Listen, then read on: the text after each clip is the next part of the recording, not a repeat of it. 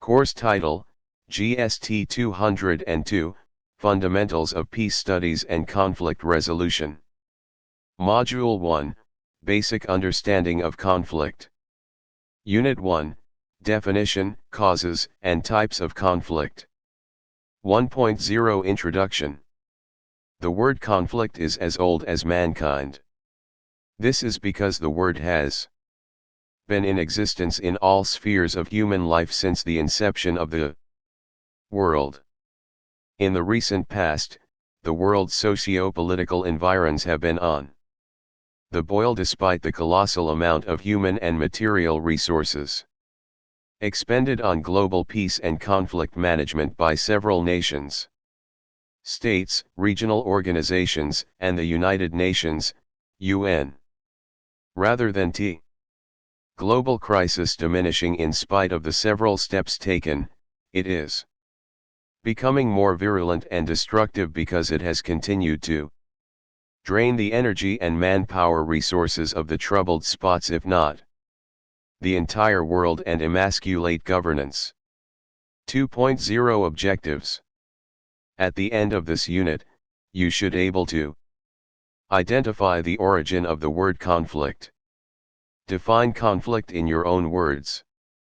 GST 202 Fundamentals of Peace Studies and Conflict Resolution. 2. Discuss causes of conflict. Explain types of conflict. 3.0 Main content. 3.1 Historical background and conceptual definition of conflict. The word conflict is derived from the Latin word confligere, meaning to strike together. Lexically, according to Webster Dictionary, Volume 1, 1971, conflict means to strike, to dossy. A fight, struggle, or battle, clash, contention. Confrontation, a controversy or quarrel, active opposition, strife or incompatibility, to meet in opposition or hostility, to contend, to be contrary or to be at variance. Conflict also means contradiction arising from differences in interests, ideas, ideologies, orientations, beliefs, perceptions, and tendencies. Although conflict is a normal, natural, and inevitable phenomenon in any interactive situation of human life, contradictions exist at all levels of the society: psychic/personal, interpersonal, groups, group, institution, national and international. Conflict is not necessarily negative in itself. It is often a by-product of social change and may lead to constructive transformation. Many scholars have come up with different definitions, concepts, views, or school of thoughts of conflicts from a more intellectual platform all over the world. Quickie Wright, 1990:19, defines conflict as opposition among social entities directed against one another. It distinguished competition and defined it as opposition among social entities independently striving for something of which the resources are inadequate to satisfy all.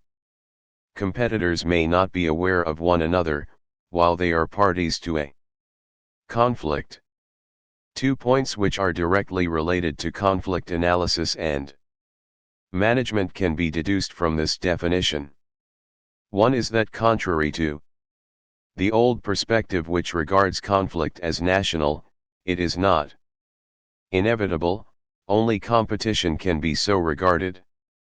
Secondly, conflict and competition are 2 points of a continuum on which conflict represents aggravated competition. In other words, conflict arises when disagreement emerging from competition cannot be resolved. It follows therefore that conflict management has to begin with GST 202 Module 1 and include management of supposedly simple competition. The other point that can be inferred from Wright's definition is that conflicts are themselves processes that tend to degenerate from nonviolent to violent, and from crisis to full-scale war.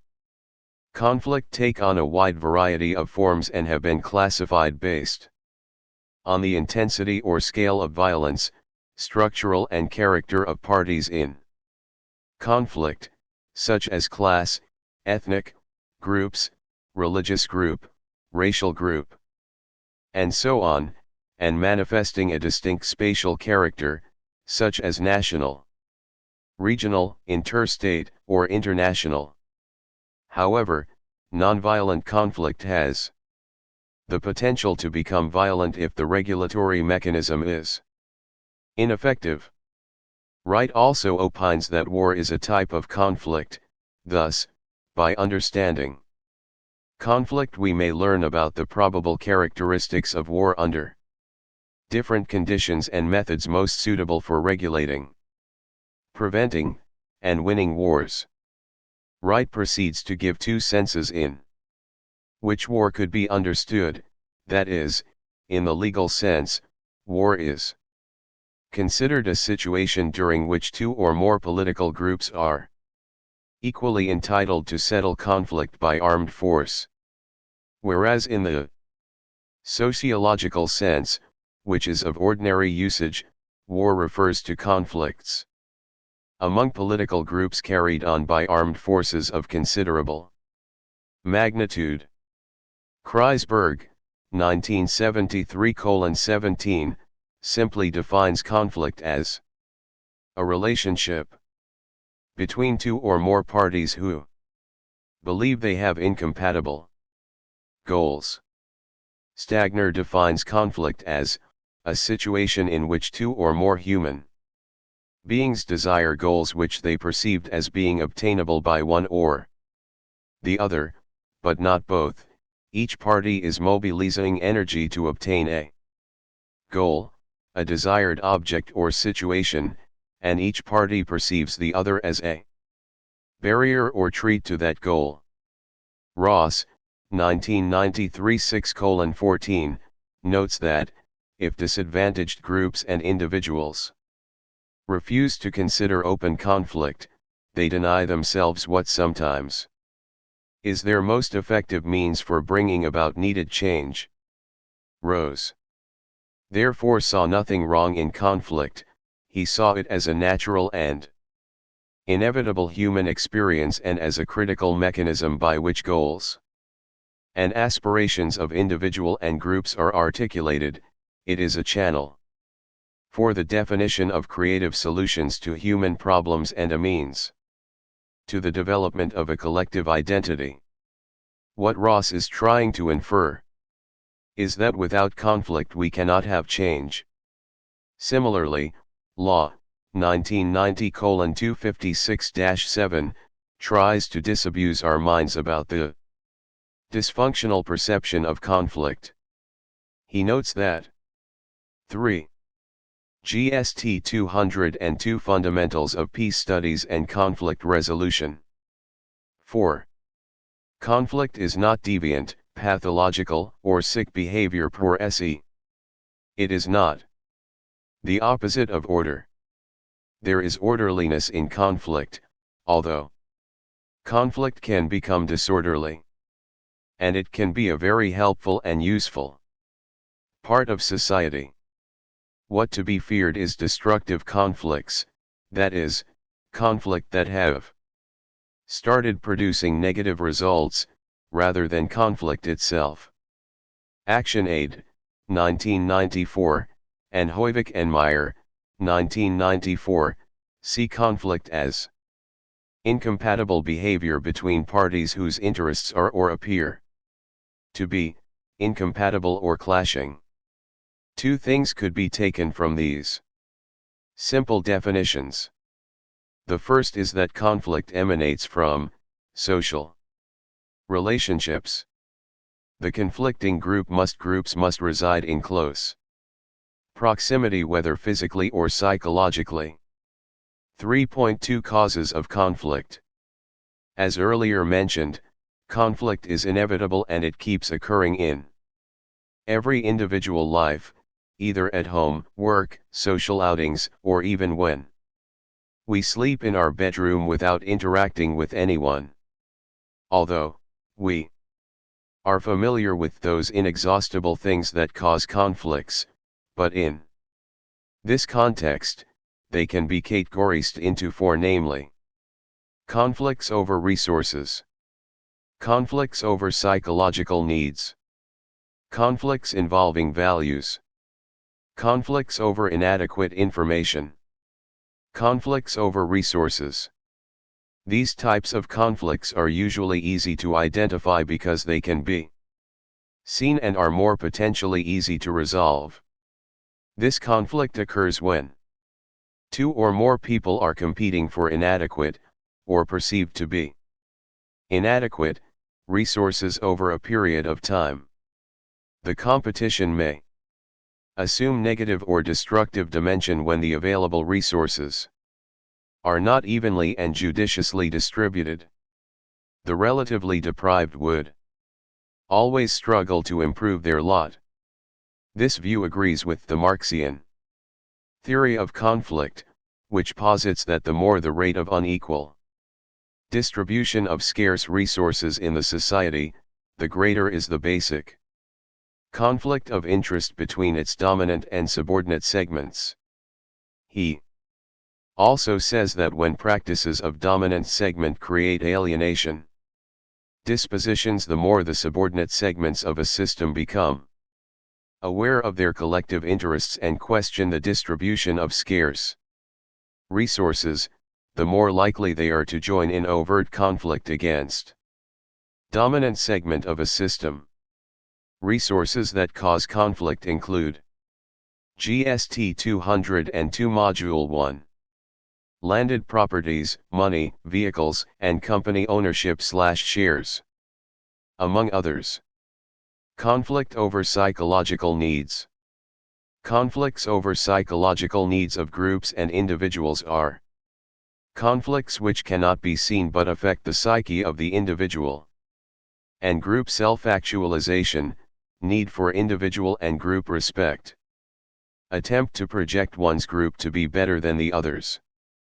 With particular reference to Maslow's theory, he points out that when an individual psychological need is achieved or satisfied, such an individual becomes dominated by a drive for the other unsatisfied needs, through a process he calls fulfillment progression. Example includes structural factor, politics, personality clash, and ethnicity. Conflict involving values. Contradicting value systems such as religious beliefs, ideological positions, and general worldview is another factor responsible for social conflict among the interacting parties.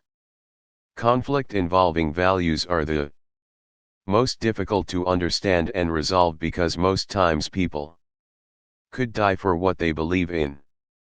According to Weaver, who likens culture to an iceberg, he says internal culture is implicitly learned and difficult to change. That is part of culture that is below the waterline in the iceberg analogy. It includes some of our beliefs, our values and thought patterns, attitudes, nonverbal communication, and perception. Beliefs are interrelated and form belief system, which because they are learned in life, are difficult to change. Examples of values laden conflicts include the Cold War, terrorism, suicide bombing, religious conflicts such as 1980 Meidetsine crisis, the 1991 bank crisis in Kano, the 2002 beauty pageant crisis. Others include the September 30, 2005 cartoon crisis over a Danish newspaper, Jyllands-Posten, published cartoons caricaturing Prophet Muhammad. The most recent of all the religious crisis in Nigeria is the Boko Haram crisis that has killed an Estimated 3,500 people. Conflict over information. The last but not the least of the factors causing conflict in any society is manipulation of information. The pivotal role of information in societal conflict cannot be overemphasized. They can either be manipulative or constructive, especially in a widespread conflict situation. The role of information becomes more crucial, difficult and dangerous when the information system in a society is tampered with. There is bound to be conflict. The information system can be tampered with in different ways. This can be either by feeding people with lies or 5. GST 202 Fundamentals of Peace Studies and Conflict Resolution. 6. Giving the right information at the wrong time. In our contemporary societies, the quantity and quality of information vary dramatically and are dependent on a wide range of factors, from level of literacy to social cohesiveness and stability to available technology. Central to the availability and quality of public information is the media, print, audio, and audiovisual. Also, in deeply divided societies, the media can also shape opinion and decisions related to the nature and scope of conflicts, as well as the potential alternatives to conflict, where social, political and economic conflict have degenerated into widespread violence. The role of information in mitigating the effects of violence or in presenting alternatives can be crucial. Because communication is an integral part of conflict, it comes as no surprise that those participating in organized violence often use the media to attack opponents, and spread disinformation or misinformation and rally external and internal support. Some of the communication barriers that are capable of distorting meanings are physical distance, language, and the listener's value judgment. 3.3 Types of conflict. It is important that we know types of conflict we encounter in our day-to-day activities. There are numerous kinds of conflicts, but we will limit ourselves to the following. A. Intrapersonal conflict. This type of conflict occurs within an individual. Examples of such are use of time, choice of partner, moral questions, goals, and aspirations. B. Interpersonal conflict. This refers to conflict between two or more individuals over an issue. C. Intragroup conflict. This refers to conflict between individuals, or faction within a group. D. Intergroup conflict. This refers to conflict between groups, such as club, class versus class, family versus family. E. National conflict. This refers to conflicts within a nation, involving different groups within the nation. This could be inter-ethnic, inter-religious, or competition for resources. GST 202 Module 1. F. International conflict. This refers to conflicts between nations. This could be for ideological reasons, territorial claims, and political competition. 3.4 Classification of conflict.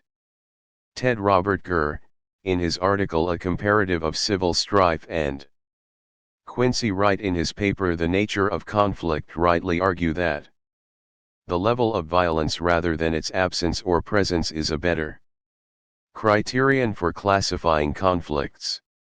Wright, for instance, distinguishes between ordinary conflict, which involves small-scale violence usually at the individual and group levels, and war, which is carried out by armed forces and involves violence of considerable magnitude. Similarly, Gurr distinguishes between turmoil, which includes both nonviolent and small-scale violent conflict and rebellion or internal war. The point in this latter classification is that notwithstanding their peculiarities, conflicts differ largely in degree rather than kind and should therefore be analyzed in terms of continuum which has nonviolent conflict at one end and violent ones at the other. This enables us to pay close attention to the possible escalation or worsening of conflicts. Sometimes a simple nonviolent/violent classification appears to shape the other. Another popular classification categorizes conflict into structural and non-structural conflicts.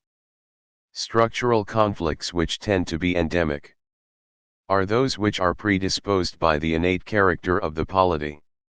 Typically, they result from unjust repressive and oppressive sociopolitical structure. Structural factors also include inequality among groups in obtaining access to socio-economic and political privileges and benefits such as education, income distribution, unemployment, and control of political power, as well as low levels of national integration which encourage zero-sum context for state power. Defined in such terms, Werp, in his work Conflict Resolution, opines that most conflicts in Africa are endemic by definition to the extent that the predisposing factors are not embedded in the political system.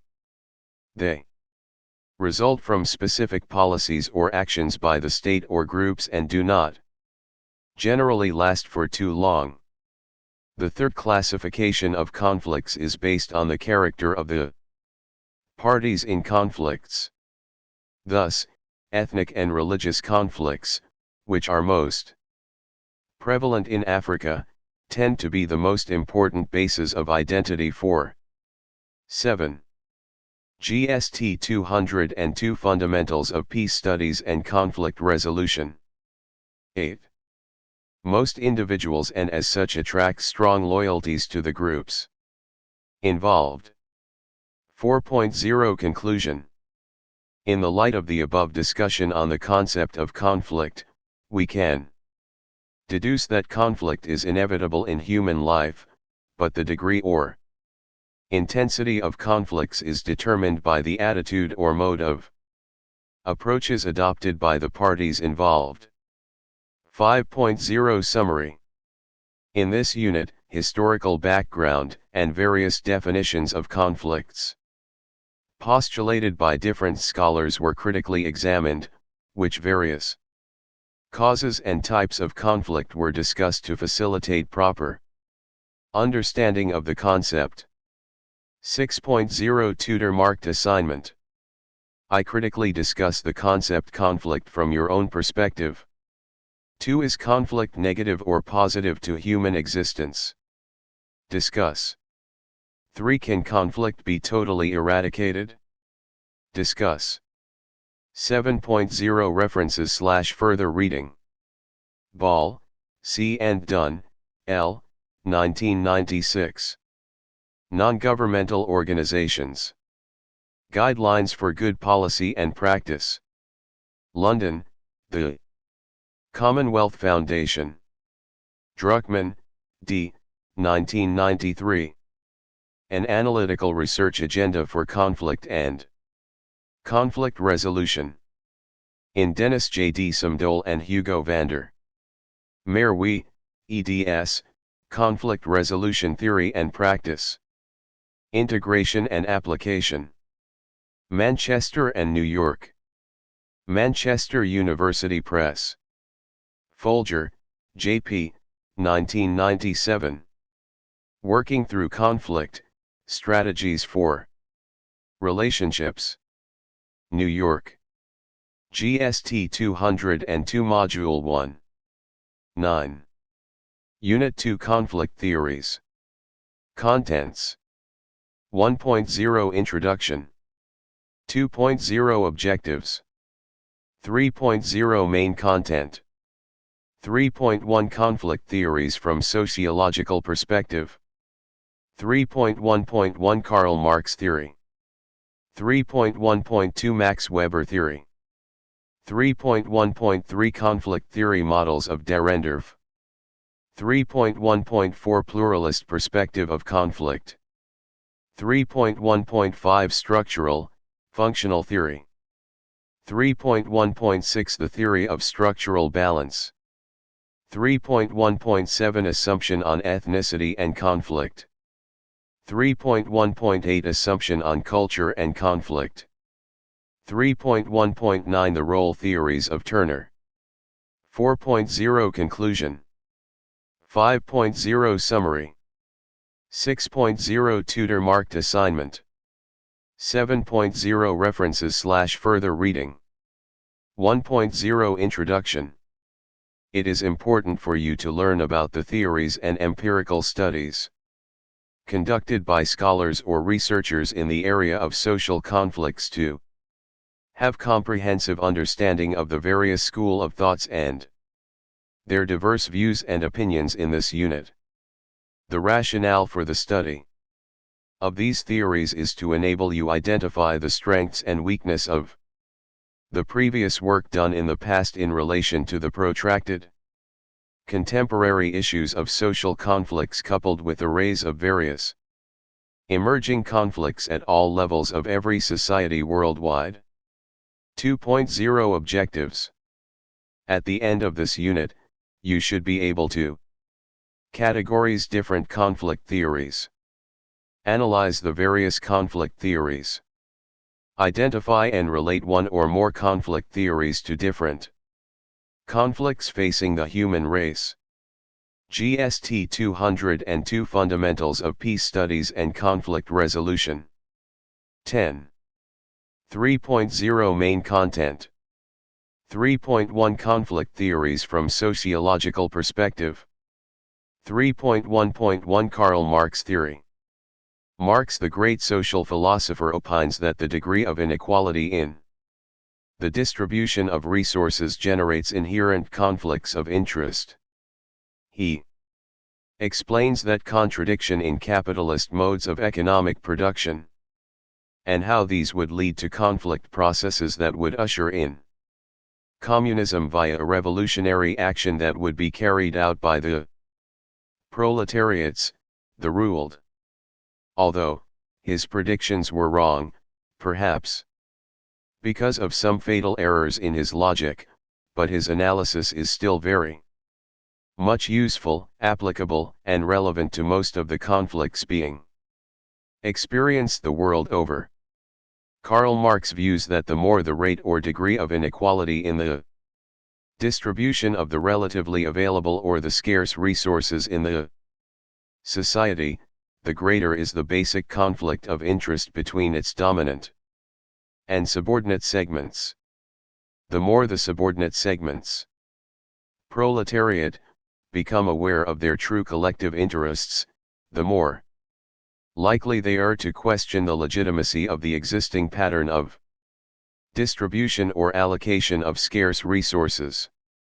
Also, the subordinates are more likely to become aware of their true collective interest when changes wrought by dominant segments disrupt existing relations among subordinates. Practices of dominant segments create alienative dispositions. Members of subordinate segments can communicate their grievances to one another, which, in turn, is facilitated by the ecological concentration among members of subordinate groups, and the expansion of educational opportunities for members of subordinate group. Marx also exerts that the more the subordinate segments at a system become aware of their collective interests and question the legitimacy of the distribution of scarce resources, the more likely they are to join in overt conflict against dominant segments of a system. The greater is the ideological unification of members of subordinate segment of a system, and the more developed is their political leadership structure, the more likely are the interests and relations between dominant and subjugated segments of a society to become polarist and irreconcilable. The more polarized are the dominant and subjugated, the more will the conflict be violent. The more violent is the conflict, the greater is the amount of structural change within a society and the greater is the redistribution of scarce resources. GST 202 Module 1 3.1.2 Max Weber Theory. Weber sees conflict as highly contingent on the emergence of charismatic leaders who could mobilize subordinates.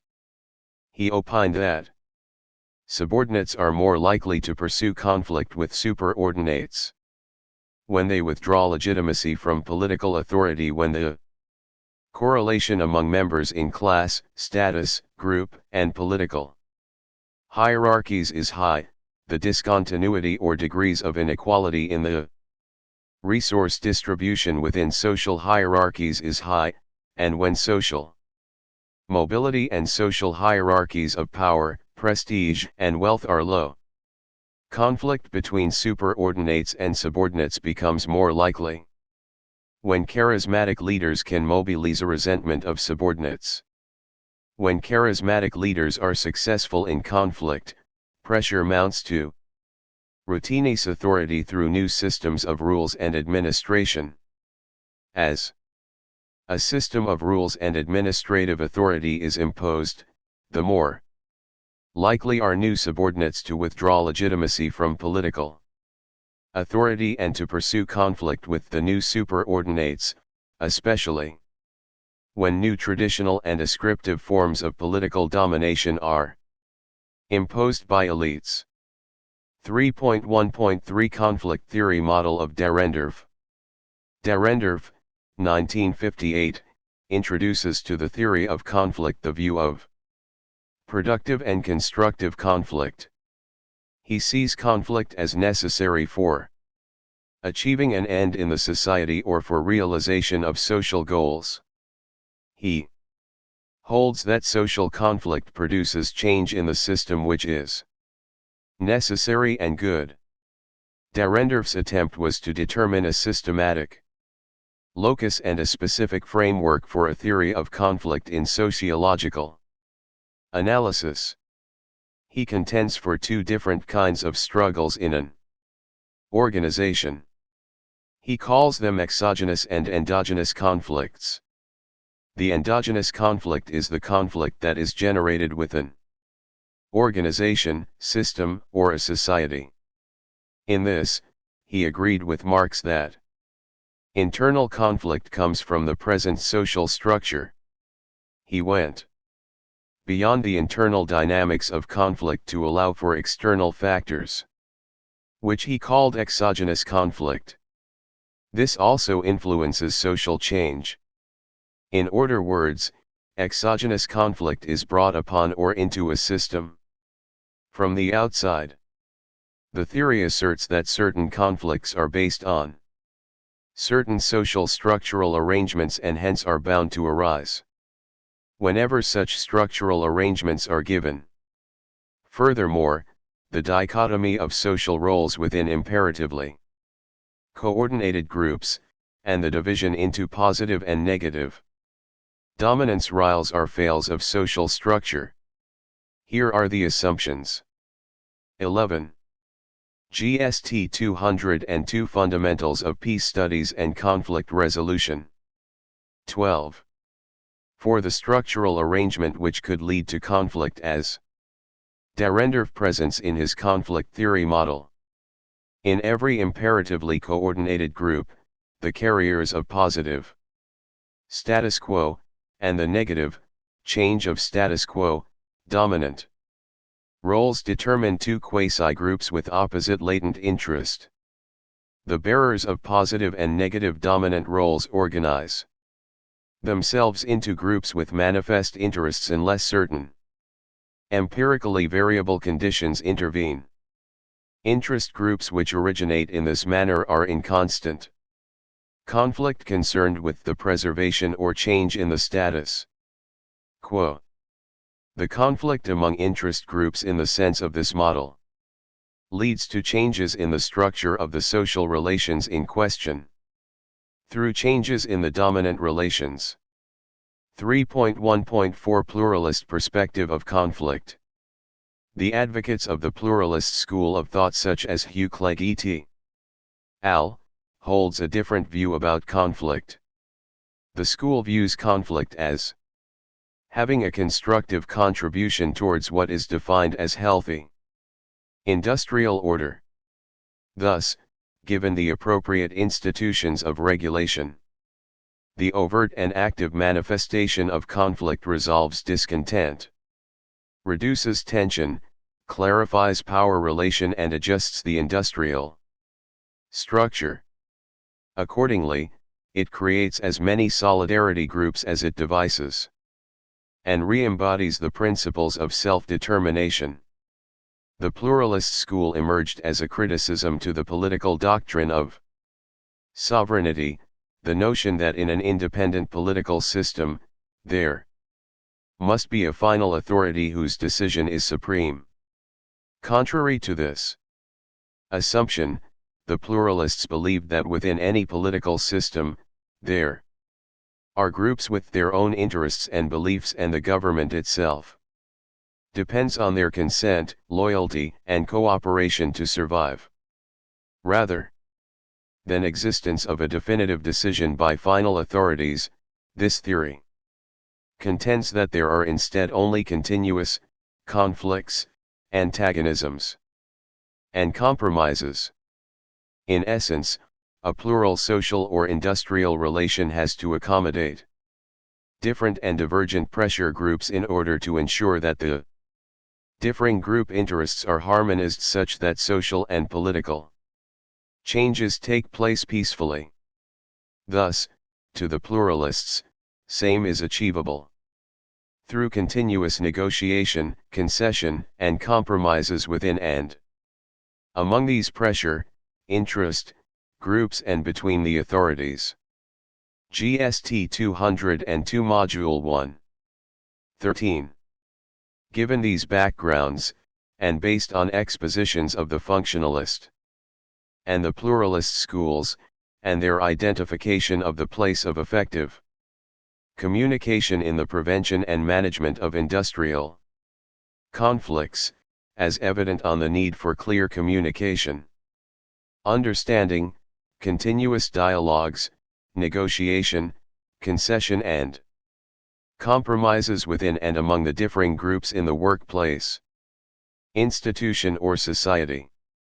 3.1.5 Structural, Functional Theory. Talcott Parson, 1960, champions the course of this theory after the World War II.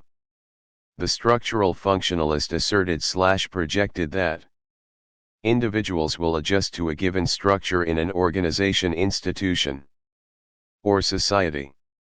Any change in the structure of the organization or institution causes conflict and it destabilizes the organization. Conflict should then be minimized in order to maintain stability with both the individual as well as the institutions. The theory reflects a system approach where each part has one or more functions to perform.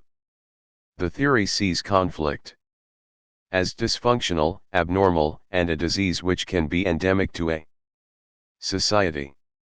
It focuses on things that will maintain the state of equilibrium and collaboration in the organization. 3.1.6 The Theory of Structural Balance.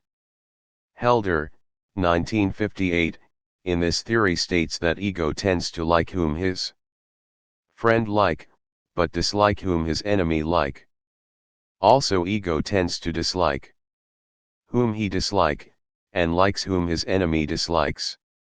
This non-rational approach to theory of conflict has the following assumptions according to Mazur, 1968. For any three persons or groups, there are four trials, like, dislike, support, conflict, conformity, divergence, and positive identity, negative identity. All these tend to balance. Within any triad, an increase in magnitude of one sign leads to an increase in magnitude of all signs.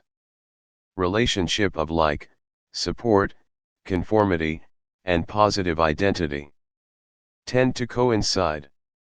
On the other hand, the relationship of dislike, conflict, divergence and negative identity tend to coincide. The tendency increases with increasing intensity of the signs, and consonant relationship increase together. GST 202 Fundamentals of Peace Studies and Conflict Resolution. Assumption on ethnicity and conflict. According to Person, Novak, and Gleason, 1982:1, the word ethnic was derived via Latin from the Greek ethnos, which means nation or race. Ethnicity has been viewed since the earliest times in terms of a group setting associated with the idea of nationhood. But in recent years, the instrumentalists' view of ethnicity and ethnic conflicts in Africa and the rest of the world hold that ethnicity is not a natural cultural residue, but a consciously crafted ideological creation.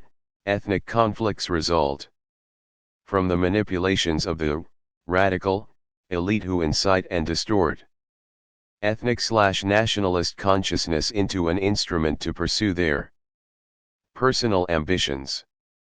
The problem with the theory, despite the fact that it contains some validity, is that it almost ignores completely the core motives and elements in ethnic conflicts, such as the roles of fear and group psychology and importance of symbolic controversies, which are often less comprehensible to the outsider. Thompson, 2000:58, defines an ethnic group as a community of people who have the conviction that they have a common identity and common fate based on issues of origin, kinship, ties, traditions, cultural uniqueness, a shared history and possibly a shared language. Toland, 1993:3, basically agrees with Thompson in her conception of an ethnic group, but takes it one step further by adding a sense of longing. On the individual level, ethnicity is the sense of peoplehood held by members of a group sharing a common culture and history within a society. Bamas argues the assumption ethnicity and nationalism are not givens, but are social and political constructions. They are the creations of elites, who draw upon distorted and sometimes fabricated materials from the cultures of the groups they wish to represent in order to protect their well-being or existence, or to gain political and economic advantage for their groups as well as for themselves. This process invariably involves competition and conflict for political power, economic benefits, and social status between the political elite, class, and leadership groups, both within and among different ethnic categories. Kruger, 1993:11. In the light of the discussion above, it is important to note that mere differences in values or regional development, or between ethnic groups, for that matter, do not as such promote ethnicity and ethnic conflict. According to Kruger, 1993:12. Quoting Brass, he states, "Ethnic self-consciousness, ethnically based demands, and ethnic conflict can occur." 14. GST 202 Module 1. If there is some conflict either between indigenous and external elites and authorities, or between indigenous elites, nevertheless, the assumption on ethnicity and conflict therefore states that ethnic identity has a symbolic dimension which makes conflict arising from it more intense than otherwise. Ethnicity has the symbolic capability of defining for individual the totality of his existence, including his hopes, fears, and sense of the future. Any action or thought that is perceived to undermine the ethnic group, which include those that diminish its status in the eyes of the members, evokes very hostile and sometimes violent response. An aggressive and murderous ethnic militia man may even believe that his very existence is threatened by the perceived injury to his ethnic group. Similarly, a poor villager believes that a cabinet minister from his village represents his own interest and share of the national cake, even though he may never receive any personal material reward as a result of the appointment. 3.1.7 Assumption on culture and conflict. Culture simply means the sum total of all human existence, which comprises norms, values, traditions, beliefs, customs, languages, patterns of behaviors, art, music, food, mode of dressing, and so on. Cultures have been delineated along a number of dimensions by various writers such as Glenn Fisher, in an interesting book called Mindsets, and in his chapter in Weaver's book, 1998:140, characterizes two kinds of societies, those based on achievement and those on ascription. Those described as achievement emphasize doing, in contrast to being, which describes ascriptive societies. The former value change and action, whereas the latter value stability and harmony. Weaver, 1998:72-74, likens culture to an iceberg, in which only the tip is seen above the water line. The part that is obvious is the external. Culture, which is explicitly learned, is conscious and more easily changed. The external culture includes many of the elements that we normally think of as culture: music, literature, drama, foods, dress, customs, and verbal communications. These are all aspects of behavior. External culture may also include some of our beliefs, such as religion and explicit ethics. These aspects of culture are all obvious to a newcomer. However, there is also an internal culture, which is implicitly learned and difficult to change. That is the part which is below the waterline in the iceberg analogy. It includes some of our beliefs, our values, and thought patterns, attitudes, nonverbal communication, and perceptions. Beliefs are 15. GST 202 Fundamentals of Peace Studies and Conflict Resolution. 16. Interrelated and form belief system, which, because they are learned early in life, are difficult to change. It is also difficult to perceive and fully understand the internal culture of someone from a different group. Yet it is this part of culture that defines who we are and what really is important to us. Because we are often unaware of these elements, it is difficult to articulate them to others, even to those whom we love. And we most unlikely to expose our inner selves to someone with whom we are in conflict. Geert Hofstede in Weaver 1998:148-158 describes four dimensions by which he placed a number of societies on graphs. Two are particularly relevant: O conflict transformation, p.149. Power distance, defines the extent to which the less powerful person in a society accepts inequality in power and considers it normal. All societies are unequal, but some are more unequal than others. Individualism opposes collectivism, in the anthropological sense. Individualist cultures assume individuals look primarily after their own interest and those of their immediate family.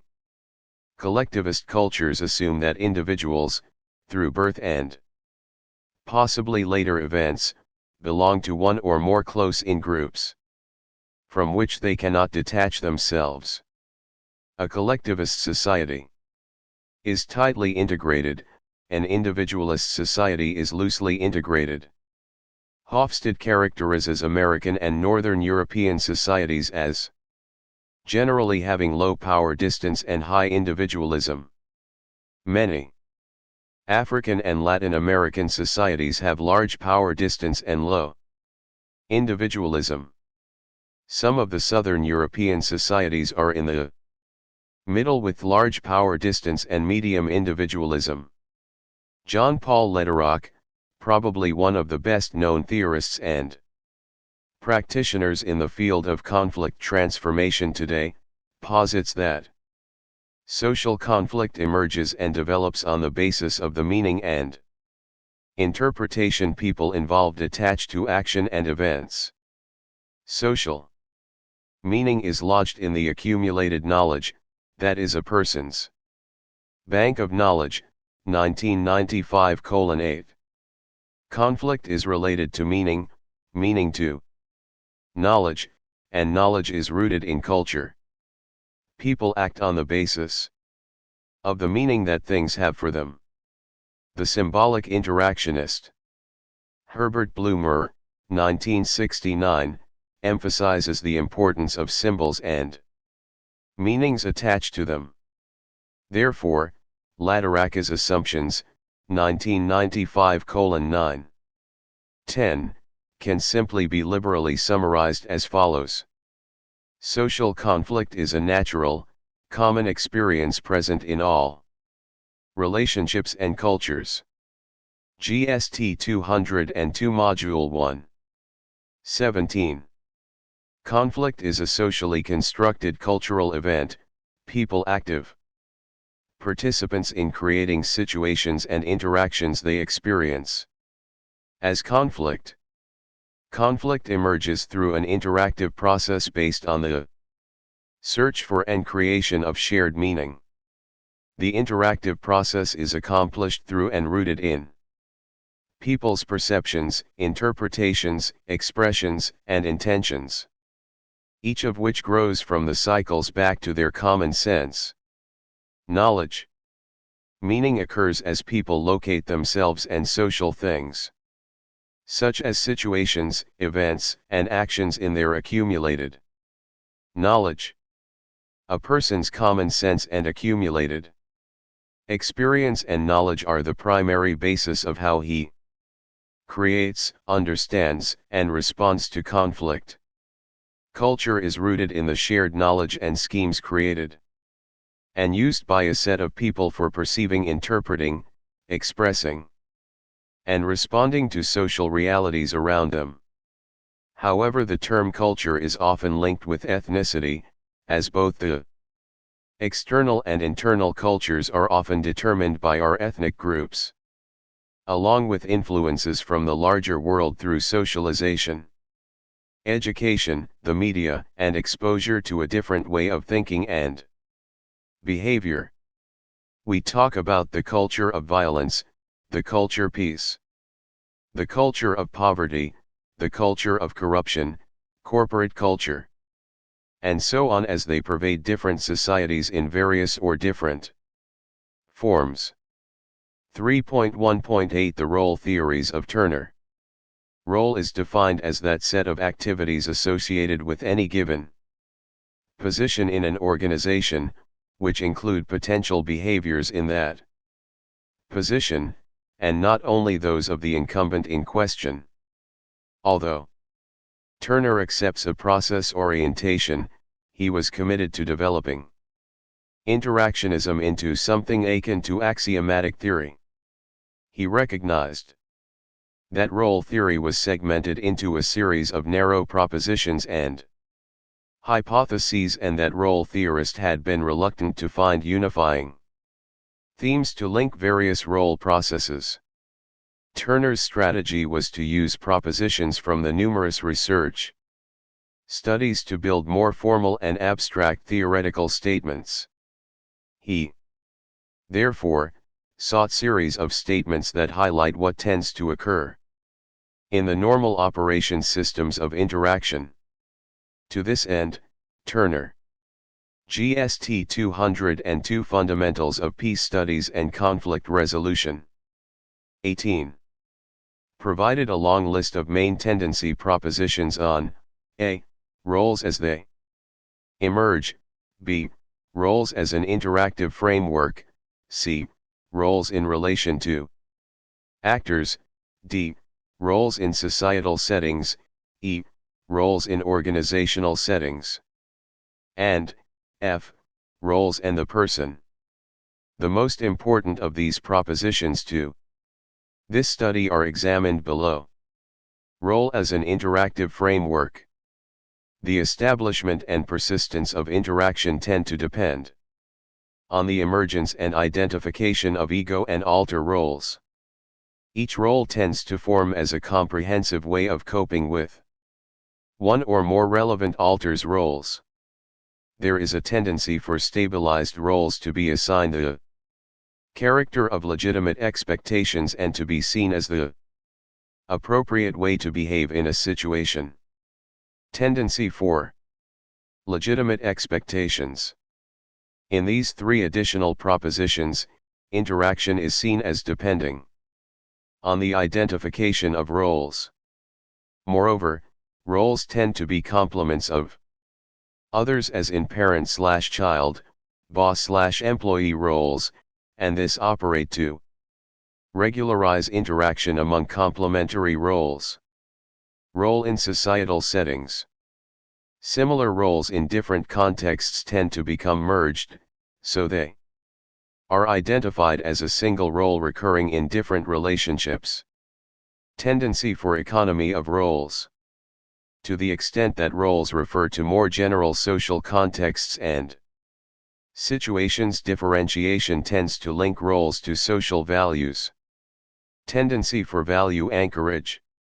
The individual in the society tends to be assigned and to assume roles consistent with one another.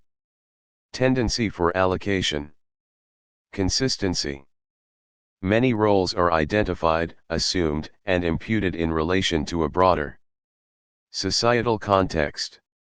Turner first argued that people tend to group behavior in different social contexts into as few unifying roles as is possible or practical. This people will identify a role as a way of making sense of disparate behavior in different contexts. At the societal level, values are the equivalent of goals in organizational settings for identifying, differentiating, allocating, evaluating, and legitimating roles. Finally, people tend to assume multiple that are consistent with one another. GST 202 Module 1. 19. Role of business in conflict situations. Widening communities of business actors around the world is moving to adopt new approaches to corporate social responsibilities, and a triple bottom line of profitability, social and environmental responsibilities. Under the right conditions, the private sector may be able to help prevent violent conflict.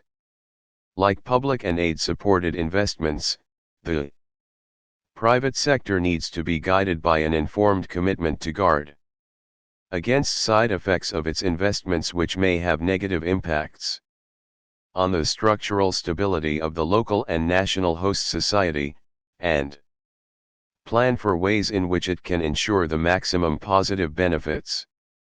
Business, local, small, and medium-sized enterprises, multinationals, and large national companies, can play a useful role in conflict situations. Conflict implies higher risks and costs for businesses, and it is therefore in the interest of most businesses to support efforts that prevent, resolve, or avoid exacerbating conflicts. It thus becomes imperative for each and every business enterprises/organizations to support peacemaking and peace-building activities. It is only under a peaceful atmosphere and environment that the corporate culture of any organization could be accomplished. Challenges include how to develop a sufficiently long-term perspective to promote sustainable development and help reduce conflict, and strike a balance between long-term thinking and short-term investment horizons, with the need for quick returns in unstable situations. Understand the roles of some trade actors or networks in causing or exacerbating conflict, in particular in extractive industries, diamond, oil, forest products, and others, that are major sources of revenue for warring parties and arms sellers. Encourage big business to stimulate local development, job creation and basic social infrastructure, especially in remote areas. This can contribute to long-term social stability and improved local livelihoods. Link the social investment programs that are sometimes supported by companies, in particular in the health or education sectors, to wider development and conflict concerns. Harness the potential role of companies as powerful players who could use their influence positively on political actors not only to negotiate immediate conditions for their investments but also to avert violent conflicts. GST 202 Fundamentals of Peace Studies and Conflict Resolution. 20. Ensure that the use by companies of public security agents and military personnel to secure installations and protect staff is not at the expense of the local population, and that illegitimate armed groups or the youth are not being inadvertently supported or financed by them. 4.0 Conclusion. However, the conflict theories from sociological perspective have exposed us to various views, opinions, ideologies, and assertions propounded by different scholars about how conflicts emerge or arise among individuals during the course of social interaction at the individual, institution and societal levels. 5.0 Summary. This unit has considered some of sociological theories of conflict. The first and second theories discussed were propounded by Karl Marx and Max Weber. Dahrendorf's conflict theory models, pluralist perspective of conflict and theory of structural balance were also examined. Assumption on ethnicity and conflict, culture and conflict and role. Theories of Turner were also explained in order to broaden your knowledge and to expose you to various multidimensional theories of conflict. 6.0 Tutor marked assignment. I justify the relevance of Karl Marx's theory to modern-day conflicts. To explain the relationship between culture and conflict. 7.0 References/further reading. Burton, J. 1990. Conflict, Resolution and Prevention. London. Macmillan. Cohen, P.S., 1968. Modern Social Theory. London, Heinemann. Kozer, L., N.D. The Functions of Social Conflict. New York, Free Press. Gurr, T.R., 1970. Why Men Rebel. Princeton University Press. Yates, A., 1962. Frustration and Conflict. London, Methuen. GST 202 Module 1. Unit 3 Phases in Conflict.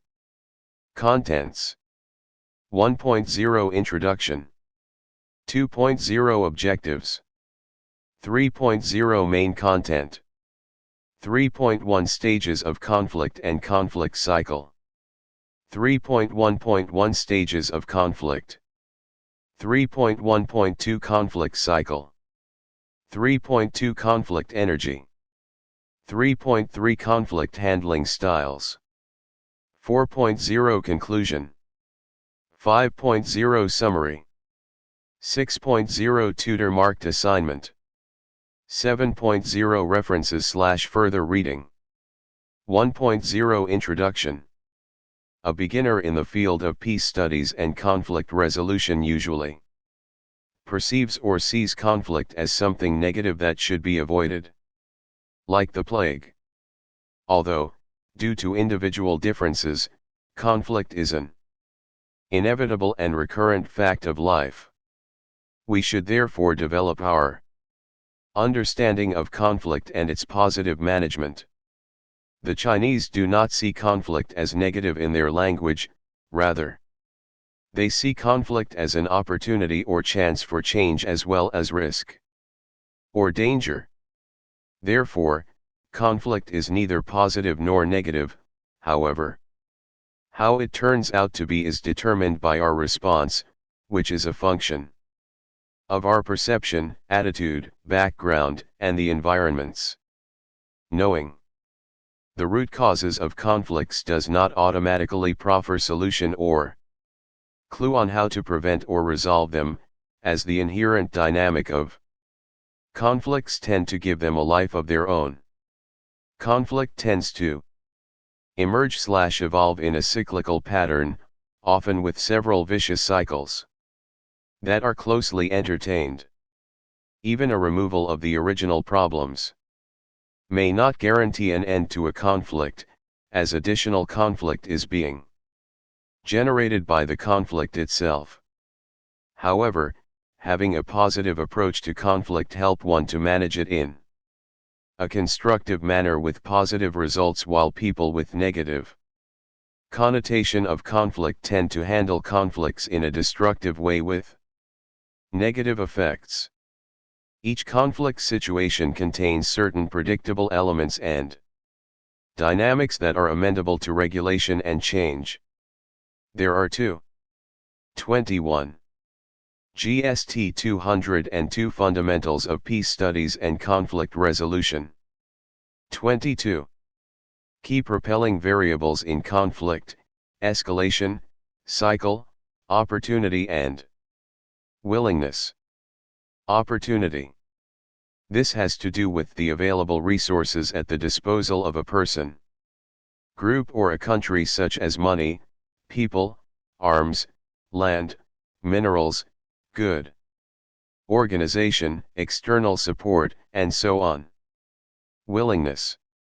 This is desire or need to act. This is a situation whereby a group of people are determined and convinced to embark on an action aimed at changing their situation irrespective of the likely consequences. Both the opportunity and willingness are complementary in nature, in the sense that one may have the means to act but may not be willing to do so. Or the willingness to act may be there but the means is lacking. In the light of the above, for conflict to move from one stage to the other, both must be present because they are dependent on each other. 2.0 Objectives. At the end of this unit, you should be able to explain dynamism of conflict, discuss stages of conflict or conflict cycle, present two sides of conflict energy, state various forms of conflict handling styles. 3.0 Main content. 3.1 Conflict cycle and stages of conflict.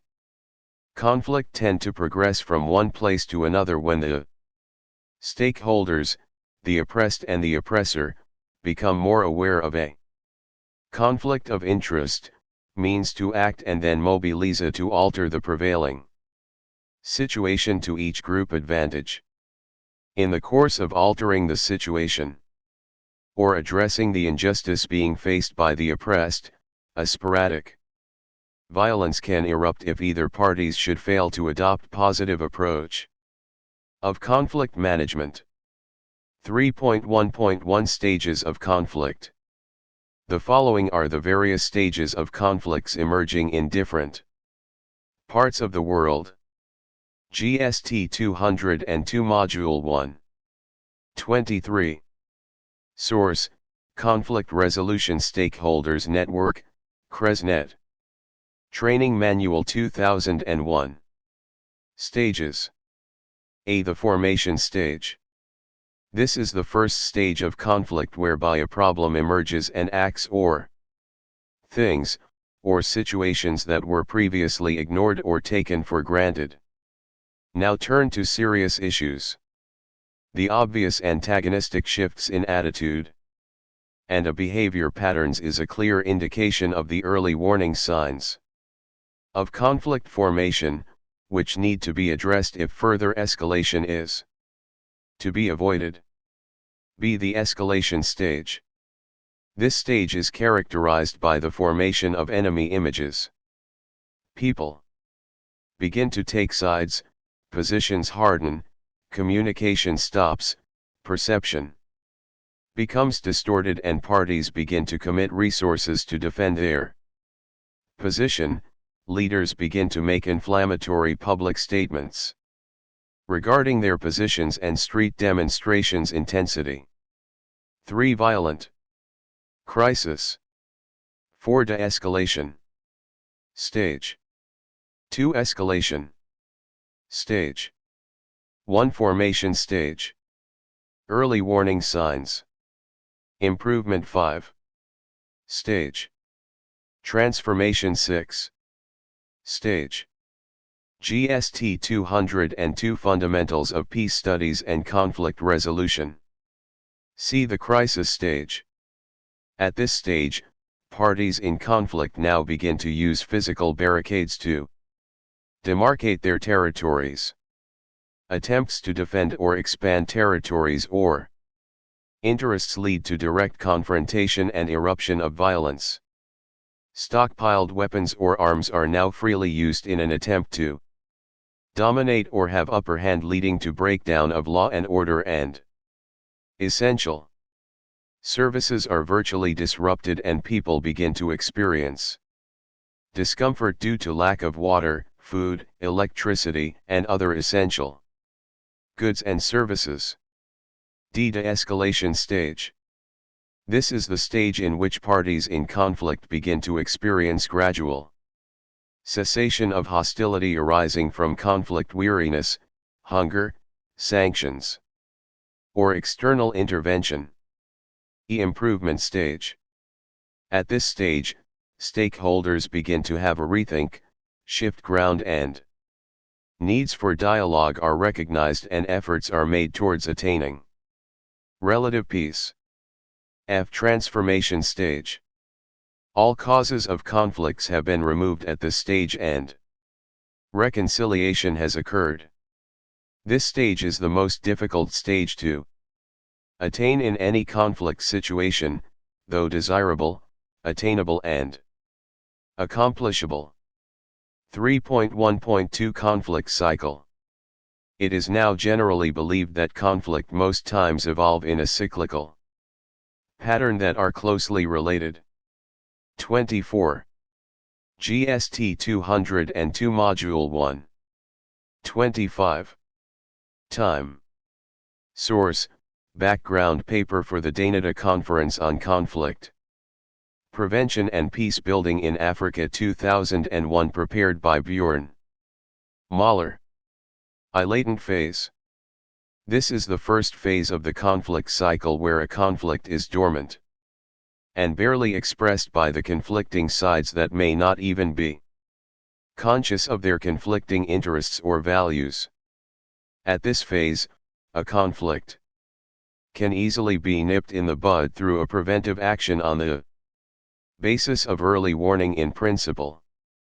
Although latent conflicts are difficult to detect with any degree of certainty, and their presence and absence may be hard to verify. Despite that, we can still identify various indicators of impending conflicts, such as inequality, growing poverty, frustrated expectation, unemployment, pollution, and a growing tendency to view problems in us versus them terms. 2. Manifest phase. At this phase, conflicting parties express their demands and grievances openly, but only by legal means. It is easier to identify both problems and stakeholders at this stage, while preventive action can still be taken to prevent conflict escalation or degeneration into violent confrontation. Despite limited time available, exhibit conflict behavior and regroup themselves in opposing camps. Mediation efforts geared towards compromise solutions still stand a reasonable chance of success, provided violence has not occurred, escalated, violent contained, reignited, manifest mitigated, latent resolved. Intensity. GST 202 Fundamentals of Peace Studies and Conflict Resolution. 3. Violent phase.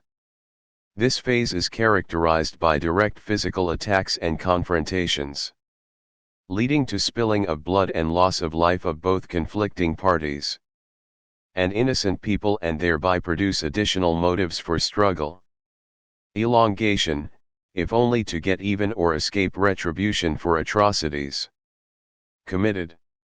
Moreover, people having their various private agendas and that are personally benefiting or profiting from the continuing crisis often usurp the initial/existing leadership structure in order to have influence and control over their groups. 4. Escalation phase. Under this phase, violence breeds further violence, producing an escalatory momentum. Moreover, the longer the struggle has lasted, and the more destructive it has been, the more do the warring parties, and especially their leaders, have to lose by laying down their arms.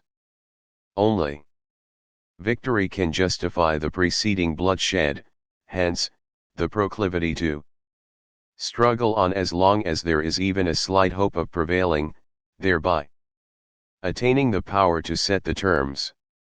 Neither the violence nor the escalation phases therefore leave much scope for peaceful intervention, mediation or negotiations. On the other, embarking on military intervention at this stage could be regarded as a risky enterprise despite the fact that it might make a difference. V. Contained phase. Escalation comes to a halt in this stage.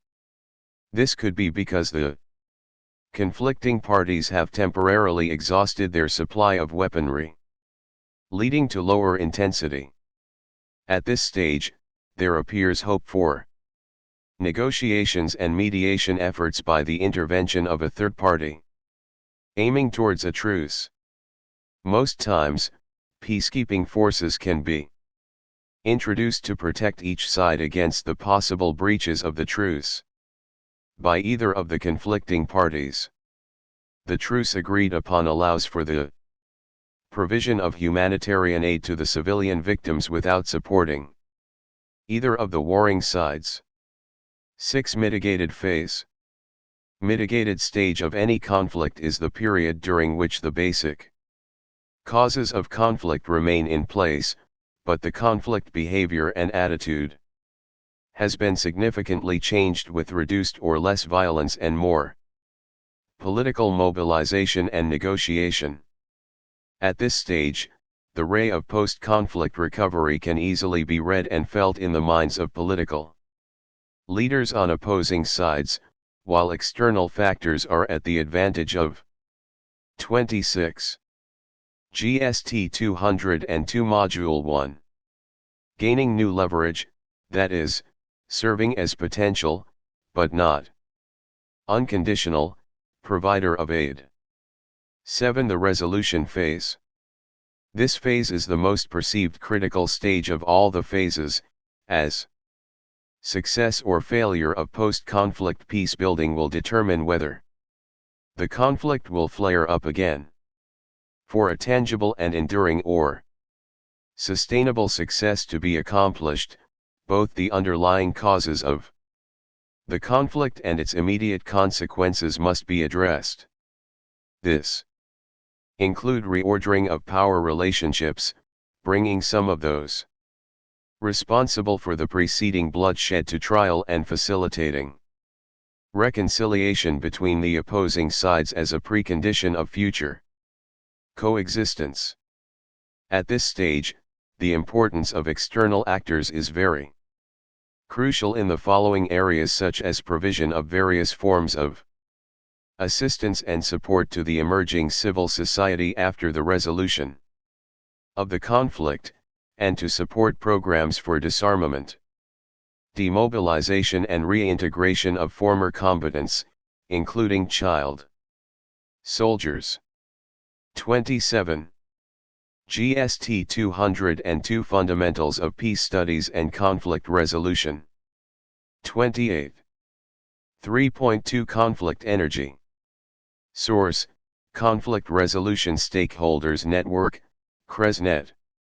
Training Manual 2001. 3.4 Conflict Handling Styles. 3.4.1 Conflict Handling Styles. These are various forms or ways by which individual, groups, societies, or nations perceive and respond to conflicts arising from diverse/conflicting views, opinion, ideas, values, and belief. The behaviors and attitudes of the parties concerned usually determine the success and failure of any conflict, which can be described along these two basic dimensions, namely conflict energy, societies in pains, peace, suppressed conflict, wounding, deaths, destruction, bad leadership, bad followership, divided nations/cities. 419. Crime, poor infrastructure, lack of compassion, less stressed individual, cohesive families, peaceful environment, development, better informed citizenry, good governance, vibrant political parties, cohesive nations/cities. GST 202 Module 1. A. Assertiveness.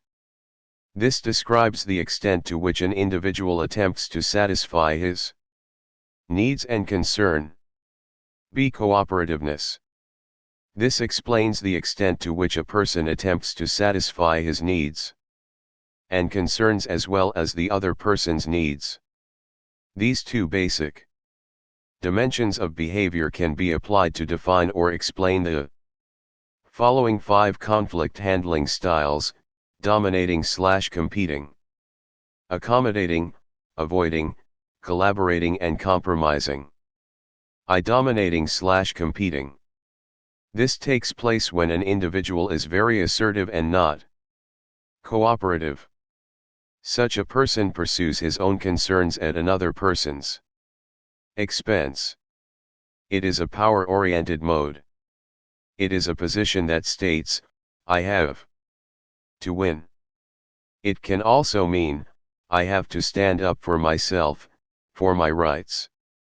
It entails defending a position by argument, by rank, or by economic advantage. This position connotes you win, the other loses.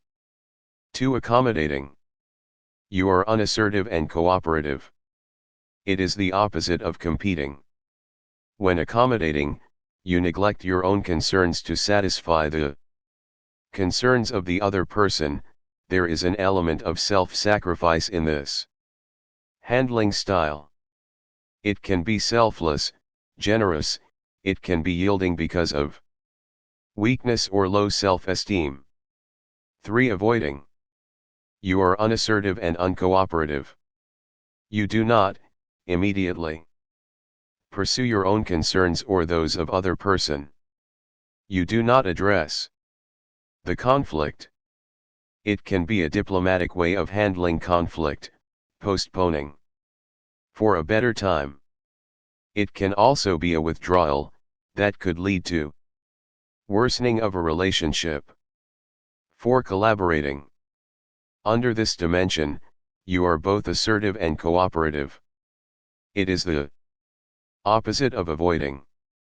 You are working with the other person to find a solution that fully satisfies the concerns of both parties.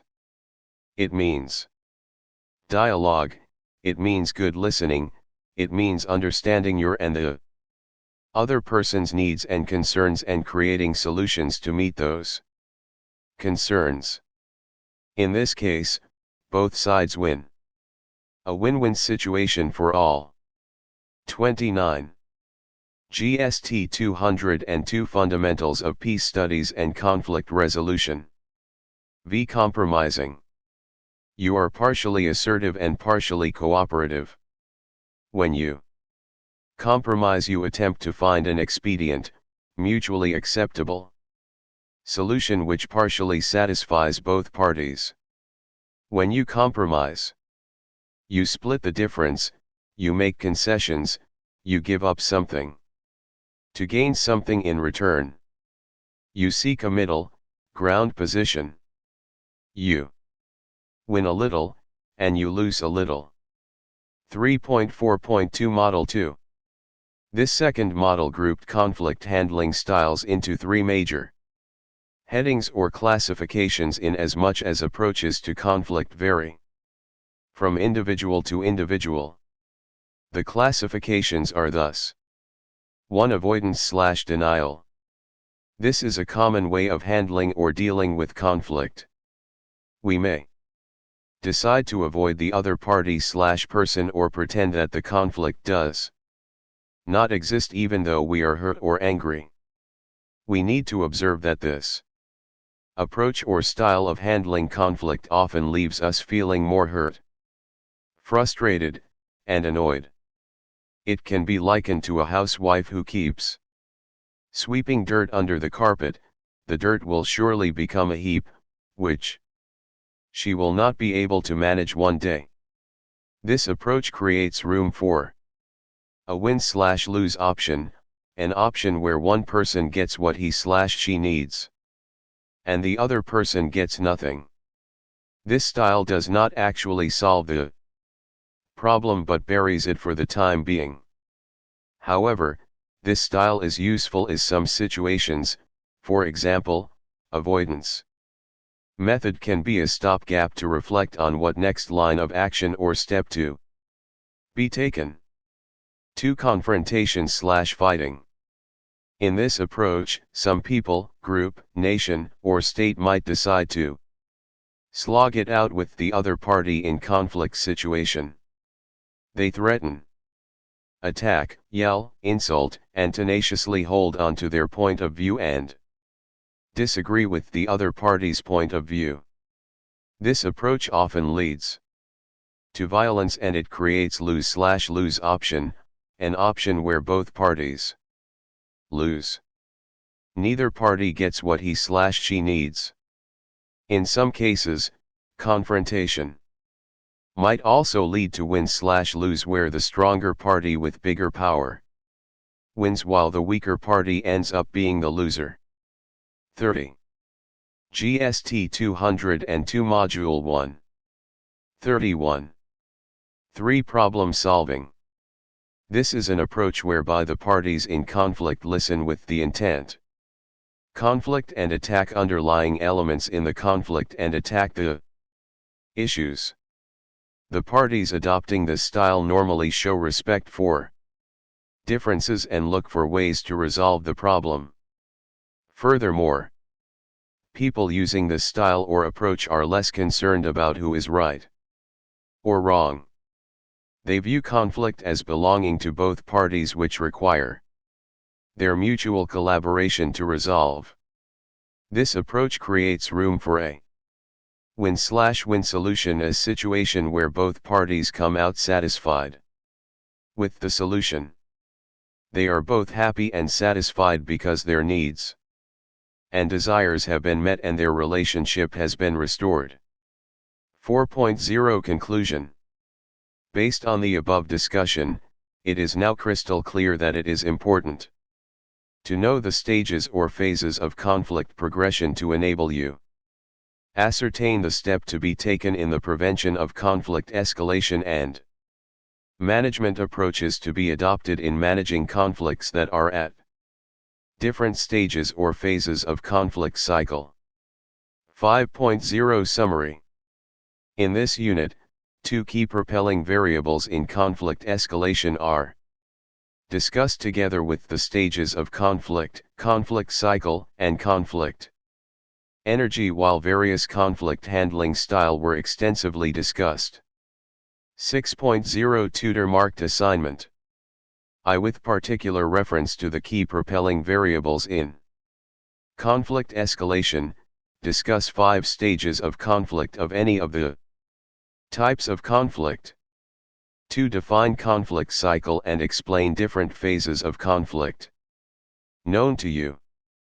3. With reference to a case study of any past conflict, discuss the phase or stage of such conflict and the conflict handling style adopted in managing the conflict.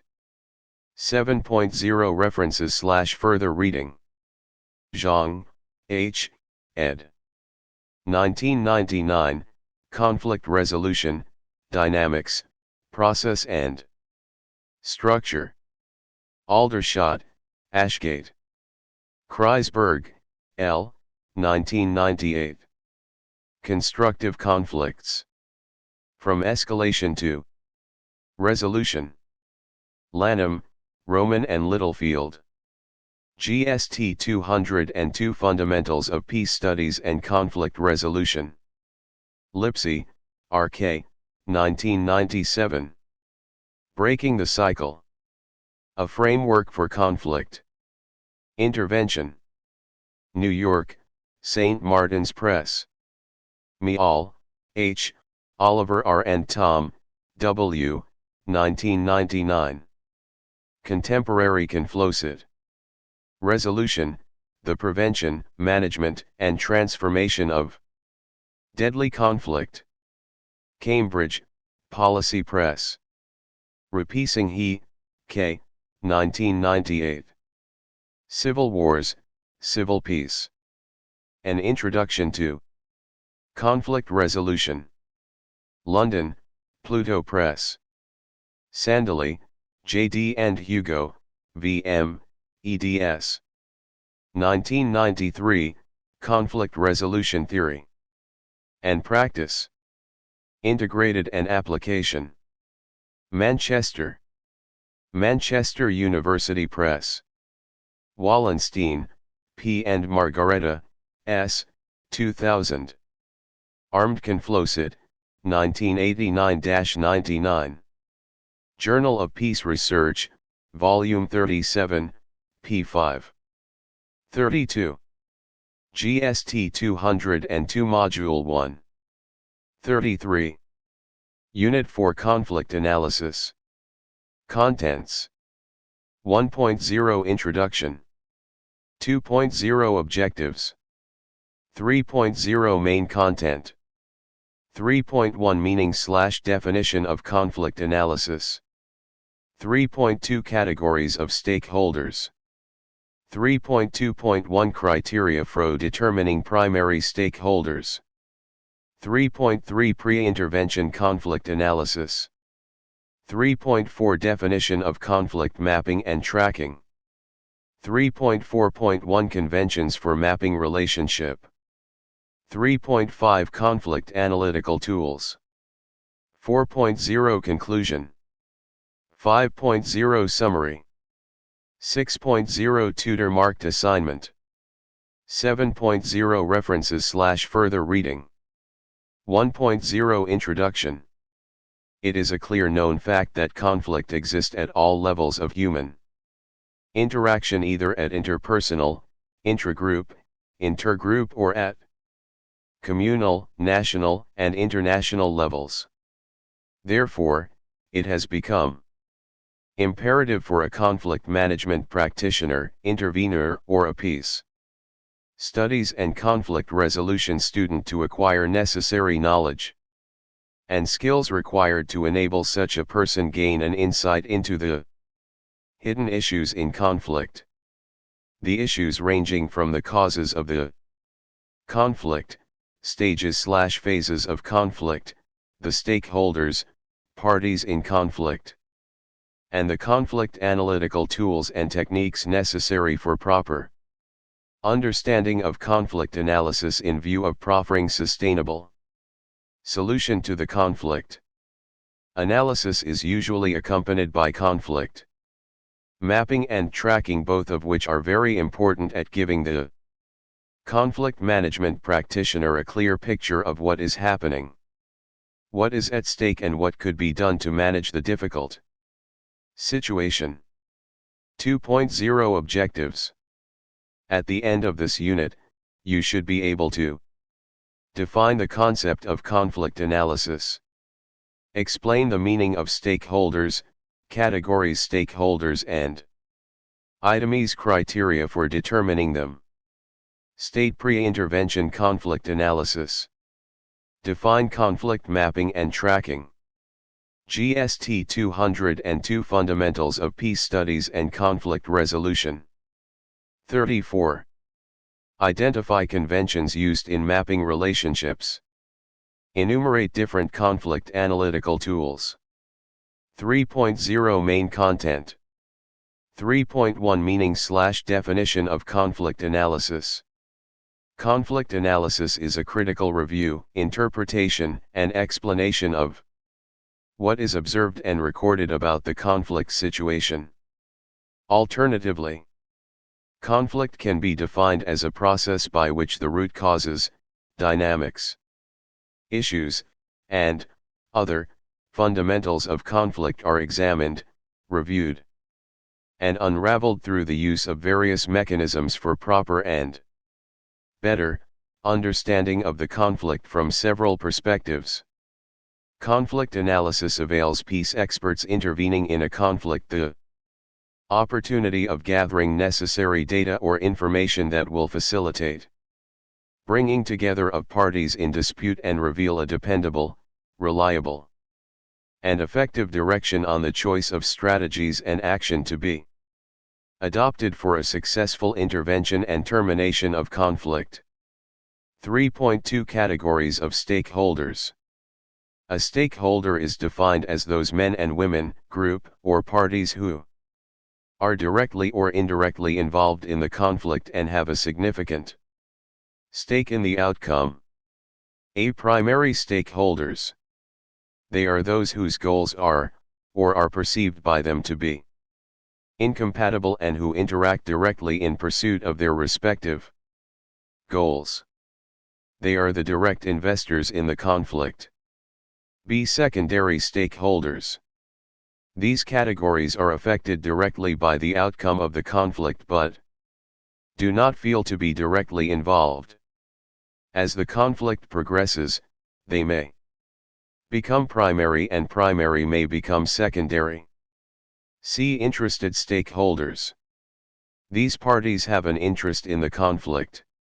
They stand to benefit from the outcomes, whether peaceful or conflictual. The difference between interested and secondary stakeholders is that the interested stakeholders suffer no direct impact of the conflict in the short and medium term. GST 202 Module 1. 35. 3.2.1 Criteria for determining primary stakeholders. Determining where stakeholders should be put is both political and fluid. The following often determines the decisions of interveners in selecting the stakeholders to engage. I. Functional. This suggests those who directly wage the conflict. Their legitimacy on the negotiating table is their capacity and ability to perpetuate the conflict. They are the embodiment of the conflict. Observers believe they have the power to end the conflict. 2. Representativity. This is political aspect of stakeholders categorization. Stakeholders are primary because they represent a large number of people who are directly affected by the conflict. These people also have the means to Wage conflict or build peace. 3. Moral authority. Primary stakeholders can also be determined because their moral authority carries the vision of post-conflict society. These include religious leaders, civil society organizations including women's organizations and traditional leaders among others. Earlier, this category was only confined to the secondary level. 5 elements required to structure analysis of stakeholders. I. Relationship. What is the interaction between the stakeholders? 2. Agendas/power. What are the agendas of key stakeholders for conflict and for peace? 3. Needs. What are the needs of the different stakeholders? Which needs are opposing and overlapping? 4. Action. What actions are the different stakeholders undertaking to promote peace or conflict? V. What is the cumulative power of actions for peace or conflict? 3.3 Pre-intervention conflict analysis. Entering into conflict situations by a researcher or conflict management practitioner is often an unpredictable task which requires a critical, careful conflict analysis. It is not enough for him/her to just note the positions of the stakeholders, parties, in the conflict, but he must have a thorough understanding of their interests, values, and needs as well. GST 202 Fundamentals of Peace Studies and Conflict Resolution. The following model suggests a way for the intervener to gather data and increase the certainty that his/her entry will be constructive to the disputing parties. It is the responsibility of an intervener to develop a comprehensive picture of the conflict by identifying its key element. The pre-intervention information gathered usually points the intervener in a certain direction, suggesting ways to engage the parties to reduce tensions and work together to find solution to the problems that they face. On one hand, additional information or data collected during the course of intervention should also be incorporated into the conflict analysis. This may help you determine why an issue is so hard to resolve, or it may suggest an alternative approach to conflict management. 1. History of the conflict. It is important for a conflict analyst to understand the significant events that has happened in the past between the parties. It reveals the genesis of the conflict and whether they have had previous disputes. History also enables the intervener to ask the following questions. What has been the pattern of their relationship? Was there a recent change in the relationship? Did the conflict abate at one time before re-escalating? What past efforts have been made to resolve it and why they failed? Proffering answers to these questions might require visiting local, state, and native archives for documentary evidence. Oral interviews might also be used to gather necessary information. 2. Context of conflict. It is also necessary to know how the parties are currently trying to resolve their differences. What is the physical environment of the conflict? That is the social, economics and political environment of the conflict, as well as the dimensions of the external situations, state, sub-regional and global. How do the parties communicate and make decisions? 3. Primary parties. It is necessary to identify the parties involved in the conflict. In doing this, you should ask such question as, what are the parties' positions and underlying interest? What are their values and perceptions of the other parties? Do the parties have settlement authority? And what interest, goals, or needs do the parties share in common? 36. GST 202 Module 1. 4. Power relations. This has to do with the ability to influence or control other events, which could be in form of physical strength, status, control of resources, persuasive ability, support of allies, and so on. There are two major types of power that can be exercised by either of the parties in conflict. These are hard power, which is usually associated with violent conflict, while the other is soft power that is identified with positive conflict. The following questions are usually being asked under power relation: is there balance of power between the disputants? What is/are the source, s, of the party's power? What resources are at the disposal of each party? How often do the parties use their power and what are the consequences of such power? Are there any untapped power bases of the parties? What method of peace process is suitable for the success of the intervention? 5. Other parties/stakeholders. Apart from the already mentioned primary parties, we also have secondary parties and shadow parties that must be considered. Their link or relationships with the primary parties ought to be carefully examined. To understand the overall underlying problems associated with a conflict, secondary parties can easily be identified compared to shadow parties. Because most times, shadow parties hide their identities but supply primary parties resources required for the prosecution of conflict. The roles these parties play in the conflict must be ascertained. You should know whether they align with either of the primary parties or neutral. When and how these parties can be involved in the peace agencies or organizations' availability and involvement in the process of conflict resolution cannot be underestimated. 6 issues. A. What are the primary issues as identified by the parties? B. Are there hidden or secondary issues not stated by the parties that are needed to be identified? C. What kind of intervention procedures are necessary for the types of issues are identified? D. Is the conflict genuine in its own right or is it merely a symptom of other unresolved conflict? S. If the latter or former, how much time and efforts must be expended on the conflict in order to reach or arrive at a reasonable and sustainable resolution?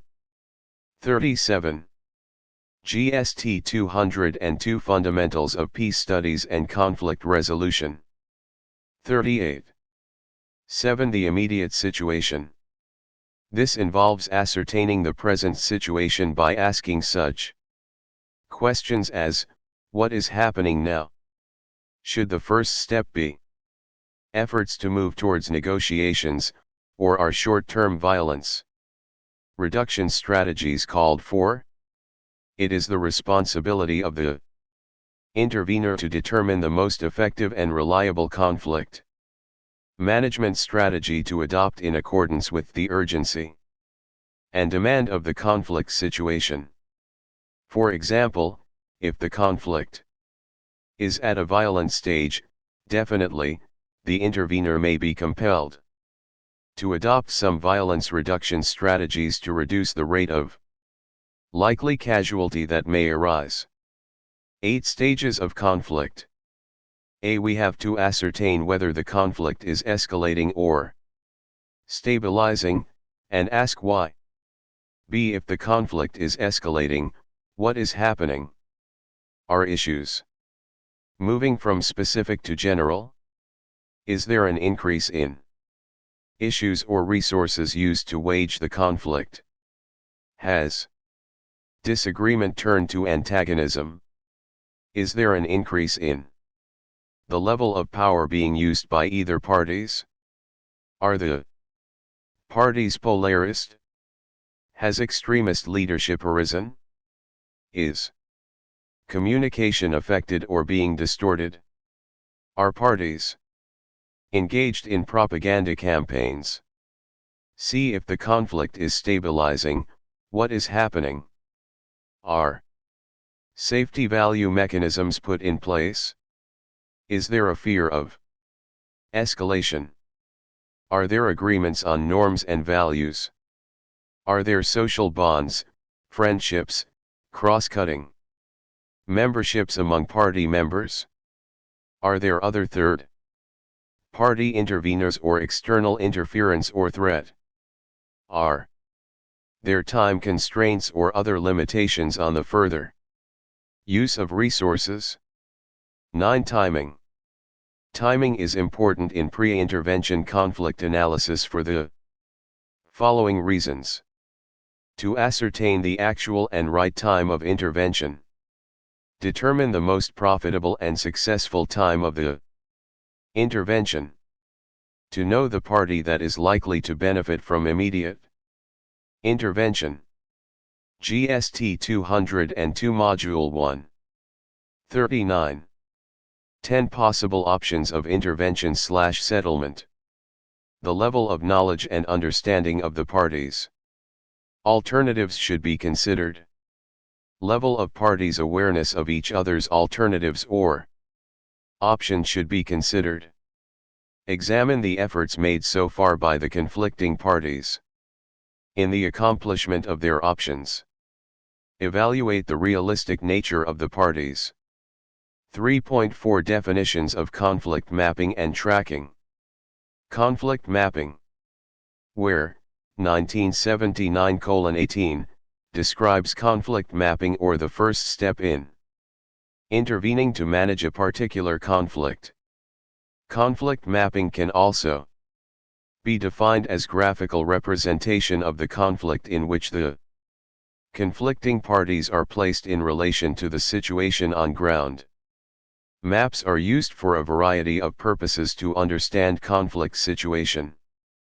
Better, to ascertain where power lies, to examine conflict clearly from one viewpoint, to look for openings, way out, or new strategies, to know where our allies or potential allies are placed, to find our own niche, to evaluate what has been done and for many other reasons.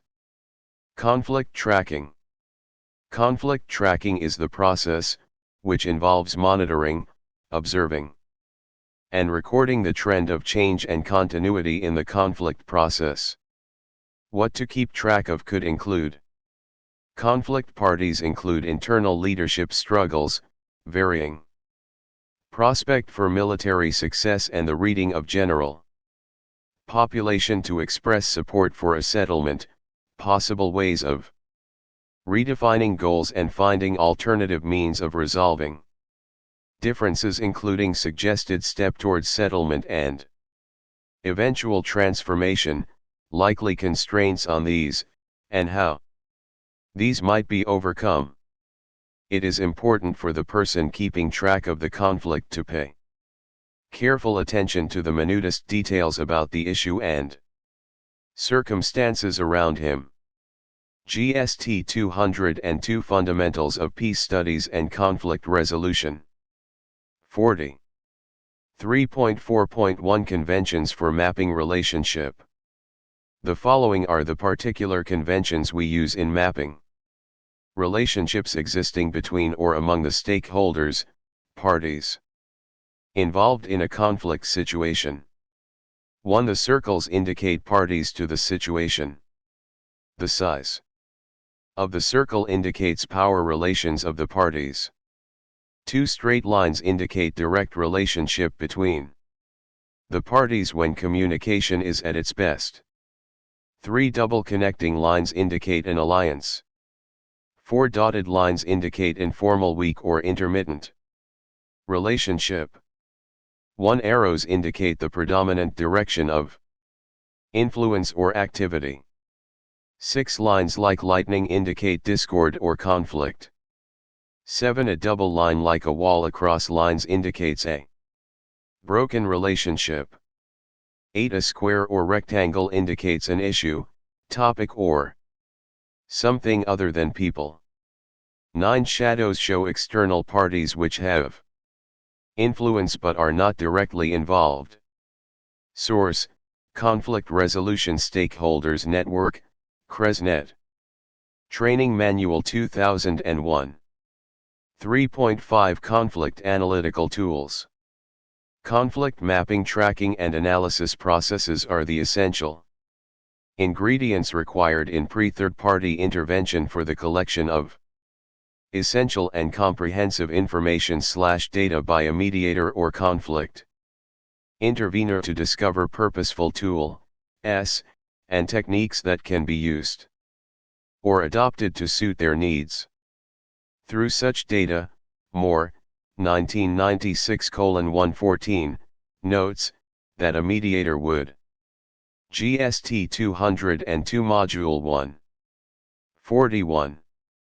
Develop a mediation plan or conflict strategy that meets the requirements of the specific situation and the needs of all parties.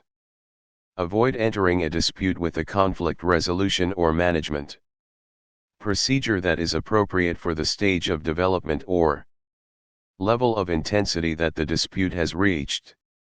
Operate from an accurate information base that will prevent unnecessary conflicts due to miscommunication, misperception, or misleading data.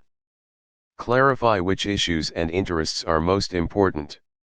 Identify the key people involved and the dynamics of their relationships. As mentioned above, some of the techniques or tools may look familiar or may be unfamiliar.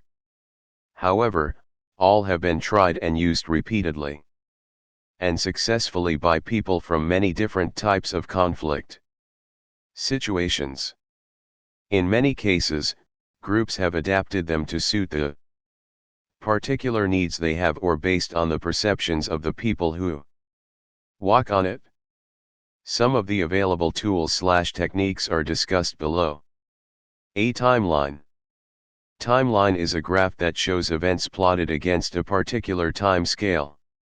It shows different views of history in a conflict, helps to clarify each side's perception of events and facilitate easy identification of events that are most important to each side. It lists date, year, month, or day, depending on the scale, and depicts events in chronological order. In a conflict situation, groups of people often have completely different experiences and perceptions. They see and understand the conflict in quite distinct ways. They often have different histories. People on opposing sides of the conflict may note or emphasize different events, describe them differently, and attach contrasting emotions to them. Using the timeline. Timeline is not a research tool per se as mentioned above, but a way to prompt discussion and learning. In conflict situation, it is usually used early in a process along with either analytical tools or later in the process to help in strategy building. It is also used when people disagree about events or do not know each other's history, and as a way of helping.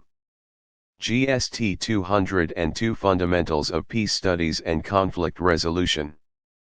People accept their own perspective as only part of the truth.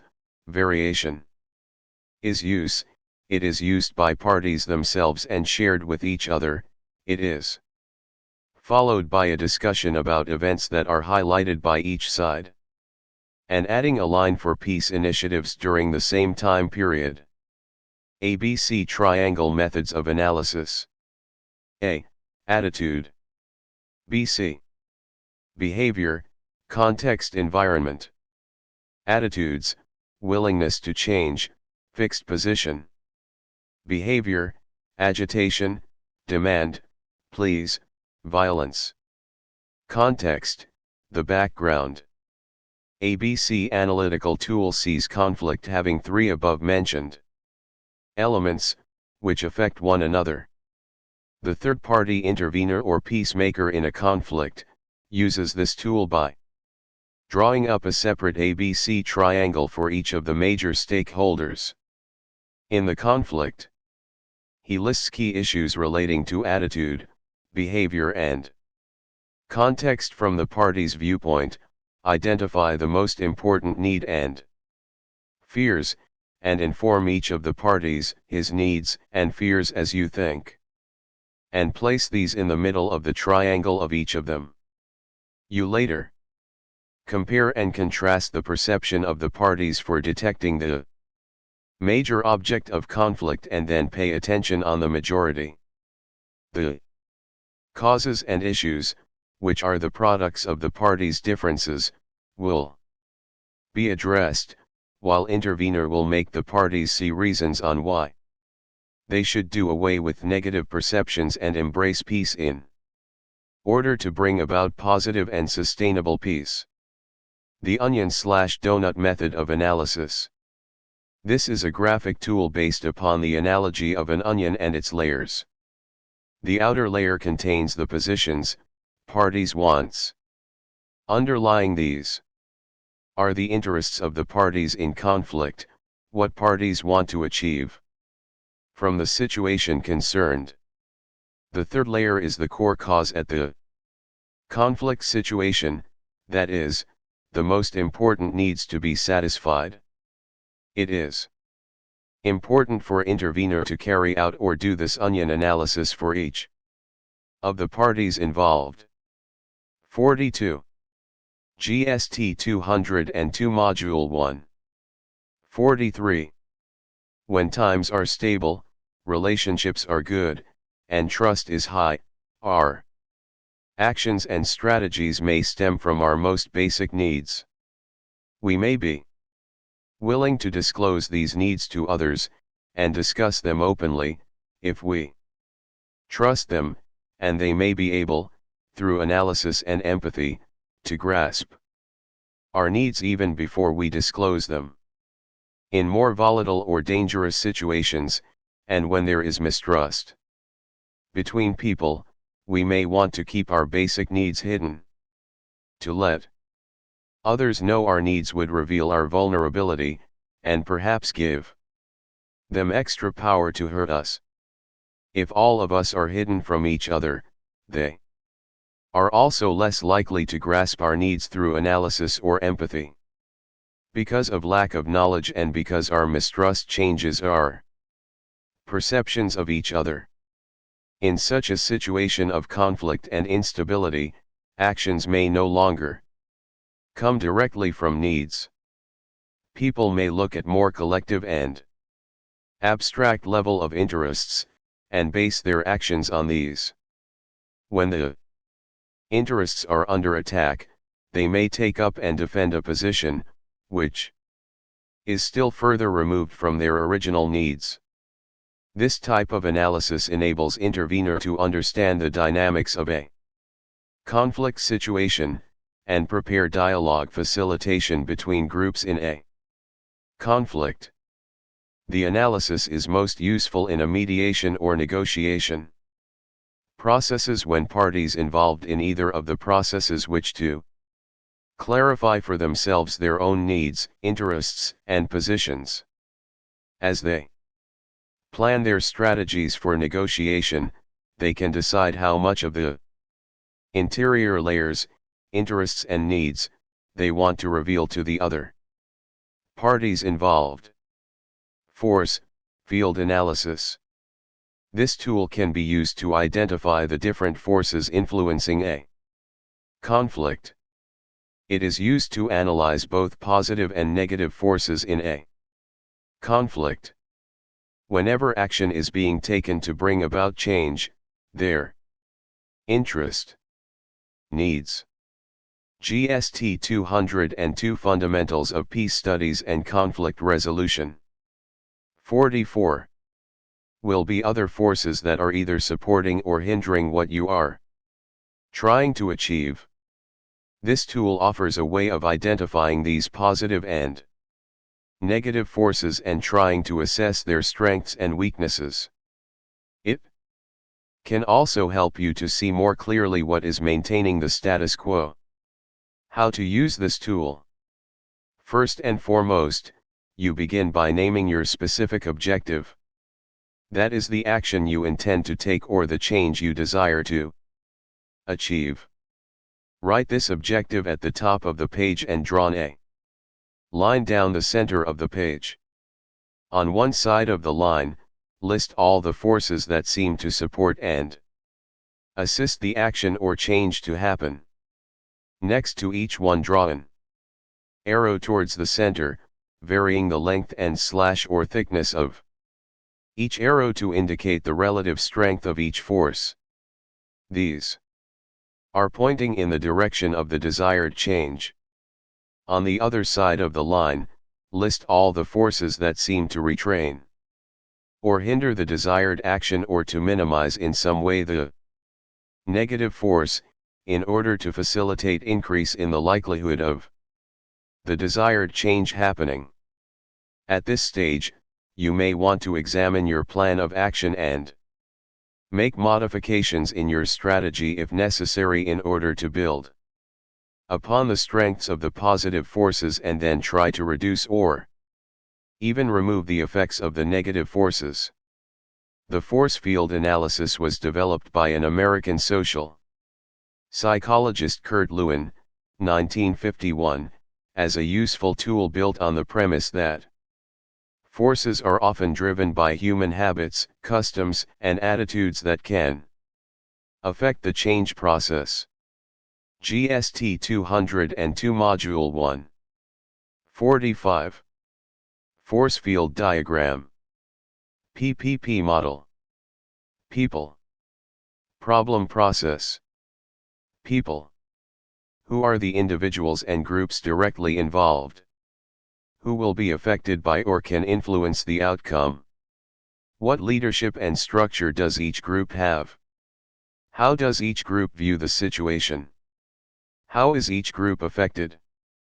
What particular feelings, issues, and other variables characterize each? What are the main discrepancies in perception? What communication, connections, links does each have with the others? Change issue. Driving force, restraining force. Weak. Weak. Moderate. Strong force. No change, change. Equilibrium. GST 202 Fundamentals of Peace Studies and Conflict Resolution. 46. Process. What have been the sparking issues? Is there a historic pattern to their interaction? What is the process each would want to follow? As the conflict developed, what additional problems or issues emerged? What degree of polarization is there between each party? What activities of each party have and are intensifying the conflict? What role do more moderate individuals and groups have? Problem. What are the interests, needs and values of each party? What do they propose or pursue to meet them? What shared basic needs, security, self-esteem, food, rights, land, etc., underlie the conflict? What are the minimal essential outcomes each party might be satisfied with? What are the basic areas of agreement and disagreement? What resources are there for dealing with this conflict? What stage has the conflict reached? Is it ripe for resolution/transformation? This tool can be used to analyze conflict by proffering answers to the several questions put forward above. If reasonable answers were proffered, then the conflict intervener would be able to know the stage of the conflict, the parties involved, their positions, basic needs, values, perceptions and differences. Having known all these, you will then be able to decide on the method or process to be adopted in facilitating reconciliation, peace agreement, between the aggrieved parties, so as to bring about enduring/sustainable peace to the previously troubled spot. DPT Model. D. Diagnosis, investigating the history of sickness. P. Progress, establish the present state of success and where it could be in future. T. Therapy, the prescription or treatment.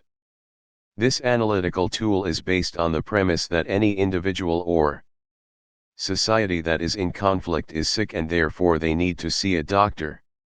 GST 202 Module 1. 47. This means that there is a direct relationship between conflict and our physical, emotional, and spiritual well-being. Negative conflict expression reduces our overall capacity to build a healthy society. Therefore, to build a healthy society, it is now the responsibilities of the conflict manager together with concerned authority or parties to bring about drastic reduction or removal of perceived sickness by proffering or prescribing lasting and sustainable treatment for sickness. Having carried out a proper diagnosis/examination of cause and trend at the conflict, appropriate measures/treatment can now be adopted for the removal or eradication of the sickness and its cause. Pillars. This is a graphic tool that is built on the premise that some situations are not really stable, but are being held up by a range of factors or forces. Which are the pillars? If the pillars can be identified and then find ways of removing them or minimizing them, effects on the situation, we will be able to topple a negative situation and replace it with a positive one. How to use this tool? The tool can be made use of by following these trends listed below. Identify the unstable situation, conflict, problem, or injustice, and show this as an inverted triangle standing on one point. Identify the forces or factors that are likely to be maintaining this situation and show these as the pillars on either side of the triangle holding it up. Put into consideration how each of these pillars might be weakened or removed from the situation. List your strategies briefly for each of the pillar. Consider what stable situation could replace this unstable one. Example of a pillar's analysis. Conflict. GST 202 Fundamentals of Peace Studies and Conflict Resolution. 48. 4.0 Conclusion.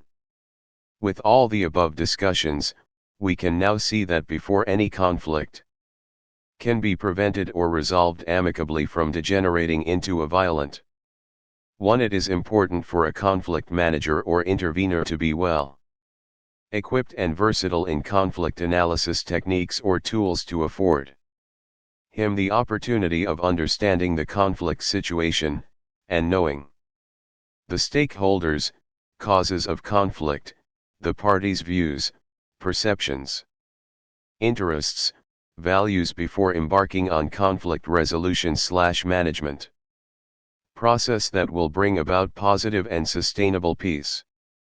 5.0 Summary. This unit explained and defined conflict analysis, stakeholders, categories of stakeholders, and criteria for determining primary stakeholders. The unit also defined conflict mapping and tracking, and showed conventions used in mapping relationships. Different tools of conflict analysis that can facilitate proper and better understanding of conflict situation and types of relationship existing between/among stakeholders in relation to sustainable conflict resolution were extensively discussed. 6.0 Tutor marked assignment. IA.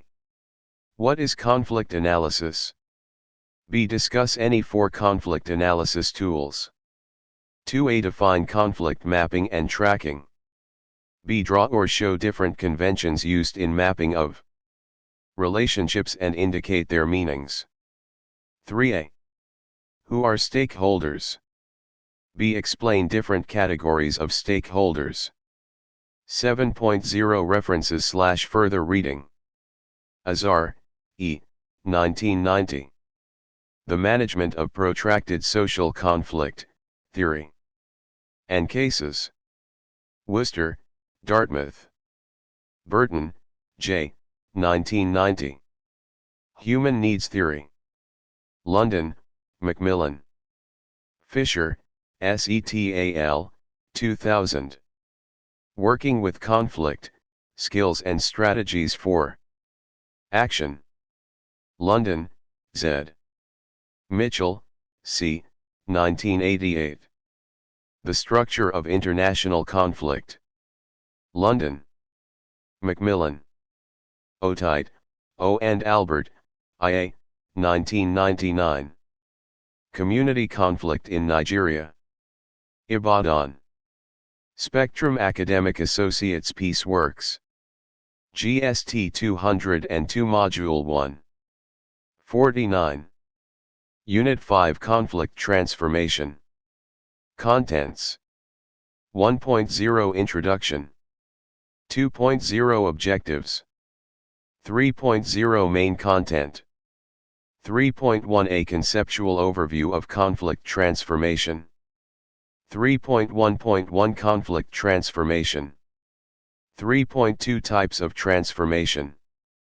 3.2.1 Issue Transformation. 3.2.2 Rule Transformation. 3.2.3 Structural Transformation. 3.2.4 Actor Transformation. 3.2.5 Personal and Group Transformation. 4.0 Conclusion. 5.0 Summary. 6.0 Tutor Marked Assignment. 7.0 References/further reading. 1.0 Introduction. The main purpose or objective of conflict transformation is to put in place positive peace that will be congenial to the nonviolent handling of conflict. Conflict transformation also educate and enlighten parties in conflict to see conflict not as necessarily destructive or negative, but as a means of tapping into the opportunities embedded in conflict issues for the shared benefits. Conflict transformation involves the transformation of issues, actor, structures, and rules. 2.0 Objectives. At the end of this unit, you should be able to discuss the basic idea of conflict transformation and its features. Describe the different complementary scopes of conflict transformation. Explain its indispensability for engendering positive peace, especially at the post-conflict phase. 3.0 Main Content. 3.1 A Conceptual Overview of Conflict Transformation. If the right technical approach is not applied in handling the post-conflict situation, a relapse of conflict becomes inevitable. This is GST 202 Fundamentals of Peace Studies and Conflict Resolution. 50. Because most efforts to achieve peace in the post-conflict situation often provide at best stability or conflict containment. This is usually the case when conflict transformation is not professionally undertaken. Therefore, what is conflict transformation? 3.1.1 Conflict Transformation. The fundamental objective of this latest concept is to transform unfair social interactions. The International Alert, 1996, I1-2, 37. Conceptualizes conflict transformation as a particular approach which aims to recognize the grievances, needs and issues of all the parties. It focuses on the processes by which conflict develops into violence, rather than focusing exclusively on how to bring a violent conflict quickly to a ceasefire for settlement. It addresses the structural reality of inequality, rights, and injustice in the society involved, and offers alternative ways of addressing those matters.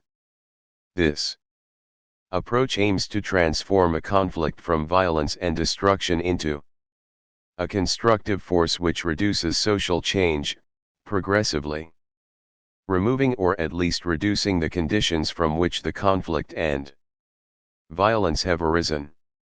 The peace, which develops, can then be well-founded and sustainable. Conflict transformation is essentially integrative conflict resolution orientation that aims at positively altering those perceptions, communication and root factors that instigate conflicts. This laborious approach is preferred because it focuses on producing transformation in the whole conflict environment, producing transformation in the relationship of the conflicting parties, or producing empowerment-based transformation in parties to the conflict. Burgess and Burgess, 1972, 285 to 286. Conflict transformation is the aggregate of all efforts that concentrate on the developmental stages or processes of a conflict, rather than simply on its end point. In addition, it pays attention to how conflict transforms relationships, communication, perceptions, issues, and social organization.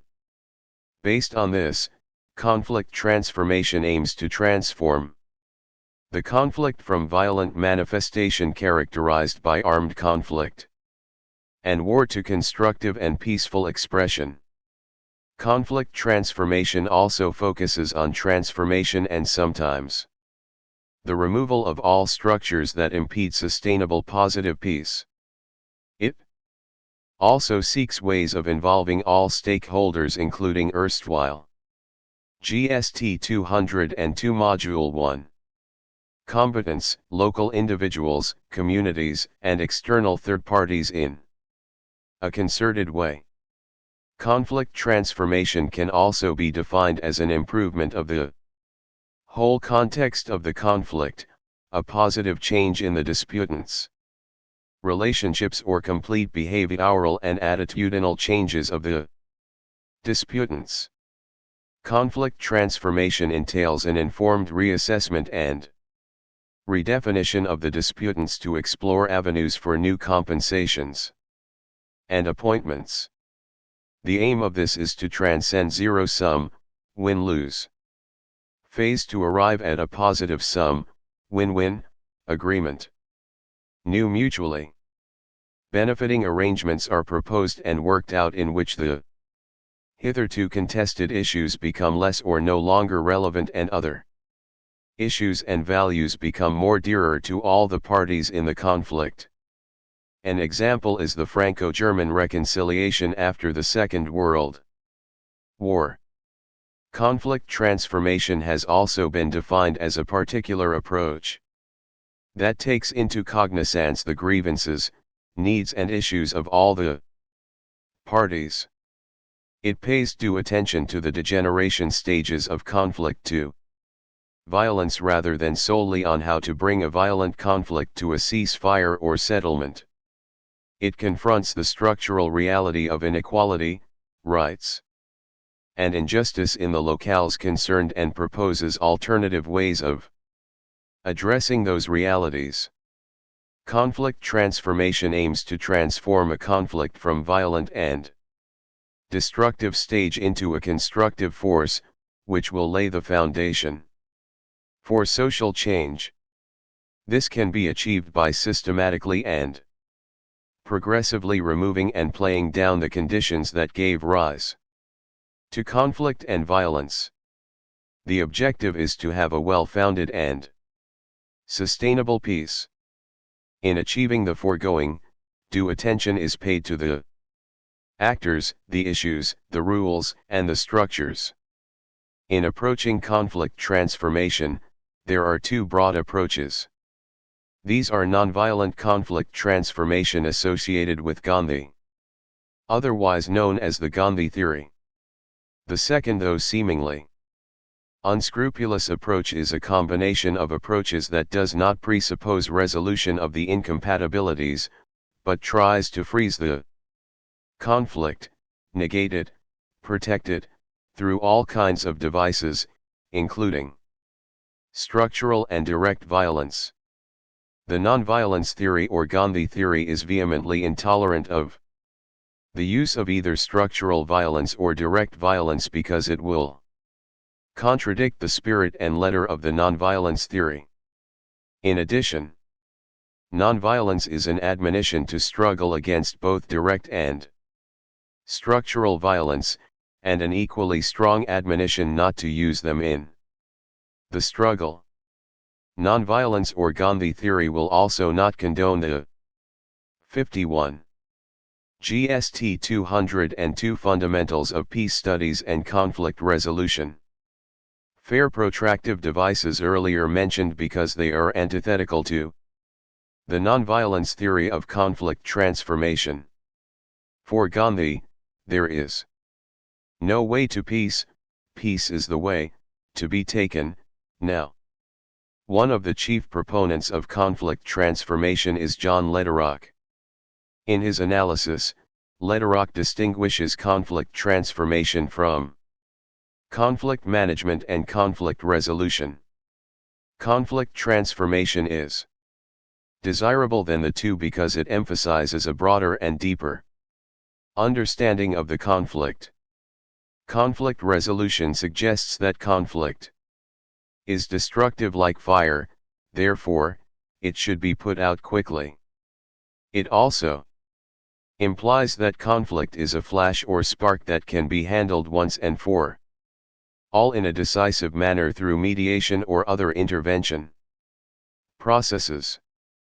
Conflict management correctly posits that conflicts could be protracted in span, which makes it difficult to be swiftly resolved, but management implies that people can be directly or remotely manipulated, as they were physical objects. Furthermore, the notion of management implies that its goal is the mitigation or control of volatility, without dealing with the real source of the problem. Conflict transformation transcends simply eliminating or controlling conflict, but stresses making on the dialectic or dynamic nature of conflicts. In the context of social conflict, Lederach argues that social conflict is ordinarily created by humans who have relationships that suffer immediately there is a conflict. Therefore, cause and effect relationship goes both ways from the people and the relationships to the conflict and back to the people and the relationships. Conflict changes relationships in predictable ways, often negatively. It changes modes and contexts of communication, processes of social organization, altering images of the self and of the other. Lederach also opines that conflict transformation is a prescriptive concept. This implies that on its own, conflict can have destructive consequences. However, the consequences can be regulated or transformed in order to improve self-images, relationships, and social structures depending on the way it is handled. Usually this is done by transforming perceptions of issues, actions, and other people or groups. Inasmuch as conflict destroys relationships by altering perceptions and emphasizing on the differences between people and positions, efficacious conflict transformation can work to improve mutual understanding. Even when actors' interests, values, and needs are contrasting or irreconcilable, a fair understanding of one another, though contacts and communication can help. This has potentials or effects on the way conflict is expressed. This can make the expression of conflict 52.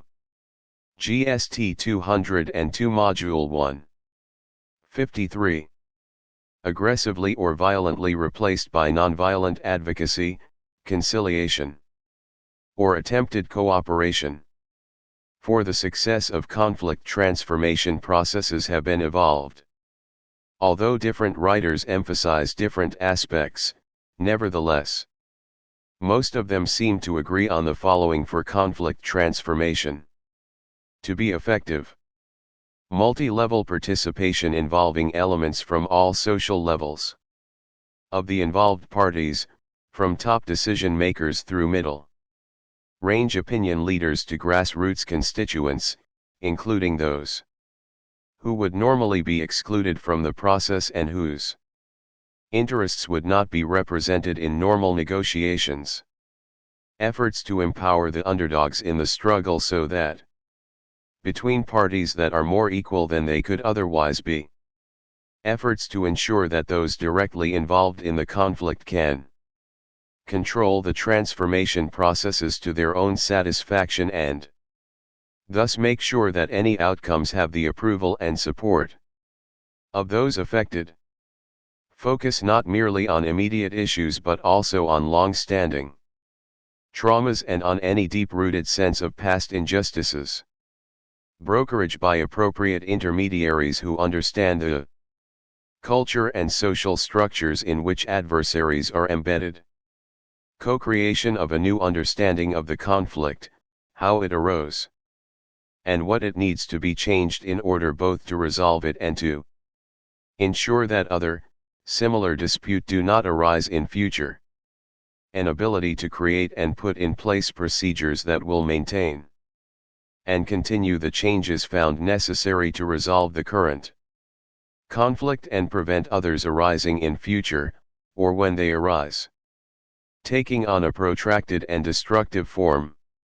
The mutual, interactive education of adversaries about the nature of the socio-political and economic systems from which the conflict arose and of the dynamics of that conflict, and their training in skills that will enable them deal with that conflict and other that may arise in future.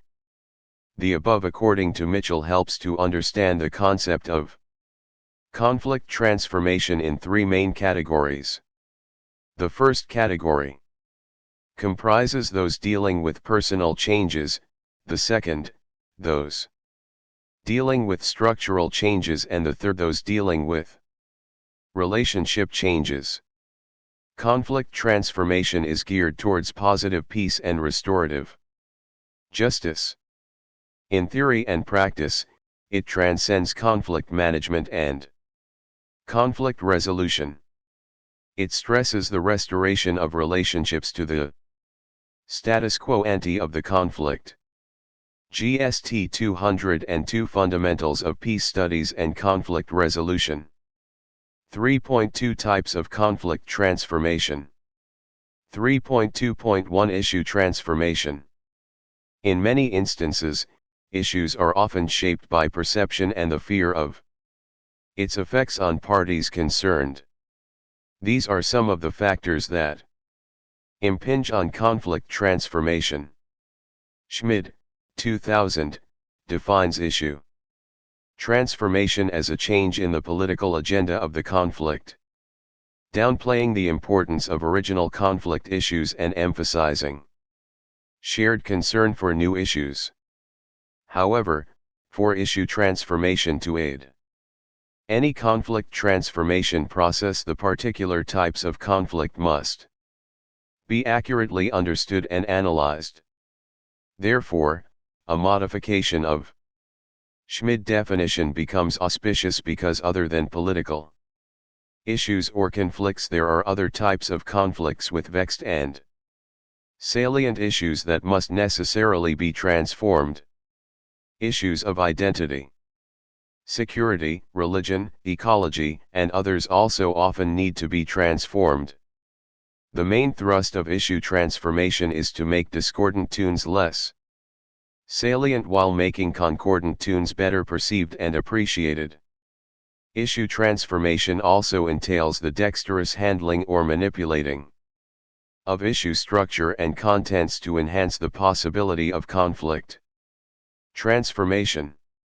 Issue transformation calls for the expansion of the agenda rather than restricting it to maintain social coalitions and the convergence of disparate interests. Politically, arrangements supportive of the previous agenda will have to change. Put succinctly, the transformation simultaneously encapsulates several actors and connects issues and actors with each other. In large-scale conflicts, this may entail significant political rearrangement within most of or all the countries involved. This has to be done continuously and mindfully so as not to be seen as prying into the domestic confines or precincts of actors to avert violence and instability. Surrounding most issues that need transformation are the parties' needs, interests and values, which are not always accurately and explicitly expressed by their positional statements.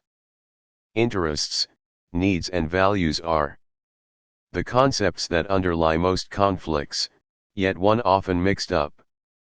The concept of interests usually refers to what people or parties in a conflict want.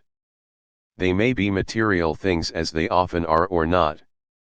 They are usually negotiable. People are willing to trade more or less our interest for more or less of another.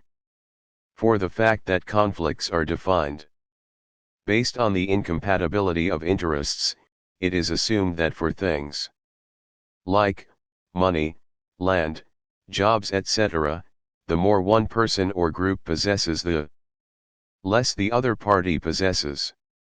Therefore, when conflicts are conceptualized in the context of interest, the conflict becomes a fixed-sum conflict or zero-sum game. 54. GST 202 Module 1. Needs are also things people wants in a conflict. However, they are often immaterial things such as security, identity, and recognition. Needs constitute an integral part of the human being. Needs are different from interests in many significant ways. First, they are often non-negotiable. Parties in conflict rarely want to trade away their identity, security or recognition. Identity, especially ethnic and religious, is so fundamental to human satisfaction, that people will go to any length to protect and preserve them. This may include the violation of fundamental norms, or reduce their ability to obtain their interests, in a bid to fulfill or protect their fundamental needs. A second fundamental difference is that needs are often inextricably linked together, while interests may be arranged or shared in such a way that only one side gets its objective. Needs-based issues cannot be so shared because of their intangible nature. Insecurity or denigration of one party's ethnic identity or the desecration of one party's religious symbols would likely trigger violence or aggression. It is, however, theorized that, if one's identity or security is secured, then the likelihood of threatening that of others is greatly reduced. Values are also crucial to the social well-being of man. Values are fundamental beliefs that are non-negotiable. Values are the ideas, habits, customs and beliefs that are characteristic of particular social communities. Burton, 1990. Values determine how we understand the world and how we respond to it. Similar to needs, if one's values are questioned or threatened, one gets compelled to strongly defend one's values. Since values and needs are non-negotiable, any attempt at issue transformation as part of conflict transformation process must pay due attention to the two. In order to transform issues, values and needs must be extensively and dexterously handled.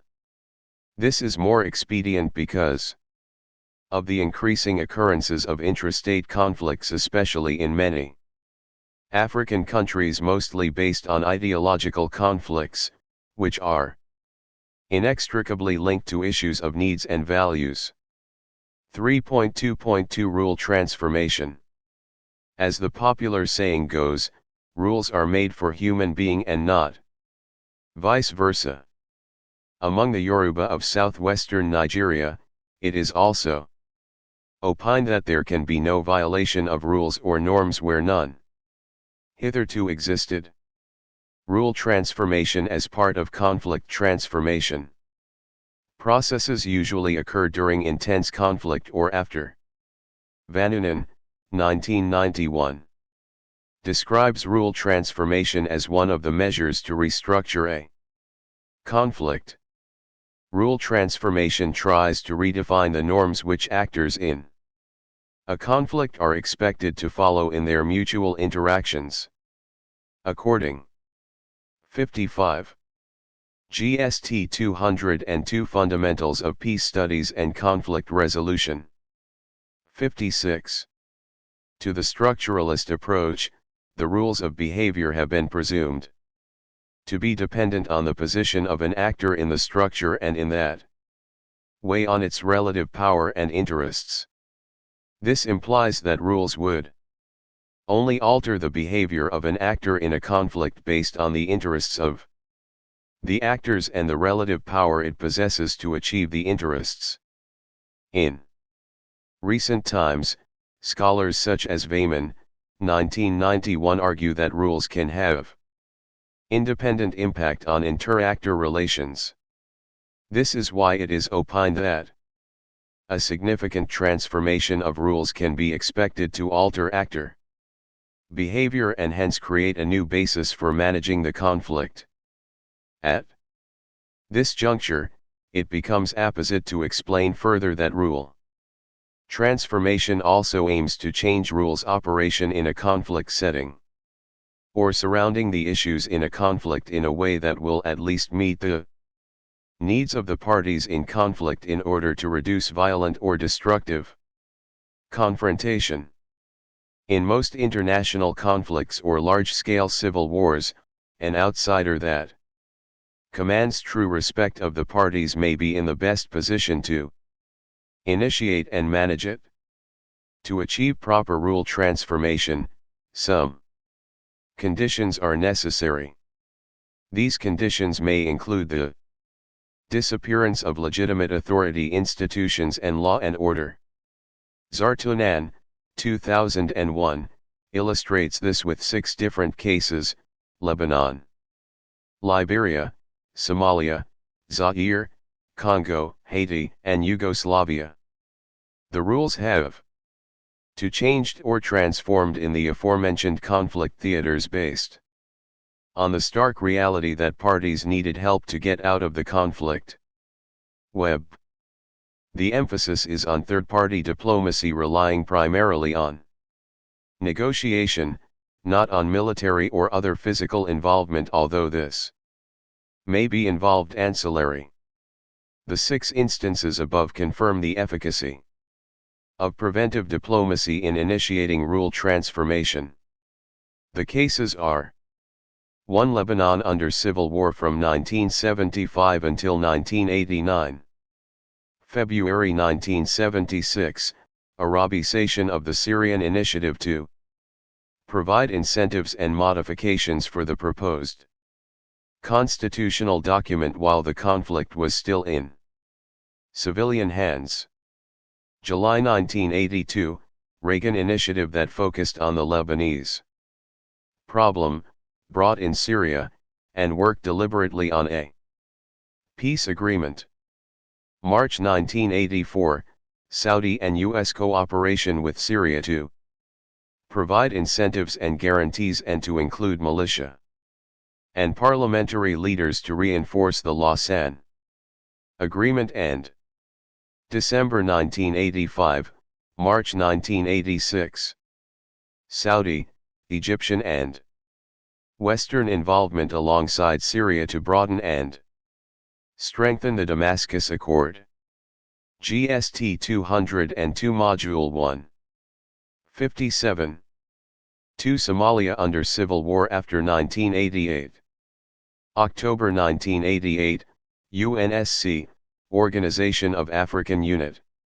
OAU, an intergovernment agency on drought and development, IGAD, condemnation of Hoshea massacre, mediation of monitored ceasefire, and convocation of National Reconciliation Conference under U.S., USSR leadership.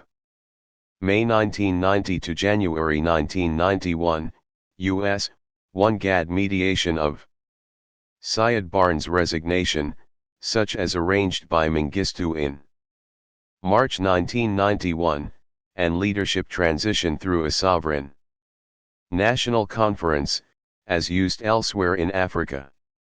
March, June 1991, earlier UNSC authorization of United Nations operation in Somalia UNOSOM 1, with ANUS embargo and a more inclusive Djibouti Congress. March 1992, UNSC authorization of humanitarian intervention, peacekeeping monitors, confidence building measures and a reconciliation conference, with a broadened mandate for UN mediator Salyamonu, as a follow-up to the Mogadishu ceasefire. March 1993, seamless transition from the United States force in Somalia, UNITAF, to UNOSOM 2, with a continuation of UNITAF policies of grassroots institutionalization, enforcement, and policing, and October 1993, firm reaction by U.S. forces to deaths at the Aid Cornell. 3 Liberian state collapse into civil war after 1990. October 1985, U.S. decertification of fraudulent electoral results and support for the true court to end Doe's regime. While political forces were still intact and the army had not been cleansed of anti-Doe forces. June 1990, U.S. evacuation of Samuel Doe to safety and retirement offered by Nigeria and Togo, thus offering an opportunity for influence with Taylor. See April, July 1992, inclusion of all factions and a stronger mediation role for the Carter Center's International Negotiation Network, to provide fuller implementing details and a monitored disarmament for the Yamoussoukro 4 agreement.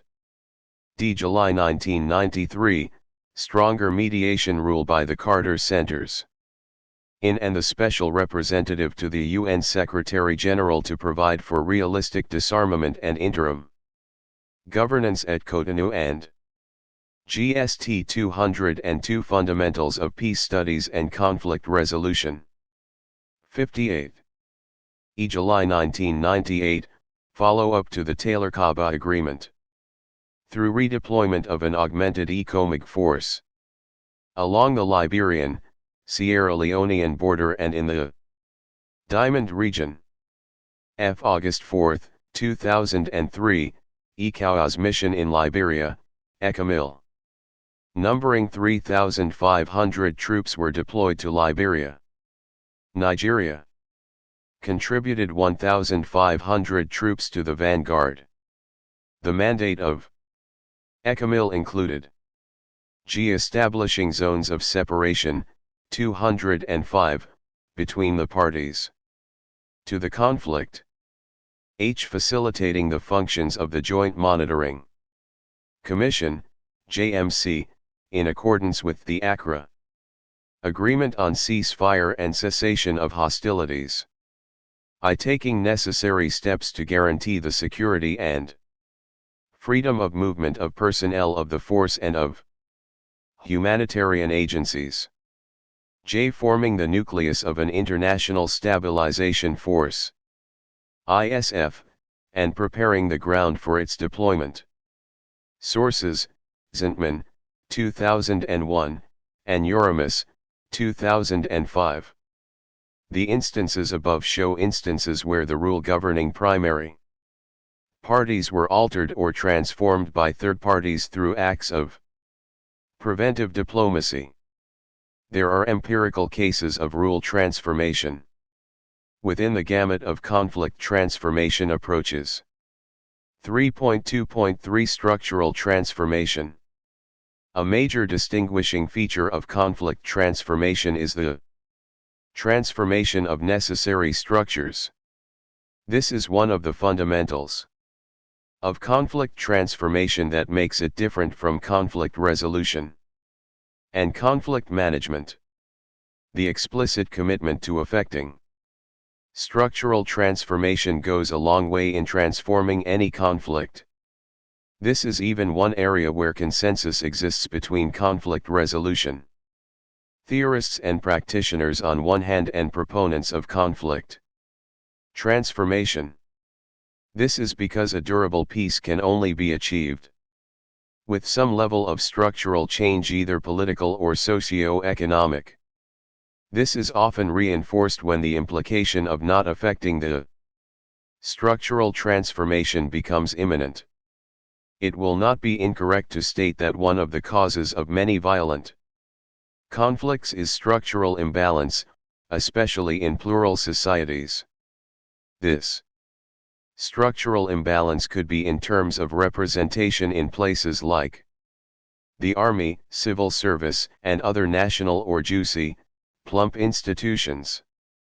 Galtung, 1996. For example, the protracted and violent intrastate conflict in places like Liberia and Sierra Leone were not unconnected to GST 202 Module 1. Structural imbalance in terms of who gets what in the highly centralist and seemingly unitary presidential systems of those countries. Structural transformation also entails the influencing of structures officially to prevent any win-lose outcome or feeling in the post-conflict phase. The common concerns of the transformation school includes can be categorized into two. These are the need for sustainable structural and attitudinal change within society and institutions in order to address outstanding issues connected to the conflict. The second concern is an advocacy for the erecting or revival of indigenous and locale, compliant political, social, and economic mechanisms and attitudes that discourage the use of violence in resolving or handling conflicts. Before an effective process of conflict transformation can be implemented, there must be lucid understanding of structural conflicts. As put forward by Galtung, 1996, structure conflicts can be well understood when compared with actor conflict. According to Galtung, 1996, an actor conflict involves an actor who is also the subject, conscious of what he wants, why he wants it, and how he feels about what is and what ought to be. Galtung, 1996, argues that structural conflict is rarely recognized or articulated by individuals. This implies that for people identity and against a structural conflict, there must be a mobilizer or instigator. Examples of these include Saro-Wiwa and Martin Luther King.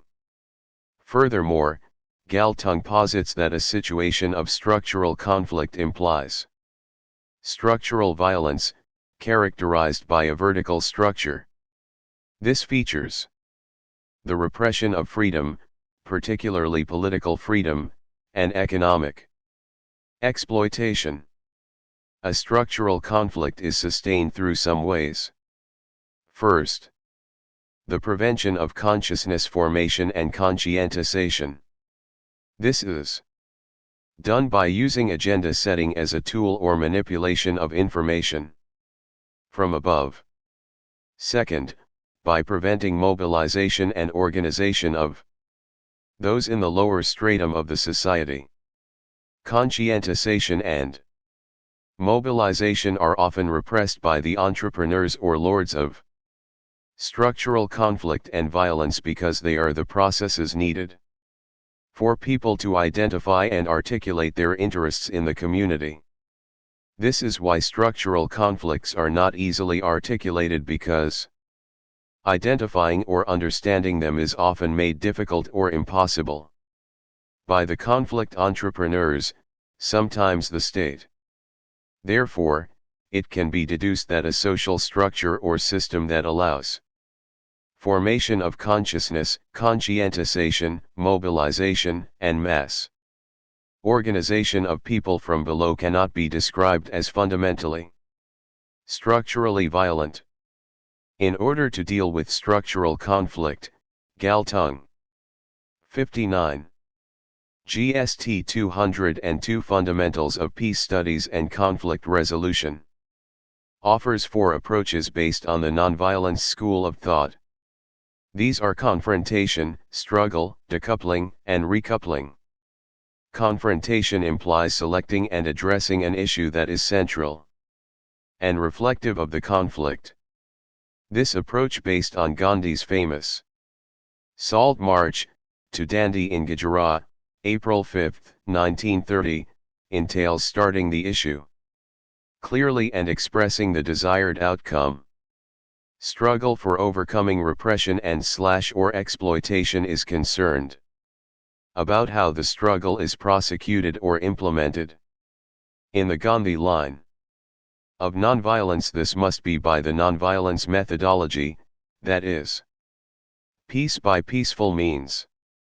The nonviolence approach posits that a violent struggle against structural violence will lead to more violence, especially against a violent state that uses the carrot and stick or hard power in handling conflict.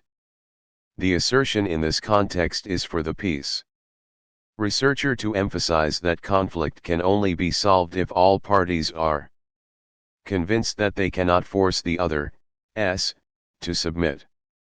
Decoupling empirically means getting the exploited or repressed empowered to depend less on the structure that is exploitative. The purpose is to build autonomy and the ability for self-reliance in the masses. This implies looking elsewhere for services hitherto provided by the state. The purpose of recoupling is to reintegrate those who were hitherto alienated from the structure, or restoring people's or citizens' confidence in the state. This is usually through having an horizontal structure based on human rights rather than repression, equity instead of exploitation, autonomy instead of penetration, integration instead of segmentation, solidarity instead of fragmentation, and participation instead of marginalization. While decoupling aims to erect positive structures from below, recoupling strives to build new ones that are more inclusive and less violent from the top. Therefore, structural transformation implies profound changes in the entire structure of inter-actor relations in a conflict setting or formation. Structural transformation is very central to conflict and its transformation, especially social conflicts. The profound transformation of the structure that induced the conflict ensures the durability of the peace achieved in such circumstances. 3.2.4 Actor transformation. Central to conflicts either at the interpersonal or community level is human being. The way human beings view and handles any conflict. 60. GST 202 Module 1 determines whether it will be destructive or constructive conflicts. Based on the assertion of Galtung, 1995:53, that conflicts are generally not solved, what survives after a conflict has disappeared from the agenda is conflict energy reproduced and produced by the conflict. Then energy does not die, it attaches itself to One or more conflicts, possibly also the old one.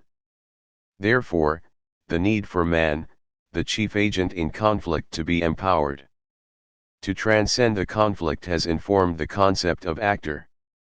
Transformation in conflict. Transformation. One of the main factors to be transformed in any conflict is man or the actors. Either at the interpersonal or intergroup levels there are actors involved. Particularly, conflicts at the intergroup, intercommunity and international levels have the common features of leaders and followers, or primary and shadow parties. At the interpersonal level, a transformation of the actors or parties has direct and positive effects on the conflict.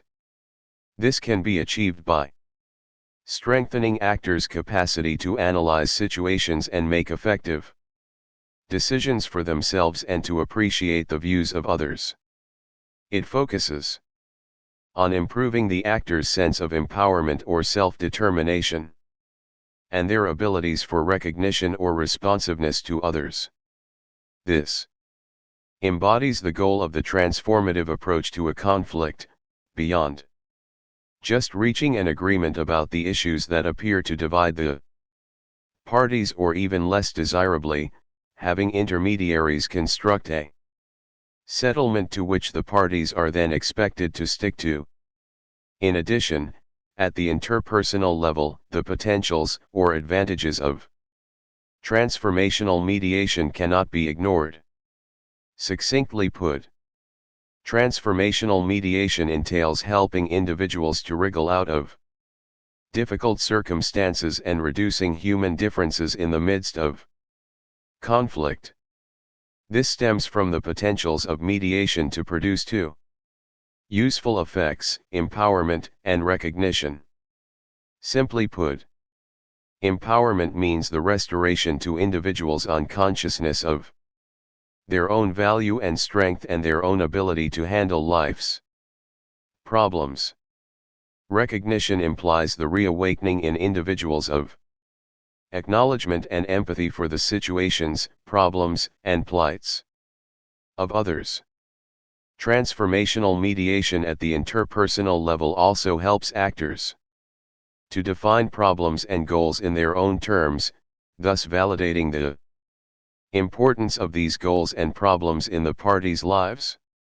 In addition, transformational mediation can help the actors in being able to personally decide how or even whether to settle a dispute, and it can.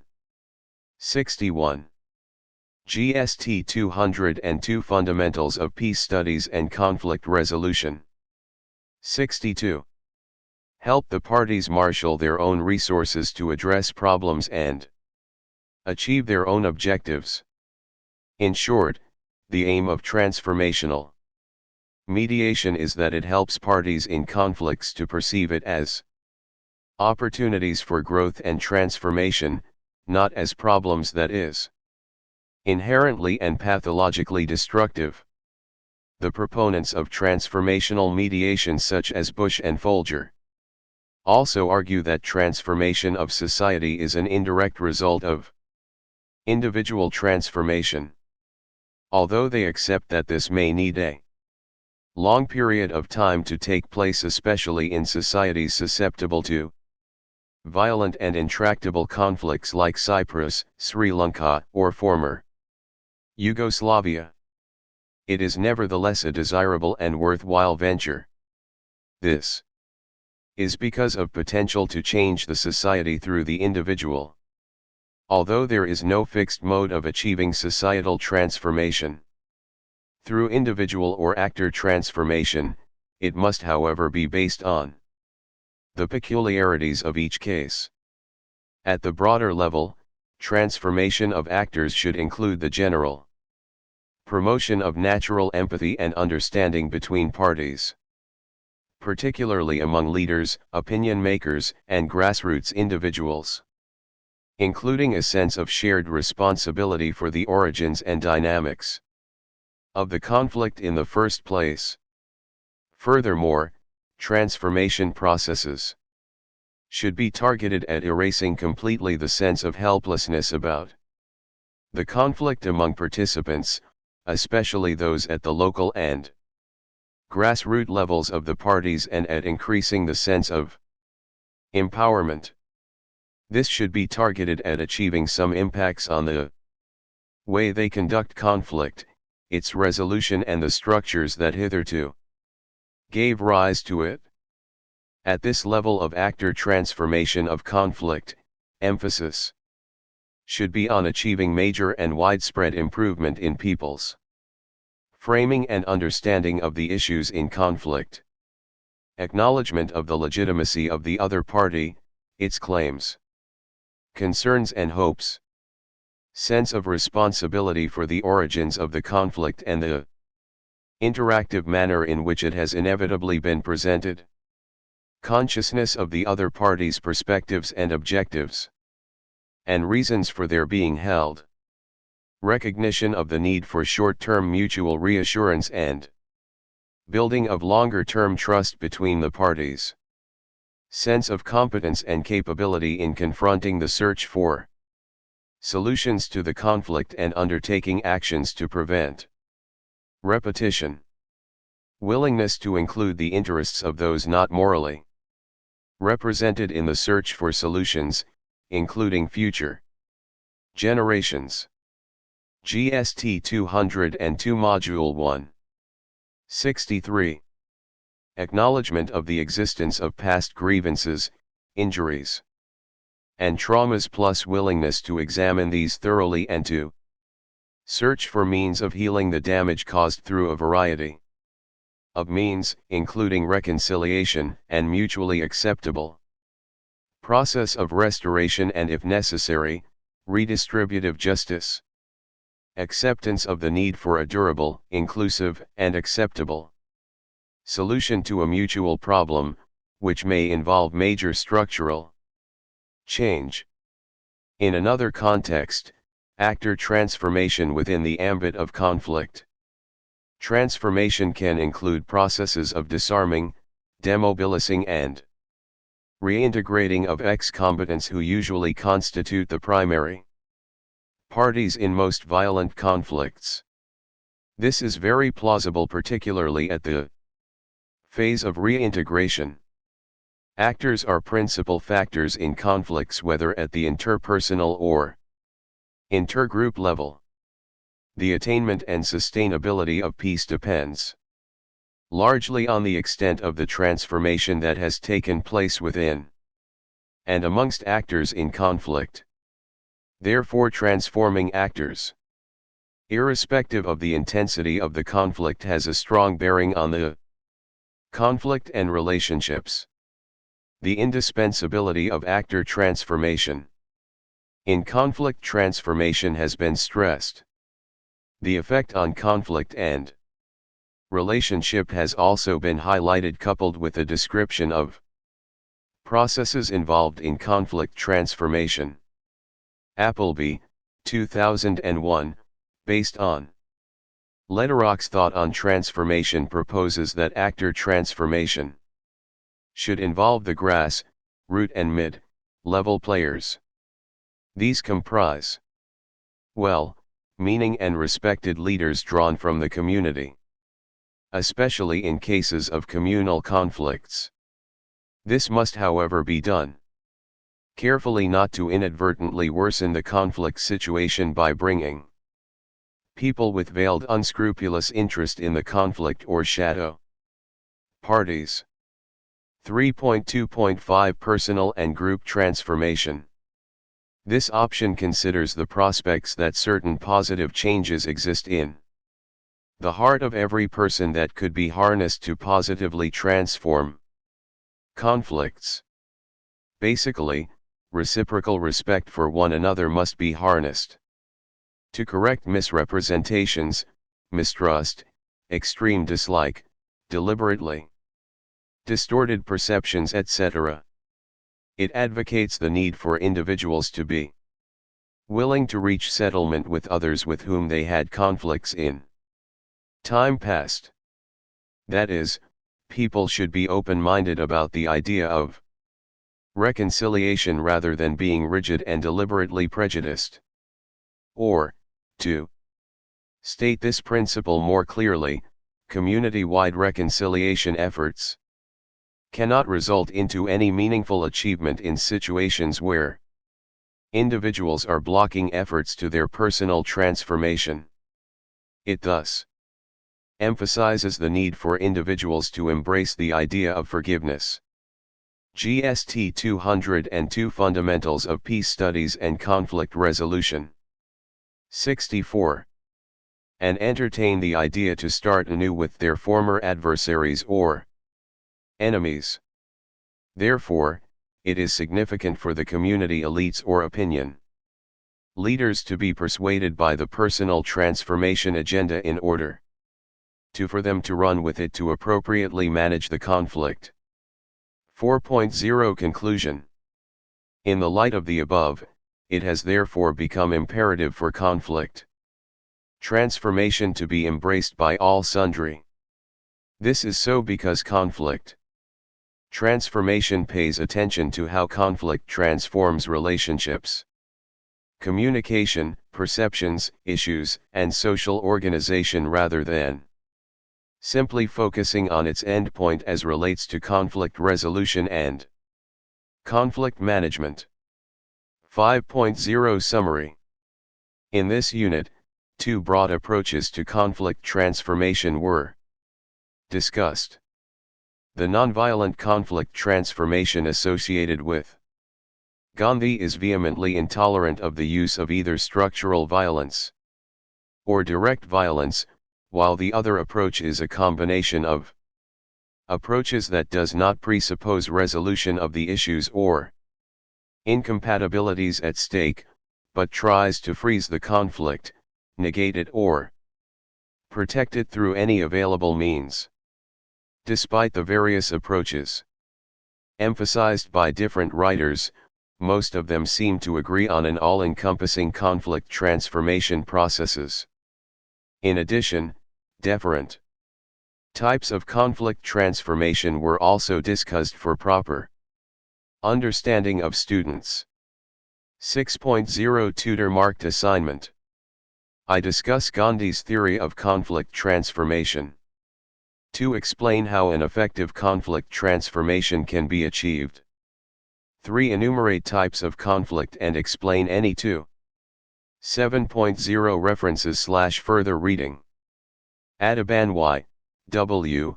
2004. Democracy and Violence, The Challenge of Communal Clashes. In Nigeria's struggle for democracy and good governance, eds, Agbage, Abetal Ibadan, Ibadan. University Press. Barash, D.P. and Webel, C.P., 2002. Peace and Conflict Studies. London, Sage Publications. Burgess, H., and Burgess, G.M., 1972. Encyclopedia of Conflict Resolution, Santa Barbara, ABC Clio, pages 285 to 286. GST 202 Module 1. Kozer, L., 1956. The Functions of Social Conflict. New York, Free Press. Folger, J.P., 1997, Working Through Conflict, Strategies for Relationship. New York. Galtung, I., 1996. Peace by Peaceful Means Peace and Conflict. Development and Civilization. London, Sage Publications. International Alert, 1996. Resource Pack for Conflict Transformation. Parts IV London, International Alert. Lederach, J.P., 1995. Preparing for Peace Conflict Transformation. Across Cultures. Syracuse, University Press. Schmid, A., 2000. Thesaurus and Glossary of Early Warning and Conflict Prevention Terms. London, Forum on Early Warning and Early Response. Yorima, G. 2005. The Second Liberian Peace Process and the Problem of Post-Conflict Peace Building in West Africa, Some Contending Issues and Interests. In Special Research Issues Volume 1 Ibadan, French Institute for Research in Africa. Zantman, I.W., 2001. Preventing Deadly Conflict. Insecurity. Dialogue Volume 32. Number 2. June, Sage Publications.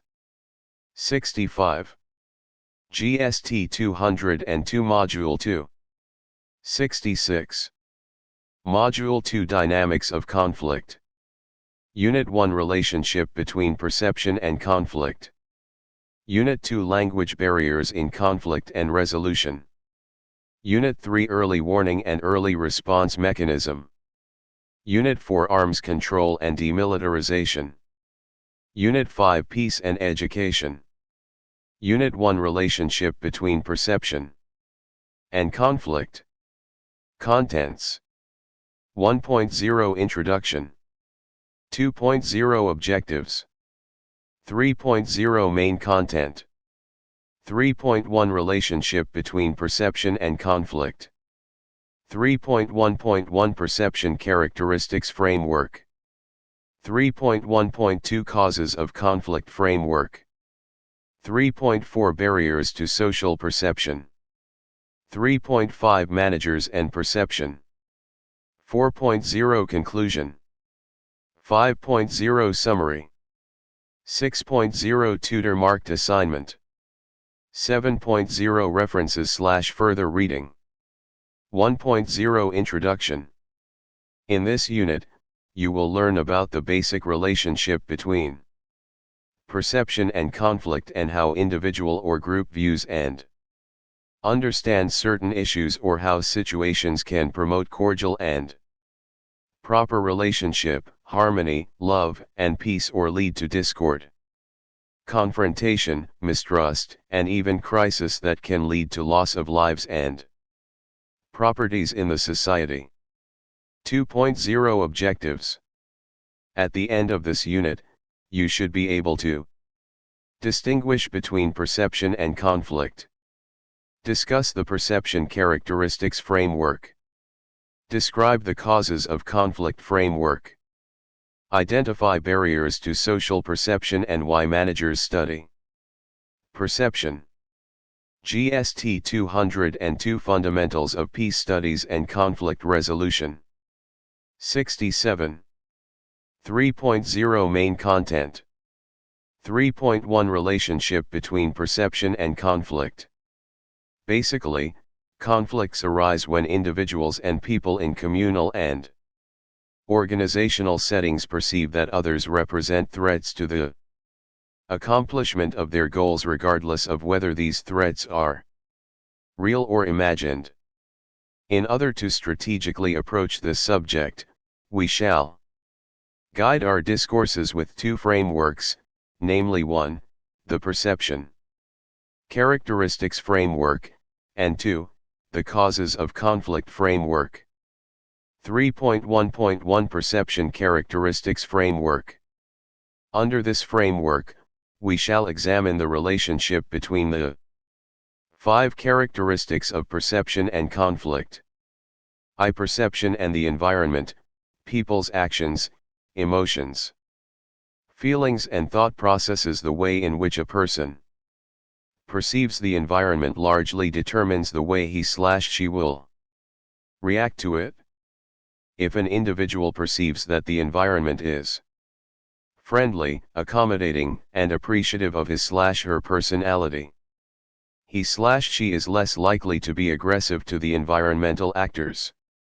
Conversely, where the perceiver concludes that the environment represents significant threats to him/her, then he/she may resort to defense mechanisms that gain expression as aggressive Behaviors, which are simply conflict-oriented behaviors. 2. The perceptual process and meanings, the relationship between perception and conflict also draw significantly from the degree of accuracy of the meanings obtained from an individual. Perceptual process.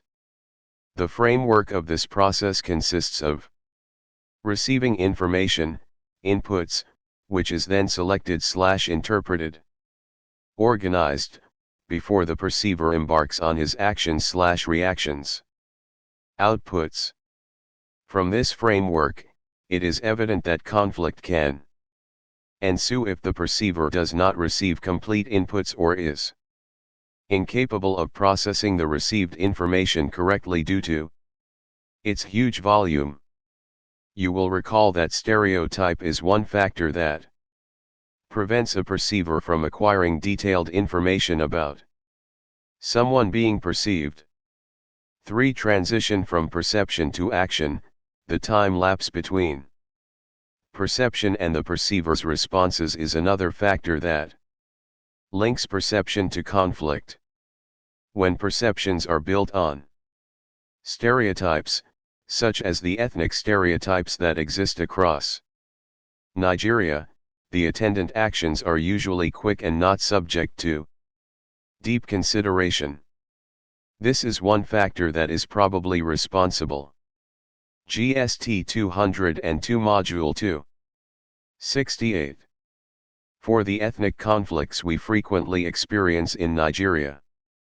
But where there is sufficient time lapse to subject the information received by the perceiver to thorough scrutiny, it is less likely to result into an aggressive behavior or conflict. For perception and cognition, the relationship between the information that a perceiver receives and the knowledge he acquires from processing it definitely has bearing on the manifestation of conflict. Basically, if the acquired knowledge is not thoroughly processed, the perceived group/individual will not be thoroughly understood, appreciated, and treated with dignity. Under such circumstances, the perceived may react to his/her uncharitable treatment to precipitate crises. But the potentials for conflict can be drastically reduced if the perceived is carefully understudied and understood before appropriate reactions are targeted at him/her. V. Perception and needs satisfaction, where the perceiver situates the perceived as a threat to the accomplishment/satisfaction of his/her needs, he is most likely to behave aggressively towards the perceived. On the other hand, where the perceiver does not envisage any iota of threats to attainment of his/her needs from the perceived, he/she will most surely behave responsibly towards the perceived. 3.1.2 Causes of Conflict Framework. Under this framework, the relationship between perception and conflict will be discussed using the following causes of conflict as guide. I. Perception and common resources, the relationship between perception, common resources, and conflict appears to be one on the most direct to determine. This is particularly the case where the common resource is scarce or exhaustible by nature.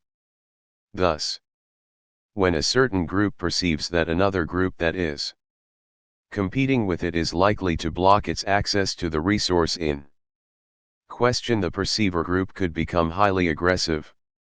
In Nigeria, conflicts have occurred around such common resources as land, water, school, and other infrastructural resources. In the mid-1980s, the Omulari-Agulari conflict centered on a parcel of land bordering the two communities. There was also the Ekpanyubaji conflict that occurred around the ownership of the land on which the Nigerian National Petroleum Company refinery is sited. The recurrent crises on the ownership of portions of Warri between the Urhobo and Itsecaris on the one hand, and between the Ajaz and Itsecaris on the other, were land resources based. GST 202 Fundamentals of Peace Studies and Conflict Resolution. 69. Conflicts. You cannot also forget the Efemodaic land-related conflict in a hurry. Outstanding conflicts in the middle belt of Nigeria include the Tivjukan conflict that occurred in Benue State, the indigene settler conflict in Plateau State, not forgetting the Baram Fulani pastoralist conflict over grazing lands. However, the armed youth resistance against the federal government over the exploitation of oil resources appears to be the most complicated conflict in Nigeria. A common feature of these conflicts is that they all seem to be informed by the wrong perception that one party is either obstructing the other's access to or enjoyment of the resources or deliberately having access to an unfair share of the resources in question. At the level of individuals, perceptions that another person constitutes threat to access to certain resources has also informed conflicts in Nigeria. Frequently, we read in the newspapers about how people struggle over the properties of a departed parent, properties around which these individual conflicts occur include the immovable such as land, economic trees, buildings, and companies/business premises, and movable such as cars, furniture, financial resources held as bank balances and investment in stocks/shares. 2. Perception and values. Wrong perception of the values of other groups has also been a source of conflict in society and organizations in general. Conflicts at this level are usually the most difficult to appreciate and settle. This is because the basis of any social group is the value to which they subscribe. These values are usually our system of beliefs that we are usually not ready to compromise, no matter how backward they portray us to the outside world. When groups in negation talk about fairness, transparency, equality, honesty, and commitment, they are basically calling issues of values into existence. Conflicting parties usually stand up to defend their position with all their might when it concerns their values. Actions that are based on wrong perception of the values of any social group causes resistance by the wrongly perceived group. Similarly, individuals whose values are misperceived expectedly react aggressively. For example, if you perceive some as having an abrasive personality which he really does not have any relationship with, such a person based on this wrong diagnosis will be met with aggression. 3. Perception and psychological needs. To wrongly perceive the social psychological requirement of a group is a sure invitation to conflict. Many Nigerian societies still attach a lot of importance to large families that derive from one man having several wives and children. Individuals in certain societies still feel great about GST 202 Module 2. 70. The exploits about their past war heroes and ability to prepare potent charms. In some parts of Nigeria, a woman dare not open her mouth because where men are quarreling, otherwise, she will be ridiculed. Also, women are celebrated for giving birth to a certain number of male children in parts of Nigeria. These are most psychological values that a perceiver may be criticizing at the right of attracting aggressive behavior to him/her. Perception is therefore a major determinant of conflict, as we have clearly demonstrated. 3.3 Barriers to perception. Barriers to social perception. In the course of studying this unit, you may have come across most of the barriers to social perception. These barriers will be treated in this subsection. The barriers are as follows. I. Selective perception. This barrier derives from the perceiver's attempt to filter the huge amount of information that he/she receives to support his/her viewpoint.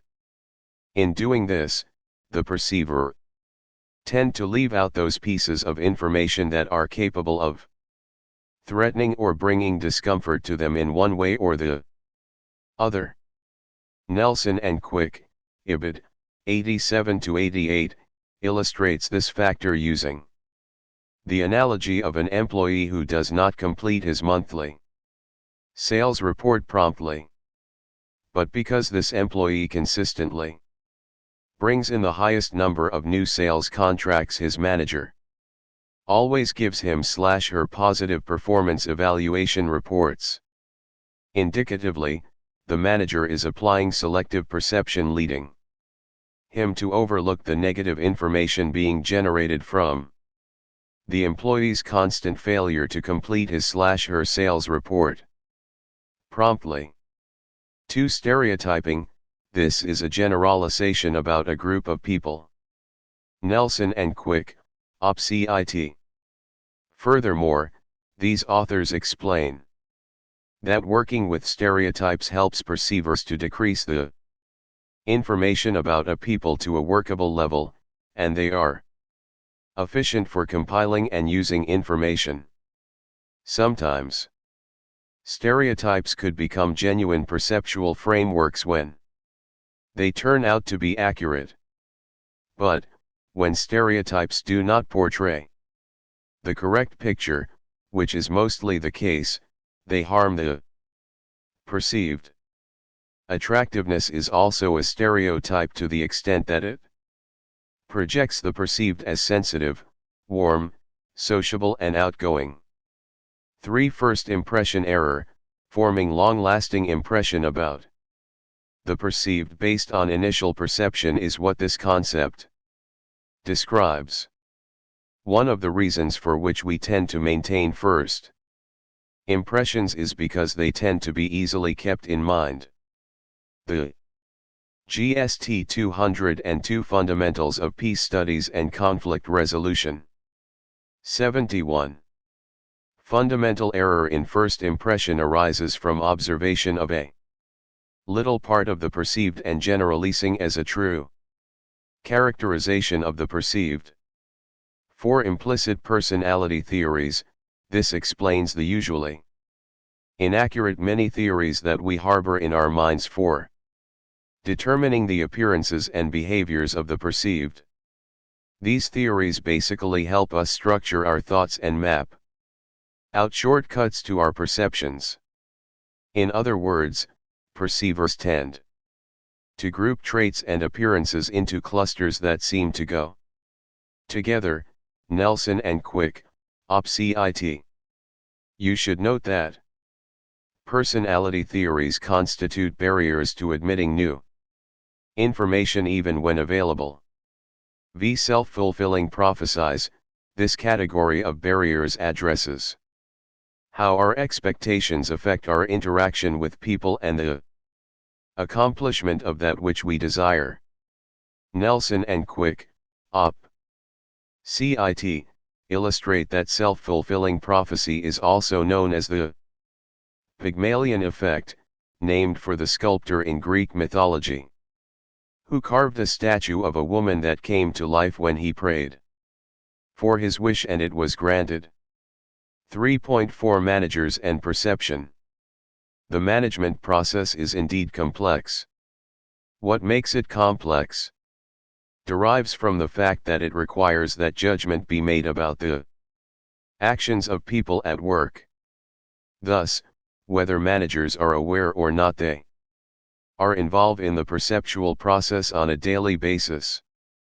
This is because whether as a manager you are undertaking a performance appraisal, conducting an employment or promotion interview, settling disputes between two employees that are equals or having a senior-junior relationship, handling an employee's case of dwindling performance, an interdepartmental conflict, cases of perpetual lateness to work, rudeness, or that of an excellent employee who feels too superior to relate appropriately with other staff members. You inadvertently need to deal with the perception of people. In other words, the management process places you in a situation whereby you need to make decisions about the motives, values, and actions of people within your organization. Therefore, the manager ought to be able to distinguish between the ideal and the real world. The manager needs to be aware of the fact that just as he reacts to his perception of his employees, the employees in turn react to him perceptively. Thus, it is irrelevant whether the employees find their roles in the organization sufficiently motivating or whether the manager's roles is truly supportive to the process of employees' task management. What are most important are the interpersonal perceptions. GST 202 Module 2. 72. That occur between the manager and employees.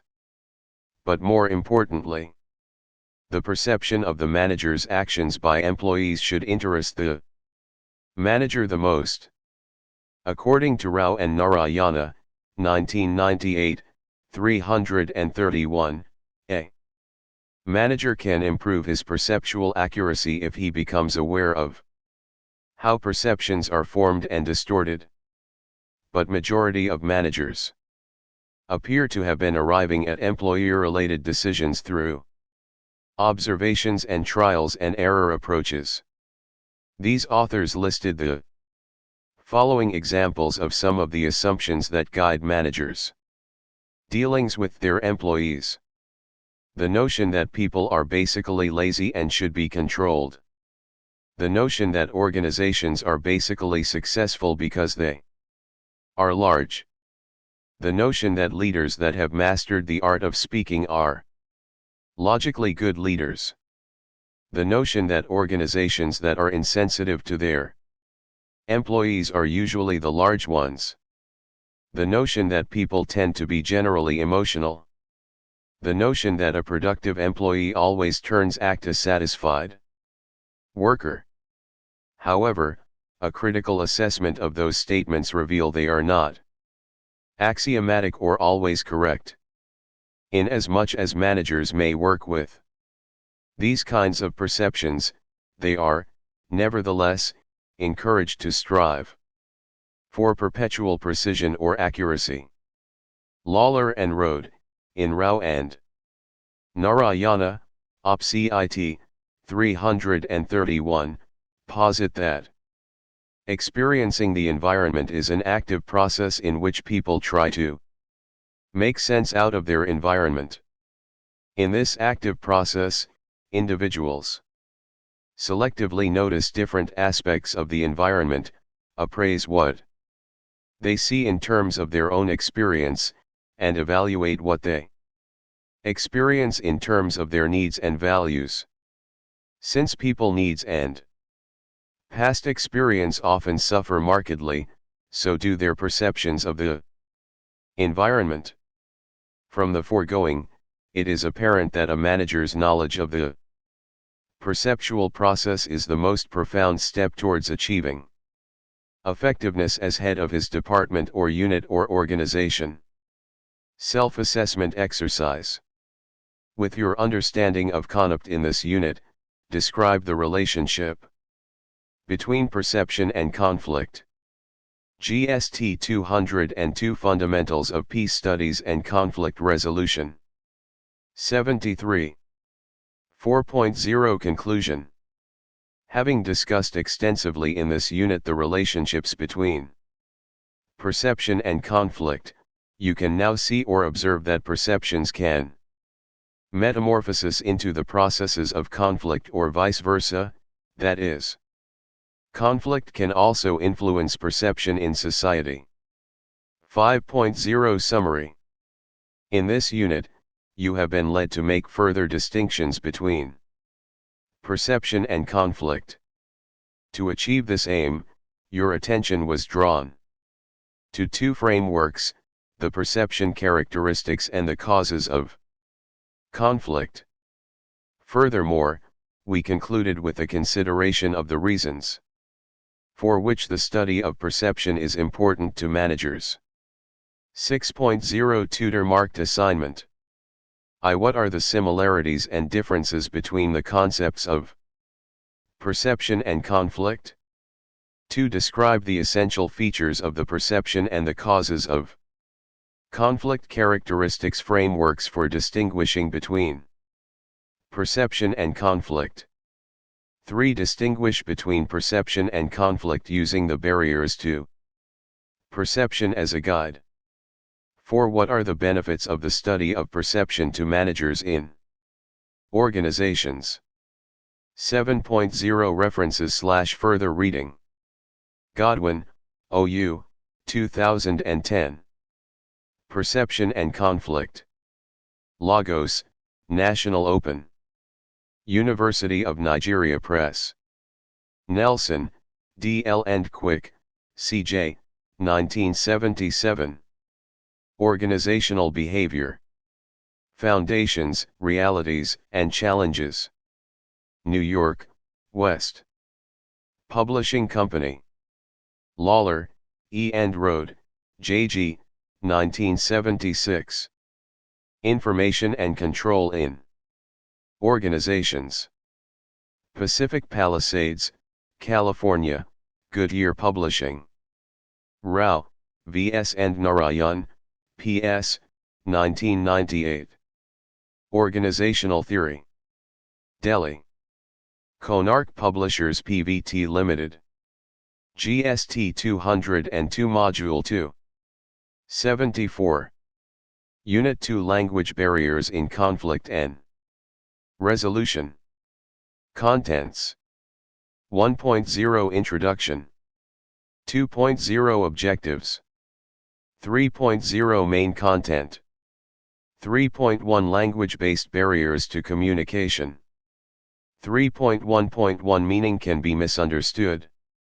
3.1.2 Language can shape our attitudes.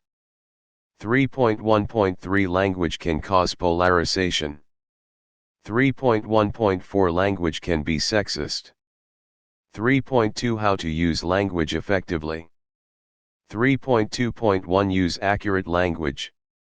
3.2.2 Use vivid language. 3.2.3 Use of immediate language. 3.2.4 Use appropriate language. 3.2.5 Use metaphorical language. 4.0 Conclusion. 5.0 Summary. 6.0 Tutor marked assignment. 7.0 References/further reading. 1.0 Introduction. Although it takes little physical effort to say something to someone, it also takes mental effort to ensure that what is said conveys one's intended meaning. Even if you create what you think is the perfect message, the possibility always exists that the receiver of that message will misinterpret the message or find it ambiguous.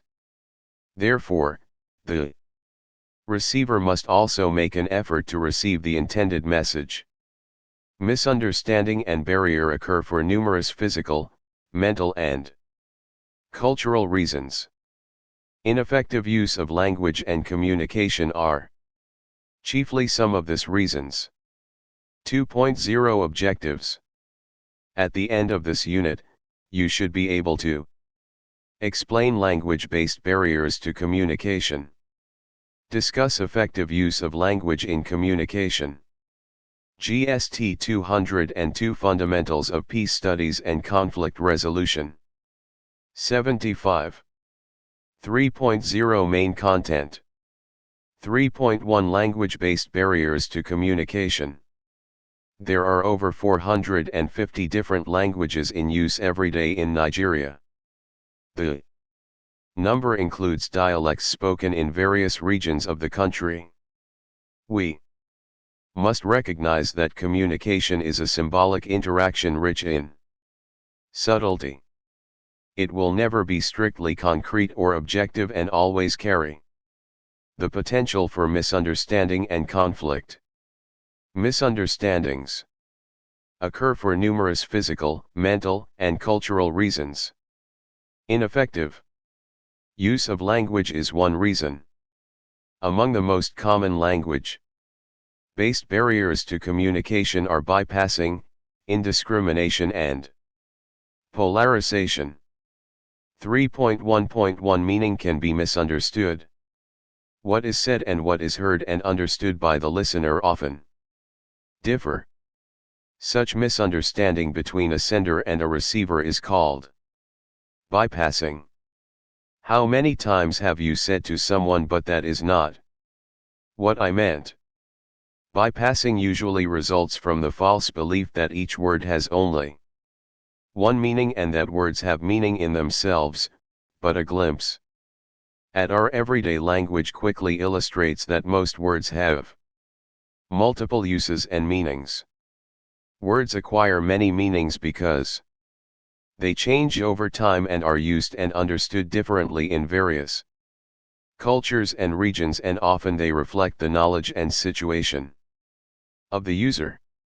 Therefore, it is crucial as communicator and peace professionals to stay alert to the fact that words can be interpreted differently by different people. Some speakers deliberately introduce bypassing by using euphemisms or double speak to soften or distort meanings. It is important to be aware of this while you interact with people. Politicians and advertisers, for instance, sometimes will say one thing in order to get people to believe or accept something else. As a listener, you should critically examine what is being said. Both speaking and listening and conflict situation involve ethical considerations. Issues of conscience, that is what is right or wrong and what is beneficial or harmful, are everyone's responsibility. How to reduce bypassing? A. Be approachable. Encourage open and free communication. The most frequent barrier to effective communication, and consequently dispute and conflict, is the unwillingness to listen to others. Allow others to question and paraphrase your messages. GST 202 Module 2. 76. And show respect for their inquiries, being patient and receptive is not always easy, but the effort will ensure a clear exchange of information. Be person-minded, not word-minded. Think about words and their meanings, but you should also consider the persons using the words and the meanings they might give to them. Constantly question your own interpretation by asking such question as, "This is what the word mean to me, but what does it mean to others?" See query and paraphrase. Ask questions and paraphrase your message or the meaning you have derived from others' message. Whenever there is a possibility for misunderstanding, differences in background, age, gender, perception may affect communication. If you are uncertain, ask others to explain, and if it is in a peace workshop, you may ask the mediator to paraphrase. Restating a message in your own words gives you and the other party or the sender a chance to check that you receive a similar message to what was sent.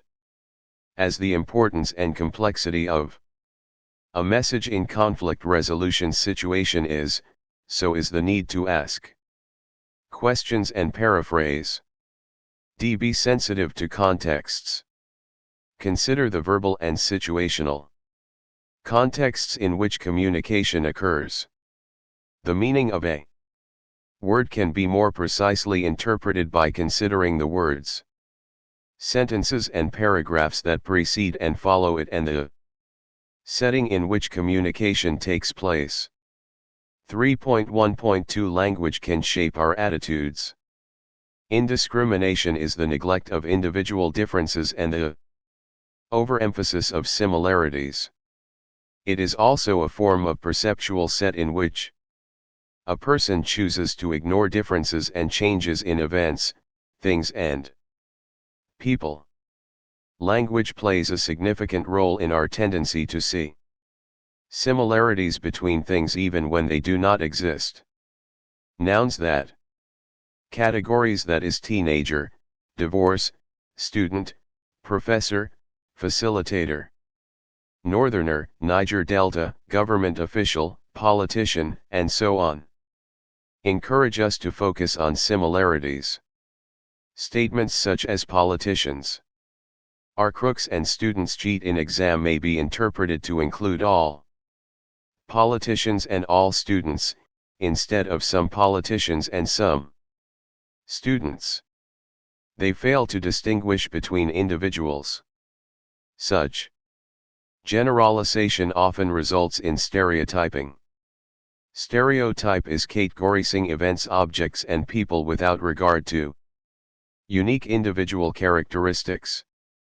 Stereotypes are often negative but GST 202 Fundamentals of Peace Studies and Conflict Resolution. They may be positive, for example, all teachers are dedicated professionals or all mediators are dedicated peace professionals or all environmentalists are concerned citizens. Whether the stereotyping is negative or positive, the problem is the same.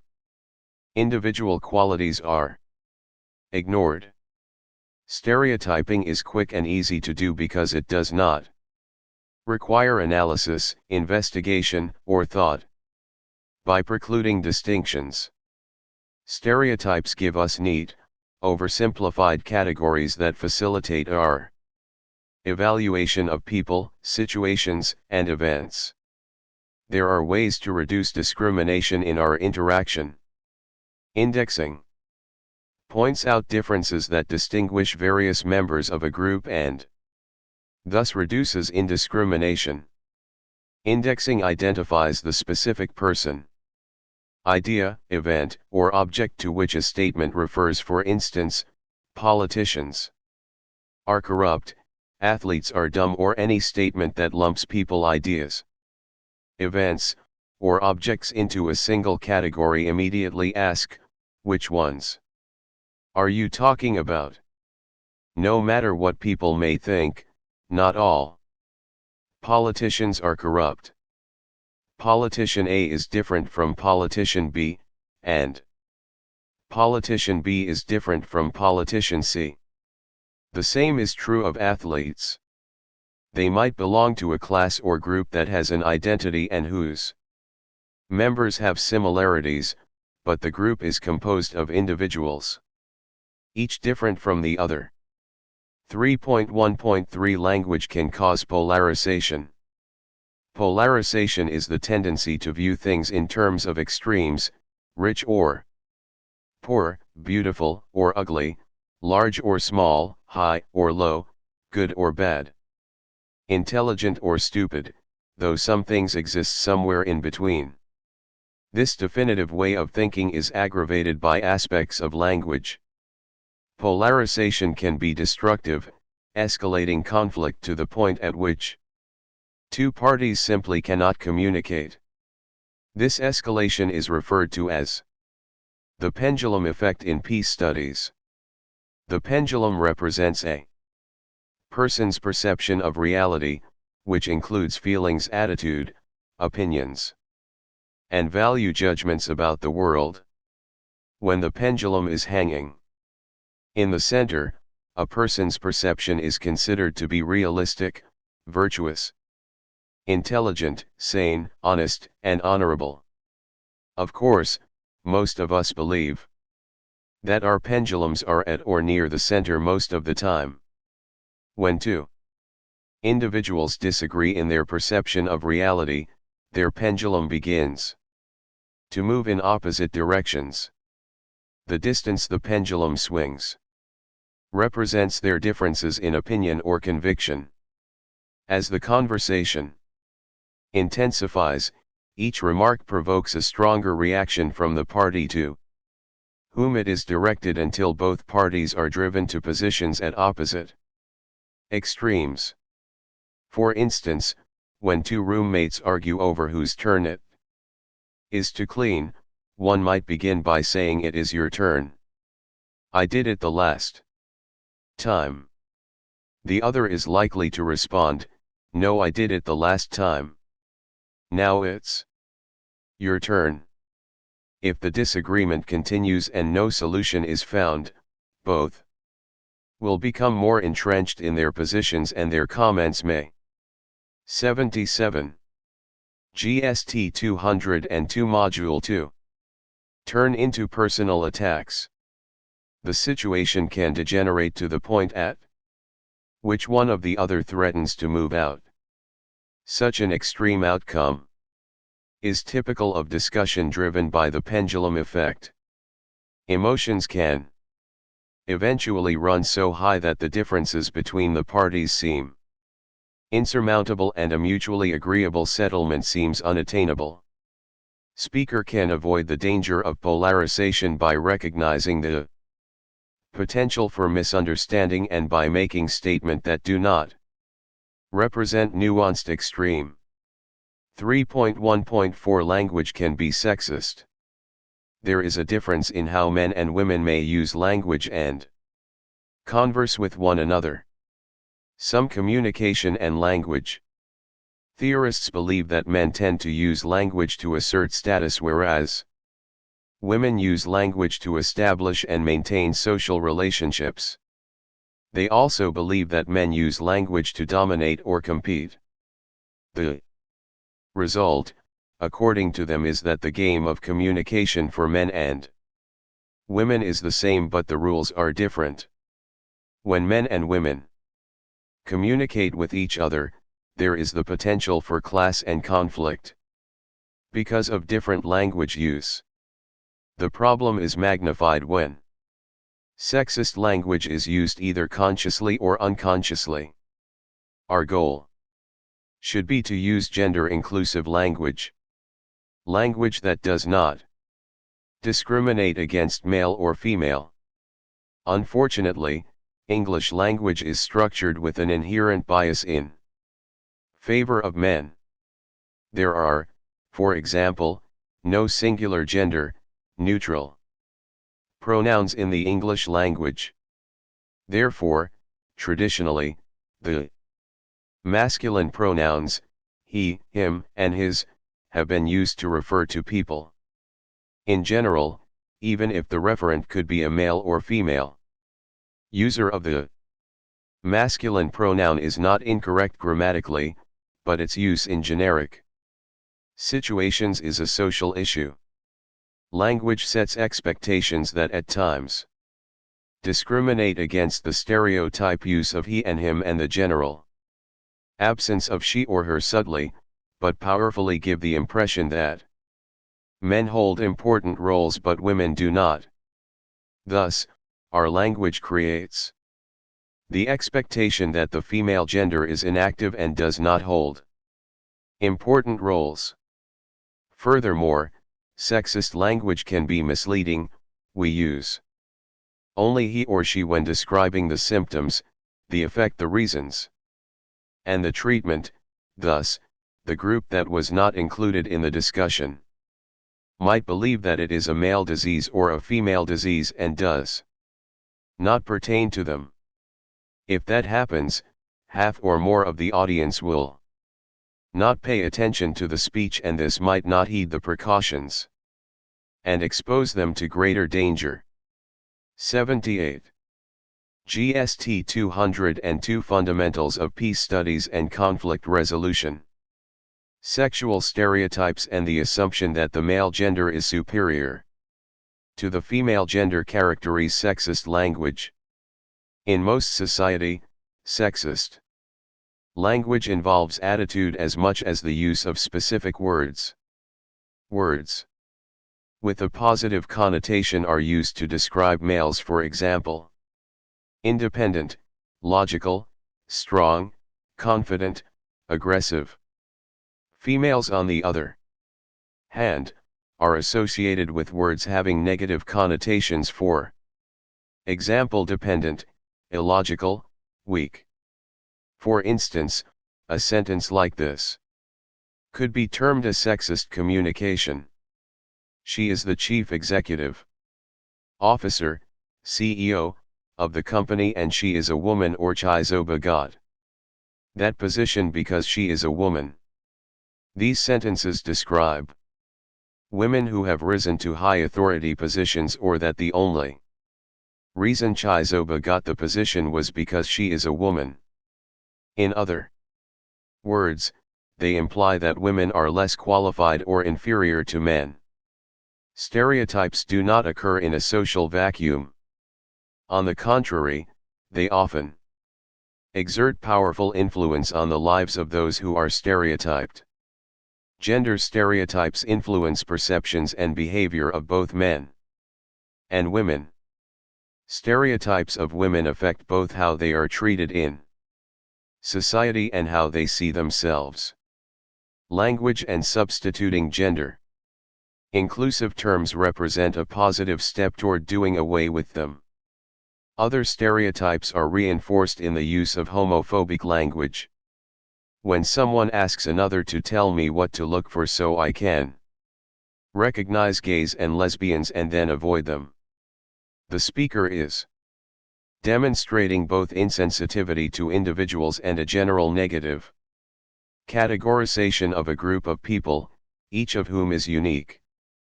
Metaphors used in our culture to describe men and women are often sexist. A metaphor is a figure of speech that associated two things or ideas, not commonly linked, as a means of description. These stereotypical animal metaphors illustrate the use of sexist language.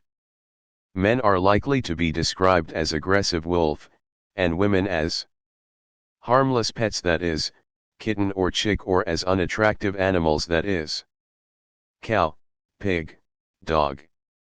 The effective communicator must avoid such negative metaphorical stereotyping.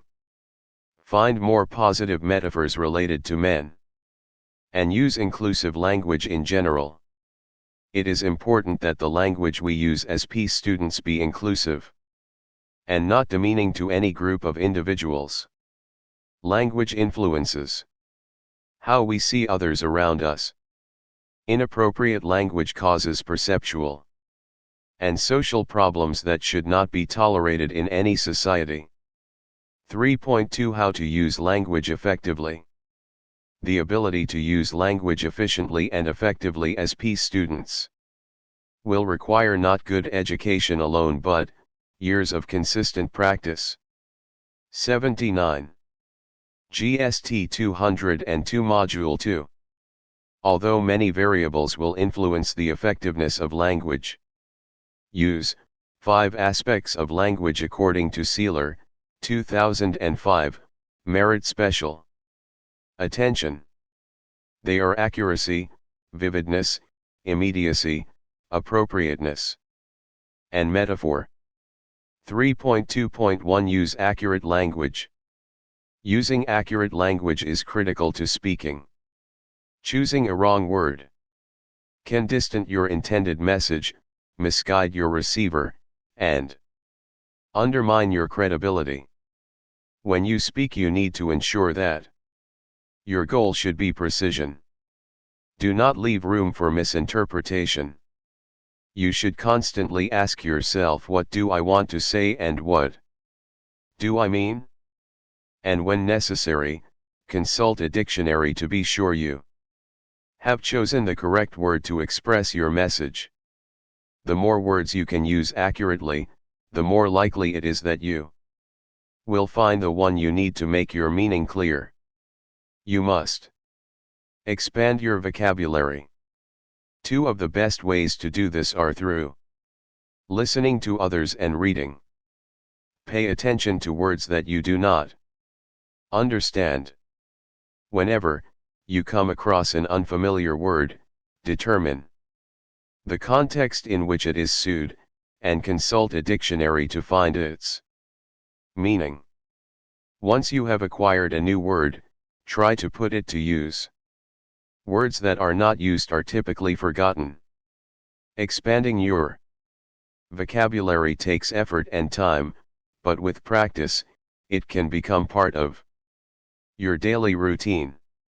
A word of warning: as you develop your vocabulary, avoid the temptation to use long or little known words when short or common words would serve the purpose. Also be sure you know the shades of meanings and connotations of new words. Before you use them, remember that words may have different meanings for different people. Sometimes a message is unclear because it is not structured effectively. Poor sentence and word usage can wreak havoc on a statement's clarity. 3.2.2 Use vivid language. To communicate effectively, make your message animated and interesting. Direct, fresh language given in the active voice can bring a sense of excitement, urgency, and forcefulness to what you say. Such vividness tells your audience that they had better listen because what you have to say is important. 80. GST 202 Fundamentals of Peace Studies and Conflict Resolution. 81. For example, suppose an NGO is trying to raise money for homeless vacancy people. It could take one of two approaches in seeking a donation from you: I. Present statistics to illustrate the number of people who are believed to be homeless, and 2. Present cases of actual individuals who are homeless, including children and their families. The first approach is rational, informative, abstract, and emotionally distant. The second approach is emotional, urgent, concrete, and forceful. The vividness of the second approach is likely at least to get your attention and perhaps influence you to contribute.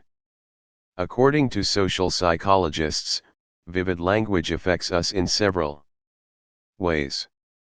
It is more persuasive than a flat, pallid presentation of information, because it is more memorable and has an emotional impact. Vivid messages are more likely to create readily retained and recalled mental images. People tend to listen more attentively to vivid messages than to mainspring or uninteresting messages. 3.2.3 Use of immediate language. Verbal immediacy identifies and projects the speaker's feelings and makes the message more relevant to the listener. Verbal immediacy draws listeners in and involves them in the subject at hand. The following statements illustrate different levels of verbal immediacy. The first sentence displays a high immediacy level and the last displays a low immediacy level. We certainly will enjoy the football game. You and I will enjoy the football game. I think you and I may enjoy football. People often enjoy football games. The first statement is directly related to the speaker, the listener, and the situation. It is assertive, and the speaker makes a connection with the listener by using the word we. In each successive statement, the speaker decreases the intensity of this association with the listener and the event. The language becomes less immediate, more distant in tone. Verbal immediacy also makes the speaker appear relaxed, confident, competent, and effective.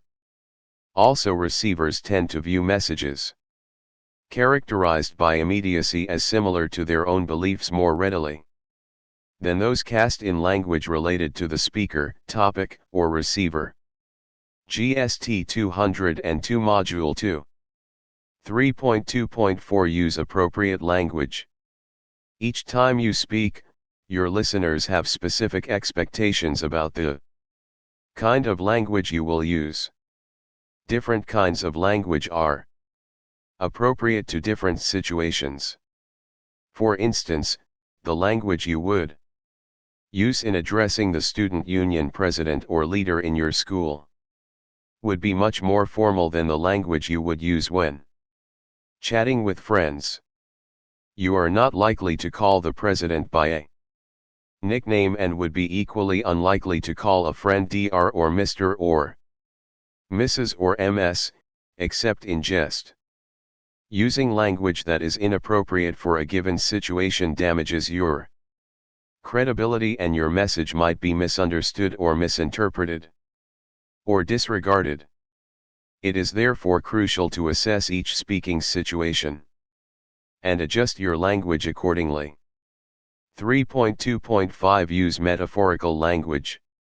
According to some language scholars, our way of looking at the world around us is fundamentally metaphorical. Metaphors help us to structure what we think, how we perceive things, and what we do. Metaphorical language pervades our everyday language and our thoughts.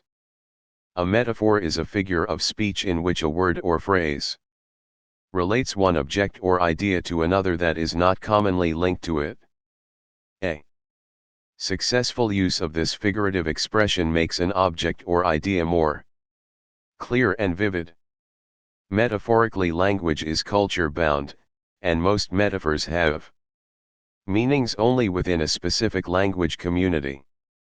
If your receivers cannot identify with a particular metaphor you use, it will be meaningless to them. 4.0 Conclusion. Learning to use language is important for effective communication in any situation.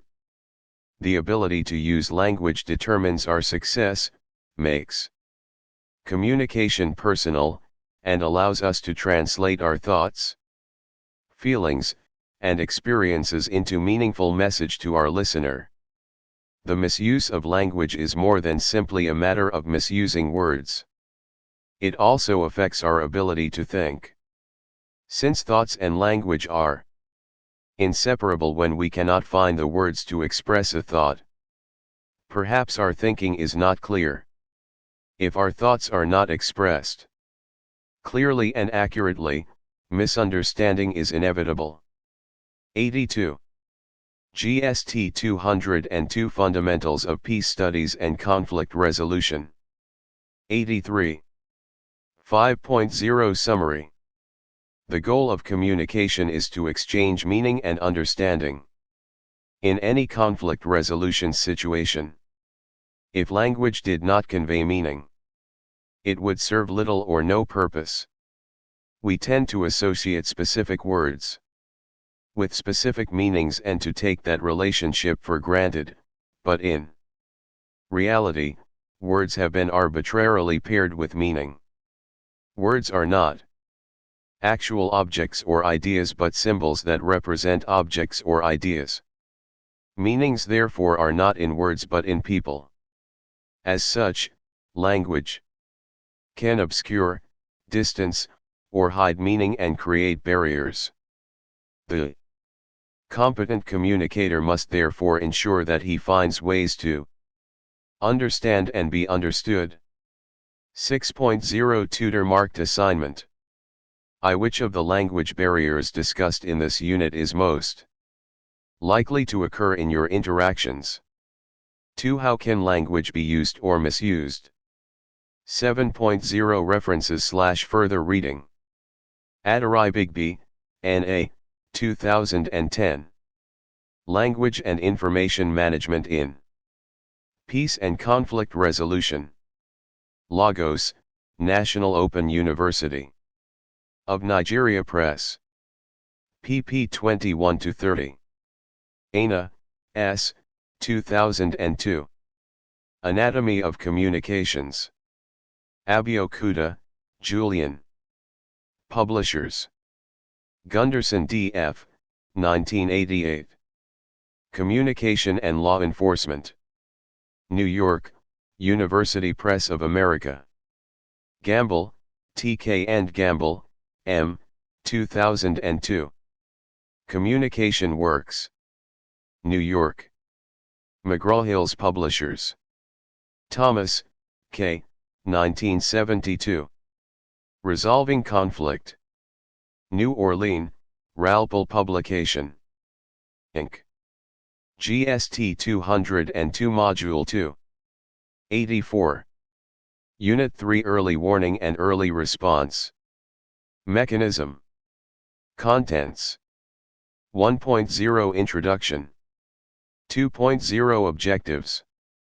3.0 Main Content. 3.1 The meaning of early warning, EU. 3.2 The meaning of early response, ER. 3.3 Types of early warning. 3.4 Early warning indicators. 3.5 Types of indicators. 4.0 Conclusion. 5.0 Summary. 6.0 Tutor marked assignment. 7.0 References/further reading. 1.0 Introduction. The concept early warning has multiple definitions which have created confusion around it, such that it means different things to different people in various disciplines. It is so because the concept is applicable in different fields of human endeavors such as peace and conflict studies, medicine, engineering, education, natural and man-made disasters, environmental management, as well as economics, religious, political, family and social institutions and organizations. It basically tries to get persons, citizens, vulnerable groups, or victims, states, national, regional, and international organizations prepared for emergencies, conflict, or crisis, and disasters, and so on. It anticipates and designs measures that will facilitate early identification of threats to lives, properties, and the environment so that preventive actions or steps could be taken on time. It is also very important not to look at warning and response as separate actions but as two sides of a coin. Early response should be seen as the goal, while early warning is a tool required to achieve the desired goal. Therefore, the value of early warning lies in the response capacity. 2.0 Objectives. At the end of this unit, you should be able to define early warning and early response.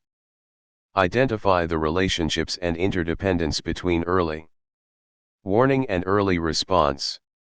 List types of early warning. GST 202 Fundamentals of Peace Studies and Conflict Resolution. 85. Explain early warning indicators. 3.0 Main content. 3.1 The meaning of early warning. The concept of early warning will be viewed from multidimensional perspectives as thus: a warning at an early stage of an event or a set of circumstances that will have negative consequence. Gounden, v. 1996, pp. 53-69. Early warning, EU, can also be defined as the collection, analysis and communication of the relevant evidence and conclusions to the policy makers to enable them make choices. Early warning is the systematic collection and analysis of information coming from areas of crisis for the purpose of a. Anticipating the escalation of violent conflict, b. The development of strategic responses to these crises, and c. The presentation of options to critical actors for purposes of decision-making and preventive action. It involves any initiative that focuses on systematic data collection, analysis, and/or formulation of recommendations, including risk assessment and information sharing. Early warning is a complex system of indicators to predict the probability that a crisis is likely to happen so that preventive action can be taken on time. In sum, its task is, 1. To collect and share information on possible or impending humanitarian disasters or conflicts in other states, and 2. To sound an alarm. Early warning is a complex set of indicators, which could be used to predict, with some degree of probability, the type, turning and extent of disaster or conflict. Early warning is also seen as a proactive process in which networks of various institutions undertake systematic information collection and analysis together in a collective effort to generate information to help prevent likely disaster or unfavorable events from occurring or to reduce their outcomes. In addition, early warning system helps to provide the knowledge to identify impending risks, determine their levels and potential impacts, both in terms of people and locations, and guide actions to avoid, reduce, or mitigate the effects of those risks when they occur. 3.1.2 Importance or benefits of early warning. It is a crisis and disaster protection mechanism. It promotes public-private partnership. GST 202 Module 2. 86.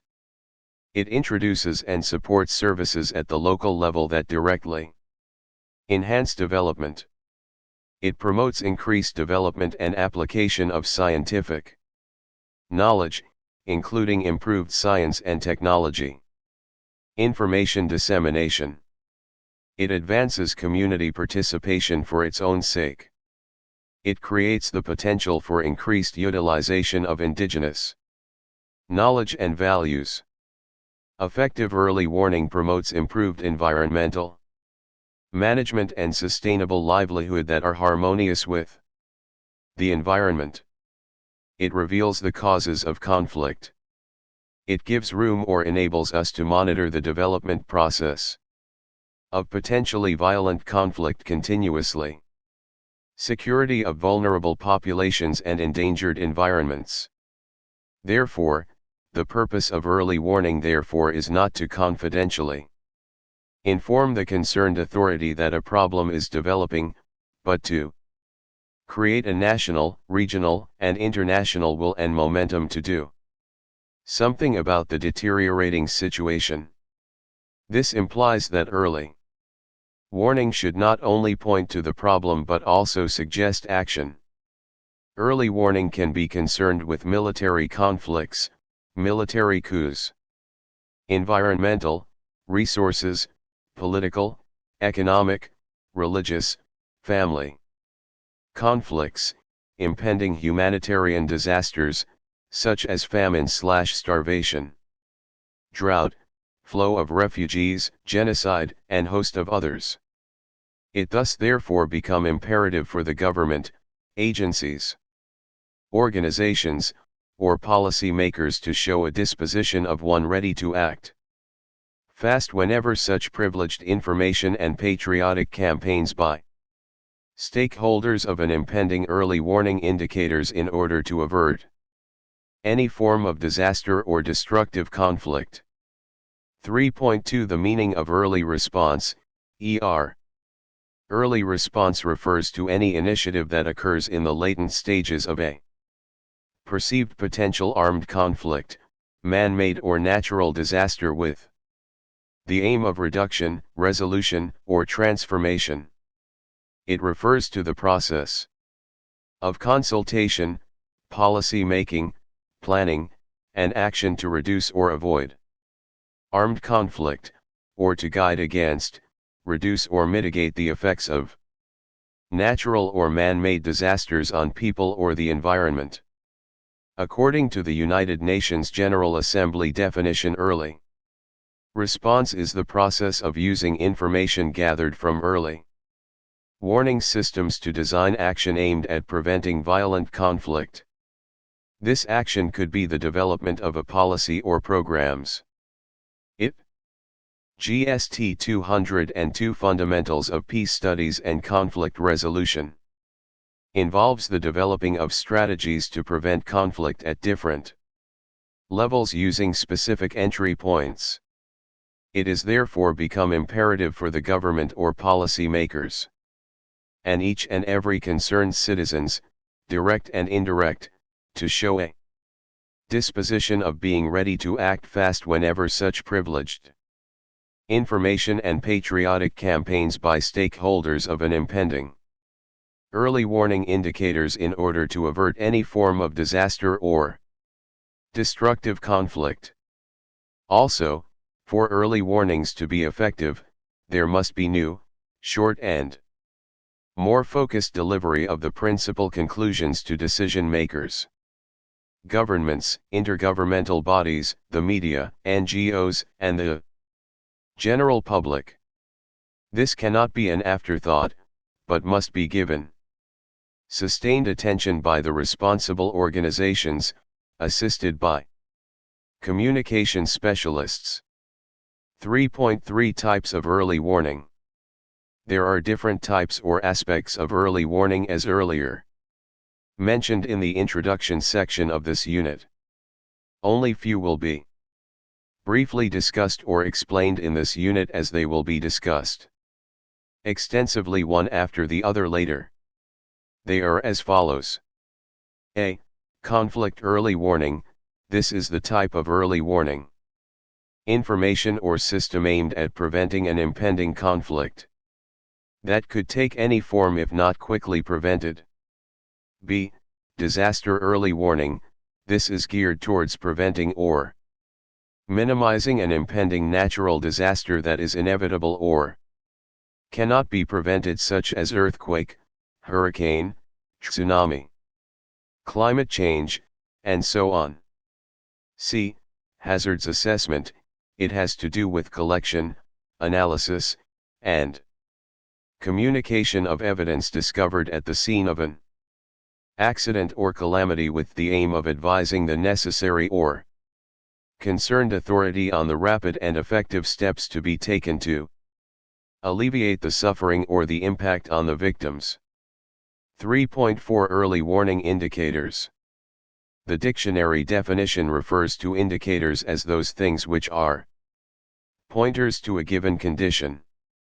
They may also be referred to as devices for exhibiting condition for the being time. The synonyms of indicator include, among others, display, index, gauge, synopsis, symbol, and so. 87. GST 202 Module 2. 88. On. Chambers Dictionary, 1983:640, and the Collins Dictionary and Thesaurus 1988:511.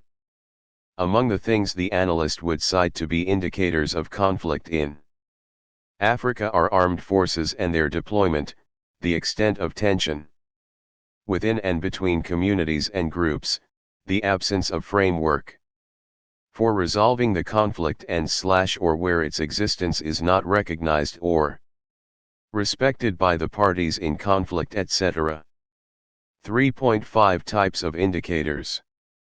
The following are the various forms of early warning indicators. 1. Economic indicators. It reveals the need to provide information on potential shortages, production problems, the bastardization of a nation's currency, fiscal and revenue policies, the private sector, and other economic indices, the consequences of which may affect a larger proportion of the population of a nation. 2. Environmental indicators. This is a sensitive issue because of the health hazards and pillage of arable land, in addition to ecological and marine problems such as gully erosions, environmental pollution, oil spillage, and excavation of solid mineral, and so on. All these have brought some untold health hazards to the indigenes, while those whose primary occupations are crops production, planting, animal rearing, and fish farming have been greatly affected. 3. Social indicators. This provides data on the alarming state of unemployment and underemployment in several African countries. A hungry man and an idle hand is a devil's workshop, so goes the maxim. Jobless youths in the society have posed a great threat to the country and peace in most societies. The jobless youth could be used to perpetrate some social vices by the disgruntled elements in the society. 4. Political indicator. A regular assessment of the domestic political arena in various African countries have revealed a lot of infringement on fundamental human rights of citizens by the ruling political class, ranging from political exclusion, unlawful arrest and detention of perceived political enemies, killing of political rivals, election rigging, and a host of others. 5. Security indicators. The capacity of gathering information on development within the armed forces, the proliferation of arms and ammunition into official and non-official sectors of the GST 202 Fundamentals of Peace Studies and Conflict Resolution. 89. Society. The politicization of the military and the militarization of the civilian popular, ethnic militias, the relationship between the military and the civil society. 6. Individual security/safety, an assessment of the role of crime, urban and rural violence, the causes of insurrection and the militarization of the rural areas, the incessant killing, maiming of innocent citizens by armed robbers, ritual killing, unnecessary killing of innocent citizens by policemen at road blocks/checkpoints in the course of trying to collect bribe.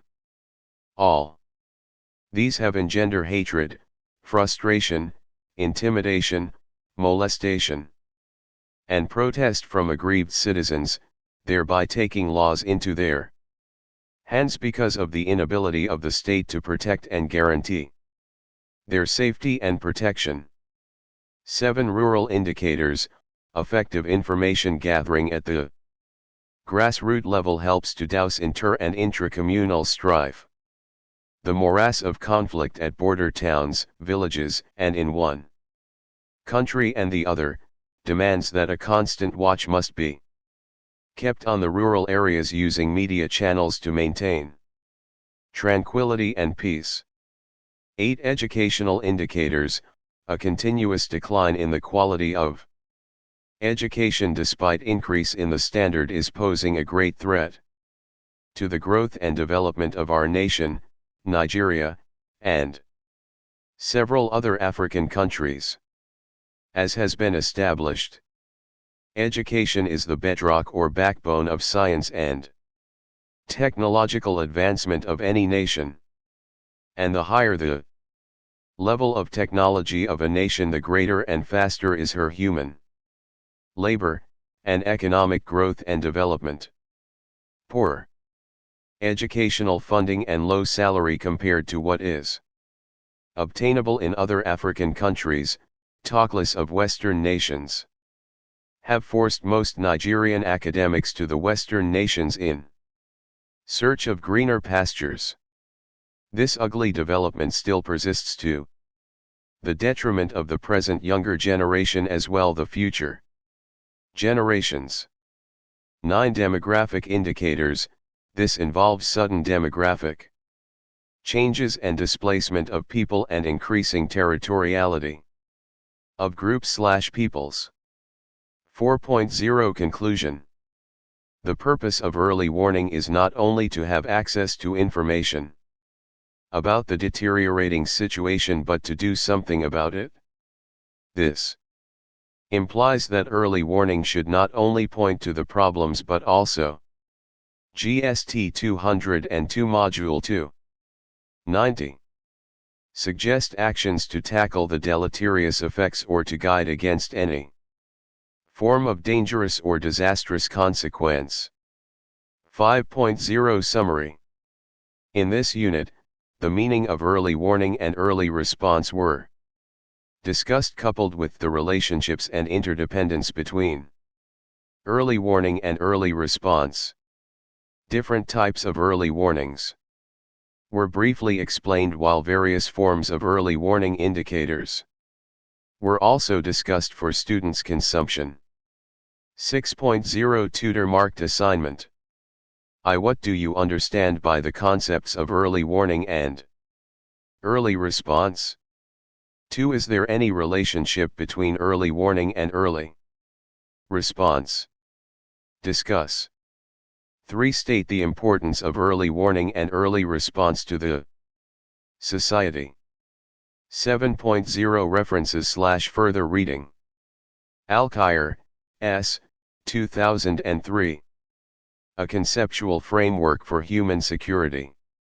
Oxford Centre for Research on Inequality, Human Security and Ethnicity, CRIS. Working Paper N0, 2.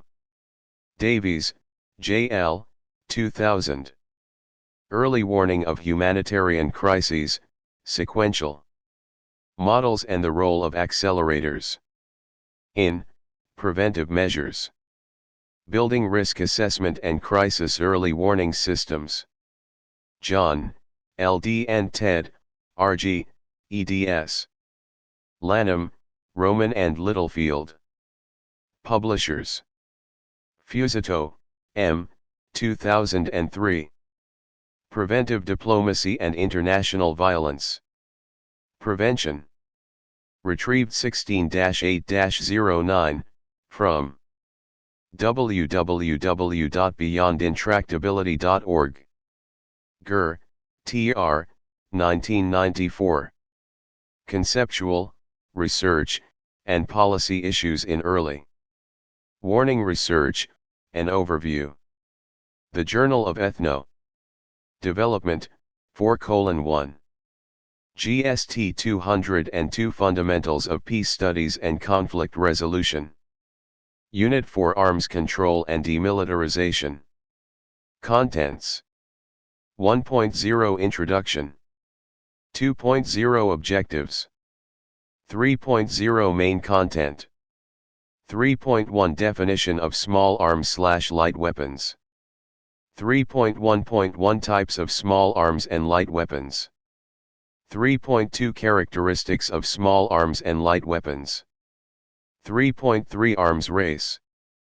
3.4 Arms proliferation. 3.4.1 Causes of arms proliferation.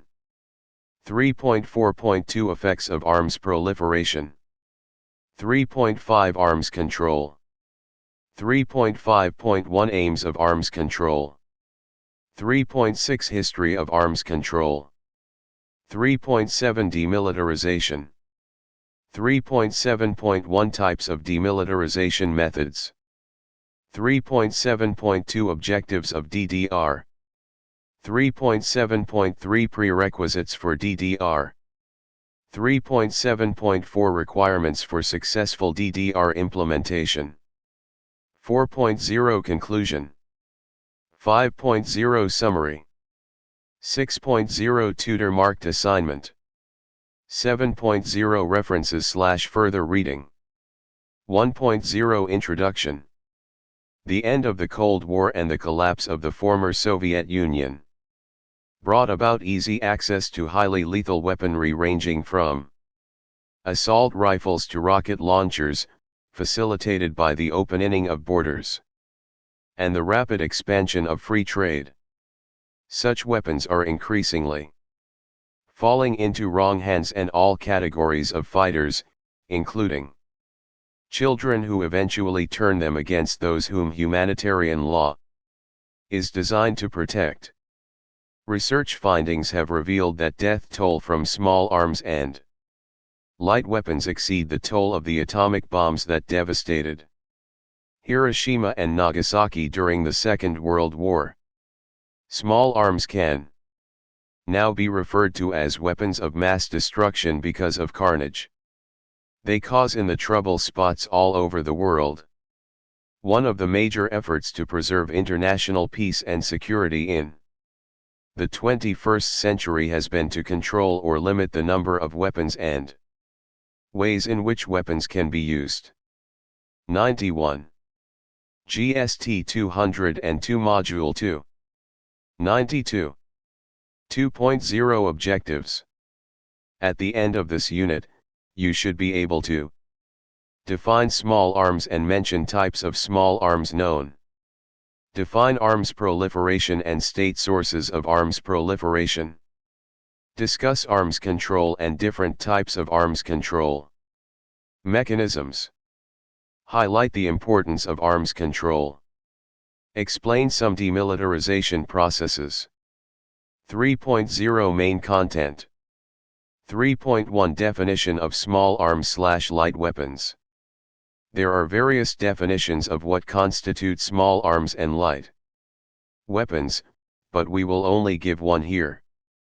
Small arms, these are weapons or instruments that can easily be operated by an individual meant to cause harm. Light weapons are weapons, with anticipated lethal effect, that are operated with the combined support of a crew of 2 or 3. 3.1.1 Types of small arms/light weapons. Small arms and light weapons conveniently fall into the categories below. A. Types of small arms. Revolvers and self-loading pistols. Rifles and carbines. Submachine gun. Assault rifles. Light machine guns. B. Categories of light weapons. Heavy machine guns. Handheld underbarrel and mounted grenade launchers. Portable anti-aircraft guns. Portable launchers of anti-tank missile and rocket systems. Portable anti-tank guns and recoilless rifles. GST 202 Fundamentals of Peace Studies and Conflict Resolution. 93. Portable launchers of anti-aircraft missile system. Mortars of calibers of less than 100 mm. C. Ammunition and explosives. Cartridges, rounds, for small arms. Shells and missiles for light weapons. Anti-personnel and anti-tank grenades. Landmines. Mobile containers with missile of shells for single action. And anti-tank systems. Explosives. 3.2 Characteristic of small arms and light weapons.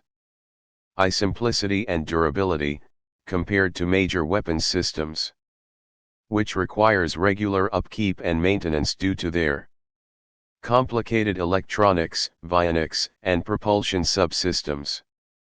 Small arms and light weapons have few movable parts, are extremely durable and require little upkeep or logistical support. 2. Portability and concealability, individuals or light vehicles can carry small arms and light weapons, they can easily be transported or smuggled into areas of conflict, and they can be concealed in shipments of legitimate cargo. 3. Military/police and civilian uses, small arms and light weapons often have legitimate uses for both military and police force. They may also be held legally or otherwise by individuals who are afraid of their own personal security. However, in the case of major conventional weapons, only the military force generally procures them.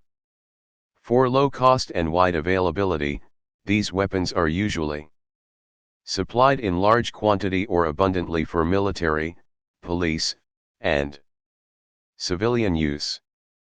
V. Lethality, the increase in sophistication of rapid-fire assault rifles, pistols, and machine guns, and their widespread circulation among sub-state groups and civilians promotes or encourages availability of firepower that matches or exceeds that of national police or even the military of a state or country. GST 202 Module 2. 94. 3.3 Arms race. An arms race is a situation in which two countries or group of countries are continually trying to get more and better weapons than each other. It is the continuing competitive attempt by two or more nations to have available to it more and more powerful weapons than others. It refers to competition between nations to have the most powerful armaments. It is a race between hostile nations to accumulate or develop weapons. Broadly, an ever-escalating race or competition. Examples: nuclear, chemical, biological weapons, and several other forms of weapons. 3.4 Arms proliferation. This refers to the easy availability or influx of illicit small arms and light weapons into wrong hands or unauthorized groups of people for use against the individuals or groups meant to be protected. It is a rapid increase or growth in number of deadly weapons. 3.4.1 Causes of arms proliferation. Undemocratic governance. Undemocratic electoral process. Weak economic base of most countries engulfed with crisis. Uneven distribution of basic infrastructure. Military coups. Ethnicity. Weak stockpile and management of national arms and munitions. Post-colonial or Cold War remnants. Movement of refugees/dominant of refugees camps by armed groups. Failed state. 3.4.2 Effects of arms proliferation. Arms proliferation sustains and exacerbates armed conflicts. It endangers peacekeepers and humanitarian workers. It undermines respect for international humanitarian law. It threatens legitimate but weak government. It benefits terrorists as well as the perpetrators of organized crime. It endangers the lives of defenseless individuals or citizens. It threatens unity and peaceful coexistence of plural states. GST 202 Fundamentals of Peace Studies and Conflict Resolution. 95. 3.5 Arms control. Arms control is an umbrella term for restrictions upon the development, production, stockpiling, proliferation, and usage of weapons, especially weapons of mass destruction. Arms control is typically exercised through the use of diplomacy, which seeks to impose such limitations upon consenting participants through international treaties and agreements, although it may also comprise efforts by a nation or group of nations to enforce limitations upon a non-consenting country. On a national or community level, arms control can amount to programs to control the access of private citizens to weapons. This is often referred to as gun politics, as firearms are the primary focus of such efforts in most places. 3.5.1 Aims of arms control. Arms control is meant to break the security dilemma. 2. It aims at mutual security between partners and overall stability, be it in a crisis situation, a grand strategy, or stability to put an end to an arms race. 3. Other than stability, arms control comes with cost reduction and damage limitation. 3.6 History of arms control. Arms control developed both in theory and in practice during the Cold War, a period between the late 1940s and 1991 when the two military superpowers, the United States and the Union of Soviet Socialist Republics, USSR, dealt with one another from a position of mutual mistrust. Arms control was devised consciously during the post-war period as an alternative to disarmament, which for many had fallen into discredit as a means of reducing the likelihood of war. Germany had been forced to disarm following World War I but became belligerent again during the 1930s, resulting in World War II. Although Germany's weapons had been largely eliminated, the underlying causes of conflict had not. Germany's experience thus illustrated that no simple cause and effect relationship existed between the possession of weapons and a tendency to create war. Following World War II, advocates of arms control as a new approach to limiting hostility between nations emphasized that military weapons and power would continue to remain a part of modern life. It was unrealistic and even dangerous, they felt, for a country to seek complete elimination of weapons, and it would not necessarily reduce the likelihood of war. Whereas disarmament had formerly been seen as an alternative to military strength, arms control was now viewed as an GST 202 Module 2 integral part of it. Arms control proponents sought to create a stable balance of power in which the forces that cause states to go to war could be controlled and regulated. The emphasis in arms control is thus upon overall stability rather than elimination of arms, and proponents recognize that an increase in weaponry is sometimes required to preserve a balance of power. The development of arms control owes a great deal to the existence of nuclear weapons as well. By the 1950s, when both the United States and the Soviet Union possessed nuclear weapons, the superpowers became convinced that they could not safely disarm themselves of those weapons. In the absence of guaranteed verification, the process whereby participants in a treaty monitor each other's adherence to the agreement, neither side could disarm without making itself vulnerable to cheating by the other side.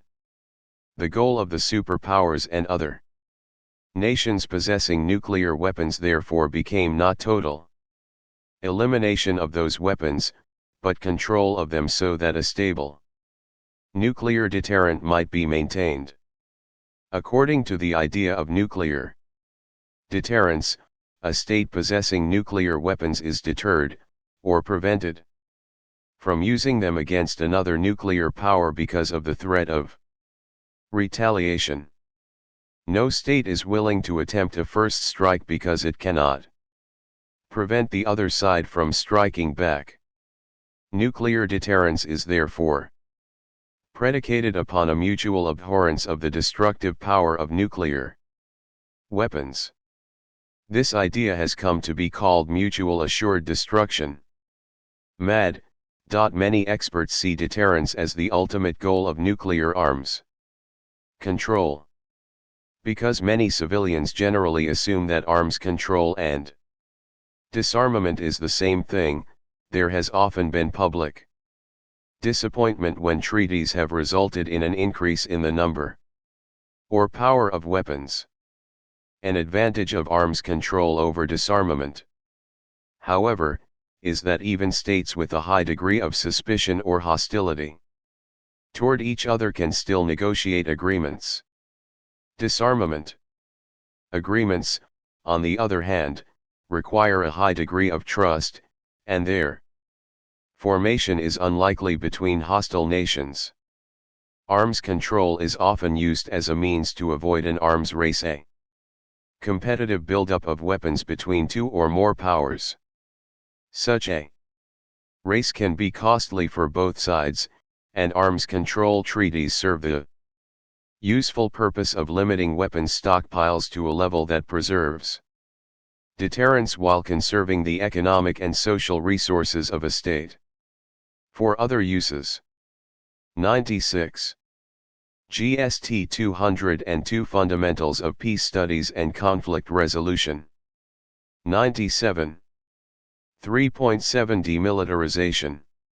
It is an applied strategy for executing successful peacekeeping, peacemaking and peace-building operations, in a conflict zone or in a state or country that is emerging from crisis or war and is generally the Strategy employed by all UN peacekeeping operations and state, continental, and regional organizations.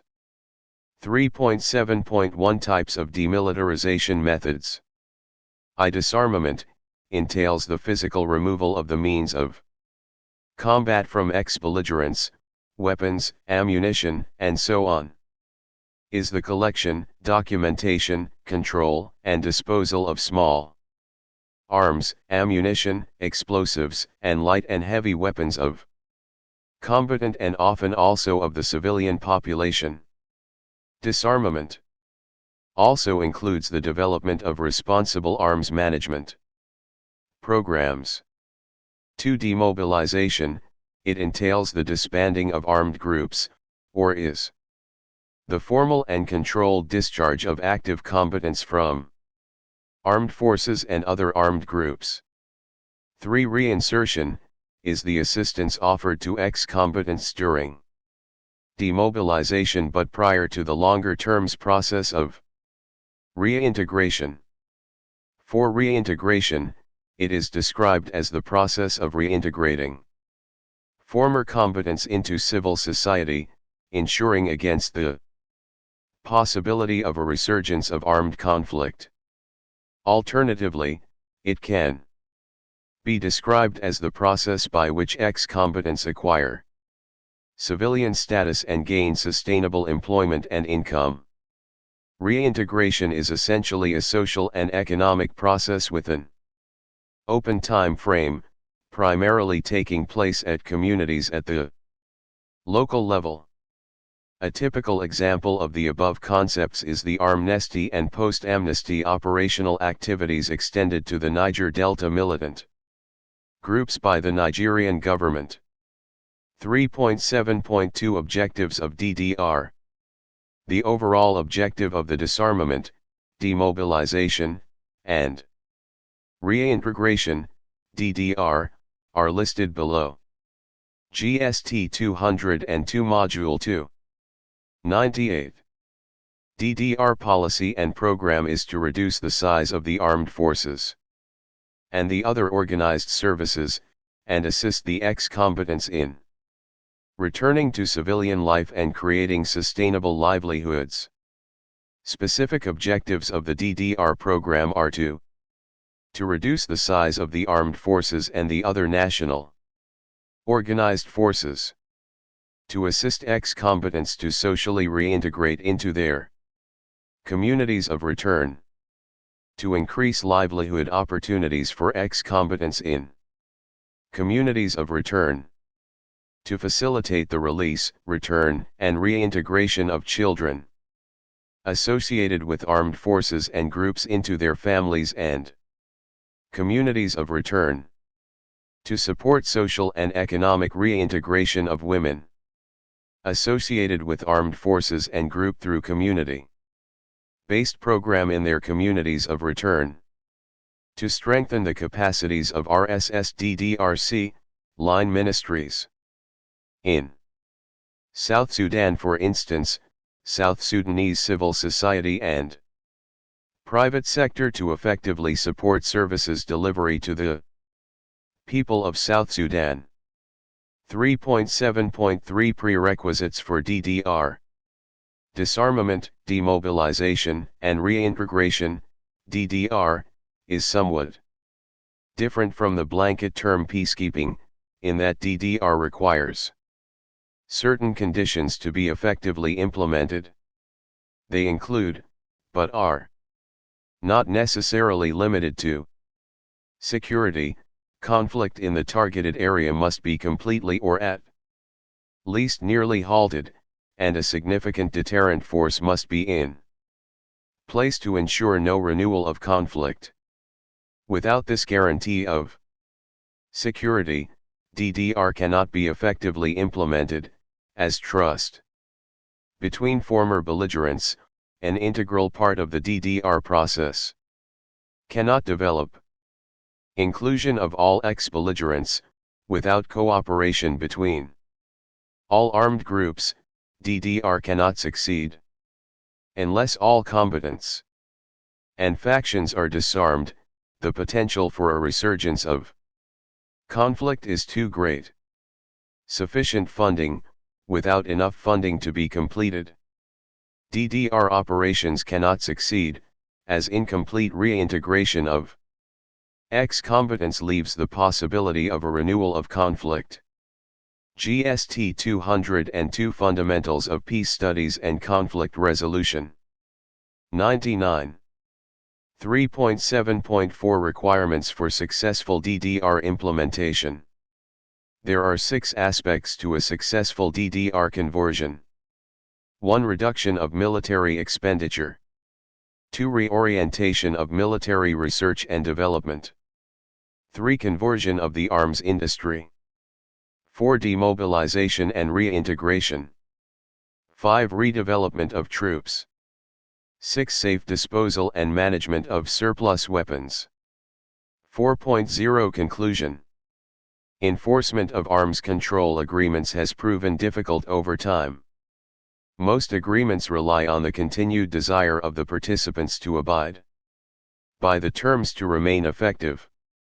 Usually, when a nation no longer desires to abide by the terms, they usually will seek to either covertly circumvent the terms or to simply end their participation in the treaty. More recent arms control treaties have included more stringent terms on enforcement of violations as well as verification. This last has been a major obstacle to effective enforcement, as violators often attempt to covertly circumvent the terms of the agreements. 5.0 Summary. In this unit, we define small arms and light weapons and as well enumerated different types of both concepts.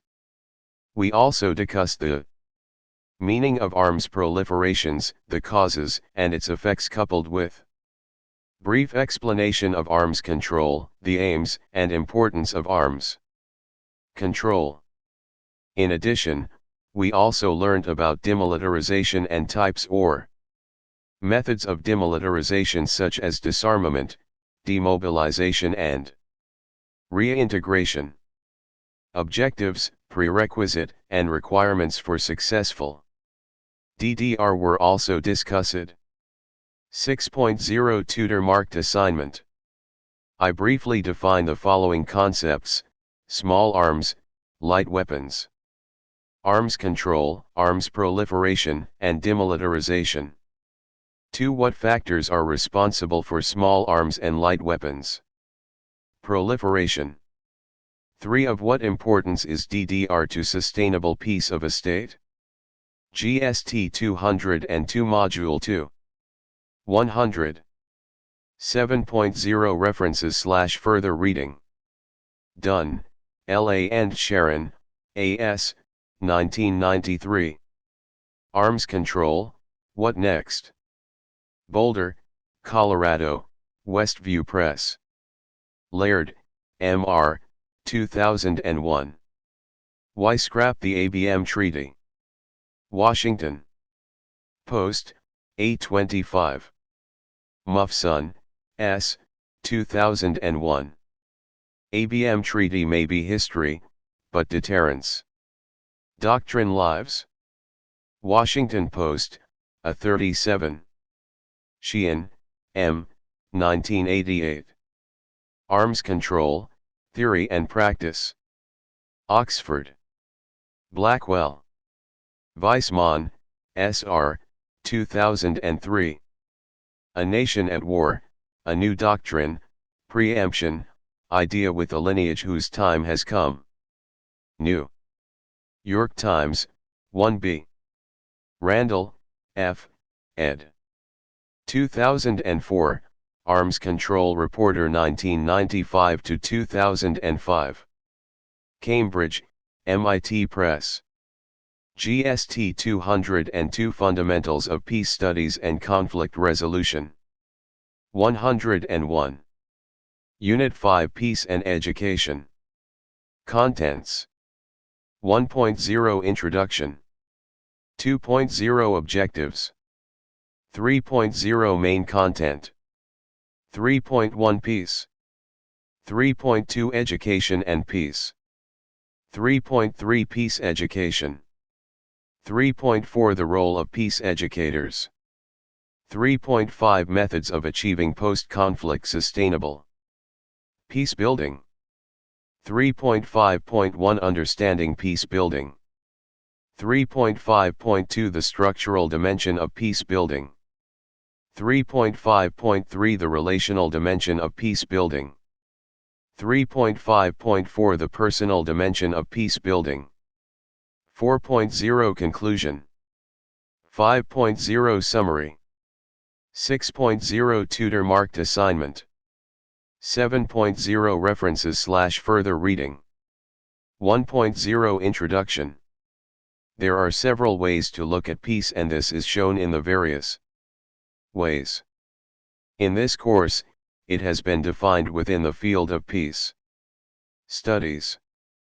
As we will find out shortly, each definition appears to fit particular worldviews or orientations of the scholars who provided these definitions. However, this is not to say that there are no similarities between the definitions. What would be more correct is to see them as complementing each other to the extent that they identify and highlight very salient issues that are germane to peace. Education serves the purpose of teaching, understanding, and respect for all peoples, their cultures, civilizations, values, and ways of life, including domestic ethnic cultures and cultures of other nations, and for increasing awareness of global interdependence between peoples and nations. 2.0 Objectives. At the end of this unit, you should be able to discuss the connection between education and peace. Define peace education. Identify the key issues in peace education. Articulate the role of peace educators. Explain methods of achieving lasting peace. GST 202 Module 2. 3.0 Main Content. 3.1 Peace. The word peace is derived from the Latin word pax, which literally means a pact, a contract, an agreement to end war or any dispute and conflict between two people, nations, or antagonistic groups of people. A situation or a period of time in which there is no war or violence in a country or an area is often described as peaceful. Peace can be a state of harmony or the absence of hostility. Peace can also be a nonviolent way of life. Peace often depicts cessation of violent conflict, a state of quiet or tranquility, or an absence of disturbance or agitation. Peace can also describe a relationship between any people characterized by respect, justice, and goodwill. Conception of peace as tranquility can also pertain to an individual's sense of himself or herself, as being at peace with one's own mind. This is why St. Augustine argued that peace and health go hand in hand. As he puts it, the peace of the body then consists in the duly proportioned arrangement of its parts. The peace of the irrational soul is the harmonious repose of the appetites, and that of the rational soul the harmony of knowledge and action. The peace of body and soul is the well-ordered and harmonious life and health of the living creature. Following from the above, peace can pertain to an individual relative to his or her environment, because the use of the word peaceful could be to describe calm, serenity, and silence.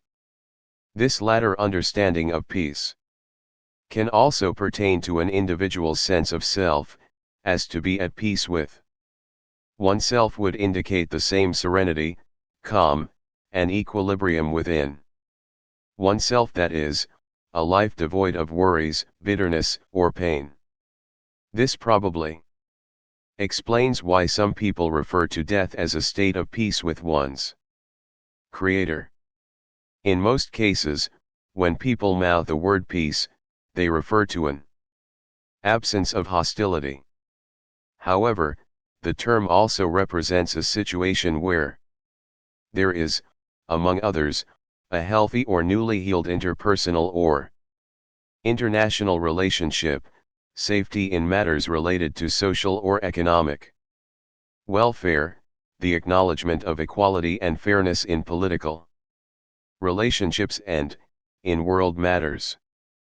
Thus, peacetime represents a state where any war or conflict is absent. Whenever we reflect on the nature of peace, it is usually in relation to considerations of the factors that bring about its absence or loss, including such critical issues like insecurity, social injustice, economic inequality, political and religious radicalism, and acute nationalism. 102. GST 202 Fundamentals of Peace Studies and Conflict Resolution. Words that signify peace, such as the Hebrew word shalom, the Arabic word salam, the Yoruba word alafia, and the Igbo word udo, all signify many things that human beings desire, such as safety, welfare, prosperity, security, fortune, friendliness.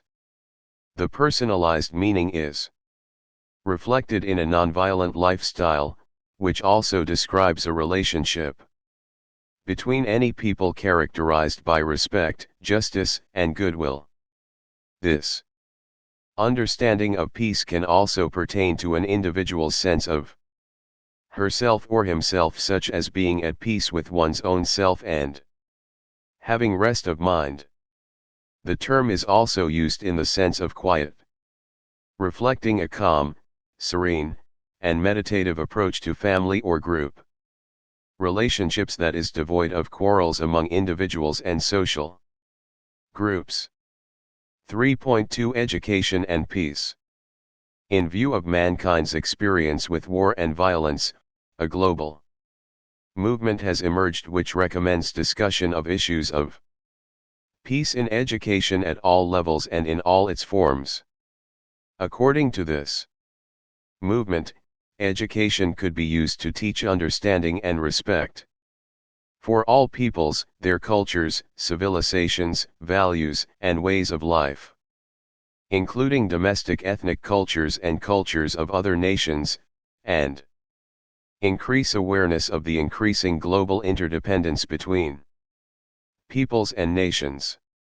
They also argue that education is capable of improving the abilities of people to communicate with others, lead to an awareness not only of rights but also of the duties incumbent upon individuals, social groups, and nations towards each other, foster an understanding of the necessity for international solidarity and cooperation, and that education could be used to measure the readiness on the part of individuals to participate in solving the problems of their communities, their country, and the world at large.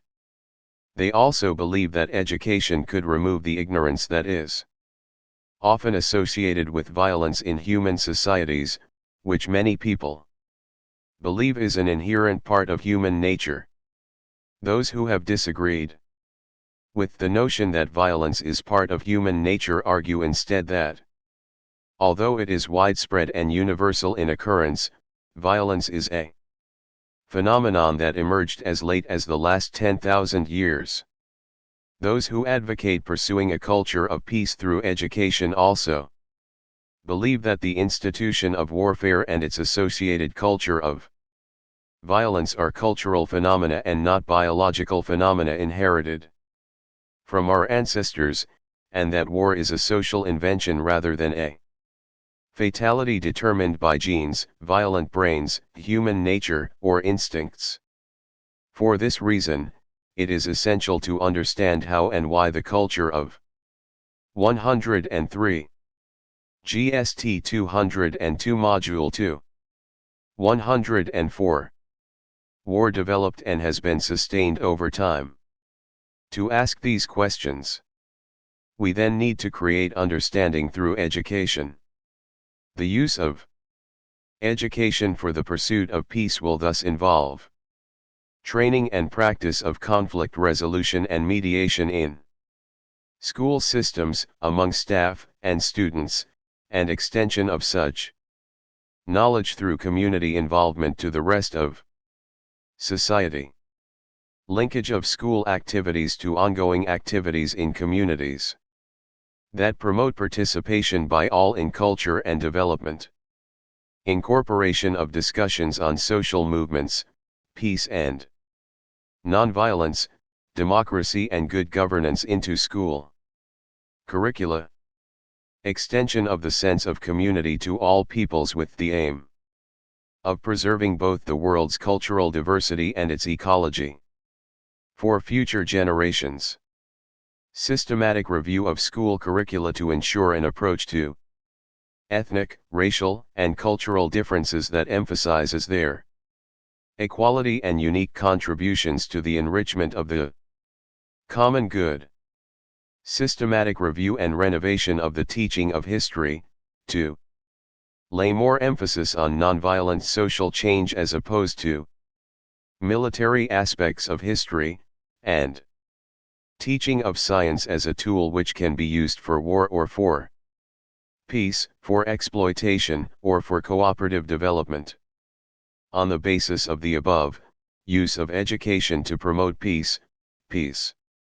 Education entails inculcating the need for positive response to diversity and conflicts with tolerance, imagination, flexibility into the minds of individuals, and fully exercising one's responsibilities to ensure that the rights of others and the freedom to exercise such rights are fully protected.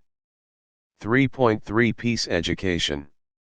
Peace education is a process of imparting specific skills, attitude and knowledge on people, thereby helping them to solve problems by building consensus, creating cultural awareness and showing empathy, which is expected to build positive attitude about justice and respect for democracy. He further emphasizes that through peace education, individuals would understand the dynamics of social conflicts, warfare, conflicts resolution and peace. Briefly put, the aim of peace education is to help you understand the nature and origins of violence and its effects on both victim and perpetrator, to create frameworks for achieving peaceful creative. GST 202 Fundamentals of Peace Studies and Conflict Resolution Societies, to sharpen awareness about the existence of unpeaceful relationships between people and within and between nations, to investigate the causes of conflicts and violence embedded within perceptions, values, and attitudes of individuals as well as within social and political structures of society, to encourage the search for alternative or possible nonviolent skills, and to equip children and adults with personal conflict resolution skills. According to the Peace Education Working Group of the United Nations Children's Fund, UNICEF, 2004, peace education is the process of promoting knowledge, skills, and values that will bring about behavioral changes that will enable children, youths, and adults to prevent conflict and overt and structural violence, to resolve conflict peacefully, and to create the conditions conducive for peace, whether at intrapersonal, interpersonal, intergroup, national, or international level. Peace education therefore covers such topics as anti-racism, conflict resolution, multiculturalism, cross-cultural training, and the cultivation of a generally peaceful outlook. Salmon, 2002:7. At the core of peace education is the consciousness and conscience of the human being. It seeks to develop persons with rational, ethical minds, whose vision of the world and its inhabitants is that of unity. The values that animate this unity can be expressed in different cultural connotations according to varying modes of life, but the unity does not imply that there is one conceptual vision of this unity. Diversity and differences are a natural expression of this consciousness, however. Peace remains the underlying value and the instrument by which this unity is achieved through interdependence. Peace education is about empowering people with the skills, attitudes, and knowledge to build, maintain, and restore relationships at all levels of human interaction, to develop positive approaches towards dealing with conflicts from the personal to the international, to create safe environments, both physically and emotionally, that nurture each individual, to create a safe world based on justice and human rights, and to build a sustainable environment and protect it from exploitation and war. Peace education is based on a philosophy that teaches nonviolence, love, compassion, trust, fairness, cooperation, and reverence for the human family and all life on planet Earth. 3.4 The role of peace educators. Peace education is often described as a series of teaching encounters that draw from people their desire for peace, nonviolent alternatives for managing conflict, and skills for critical analysis of structural arrangements that produce and legalize injustice and inequality. Page 105. GST 202 Module 2. 106. 2008, therefore suggested that peace education be thought of as involving a number of tasks such as encouraging a commitment to peace as a settled disposition and enhancing the confidence of the individual as an individual agent of peace, informing the student on the consequences of war and social injustice, informing the student on the value of peaceful and just social structures and working to uphold or develop such social structures, encouraging the student to leave the world and to imagine a peaceful future, and caring for the student and encouraging the student to care for others. Traditional distinctions in peace education are couched in terms of negative and positive peace. These distinctions can be seen in peace through strength, which uses peacekeeping strategies to deter violence, peacemaking, which helps disputants resolve their conflicts, and peacebuilding, which tries to motivate students to want to be peaceful. Negative peace education tries to put out fires, while positive peace education tries to stop fires, conflicts, from breaking out in the first place.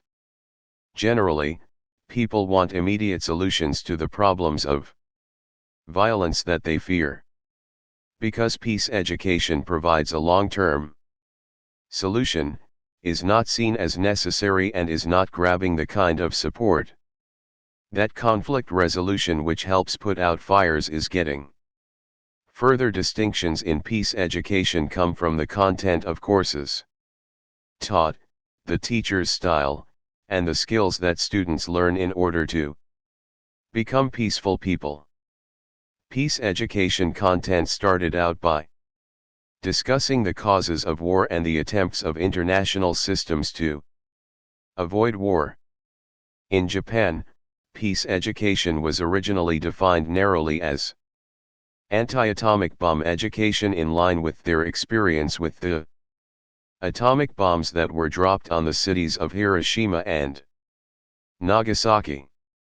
More recently, Third World perspectives on the variability of war and its causes has led to a broadening of the notion of peace education to include the study of the origins of Japanese militarism. Peace educators around the world are dealing with other issues, such as structural violence, cultural violence, personal violence, racism, and environmental degradation. Recent studies in the field that relate to the study of war places an emphasis upon developing a questioning attitude towards the violence of the status quo and a teaching style that relies upon a dialogue between teacher and pupil where both of them jointly seek alternatives to GST 202 Fundamentals of Peace Studies and Conflict Resolution. Violence. Peace educators produce critical thinkers who question the emphasis upon the various forms of militarism found all around the world. Peace educators seek to establish democratic classrooms that teach cooperation and promote positive self-esteem among their students. Teachers serve as peaceful role models to help to counteract images of violent behavior young people receive through popular culture, video, internet, games, music, and so on, and in their homes. Their teaching style will normally adjust to the developmental needs of their pupils, respecting the various identities and concerns about violence that students bring to the classroom. Educators contribute to making a peaceful person by building in their students a certain orientation towards peaceful values, beliefs, and behaviors. A peaceful person should display a certain groundedness. That implies not being in a constant state of anger and frustration. It is also the teacher's work to build the student's capacity in social skills and democratic participation. The skills that peace educators often focus on teaching include verbal and nonverbal communication, active listening, understanding and management of different perspectives, cooperation, joint problem solving, critical thinking, decision-making, conflict resolution, and social responsibility. 3.5 Methods of Achieving Post-Conflict Sustainable Peace Building. 3.5.1 Understanding Peace Building. It should be noted at the outset that there are two distinct ways to understand peace building. According to the United Nations, UN document An Agenda for Peace, peace building consists of a wide range of activities associated with capacity building, reconciliation, and societal transformation. Peace building is a long-term process that occurs after violent conflict has slowed down or come to a halt. Thus, it is the phases of the peace process that takes place after peacemaking and peacekeeping. Many non-governmental organizations, NGOs, on the other hand, understand peace building as an umbrella concept that encompasses not only long-term transformative efforts, but also peacemaking and peacekeeping. In this view, peace building includes early warning and response efforts, violence prevention, advocacy work, civilian and 107. GST 202 Module 2. Military peacekeeping, military intervention, humanitarian assistance, ceasefire agreements, and the establishment of peace zones. In its narrower sense, peace building is a process that facilitates the establishment of durable peace and tries to prevent the recurrence of violence by addressing root causes and effects of conflict through reconciliation, institution building, and political as well as economic transformation. This consists of a set of physical, social, and structural initiatives that are often an integral part of post-conflict reconstruction and rehabilitation. It is generally agreed that the central task of peace building is to create positive peace, a stable social equilibrium in which the surfacing of new disputes does not escalate into violence and war. Sustainable peace. is characterized by the absence of physical and structural violence, the elimination of discrimination, and self-sustainability. Moving towards this sort of environment goes beyond problem-solving or conflict management. Peace-building initiatives try to fix the core problems that underlie the conflict and change the patterns of interaction of the involved parties. They aim to move a given population from a condition of extreme vulnerability and dependency to one of self-sufficiency and well-being. To further understand the notion of peace-building, many contrast it with the more traditional strategies of peacemaking and peacekeeping.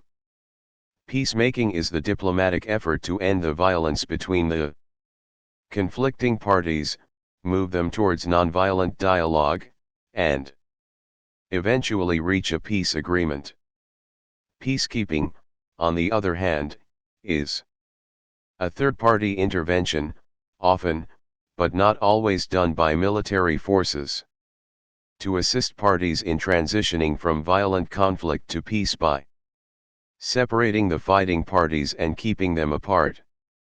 These peacekeeping operations not only provide security, but also facilitate other non-military initiatives. Some draw a distinction between post-conflict peace building and long-term peace building.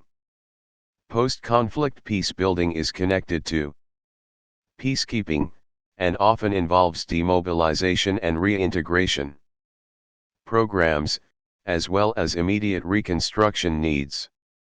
Meeting immediate needs and handling crises is no doubt crucial. But while peacemaking and peacekeeping processes are an important part of peace transitions, they are not enough in and of themselves to meet longer-term needs and build a lasting peace. Long-term peace-building techniques are designed to fill this gap, and to address the underlying substantive issues that brought about conflict. Various transformation techniques aim to move parties away from 108. GST 202 Fundamentals of Peace Studies and Conflict Resolution, confrontation and violence, and towards political and economic participation, peaceful relationships, and social harmony. This longer-term perspective is crucial to future violence prevention and the promotion of a more peaceful future. Thinking about the future involves articulating desirable structural, systemic, and relationship goals. These might include sustainable economic development, self-sufficiency, equitable social structures that meet human needs, and building positive relationships. Peace-building measures also aim to prevent conflict from reemerging through the creation of mechanisms that enhance cooperation and dialogue among different identity groups. These measures can help parties manage their conflict of interests through peaceful means. This might include building institutions that provide procedures and mechanisms for effectively handling and resolving conflict. For example, societies can build fair courts, capacities for labor negotiation, systems of civil society reconciliation, and a stable electoral process. Such designing of new dispute resolution systems is an important part of creating a lasting peace. In short, parties must replace the spiral of violence and destruction with a spiral of peace and development, and create an environment conducive to self-sustaining and durable peace. The creation of such an environment has three central dimensions: addressing the underlying causes of conflict, repairing damaged relationships, and dealing with psychological trauma at the individual level. Each of these dimensions relies on different strategies and techniques. 3.5.2 The structural dimension of peace building. The structural dimension of peace building focuses on the social conditions that foster violent conflict. Many note that stable peace must be built on social, economic, and political foundations that serve the needs of the populace. In many cases, crises arise out of systemic roots. These root causes are typically complex, but include skewed land distribution, environmental degradation, and unequal political representation. If these social problems are not addressed, there can be no lasting peace. Thus, in order to establish durable peace, parties must analyze the structural causes of the conflict and initiate social structural change. The promotion of substantive and procedural justice through structural means typically involves institution building and the strengthening of civil society. 109. GST 202 Module 2. Avenues of political and economic transformation include social structural change to remedy political or economic injustice. Reconstruction programs designed to help communities ravaged by conflict revitalize their economies, and the institution of effective and legitimate restorative justice systems. Peace-building initiatives aim to promote nonviolent mechanisms that eliminate violence, foster structures that meet basic human needs, and maximize public participation. To provide fundamental services to its citizens, a state needs strong executive, legislative, and judicial institutions. Many point to democratization as a key way to create these sorts of peace-enhancing structures. Democratization seeks to establish legitimate and stable political institutions and civil liberties that allow for meaningful competition for political power and broad participation in the selection of leaders and policies. It is important for governments to adhere to principles of transparency and predictability, and for laws to be adopted through an open and public process. For the purpose of post-conflict peace building, the democratization process should be part of a comprehensive project to rebuild society's institutions. Political structural changes focus on political development, state building, and the establishment of effective government institutions. This often involves election reform, judicial reform, power sharing initiatives, and constitutional reform. It also includes building political parties, creating institutions that provide procedures and mechanisms for effectively handling and resolving conflict, and establishing mechanisms to monitor and protect human rights. Such institution building and infrastructure development typically requires the dismantling, strengthening, or reformation of old institutions in order to make them more effective. It is crucial to establish and maintain rule of law, and to implement rules and procedures that constrain the powers of all parties and hold them accountable for their actions. This can help to ease tension, create stability, and lessen the likelihood of further conflict. For example, an independent judiciary can serve as a forum for the peaceful resolution of disputes and post-war grievances. In addition, societies need a system of criminal justice that deters and punishes banditry and acts of violence. Fair police mechanisms must be established, and government officials and members of the police force must be trained to observe basic rights in the execution of their duties.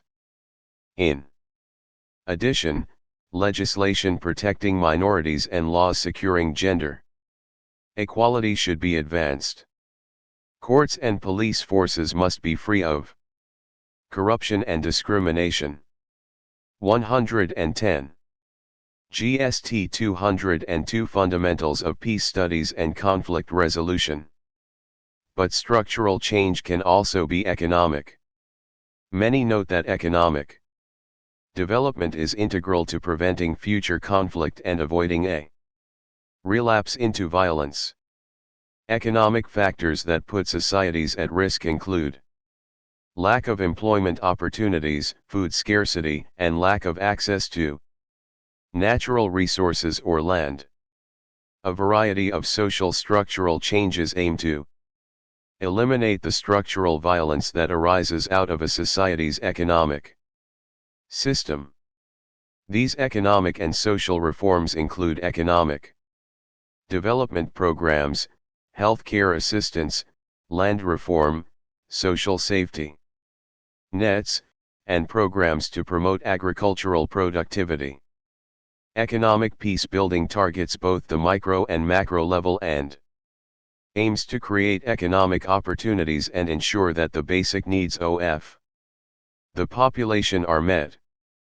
On the microeconomic level, societies should establish microcredit institutions to increase economic activity and investment at the local level, promote intercommunal trade and an equitable distribution of land, and expand school enrollment and job training. On the macroeconomic level, the post-conflict government should be assisted in the efforts to secure the economic foundations and infrastructure necessary for a transition to peace. 3.5.3 The relational dimension of peace building. A second integral part of building peace is reducing the effects of war-related hostility through the repair and transformation of damaged relationships. The relational dimension of peace building focuses on reconciliation, forgiveness, trust building, and future imagining. It seeks to minimize poorly functioning communication and maximize mutual understanding. Many believe that reconciliation is one of most effective and durable ways to transform relationships and prevent destructive conflicts. The essence of reconciliation is the voluntary initiative of the conflicting parties to acknowledge their responsibility and guilt. Parties reflect upon their own role and behavior in the conflict, and acknowledge and accept responsibility for the part they have played. As parties share their experiences, they learn new perspectives and change their perception of their enemies. There is recognition of the difficulties faced by the opposing side and of their legitimate grievances, and a sense of empathy begins to develop. Each side expresses sincere regret and remorse, and is prepared to apologize for what has transpired. The parties make a commitment to let go of anger, and to refrain from repeating the injury. Finally, there is a sincere effort to redress past grievances and compensate for the damage. 111. GST 202 Module 2. Done. This process often relies on interactive negotiation and allows the parties to enter into a new mutually enriching relationship. One of the essential requirements for the transformation of conflicts is effective communication and negotiation at both the elite and grassroots levels. Through both high and community level dialogues, parties can increase their awareness of their own role in the conflict and develop a more accurate perception of both their own and the other group's identity. As each group shares its unique history, traditions, and culture, the parties may come to understand each other better. International exchange programs and problem-solving workshops are two techniques that can help to change perceptions, build trust, open communication, and increase empathy.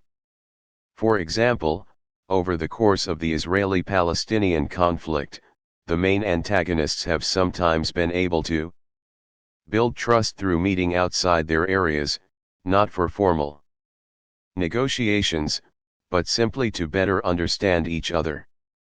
If these sorts of bridge-building communication systems are in place, relations between the parties can improve and any peace agreements they reach will more likely be self-sustaining.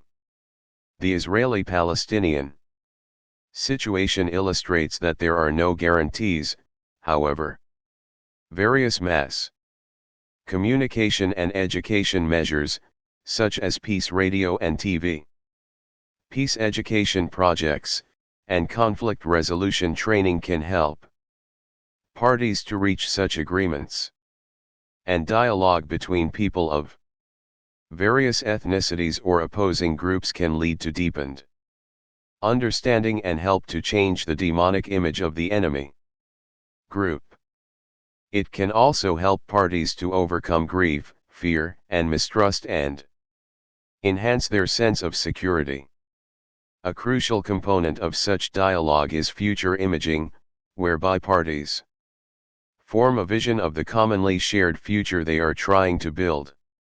Conflicting parties often have more in common in terms of their visions of the future than they do in terms of their shared and violent past. The thought is that if they know where they are trying to go, it will be easier to get there. Another way for the parties to build a future together is to pursue joint projects that are unrelated to the conflict's core issues and center on shared interests. This can benefit the parties' relationship. Leaders who project a clear and hopeful vision of the future and the ways and means to get there can play a crucial role here. However, in addition to looking towards the future, parties must deal with their painful past. Reconciliation not only envisions a common, connected future, but also recognizes the need to redress past wrongdoing. If the parties are to renew their relationship and build an 112 GST 202 Fundamentals of Peace Studies and Conflict Resolution interdependent future, what has happened must be exposed and then be forgiven. Indeed, a crucial part of peace building is addressing past wrongdoing, while at the same time promoting healing and rule of law. Part of repairing damaged relationships is responding to past human rights violations and genocide through the establishment of truth commissions, fact-finding missions, and war crimes tribunals. These processes attempt to deal with the complex legal and emotional issues associated with human rights abuses and ensure that justice is served. It is commonly thought that past injustice must be recognized, and the perpetrators punished if parties wish to achieve reconciliation. However, many note that the retributive justice advanced by Western legal systems often ignores the needs of victims and exacerbates wounds. Many note that to advance healing between the conflicting parties, justice must be more reparative in focus. Central to restorative justice is its future orientation and its emphasis on the relationship between victims and offenders. It seeks to engage both victims and offenders in dialogue and make things right by identifying their needs and obligations. Having community-based restorative justice processes in place can help to build a sustainable peace. 3.5.4 The personal dimension of peace building. The personal dimension of peace building centers on desired changes at the individual level. If individuals are not able to undergo a process of healing, there will be broader social, political, and economic repercussions. The destructive effects of social conflict must be minimized, and its potential for personal growth must be maximized. Reconstruction and peace-building efforts must prioritize treating mental health problems and integrate these efforts into peace plans and rehabilitation efforts. In traumatic situations, a person is rendered powerless and faces the threat of death and injury. Traumatic events might include a serious threat or harm to one's family or friends, sudden destruction of one's home or community, and a threat to one's own physical being. Such events overwhelm an individual's coping resources, making it difficult for the individual to function effectively in society. Typical emotional effects include depression and post-traumatic stress disorder. After prolonged and extensive trauma, a person is often left with intense feelings that negatively influence his/her psychological well-being. After an experience of violence, an individual is likely to feel vulnerable, helpless, and out of control in a world that is unpredictable. 113. GST 202 Module 2. Building peace requires attention to these psychological and emotional layers of the conflict. The social fabric that has been destroyed by war must be repaired, and trauma must be dealt with on the national, community, and individual levels. At the national level, parties can accomplish widespread personal healing through truth and reconciliation. Commission that seek to uncover the truth and deal with perpetrators. At the community level, parties can pay tribute to the suffering of the past through various rituals or ceremonies, or build memorials to commemorate the pain and suffering that has been endured. Strong family units that can rebuild community structures and moral environments are also crucial. At the individual level, one-on-one counseling has obvious limitations. When large numbers of people have been traumatized and there are insufficient resources to address their needs, peace-building initiatives must therefore provide support for mental health infrastructure and ensure that mental health professionals receive adequate training. Mental health programs should be adapted to suit the local context, and draw from traditional and communal practice and customs wherever possible. Participating in counseling and dialogue can help individuals to develop coping mechanism and to rebuild their trust in others. If it is taken that psychology drives individuals' attitudes and behaviors, then new emphasis must be placed on understanding the social psychology of conflict and its consequences. If ignored, certain victims of past violence are at risk of becoming perpetrators of future violence. Victim empowerment and support can help to break this cycle. 4.0 Conclusion. Peace can be built outside of classrooms and formal education settings. Whenever we reflect on the nature of peace, it is usually in relation to considerations of the factors that bring about its absence or loss, including such critical issues like insecurity, social injustice, economic inequality, political and religious radicalism, and acute nationalism. Education can assist mankind to overcome the attitudes and practices in our culture that threaten peace and also explains how lasting peace could be accomplished in our society. 5.0 Summary. In this unit, we have examined the history of education in terms of how it developed over the ages, the various ways in which humans educate their members in culture and survival skills, the meaning of peace and its connection to education, and how formal, non-formal, and informal education could effectively serve the purpose of peace in human. 114. GST 202 Fundamentals of Peace Studies and Conflict Resolution. 115. Societies. We also discussed methods of achieving post-conflict sustainable peace building. 6.0 Tutor marked assignment. Why is education important to the development of human culture? To identify the various stages in the emergence of education.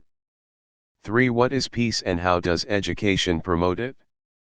4. What activities become necessary if we are serious about using education to promote peace? 7.0 References/further reading. Aronson, E. 1995. The Social Animal. 7th ed. New York, Freeman. Assefa, H. 1996. Peace and Reconciliation as a Paradigm, A. Philosophy of Peace and its Implications for Conflict. Governance and Economic Growth in Africa. In, Assefa and Boutros G. 1992. An Agenda for Peace, Preventive Diplomacy, Peacemaking, and Peacekeeping. Report of the Secretary-General pursuant to the statement adopted by the Publishing Summit meeting of the Security Council on 31 January 1992. Brudrick, J. 2006. Ubuntu African Life Coping Skills, Theory and Practice. Conference paper delivered at the Recreation Linkages between Theory and Praxis in Educational Leadership Conference, South Africa, organized by the Commonwealth Council for Educational Administration and Management. CEAM. Burton, J.W., 1990. Conflict, Human Needs Theory. New York, St. Martin's Press. Christie, D.J., Wagner, R.V., and Winter, D.A., eds. 2001, Peace, Conflict, and Violence, Peace Psychology for the 21st Century. Englewood Cliffs, New Jersey, Prentice Hall. Kozer, L.A., 1956. The Functions of Social Conflict. London, Free Press, New York, and Collier Macmillan. Deutsch, M. 1973. The Resolution of Conflict, Constructive and Destructive Processes. New Haven, Connecticut, Yale University Press. GST 202 Module 2. Egan, E. 1999. Peace Be With You, Justified Warfare or the Way of Nonviolence. Maryknoll, New York, Orbis. Felitti, A.S., 2010. Education for Peace 2, Lagos, National Open University of Nigeria Press. pp. 30-31.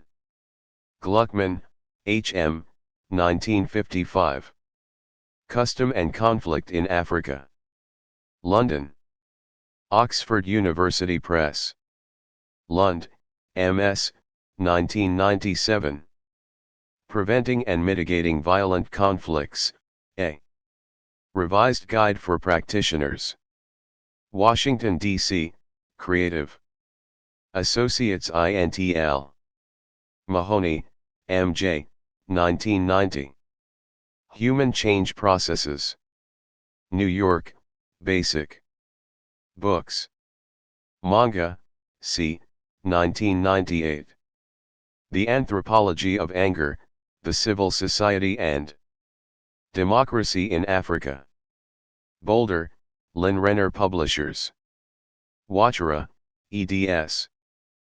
Peacemaking and Democratization in Africa. Theoretical Perspectives and Church Initiatives. Nairobi, East African Educational Publishers. 116. GST 202 Module 3. 117. Module 3 Trends in Global Issues. Unit 1 International, continental, and regional organizations in the pursuance of world peace. Unit 2 Peaceful methods of conflict resolution I. Unit 3 Peaceful methods of conflict resolution 2. Unit 4 Coercive means of conflict resolution. Unit 5 Gender issues and humanitarian intervention. Unit 1 International, continental, and regional organizations in the pursuance of world peace. Contents: 1.0 Introduction, 2.0 Objectives, 3.0 Main content, 3.1 International Organization, 3.1.1 General Assembly, 3.1.2 The Security Council, 3.1.3 The Secretariat, 3.1.4 The European Union, EU, 3.1.5 African Union, formerly Organization of African Unity, 3.1.6 Economic Community of West Africa, ECOWAS, 3.1.7 Commonwealth of Nations, 4.0 Conclusion, 5.0 Summary, 6.0 Tutor marked assignment, 7.0 References/further reading, 1.0 Introduction.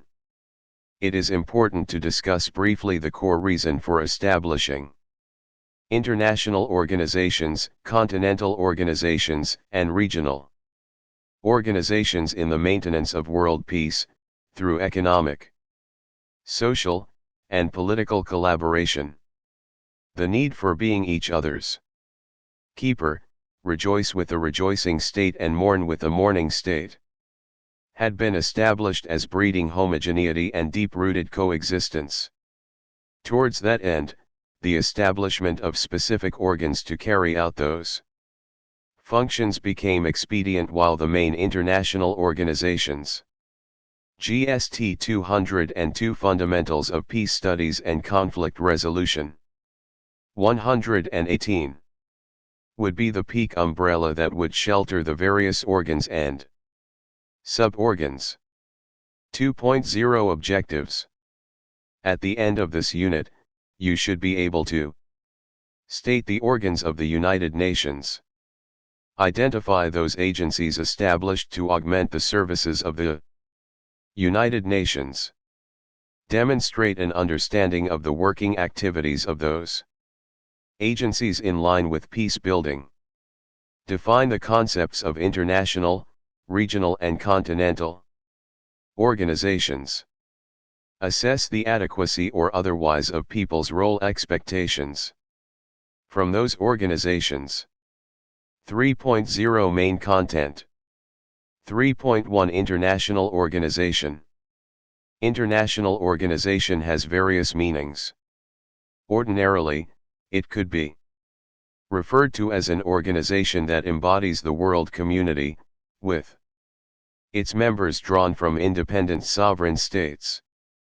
It could be in form of religious organizations that cut across national boundaries.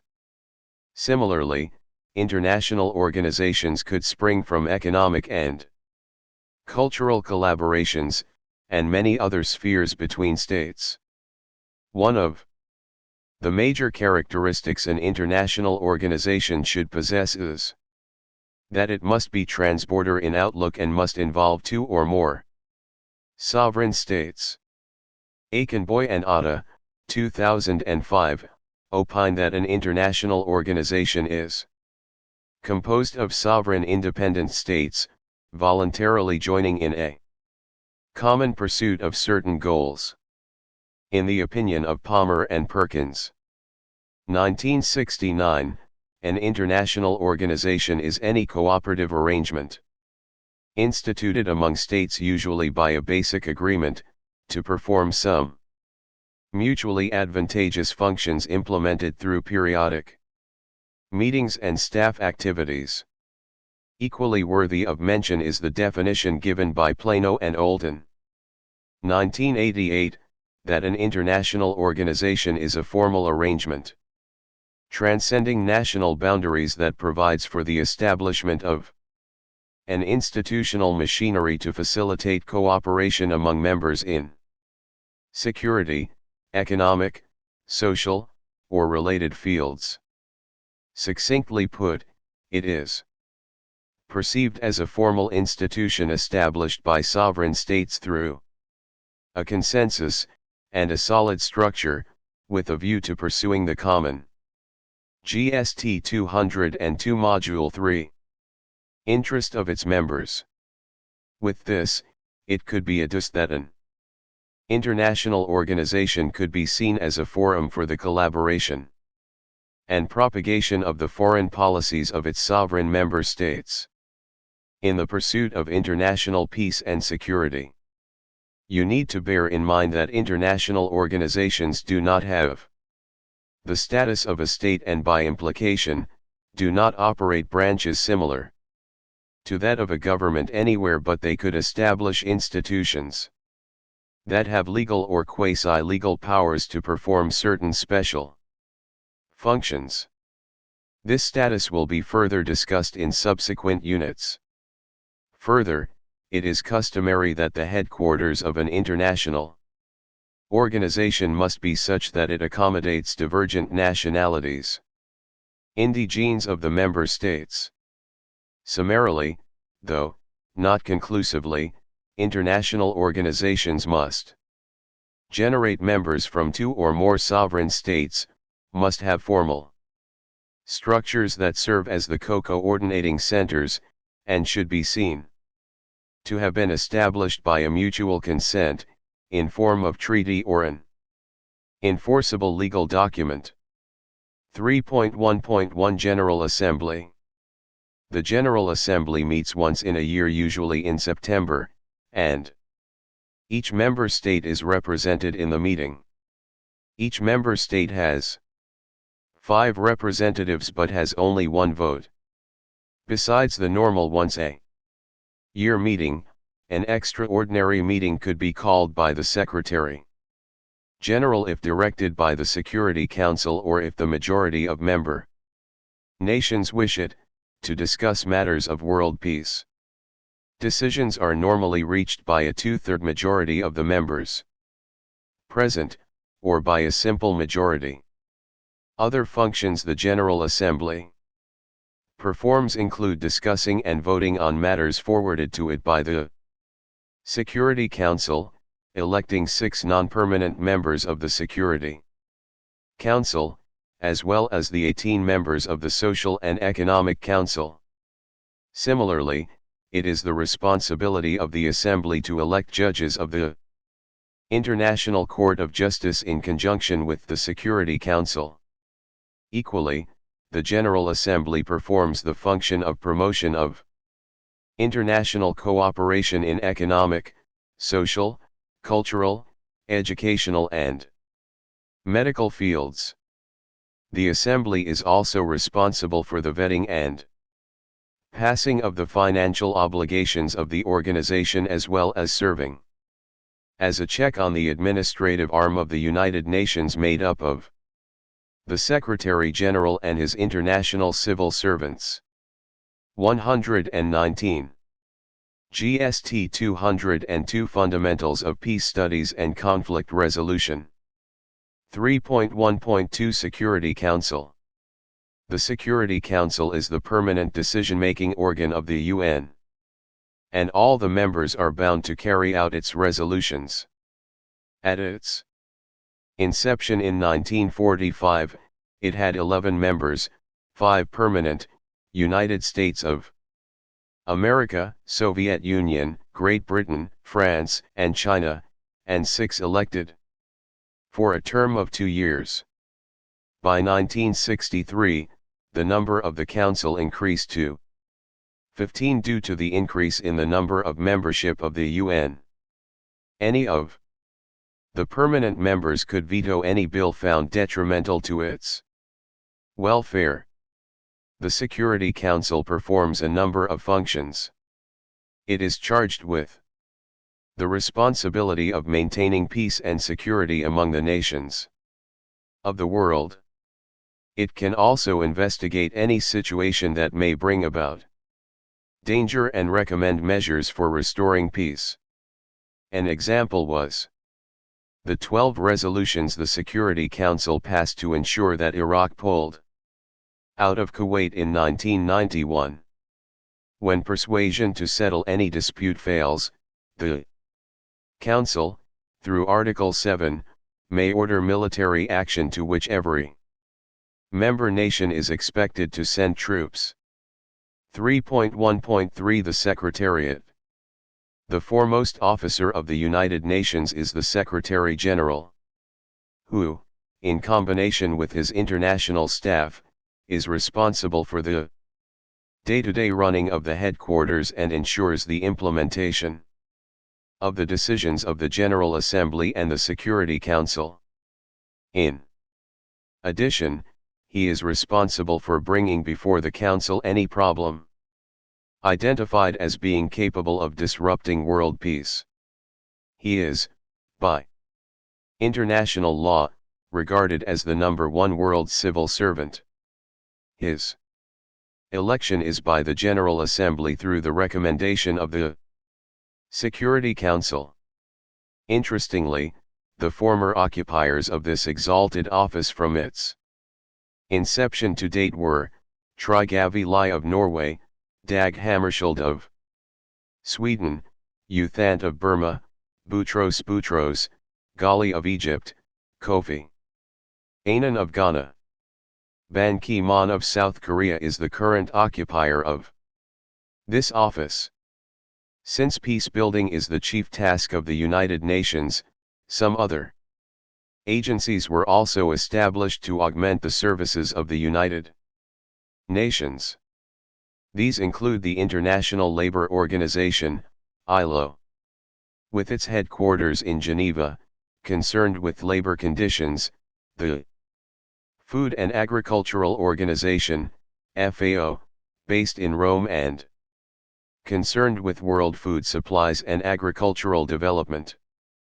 Especially in the Third World, the United Nations Educational, Scientific, and Cultural Organization, UNESCO, in Paris, which coordinates 120 GST 202 Module 3 Educational Research and promotes international scientific and cultural cooperation, and the International Court of Justice, based in The Hague, which sees to the judicial settlement of conflicts referred to it by conflict states. Others include the United Nations International Children's Educational Fund, UNICEF, set up in 1946, and the World Health Organization, WHO, set up to see to the health needs of the world. This list is by no means conclusive, so you are enjoined to seek for more information on the United Nations and its agencies from various authorities to enhance your knowledge. 3.1.4 The European Union, EU. The evolution of European Economic Community, later known as the European Union, EU, has its roots in the post-World War II politics of Western Europe. The fallout of the war brought unimaginable economic depression to Western Europe, and as a way of ameliorating the economic depression, a process of regional integration was seen as the alternative.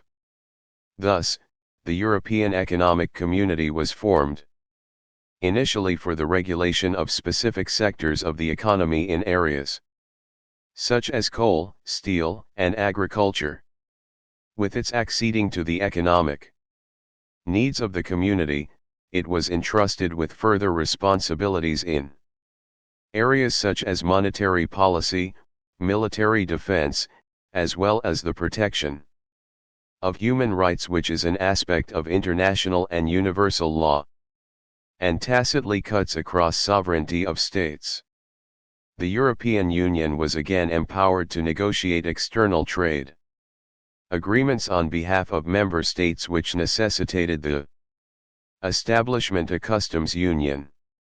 In addition, as the ultimate intention of the regional integration is the economic and social survival of the community, the Union was again mandated to operate a common foreign and security policy, courtesy of the Maastricht Treaty of 1992. It is instructive to add that the emergence of the euro as a world currency in 1999 was equally a fallout of that treaty. As a way of marshalling the wherewithal necessary for a complete regional integration in the economic, social, and political survival of Western Europe, institutions were set up, with specific roles. 3.1.5 The European Commission. It has its operating bases at both Brussels and Luxembourg, and it is saddled with the task of initiating, administering, and overseeing the implementation of European Union policies and legislation. The Commission is not just the Secretariat of the European Union, its involvement in the politics of Europe is such that makes it an enforcer of European laws. Its most daunting role is in proposing new legislations for the Union, and often has the monopoly of initiating legislative. 121. GST 202 Fundamentals of Peace Studies and Conflict Resolution Process. The importance of the roles expected of the Commission is underscored by its staffing, which includes former top government functionaries and headed mostly by senior politicians, 20 commissioners, who are usually former ministers or prime ministers, and appointed by national governments. The administrative staff strength of its headquarters is about 17,000, together with the employees of other European institutions form a European civil service and is expected to be free from interference from member states. It is a civil service force recruited from member states and naturally from different orientations. The service is multinational, multilingual, and multicultural, together with the expectations of attendant opportunities and problems that such recruitment entails. The spirit of homogeneity, in a heterogeneous region which formed the basis of a regional integration, is being pursued. 3.1.6 African Union, formerly Organization of African Unity. The need for an umbrella under which African nations could stand to discuss their problems and proffer solutions to them had been at the forefront before nationhood was achieved.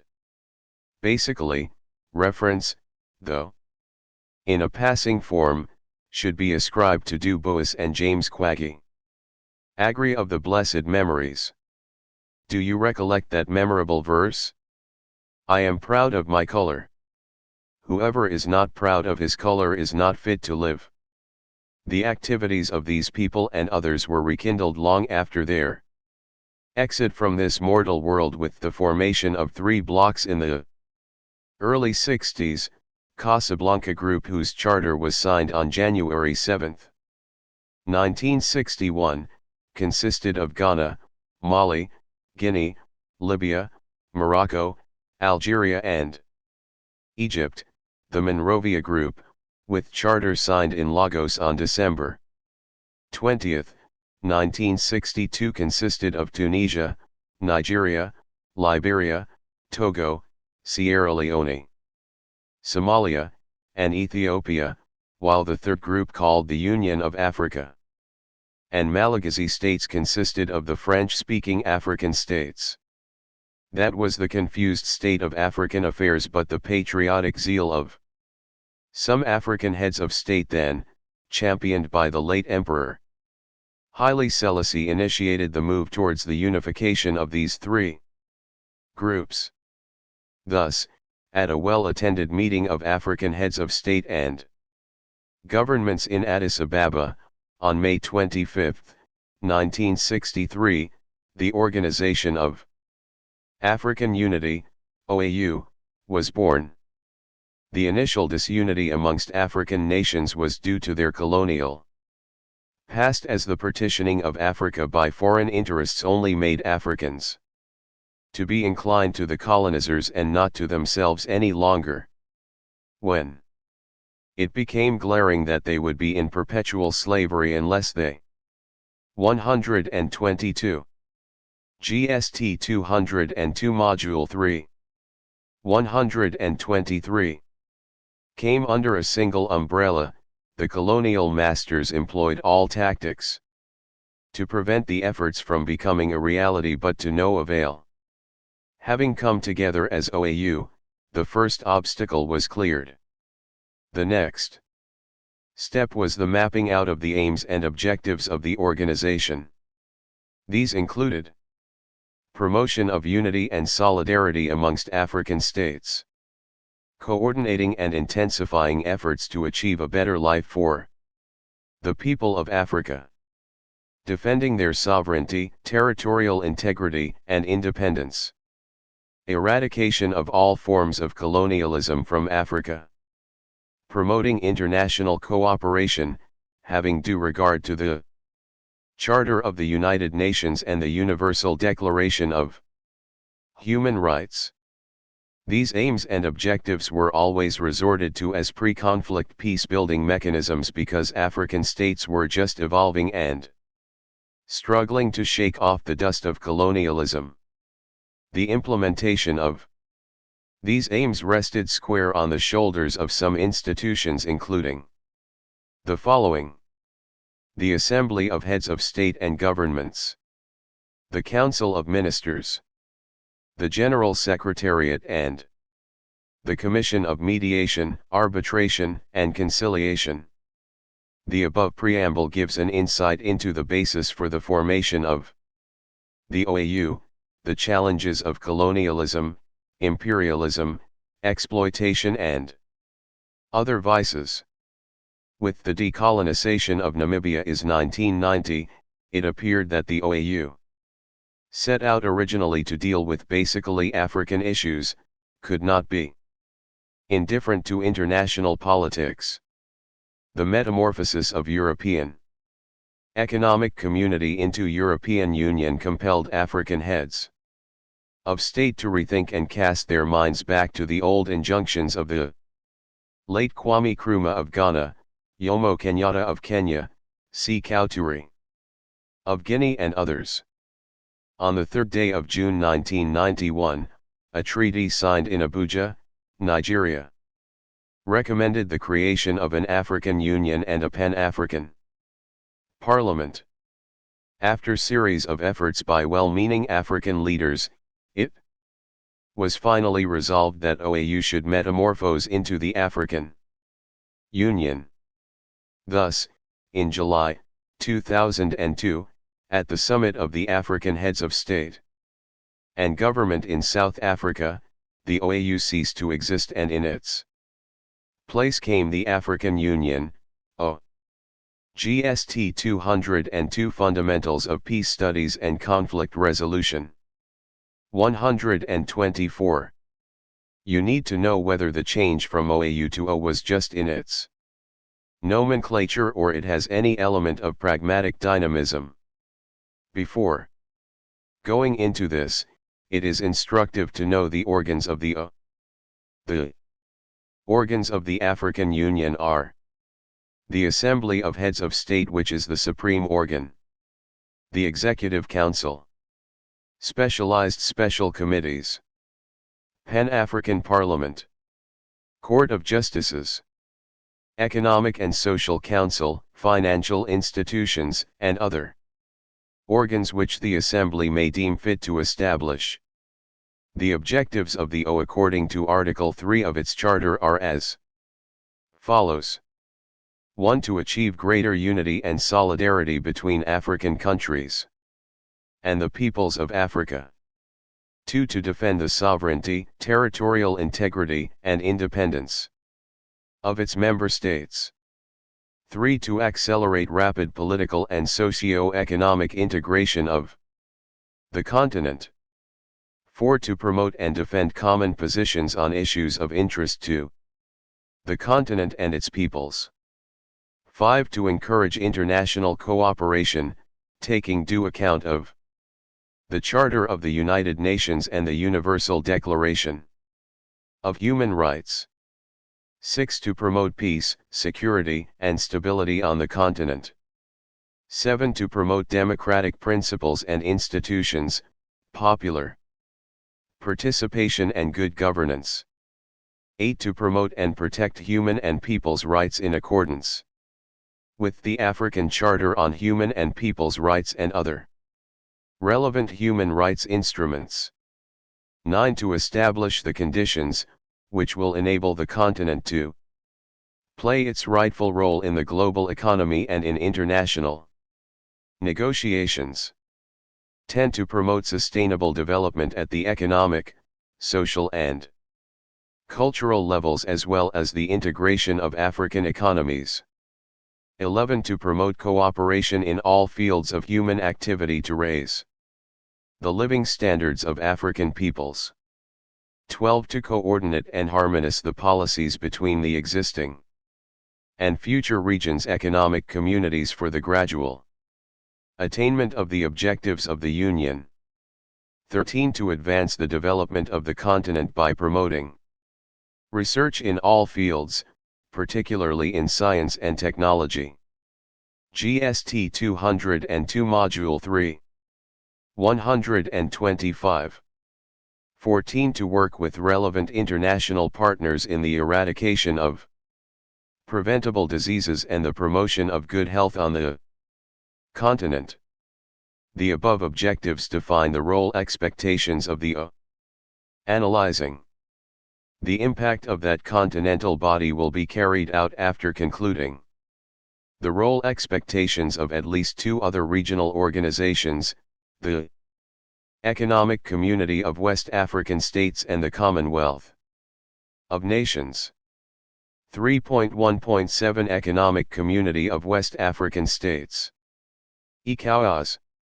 Going by the definition of a modern-day regional organization, it will be realized that the Economic Community of West African States, though sub-regional in global politics, has satisfied the requirements of a regional organization. What is its origin? You need to ask. The West African sub-region had variously been colonized by several foreign powers in the past, and each country of the sub-region consolidated on her inherited colonial past, which prevented the much-needed unity in the sub-region. There was political instability and economic deprivation. Despite the richness of the sub-region in raw materials, lack of unity made the sub-region a mere supplier of raw materials and cheap labor to their imperial lords. Each time the foreign masters realized that their cronies were dialoguing on ways to untie their bondage, seeds of discord would be ignited. The West African sub-region thus became a theater of civil strife and economic woes.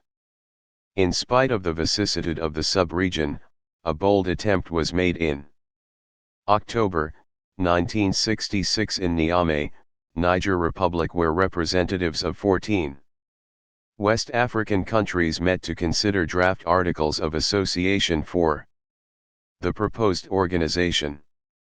The Niamey meeting was followed in quick succession by the Dakar and Accra meetings. It was not until May 14, 1967, at Accra, Ghana, that the Articles of Association for the formal establishment of an economic community of West Africa were signed by representatives of 12 states. Among the provisions contained in the Article of Association is the establishment of an interim council of ministers, charged with the responsibility of drafting a comprehensive treaty to provide a framework for collaboration of all West African states for the economic well-being for the region. This interim council was entitled Treaty of the Economic Community of West African States. It was not to come into force until signed by the heads of state and government of the sub-region. Thus, GST 202 Fundamentals of Peace Studies and Conflict Resolution. 126. The treaty establishing the Economic Community of West African States was signed in Lagos on May 28, 1975 by 15 states and the number swelled by 1 in 1976. Both Togo and Nigeria, the major brains behind the organization's formation, did a lot of peace-building activities in order to provide a more conducive ground for the unimpeded practical take-off of the organization. Towards this end, the drafted protocols, with the input of the states in the sub-region, though spearheaded by Nigeria and Togo, were approved in 1976, and the much-awaited take-off of the body came into being early in 1977. Before assessing the success or failure of any organization, the purpose for which it is set up, together with its accompanying machinery, must be looked into. Consequently, and in line with an established academic norm, the aims, to be followed by organs to accomplish them, are as follows. According to Article 2 of the Lagos Treaty, the general aim of the community shall be to promote cooperation and development in all the fields of economic activities, which include a. Harmonizing the economic and industrial policies of member states and removal of hiccups in the developmental efforts of member states. b. Removal of custom duties and any other restrictive duty within the sub-region in respect of import or export of goods. c. Invocation of identical custom tariffs and trade policy towards third world countries. d. Removal of any restrictions to the free movement of persons, services and capital within the member states. e. Collaboration between member states towards the promotion of common projects in the interest of the sub-region, as well as working towards identical agricultural policies. f. The enactment of a common policy as well as the invocation of schemes in such fields as transport, communication, energy and other infrastructural facilities for the purpose of enhancing the living standard of the sub-region. g. Coordination and harmonization of needed logistics for the proper functioning of the community in respect of monetary policies of the member states. h. Adoption of a fund for cooperation, compensation and development. I. Fostering closer relationship among member states and contributing positively towards the progress and development of the African continent. j. All other activities geared towards the enhancement of the aims of the ECOWAS as the member states may deem fit. GST 202 Module 3. 127. In order to achieve these aims, necessary organs were set up in line with Article 4 of ECOWAS Treaty. The organs are a. The authority of the heads of state and government. b. The Council of Ministers. c. The Secretariat. d. The Tribunal, later called Court of Justice. The authority of the heads of states and government represents the supreme organ of the ECOWAS.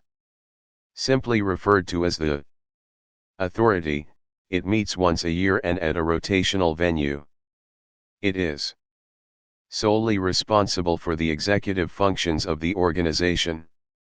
The Council of Ministers is directly responsible to the authority and meets twice a year. It is composed of 2 representatives from each member state. The Executive Secretariat is headed by an Executive Secretary and has a 4-year term, which is renewable for a similar term. A court of justice is basically to ensure that law and justice is observed.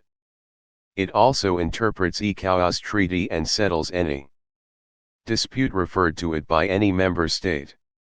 ECOWAS also established some institutions in the pursuit of its aims, such as the trade, customs, immigration, monetary and payment commission, the industry, agriculture, and national resources commission, the transport, telecommunications, and energy commission, and the social and cultural affairs commission. 3.1.8 Commonwealth of Nations. The Commonwealth of Nations, which falls under a regional organization, is a voluntary association of former British colonies. Its origin dates back to the 20th century. Its antecedents could be traced back to the 19th century, when most of the British colonies had obtained a status of semi-independence. This means a colony having a popularly elected legislative assembly but a British governor representing the king or queen in the colony. Also, this British governor took directives from the British Secretary of State for the colonies. The above indicates a practice where the colonial legislative houses met only to discuss issues for presentation to the colonial secretary, who could veto any bill as he deemed fit. Those colonies could not discuss issues of foreign affairs, which was the exclusive preserve of the British government.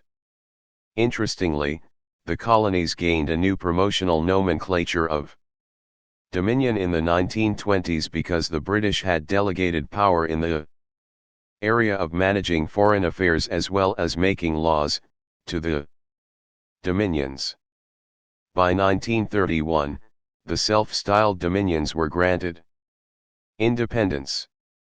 GST 202 Fundamentals of Peace Studies and Conflict Resolution. The earliest members of the Commonwealth were Canada, Australia, New Zealand, Ireland, and South Africa. In 1949, Ireland, due to racial problems, ceased to be a member, as well as South Africa in 1961 as a result of her apartheid policy. The 20th century witnessed the granting of independence to several British African colonies, and these countries, for reasons of mutual advantage, later joined the association. Membership of the body grows from the source of a common historical and political background. The aims of the Commonwealth of Nations, as the name suggests, are in being each other's keeper in every sphere of life, taking cognizance of their historical antecedents, and these include, but not limited to, the following, as identified by AD. 1995. Trade advantage. Commonwealth countries carry on trading activities amongst themselves under a preferential agreement. This means that lower tariffs are levied on goods or items of trade from one Commonwealth country to the other, resulting in cheaper deals than those from non-Commonwealth country. However, the entry of Britain into the club of EEC has hampered this mutual agreement, as Britain must take permission from other EEC countries before giving any preferential treatment to other Commonwealth countries. Military assistance. Member countries could ask for military help from another Commonwealth country, and this could be in form of military training for her officers or seek for supply of needed military hardware. Commonwealth countries could request for technical and monetary assistance from one another, and this could be in form of experts in various fields of human endeavor such as education, sports, communication, engineering, and so on. Member countries could, as well, give loans to another Commonwealth country for development purposes. Through active participation in Commonwealth Games, member countries could marshal their ingenuity to become world-class sportsmen and women. Gainful employment could be facilitated by citizens of the Commonwealth through the adoption of a common language, which is English language.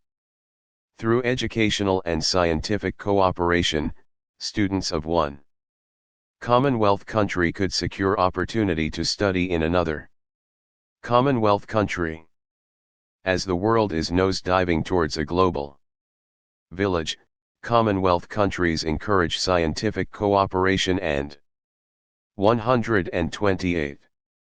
GST 202 Module 3. 129. Any scientific discovery in any Commonwealth country is instantly beamed to other Commonwealth countries. In other, not to be lost in proffering the aims of the Commonwealth, which are almost endless. In addition, Britain had imbibed the culture of fundamental liberty of every citizen of her colonies into the day-to-day administration of the colonies. Therefore, it was no surprise that the constitutions of the countries of the Commonwealth contain elements of the principles of fundamental human rights and accompanied by emphasis on the rule of law. 4.0 Conclusion.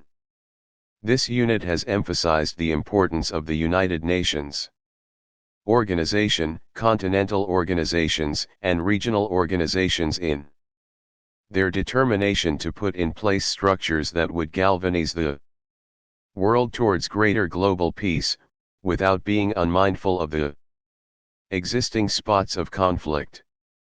In short, the very existence of these organs makes the United Nations to become the instrumentality for measuring global conscience. 5.0 Summary.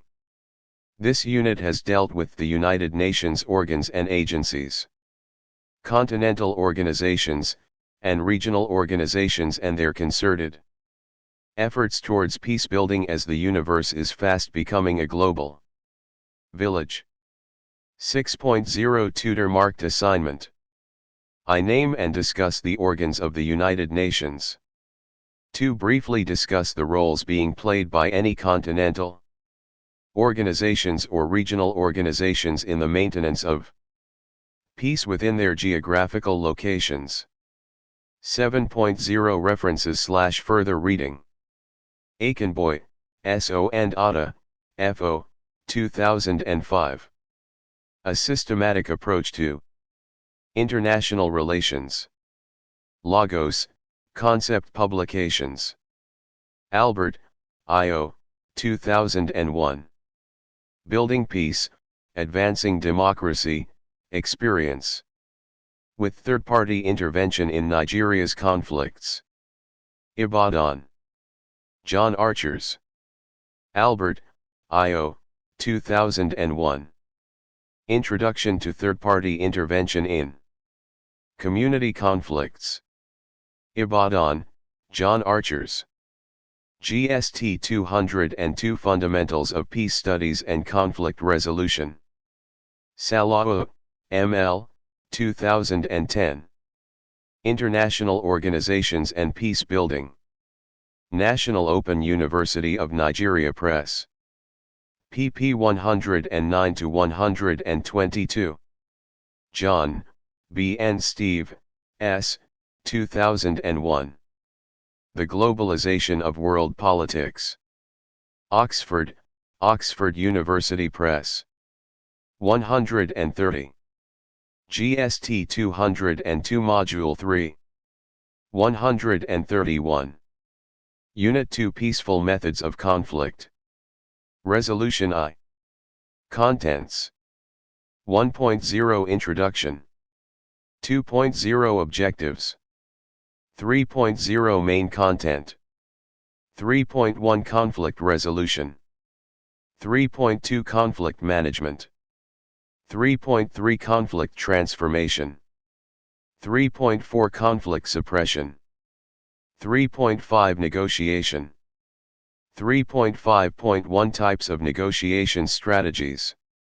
3.6 Inquiry. 3.7 Good office. 4.0 Conclusion. 5.0 Summary. 6.0 Tutor marked assignment. 7.0 References/further reading. 1.0 Introduction. Legal method and international dispute resolution. The United Nations places considerable emphasis upon the need for nations to exist for the pursuit of global peace and to avoid conflict and to settle disputes through peaceful means. Article 1 states that it is a purpose or duty of the United Nations to bring about by peaceful means, and in conformity with the principles of justice and international law, adjustment or settlement of international disputes or situations, which might lead to breach of the peace. In line with above desire, Article 1 of the United Nations Charter provides the following purposes of the United Nations. 1. To maintain international peace and security, and to that end, 2.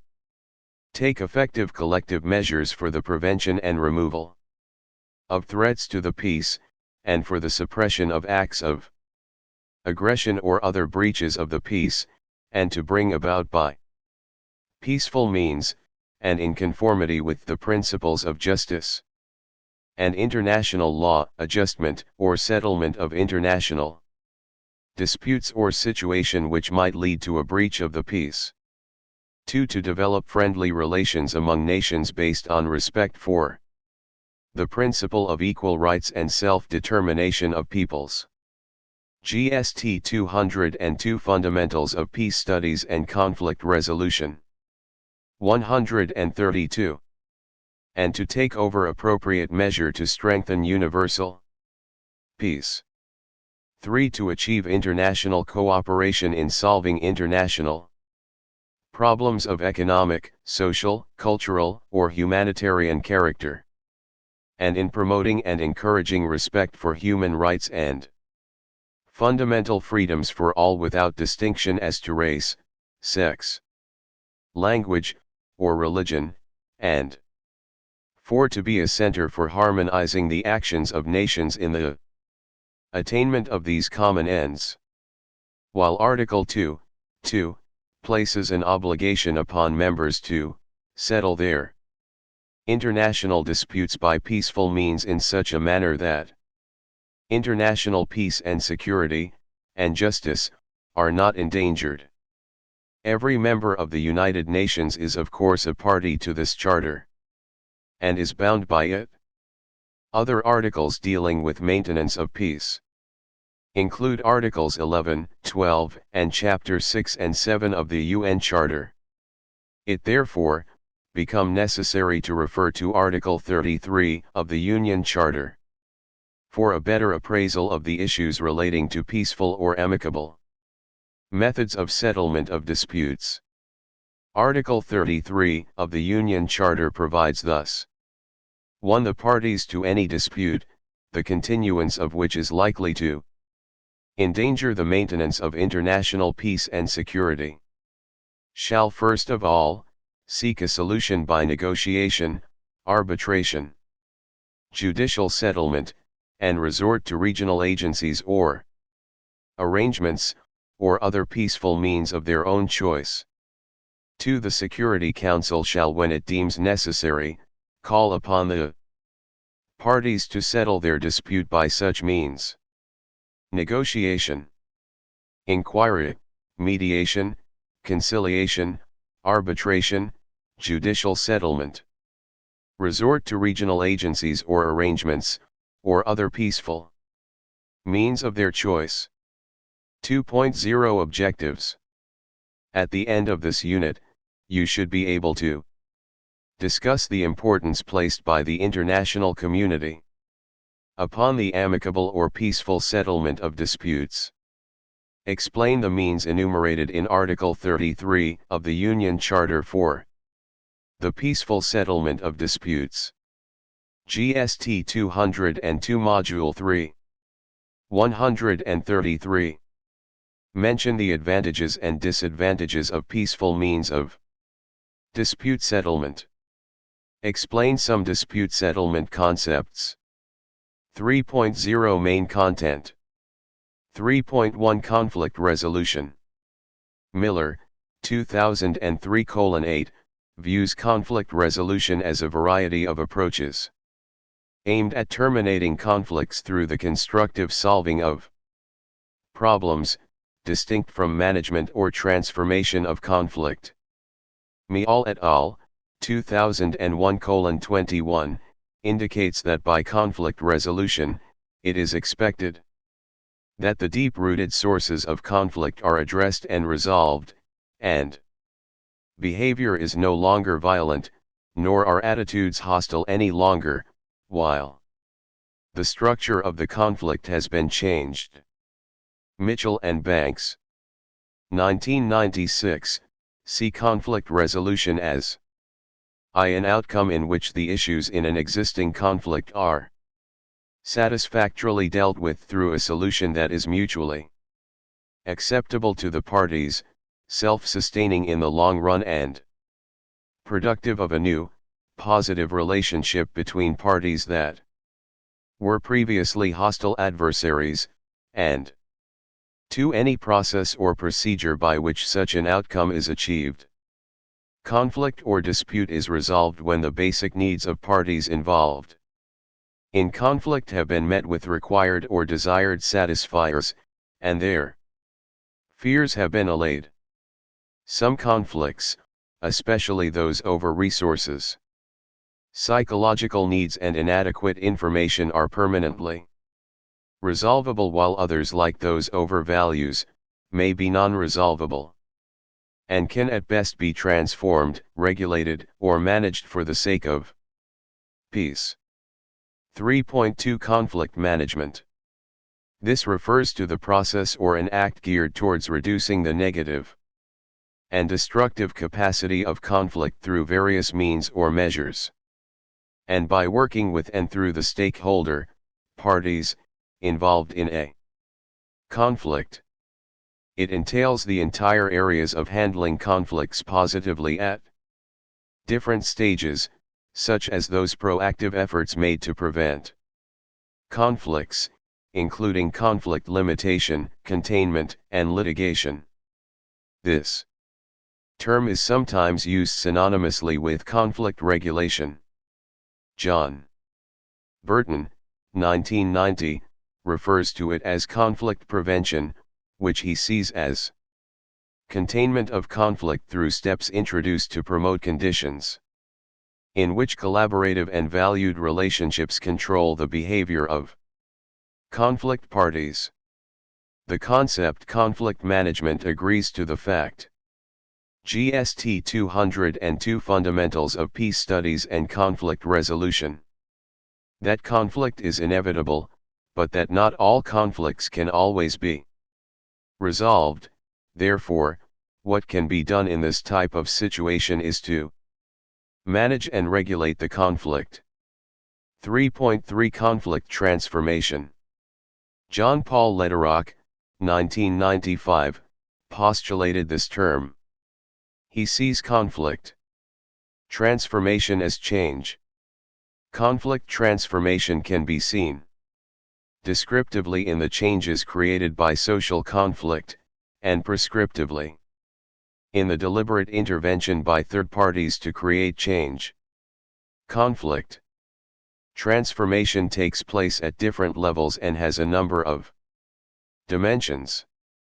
At the personal levels involves emotional, perceptual and spiritual aspects of change desired for the individual. It also affects relationships touching on communication between parties that needs to change to positively affect poorly functioning.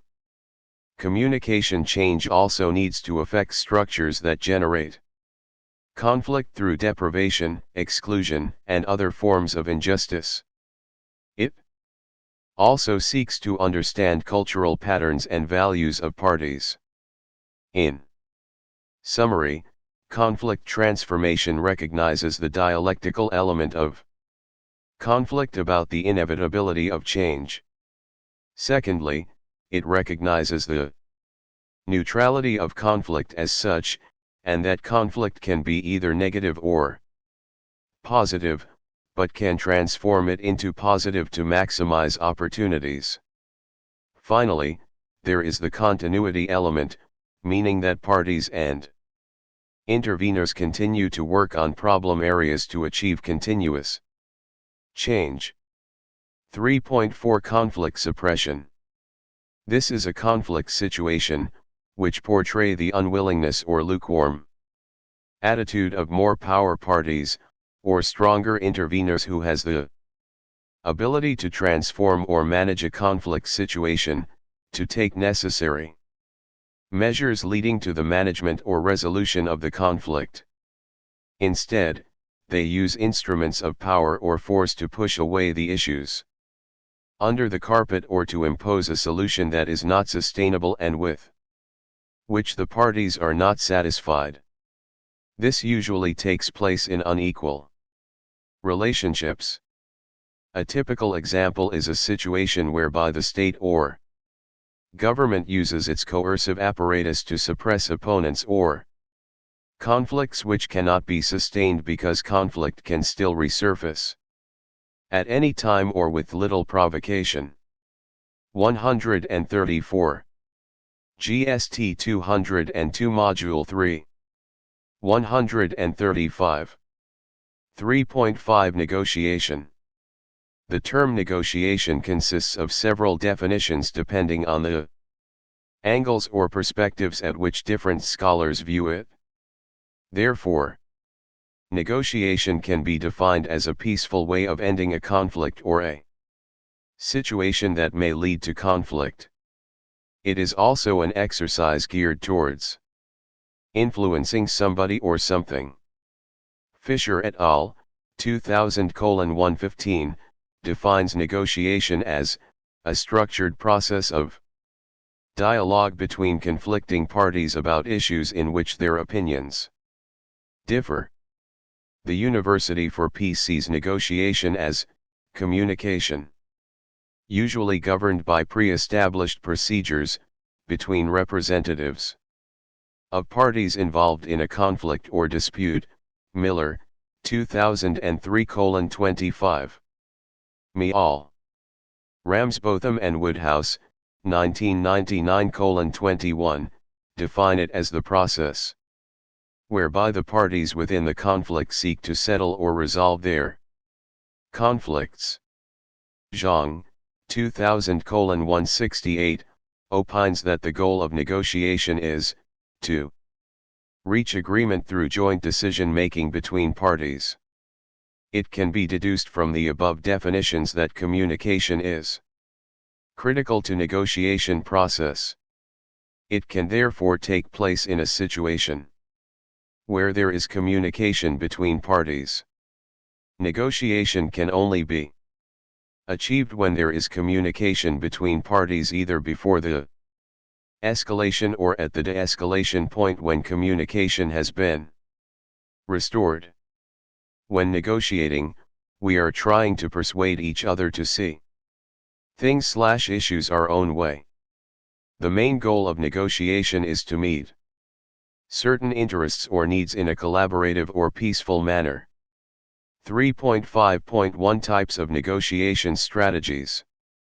There are two types of negotiation, namely 1. Positional negotiation/bargaining. This is the type of negotiation in which parties assert a claim or right to the object of contention, or the type based on the aggressive pursuit of interest by parties, which is usually adversarial and competitive in nature. Demands that do not consider the interests and needs of others are typically being pursued parties involved in conflict. And this makes it difficult for these interests to be met and needs to be gotten.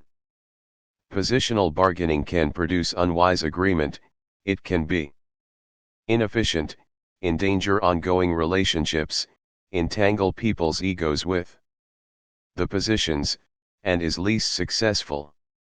These are so because instead of GST 202 Fundamentals of Peace Studies and Conflict Resolution. 136. Pursuing a mutually beneficial outcome, parties therefore desire to win at the detriment of the others. Positional bargaining relies on positions that often mask the hidden interests, with one side seems to dominate the negotiation by adhering stubbornly to their positions, which eventually break down the negotiation easily. 2. Principled/collaborative or constructive negotiation. This is a method of negotiation based on interests and needs. It is designed to produce wise agreement in an efficient, effective and mutually amicable manner. Alternatively, it can be seen a process where parties try to educate each other about their needs and concerns, and both search for the best ways to solve their problems in ways that the interests and fears of both or all parties are met. It is a process aimed at building a sustainable relationship, which is anchored on a collaborative principle geared towards a mutual understanding and feeling of parties. Principled negotiation relies on the following four basic elements. People. Separate the people from the problem before working on the substantive problem. The people should be disentangled and addressed separately. Interests. Focus on interests, needs, desires, and expectations, not position. This is designed to overcome the drawback of focusing on stated positions when the objective is to satisfy underlying interests. Options. Generate a variety of possible solutions before making a decision. Set aside time for joint brainstorming, to invent options for mutual gain. Criteria/legitimacy.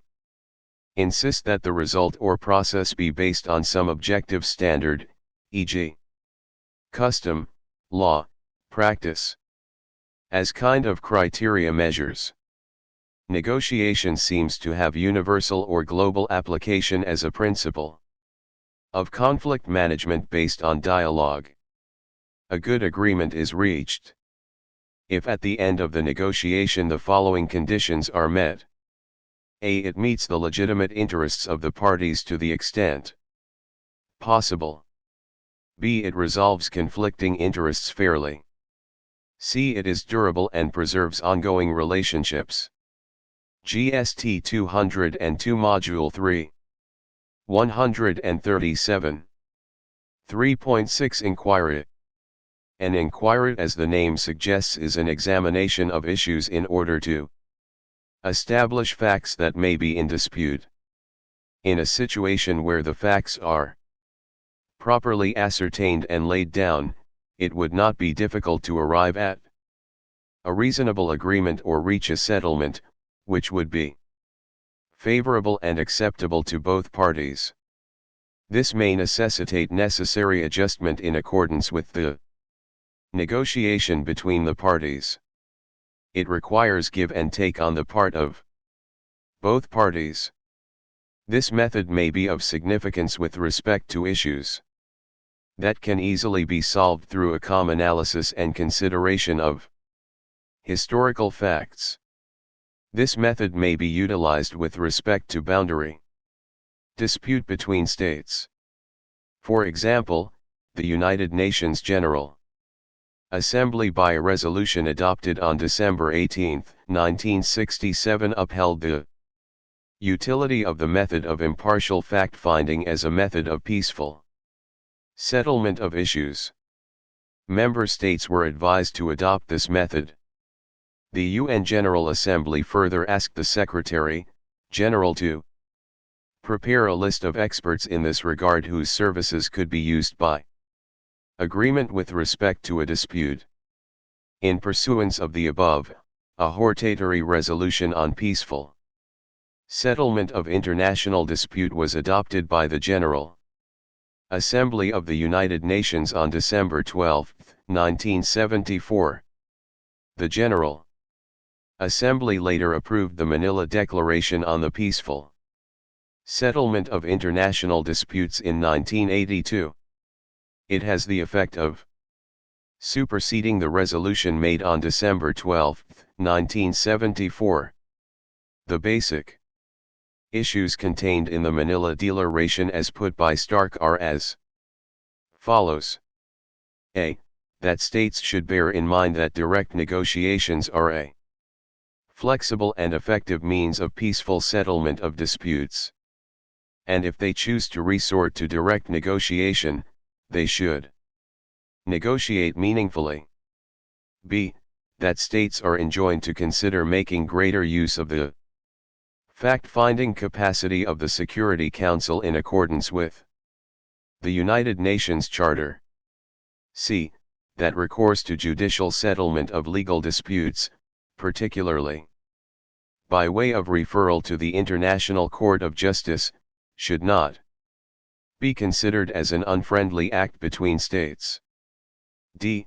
That the Secretary General of the United Nations should make full use of the provisions of the Charter containing his special responsibilities, for example, bringing to the attention of the GST 202 Fundamentals of Peace Studies and Conflict Resolution 138.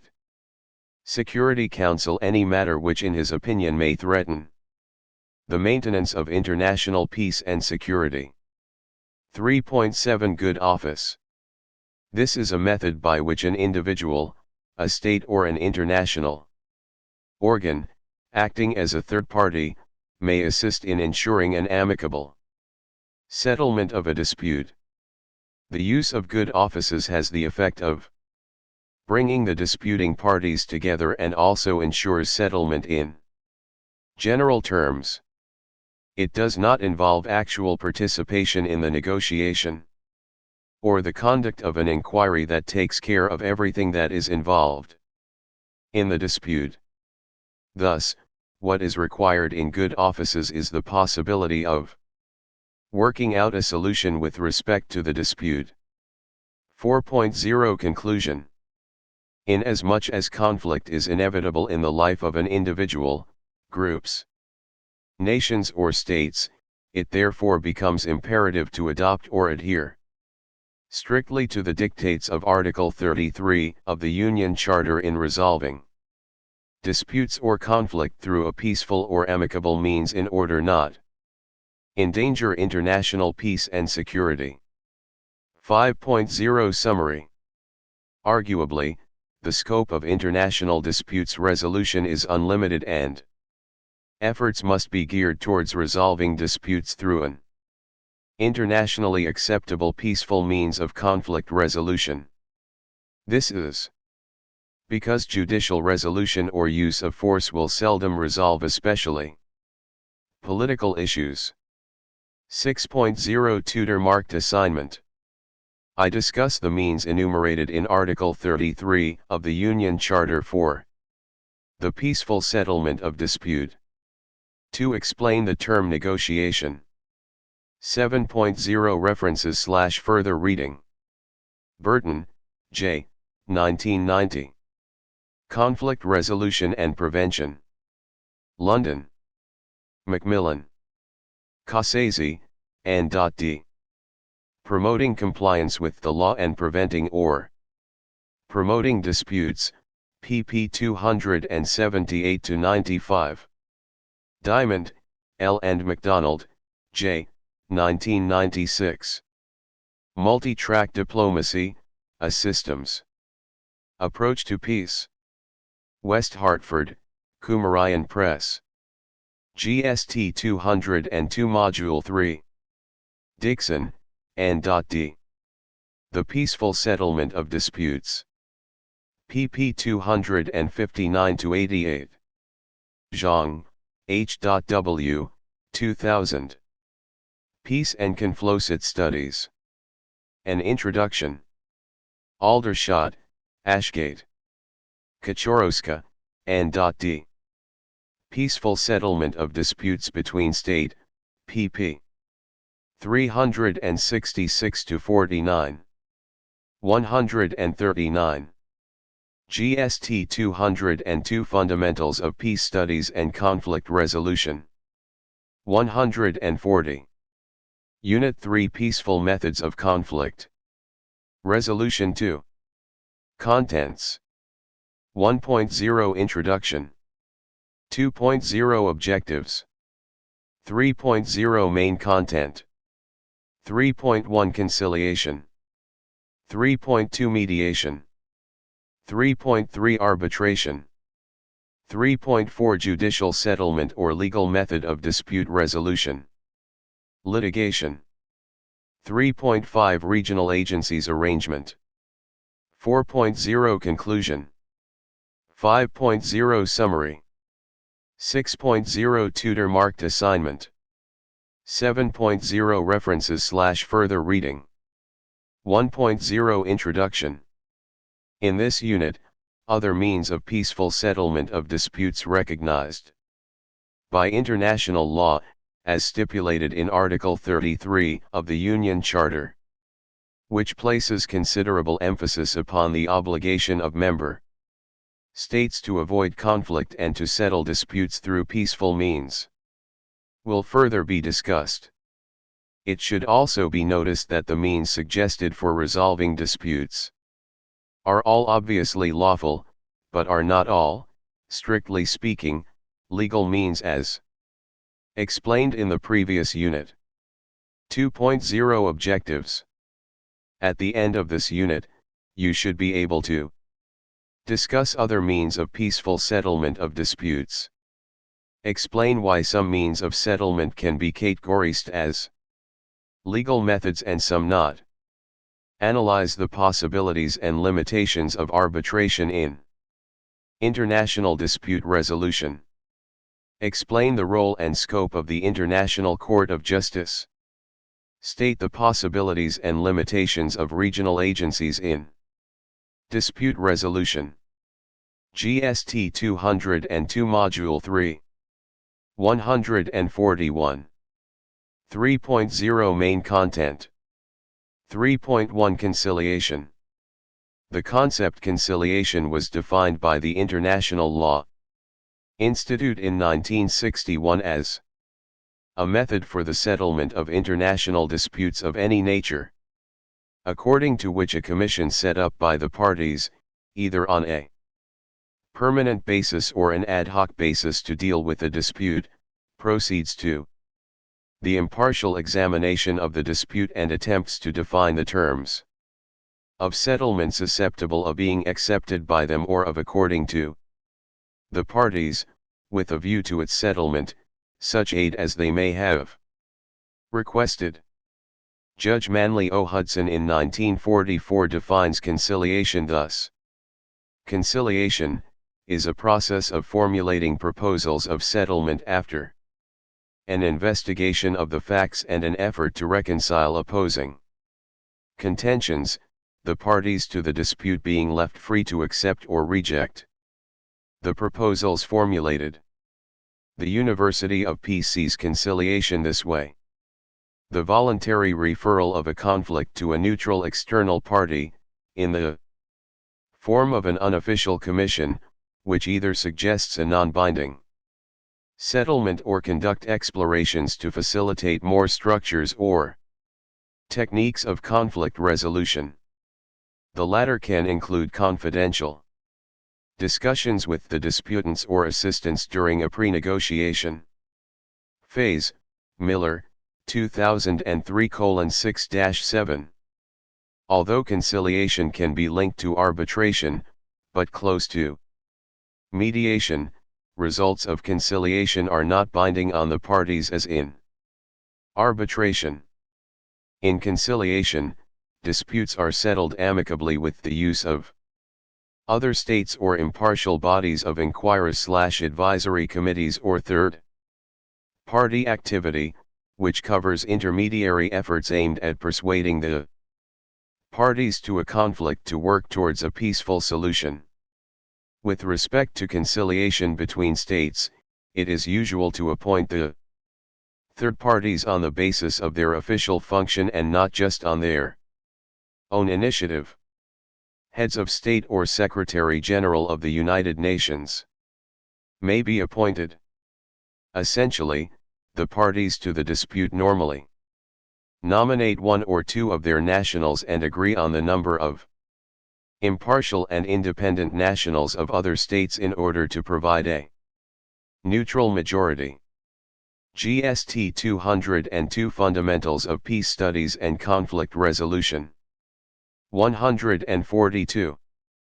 The conciliator, who is appointed by the agreement of the parties, investigates the facts in dispute and suggests the way out of it. The conciliator's terms of settlement are usually referred to as recommendations, which are not binding on the parties, unlike the case of arbitration where awards are made. 3.2 Mediation. Mediation involves the use of or bringing a third party to intervene with respect to a conflict. It can also be referred to as a facilitated negotiation. Miller, 2002:23, sees mediation as the voluntary, informal, non-binding process undertaken by an external party that fosters the settlement of differences or demands between directly invested parties. Meall, Ramsbotham and Woodhouse, 1999:22, define mediation as the intervention of a third party. It is a voluntary process in which the parties retain control over the outcome. Pure mediation, although it may include positive and negative inducements, mediation with muscle. Beer and Steve, 1997:3, define mediation as any process for resolving disputes in which another person helps the parties negotiate a settlement. Moore, 1996:15, considers it to be the intervention in a negotiation or conflict of an acceptable third party who has limited or no authoritative decision-making power but who assists the involved parties in voluntarily reaching a mutually acceptable settlement of issues in dispute. Mediation is an assistance rendered by a neutral third party, mediator, in helping the disputants or parties in conflict reach a negotiated settlement of their problems unrestrained by evidential rules and having admitted that they have a problem which they are both committed to solving, but in which the mediator manages a negotiation process, but does not impose a solution on the parties.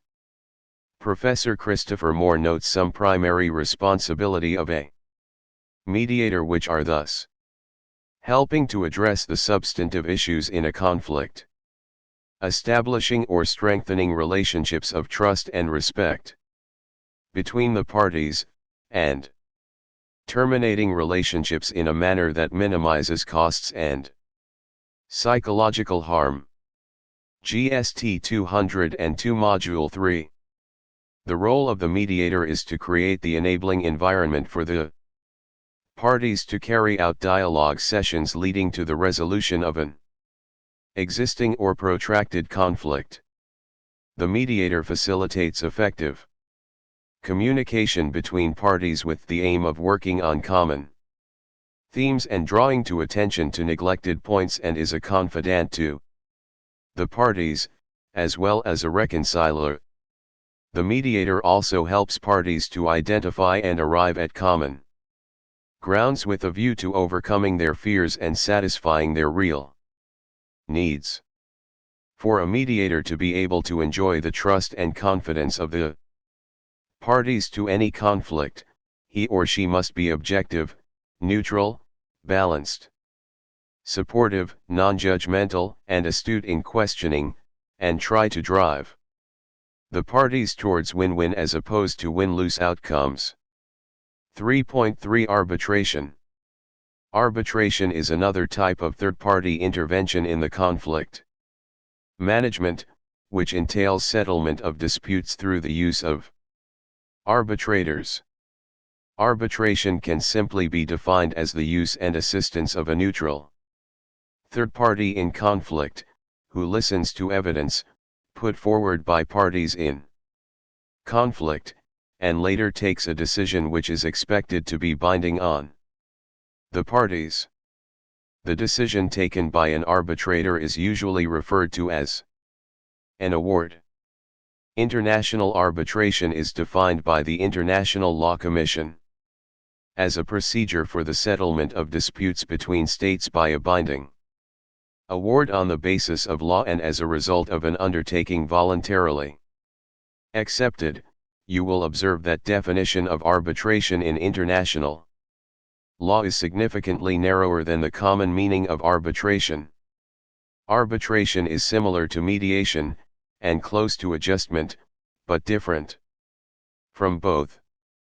The crucial difference between judicial settlement and arbitration is that arbitration allows the parties to select the tribunal, whereas parties have no control over the composition of a judicial body. In addition, in arbitration the parties may decide the law to be applied. Historically, arbitration began with procedures established in 1794 under the Jay Treaty between the United States and United Kingdom for the settlement of bilateral disputes. It provided for the establishment of 3 joint mixed commissions to which each state nominated an equal number of members to settle some differences, which could not be settled in the course of negotiating the treaty. In 1871, in an innovatory move, arbitration took place concerned to determine breaches of neutrality by Britain during the American Civil War. 143. GST 202 Fundamentals of Peace Studies and Conflict Resolution. 144. The Hague Conference of 1899 on the Pacific Settlement of International Disputes led to the creation of an institution known as the Permanent Court of Arbitration. Arbitration has the advantages of speed, flexibility, confidentiality, and better understanding than conventional adjudication. 3.4 Judicial settlement or legal method of dispute resolution, litigation. Judicial or legal settlement of dispute is usually carried out by the court, duly established and assigned in this manner both at the state, local level and international level. At the international level, it is usually referred to as International Court of Justice, ICI. It is also called the World Court. It sits at the Peace Palace, at The Hague. Local or internal judicial settlement. 2. International legal dispute resolution. The International Court of Justice is the judicial organ of the 6 principal organs of the United Nations. It was first established and called Permanent Court of International Justice, PCIJ, after the First World War in 1921.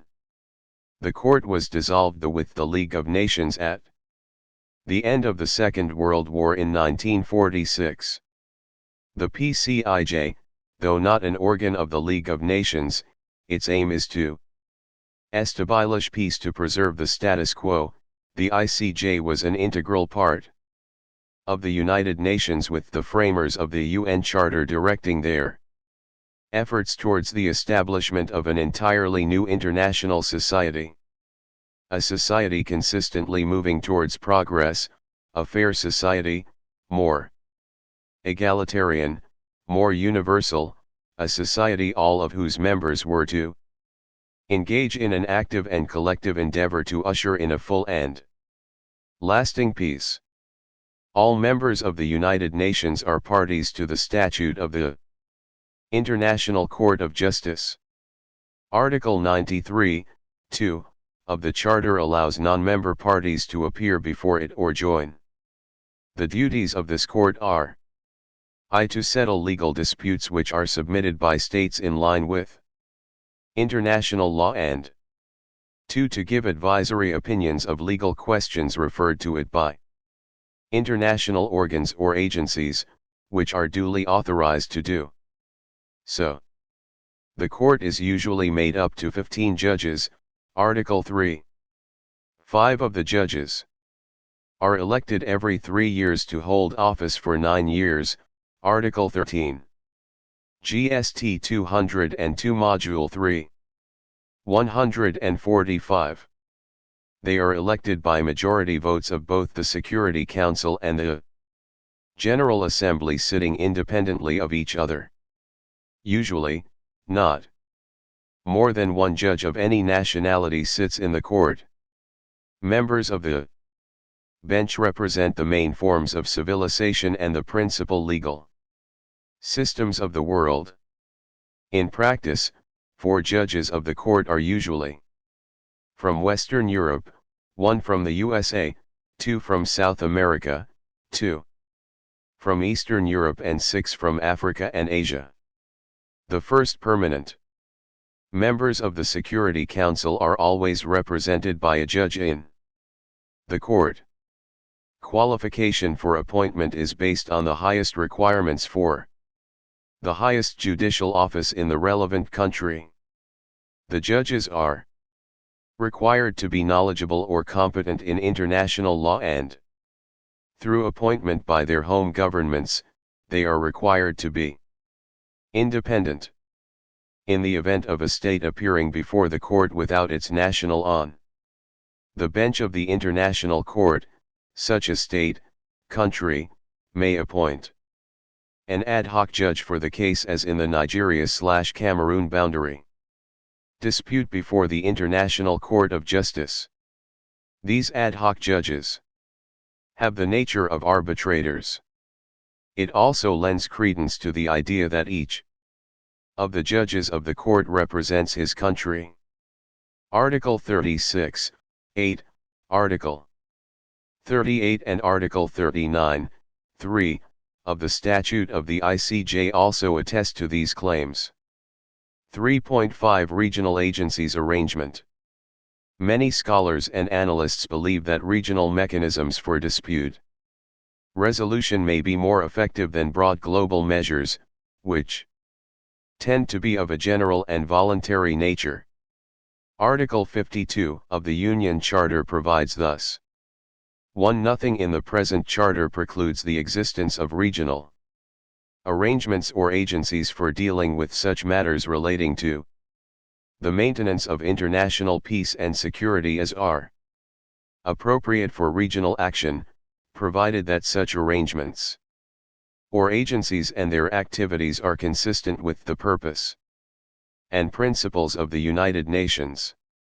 2. The members of the United Nations entering into such arrangements or constituting such agencies shall make every effort to achieve pacific settlement of local disputes through such regional arrangements or by such regional agencies before referring them to the Security Council. GST 202 Fundamentals of Peace Studies and Conflict Resolution. 146. 3. The Security Council shall encourage the development of pacific settlement of local disputes through such regional arrangements by such regional agencies on the initiative of the states concerned or by reference from the Security Council. 4. The article in no way impairs the application of Articles 34 and 35. Article 55 of the Charter further provides thus. 1. The Security Council shall, where appropriate, utilize such regional arrangements or agencies for enforcement action under its authority. But no enforcement action shall be taken under regional arrangements or by regional agencies without the authorization of the Security Council, with the exception of measures against any enemy state as defined in paragraph 2 of this article, provided for pursuant of Article 107, or in regional arrangements directed against renewal of aggressive policy on the part of any such state, until such time as the organization may, on request of the governments concerned, be charged with the responsibility or preventing further aggression by such state. 2. The term enemy state as used in paragraph 1 of this article applies to any state which during the Second World War has been an enemy of any signatory of the present Charter. The Security Council shall at all times be kept fully informed of activities undertaken or in contemplation under regional arrangement or by regional agencies for the maintenance of international peace and security. Some regional organizations of agencies have put some measures in place or established mechanism for the prevention and management of conflict. For example, the African Union, an economic community of West African states, ECOWAS, have established some agencies vested with the responsibility of making, keeping or enforcing peace and monitoring and preventing outbreak of conflict in some countries like Liberia, Sierra Leone, and Sudan and so on. Also the 1948 American Treaty on Pacific Settlement, Bogota Pact, the 1957 European Convention for the Peaceful Settlement of Dispute, Conflict, Prevention, Management, and Resolution provide general agreements on dispute settlement. Many bilateral and multilateral treaties are made in this regard. Before this type of dispute settlement could work, states having regard to this arrangement may play low their sovereignty and submit to such. GST 202 Module 3. 147. Regional arrangements. They are therefore generally weak and have failed in practice, because the issue of sovereignty may work against this arrangement. Also, a considerable number of states in the region may not ratify many of the treaties, while some may deliberately fail to contribute troops, financial and logistic support of or the arrangement.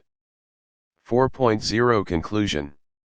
In the light of the above discussions, it is observed that international law is a phenomenon without compulsory jurisdiction in the event of disagreement or dispute. There is an enormous amount of peaceful and nonviolent settlement of disputes taking place at various levels and in many communities all over the world.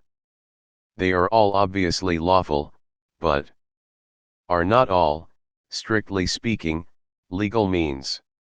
The success of any non-legal means will be determined by the desire or willingness of the parties to end or resolve their differences amicably, as the decision or agreement reached is not binding on either parties, while the legal means outcome is binding on both parties involved in the dispute.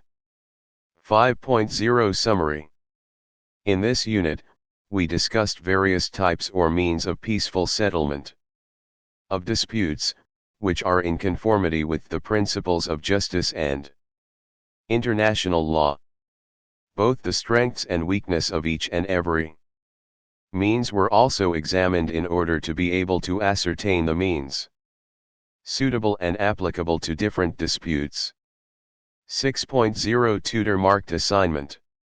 I define and explain any three means contemplated for the peaceful settlement of disputes under Article 33. To explain how judges for the International Court of Justice are chosen and discuss how you think they should be chosen. 7.0 References/further reading. Burton, John, 1990. Conflict Resolution and Prevention. London. Macmillan. Cassese, N.D., Promoting Compliance with the Law and Preventing or Promoting Disputes, pp 278-95. Diamond, L. and MacDonald, J., 1996. Multi-Track Diplomacy, A System Approach to Peace. West Hartford, Kumarayan Press. Dixon, N.D. The Peaceful Settlement of Disputes, pp 285-88. GST 202 Fundamentals of Peace Studies and Conflict Resolution. Kaczorowska, N.D. Peaceful Settlement of Dispute Between States. pp 401, 06. Lederach, J.P., 1997. Building Peace, Sustainable Reconciliation in Divided Societies. Washington, D.C., United States Institute of Peace. Legality of the Treat or Use of Nuclear Weapon, 1996, ICJ Report 66. Mitchell, C. and Banks, M., 1998. Handbook of Conflict Resolution, The Analytical Problem, Solving Approach. London, Pinter. 148. GST 202 Module 3. 149. Unit 4 Coercive Means of Conflict Resolution. Contents. 1.0 Introduction. 2.0 Objectives. 3.0 Main Content. 3.1 War and Non-War Armed Action. 3.2 Reprisals. 3.3 Retortion. 3.4 Economic Sanctions/Blockage. 3.5 Intervention. 4.0 Conclusion. 5.0 Summary. 6.0 Tutor Marked Assignment. 7.0 References/Further Reading. 1.0 Introduction. In default of the resolution of dispute by peaceful means under Article 2. Paragraph 4, of the UN Charter, which prohibits the use of force by states. Article 51 of the United Nations Charter says that states reserve the right to use force when there is periculum in mora, that is, when they believe their very lives and vital interests are endangered beyond the possibility of redress if immediate action is not taken, when there is necessity for action which is instant, overwhelming, and leaving no choice of means and no moment for deliberation, as formulated by Webster's in the Caroline case. States may well resort to force in the light of the above justification. 2.0 Objectives. At the end of this unit, you should be able to recognize the exceptions to the proscription of the use of force in international law. Differentiate between war and non-war armed actions. Discuss the meaning of reprisal and retortion. Explain Pacific blockade. Discuss what intervention means. GST 202 Fundamentals of Peace Studies and Conflict Resolution. 3.0 Main Content. 3.1 War.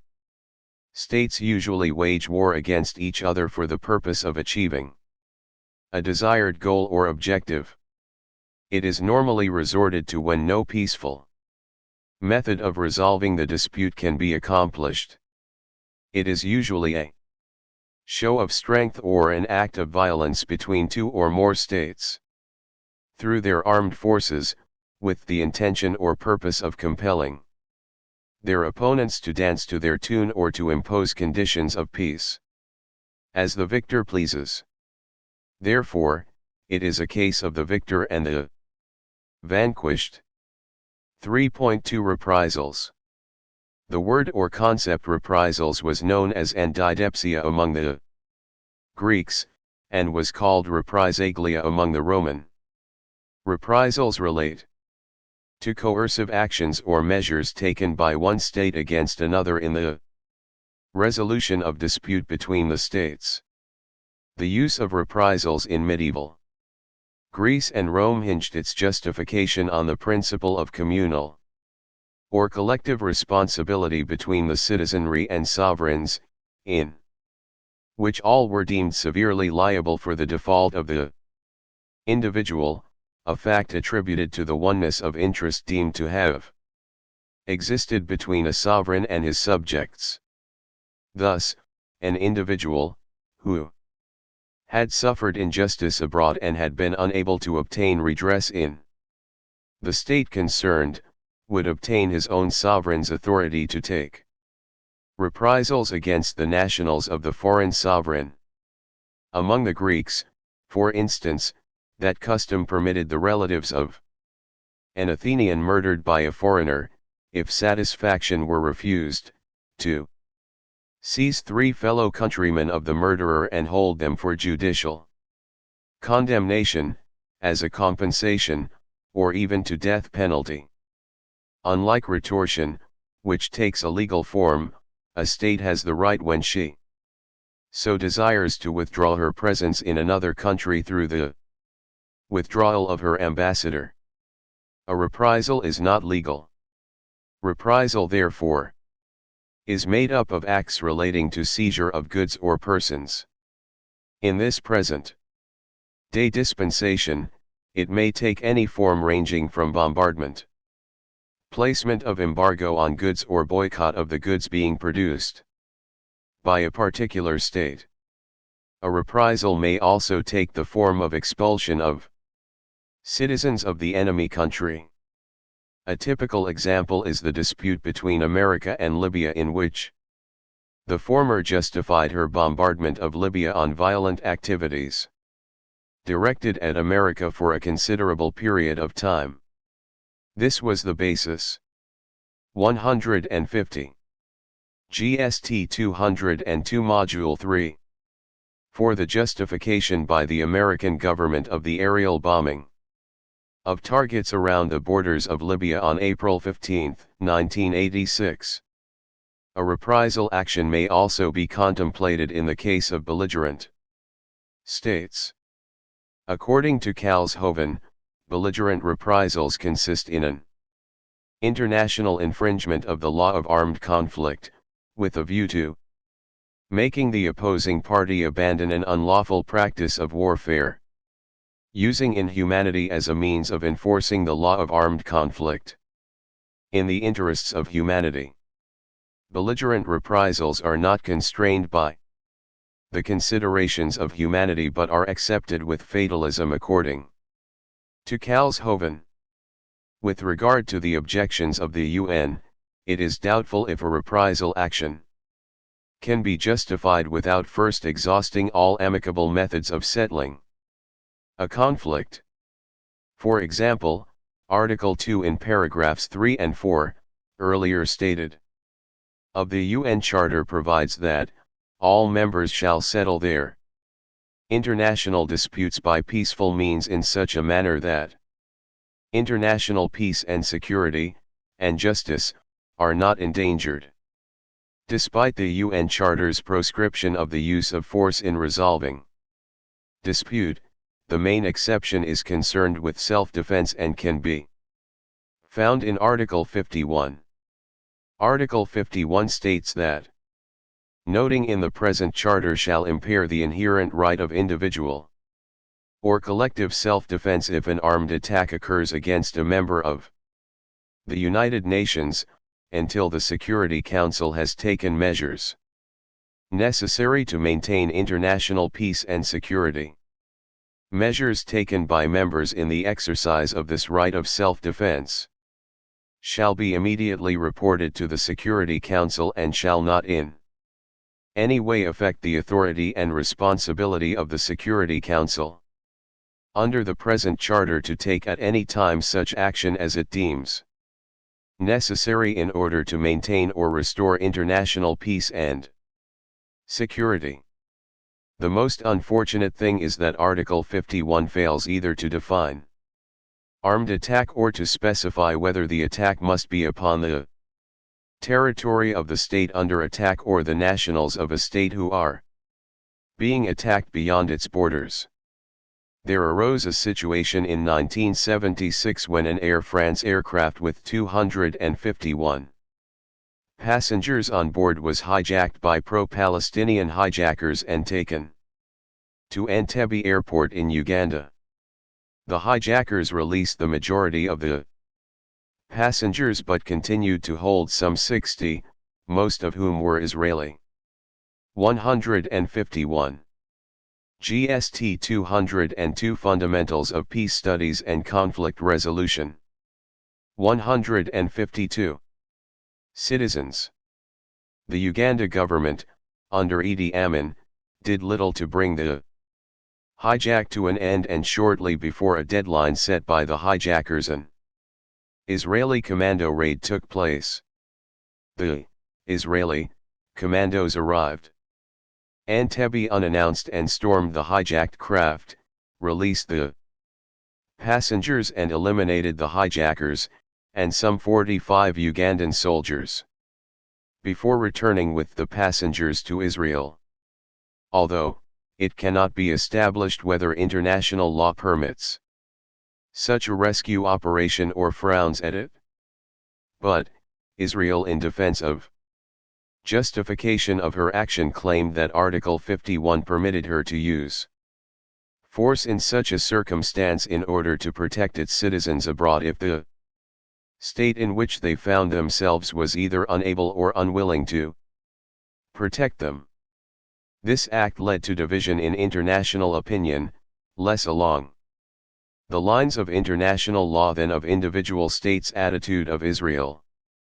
But ever since, it has become at least implicitly accepted that in such circumstances, if a state has sufficient power to rescue its citizens, then, if the intervention does not exceed what is a proportionate response, it will not be regarded as inconsistent with Article 51.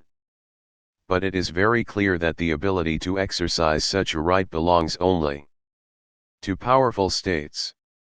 It is equally clear that claims of such a right are obviously open to abuse, as for instance when the United States invaded Grenada in 1983 supposedly to rescue its nationals, or when it intervened in Panama in 1989, certainly in neither case was the primary objective of the U.S. actions the rescue of nationals.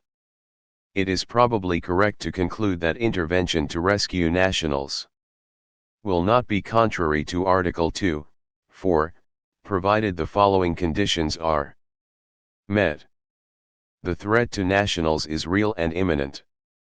The state where they are being held is unwilling or unable to protect them. The sole purpose of the intervention is rescue. The response is proportionate in the sense that more lives may be expected to be saved than lost.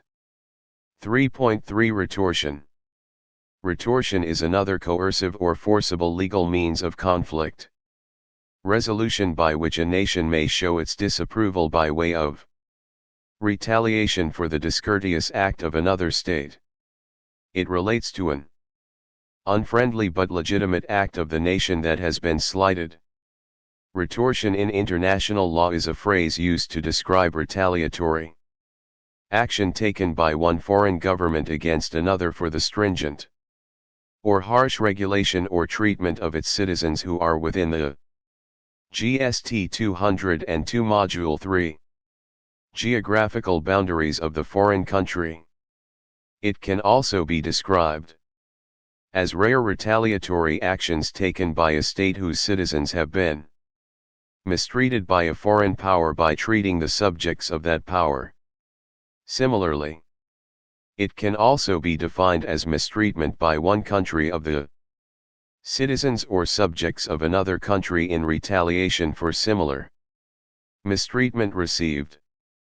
Although, Article 2, 3, of the UN Charter provides that, all members shall settle their international disputes by peaceful means in such a manner that international peace and security, and justice, are not endangered, a state that has been slighted may decide to take a legitimate action that is within its power to register its protest or displeasure against another state.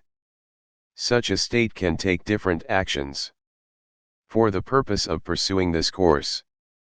Such actions include termination or severing of diplomatic relations with the state that has thus offended, The slighted state, withdrawal of commercial concession that might have been granted the state, the purpose being to show disapproval of such unfriendly conduct.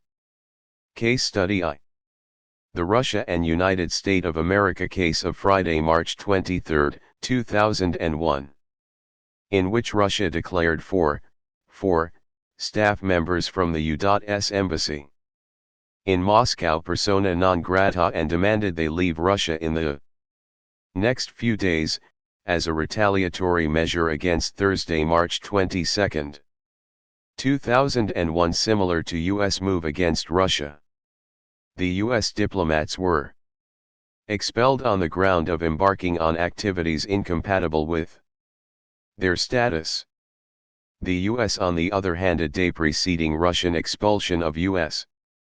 diplomats, formally announced expulsion of Russian diplomats accused of direct involvement with a former FBI agent spying for Moscow, and said that additional 46 Russian embassy staffers will also have to leave by July 2001. Moscow in return strongly protested against Washington's decision and said that it will take an adequate action in response. This spymania scandal marked the most serious spy row between Russia and United States since the end of Cold War. Case Study 2. Israel used this justification when invading the Lebanon in 1982, arguing that the invasion was an act of self-defense in response to terrorist attacks, and again when attacking PLO headquarters in Tunisia and killing 60 people in 1985 after the murder of 3 Israeli citizens. 153. GST 202 Fundamentals of Peace Studies and Conflict Resolution. On a yacht in Larnaca harbor in Cyprus, supposedly by a Palestinian task force. Case Study 3. In 1986, a terrorist bomb exploded in a West Berlin nightclub frequented by U.S. servicemen. 2 Americans lost their lives and several sustained injuries. 10 days later, the U.S. bombed Tripoli in Libya, claiming to have information that Libya was the source of the Berlin terrorist act in which 15 people were killed. The then U.S. Secretary of State, George Shultz, asserted that this action was within Article 51, but there was little international support for his argument. Both Israel and the U.S. have insisted that this right of self-defense even covers attacks upon states not directly involved in the terror, as for instance Tunisia in 1985. 3.4 Economic sanctions/blockade. Economic sanctions/blockade may be employed to deter military aggression or to force an aggressor to withdraw its armed forces from a disputed territory. Economic sanctions may also be used to curb weapons proliferation.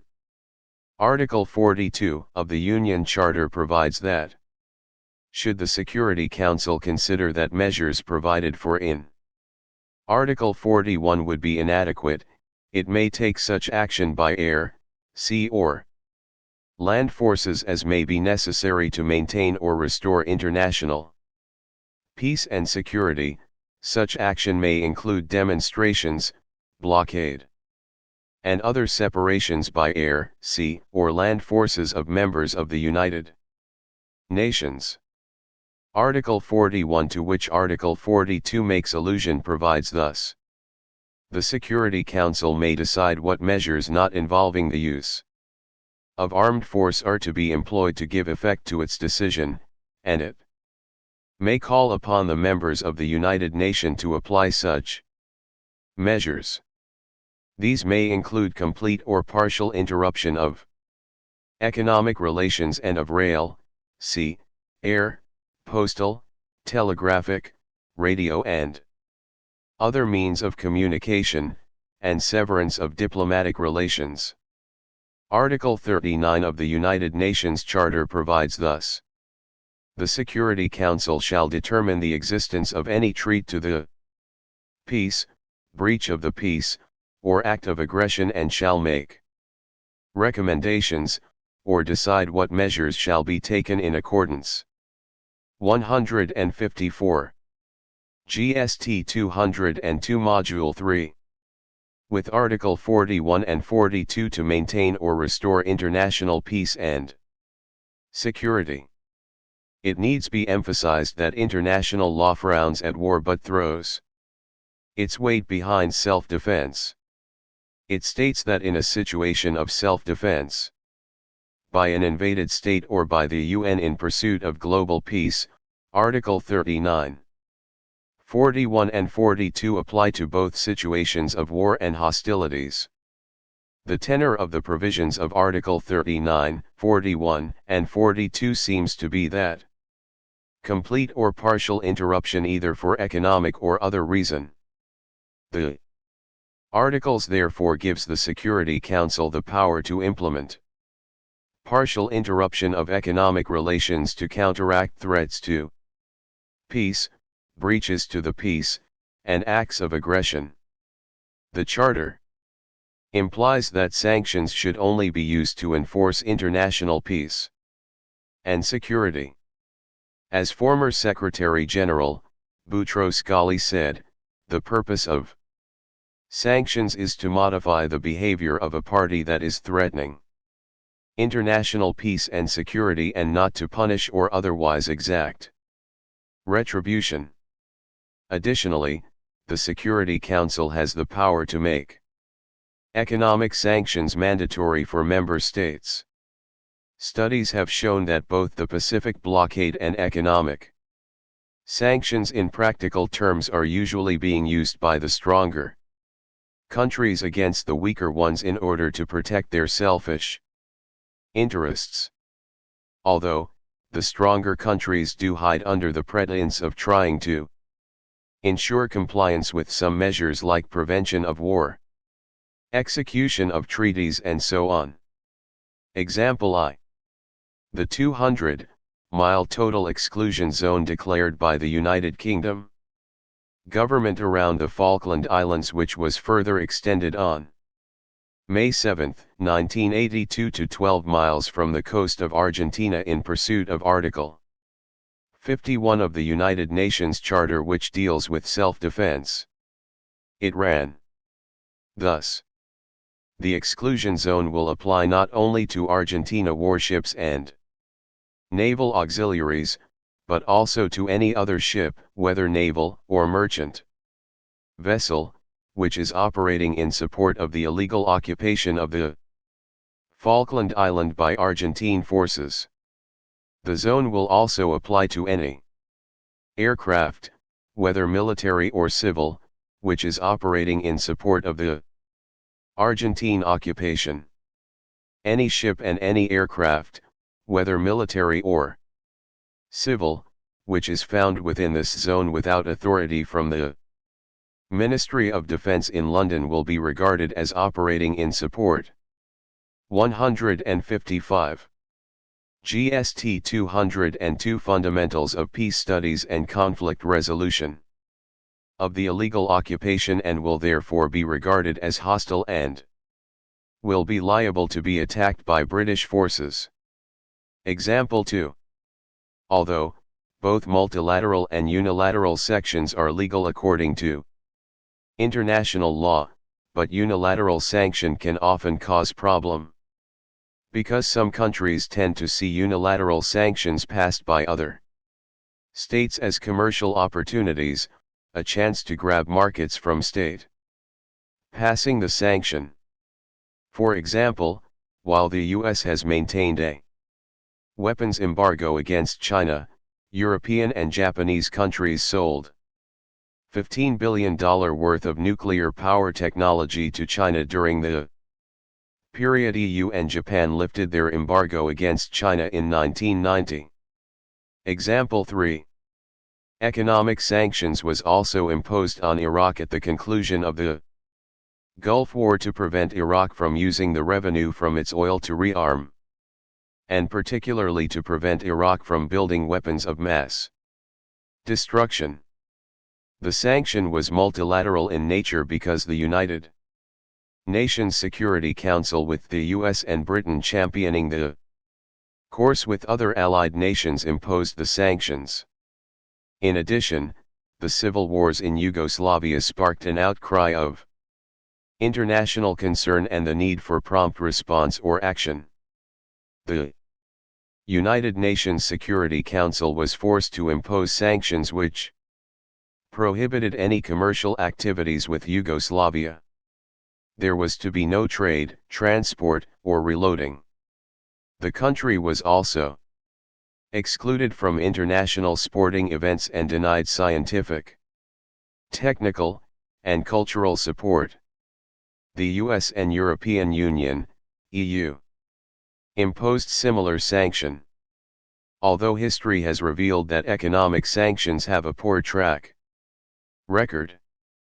Between 1914 and 1990, various countries imposed to achieve their stated objectives in 66% of those cases and were only partially successful in most of the rest.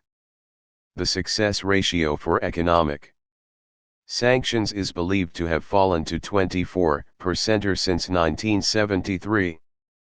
4.0 Conclusion. Despite all the forcible means of dispute resolution discussed above, we cannot simply say that they do not work, or do not achieve the desired objectives, and that we should not use them. We have to devise a way by which governments whose practices usually do not comply to international standards are attacked in such a way that the innocent. 156. GST 202 Module 3. 157. Civilians or citizens are not made to suffer the consequences of coercive means applied to bring about a change in behavior. 5.0 Summary. Self-defense in international law, either through a unilateral or multilateral approach in the above stated Articles 39, 41, 42, and 51 of the UN, was intended to be a restricted justification for the use of force, or was intended to legitimate forceful resistance to armed attack or any threat to the peace. Nevertheless, it remains arguable that any use of force, except for reasons of self-defense, remains unlawful unless sanctioned by the Security Council. 6.0 Tudor marked assignment. Should acts of aggression ever justify the use of force as defined in Article 51 of the Union Charter? To explain why reprisals are often carried out without condemnation, despite being clearly unlawful. 7.0 References/further reading. Abu Lughod, I. 1970. Ed. The Arab-Israel Confrontation of June 1967, Arab Perspective. Evanston, Northwest, University Press. Ackhurst, M. 1975. A Modern Introduction to International Law. 2nd. ed. London, MacDonald and Jones. Blick, H. 1970. Sovereignty, Aggression, and Neutrality. Almquist and Buxell, Stockholm, The Dag Hammarskjöld Foundation. Brownlee, I. 1983. International Law and Use of Force by States. Oxford, Oxford Clarendon Press. Churchill, R. and Lowe, A.V., 1988. The Law of the Sea. Manchester. University Press. Dixon, N.D. The Use of Force, pages 301, 04. Kaczorowska, N.D. The Use of Force, pages 432-37. Goebel. J. 1971. The Struggle for the Falkland Islands, A Study in Legal Diplomatic History. London, Kennicott Press. Henkin, L., 1989. Right v. Might, International Law and the Use of Force. London, Council on Foreign Relations Press. Kalshoven, F., 1971.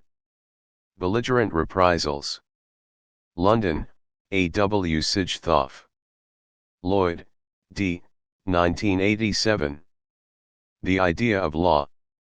London, Penguin Books. GST 202 Fundamentals of Peace Studies and Conflict Resolution. 158. Unit 5 Gender Issues and Humanitarian Intervention.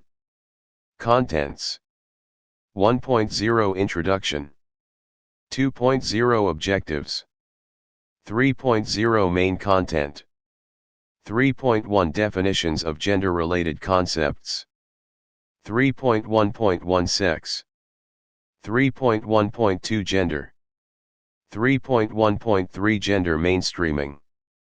3.1.5 Abuse. 3.1.4 Violence. 3.1.6 Coercion. 3.1.7 Consent. 3.1.8 Perpetrators. 3.2 Women and Armed Conflict.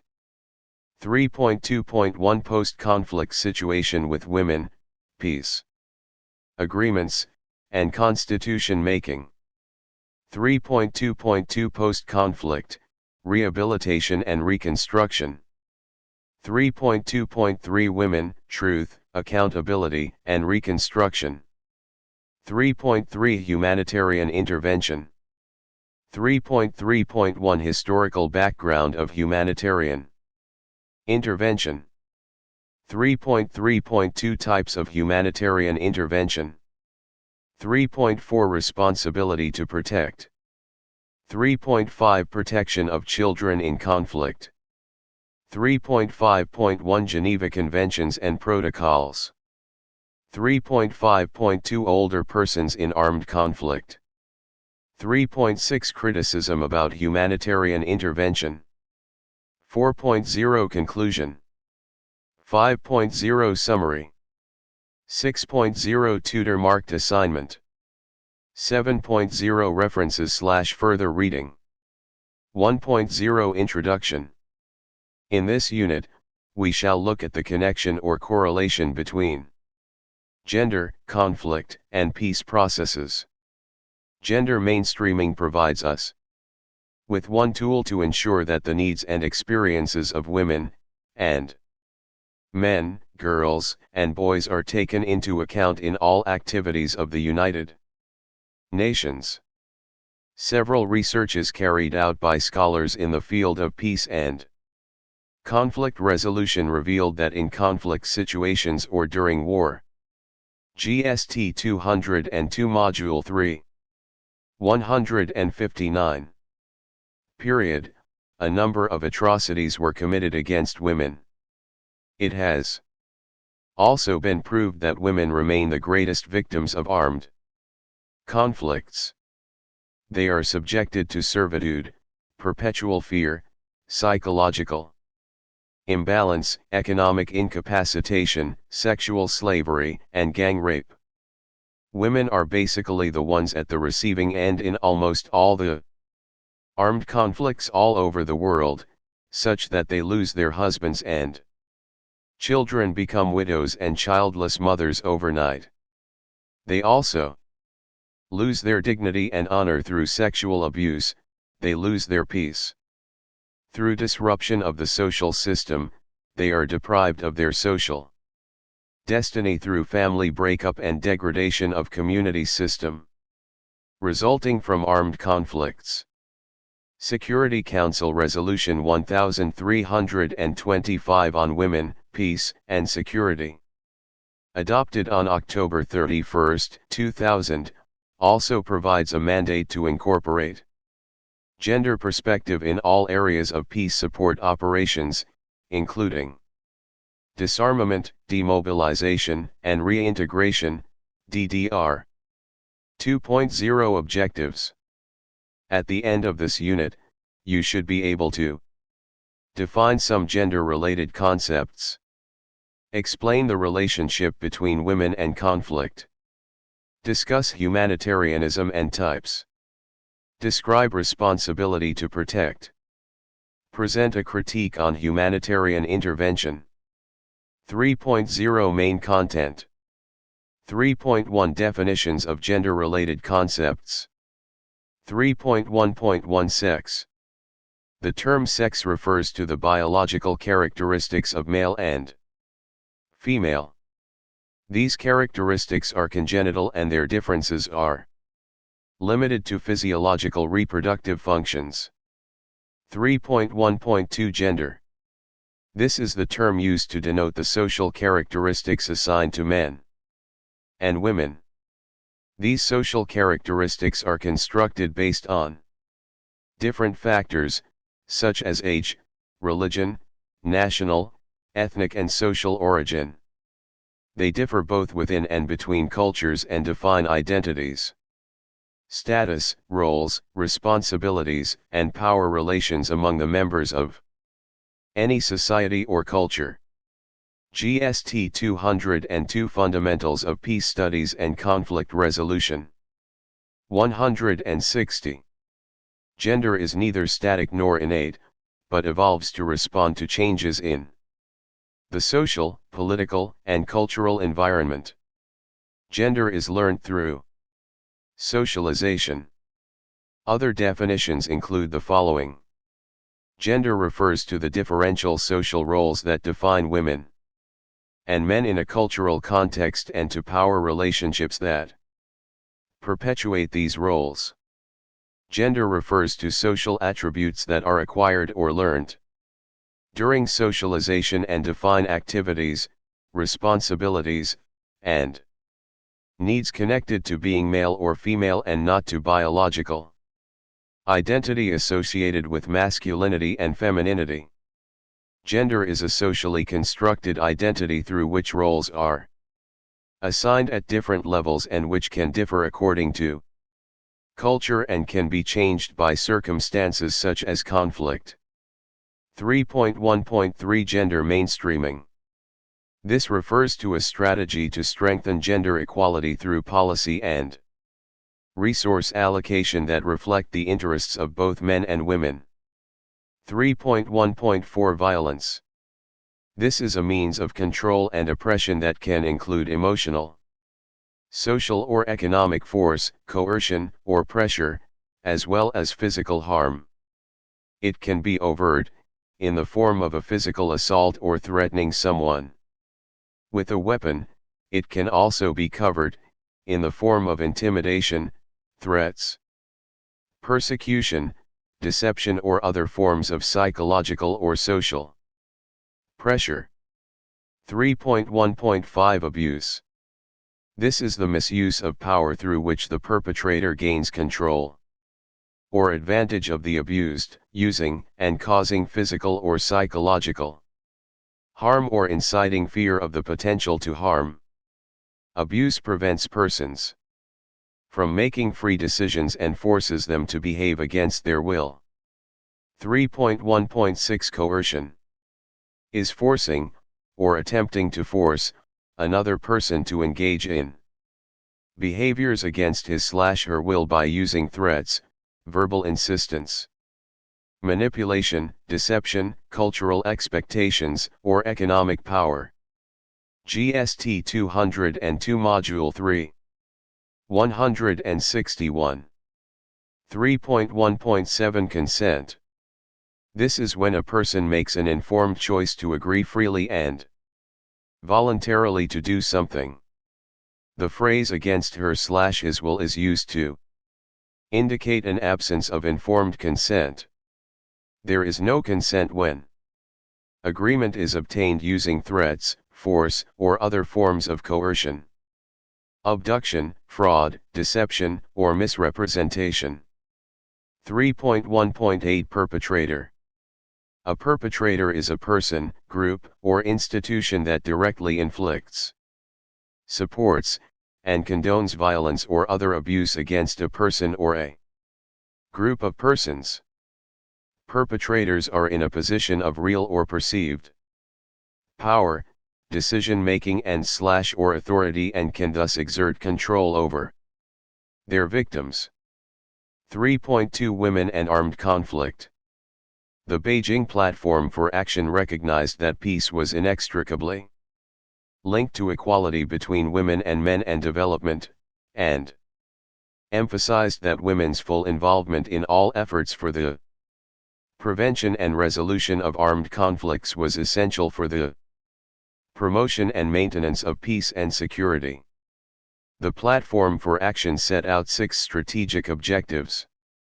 Increase the participation of women in conflict resolution at decision-making levels and protect women living in situations of armed and other conflicts or under foreign occupation. Reduce excessive military expenditures and control the availability of armaments. Promote nonviolent forms of conflict resolution and reduce the incidence of human rights abuse in conflict situations. Promote women's contribution to fostering a culture of peace. Provide protection, assistance, and training to refugee women, other displaced women in need of international protection and internally displaced women, and provide assistance to the women of the colonies and non-self-governing territories. Since the Fourth World Conference in 1995, there have been remarkable developments in terms of expansion of the international normative and policy framework on issues related to women and armed conflict, including in the United Nations Security Council. New issues, which were not specifically addressed in the Platform for Action, have GST 202 Fundamentals of Peace Studies and Conflict Resolution. Expanded the discourse and global implementation efforts have become centered around a broader agenda on women, peace, and security. The Commission on the Status of Women has considered the theme of women and armed conflict on a number of occasions. In 1998, the Commission adopted agreed conclusions on women and armed conflict that called for action in a number of areas, including ensuring gender-sensitive justice, meeting the specific needs of women affected by armed conflict, increasing the participation of women in peacekeeping, peace building, pre- and post-conflict decision-making, and addressing disarmament, illicit arms trafficking, landmines and small arms. In 2004, the Commission adopted agreed conclusions on women's equal participation in conflict prevention, management, and conflict resolution, and in post-conflict peace building. These recognized that peace agreements provide a vehicle for the promotion of gender equality and that a gender-sensitive constitutional and legal framework was necessary to ensure that women fully participate in such processes. At its 52nd session in 2008, the Commission on the Status of Women reviewed implementation of its agreed conclusions on women's equal participation in conflict prevention, management, and conflict resolution, and in post-conflict peace building adopted in 2004. The review revealed a number of gaps and challenges, including terms of representation and participation of women in peace processes and decision-making, prevention and response to sexual and gender-based violence, monitoring and accountability, and funding. The 23rd Special Session of the General Assembly entitled Women 2000, Gender Equality, Development and Peace for the 21st Century, reaffirmed the Platform for Action and called for the full participation of women in decision-making at all levels in peace processes, peacekeeping and peace building. It also called for the protection of girls in armed conflict, especially the prohibition of forced recruitment. In 2000, the United Nations Security Council passed the landmark Resolution 1325 on Women and Peace and Security, the first resolution ever to address the impact of war on women, and women's contributions to conflict resolution and sustainable peace. The resolution calls for women's equal participation with men and their full involvement in all efforts for the maintenance and promotion of peace and security.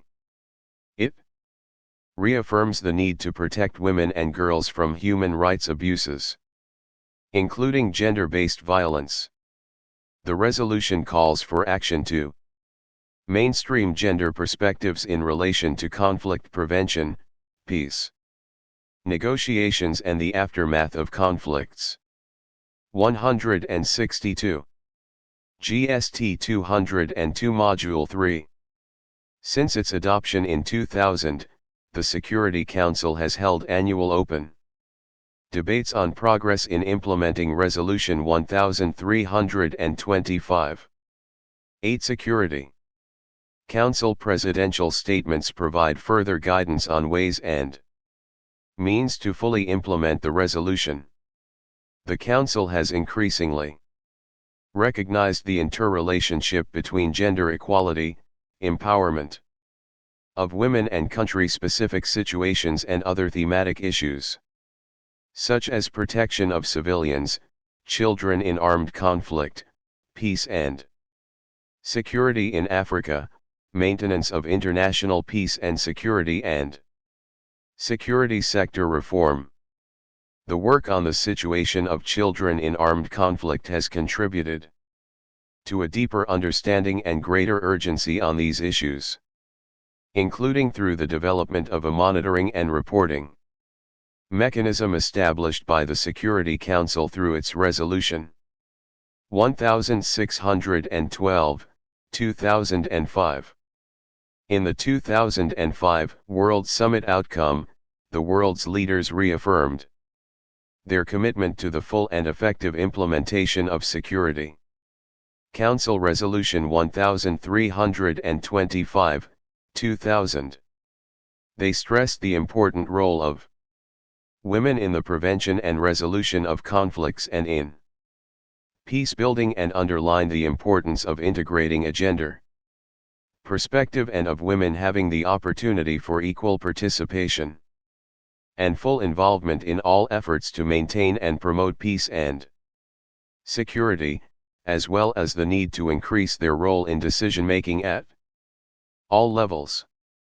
Governments strongly condemned all violations of the human rights of women and girls in situations of armed conflict and the use of sexual exploitation, violence, and abuse, and committed themselves to elaborating and implementing strategies to report on, prevent and punish gender-based violence.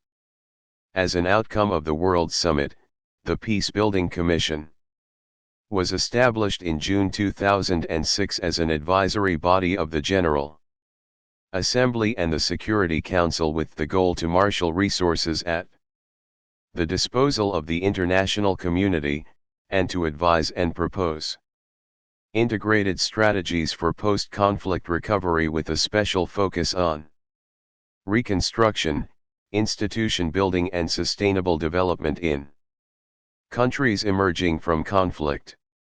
The founding resolutions of the Peacebuilding Commission provide a mandate to mainstream a gender perspective in all aspects of its work. Gender equality issues were identified as cross-cutting peace consolidation strategies in Burundi and Sierra Leone, the first two countries on the Commission's agenda, and in relation to new countries under consideration, Guinea-Bissau and the Central African Republic. In June 2008, the Security Council held an open thematic debate on women, peace and security, sexual violence in situations of armed. 163. GST 202 Fundamentals of Peace Studies and Conflict Resolution. Conflict which culminated in the adoption of Resolution 1820, 2008. In this resolution, the Security Council reaffirmed its resolve to eliminate all forms of violence against women, including by ending impunity. The Council recognized sexual violence as a security problem requiring a systematic security response. The resolution calls for a number of concrete actions and measures aimed at eliminating sexual violence and addressing its impacts by the Secretary-General, United Nations entities, member states, including troop and police contributing countries, all parties to armed conflict, regional and sub-regional bodies, and financial institutions. It also calls on the Peace-Building Commission to include strategies for addressing sexual violence in its work. 3.2.1 Post-conflict situation with women, peace agreements, and constitution making. The bitter experiences of women in times of war often make them strong adherents of peace building and constitution making for conflict resolution. However, women's roles in and contributions to conflict resolution are underutilized or wholly ignored in mainstream peace building and constitution making processes. Nevertheless, women all over the world are devising creative and effective strategies to ending wars and building peace. Throughout history, men have designed constitutions and women have been invisible, both in the process of constitutional reform and in the content of the constitutions. A survey of the constitutions of the world will reveal that most, if not all constitutions, view women as gendered subjects, that is as wives, mothers, and other categorizations. It is now an accepted fact that the law and legal processes are now being viewed as based on male norms and experiences, and that women's engagement with the law is vastly different than that of men.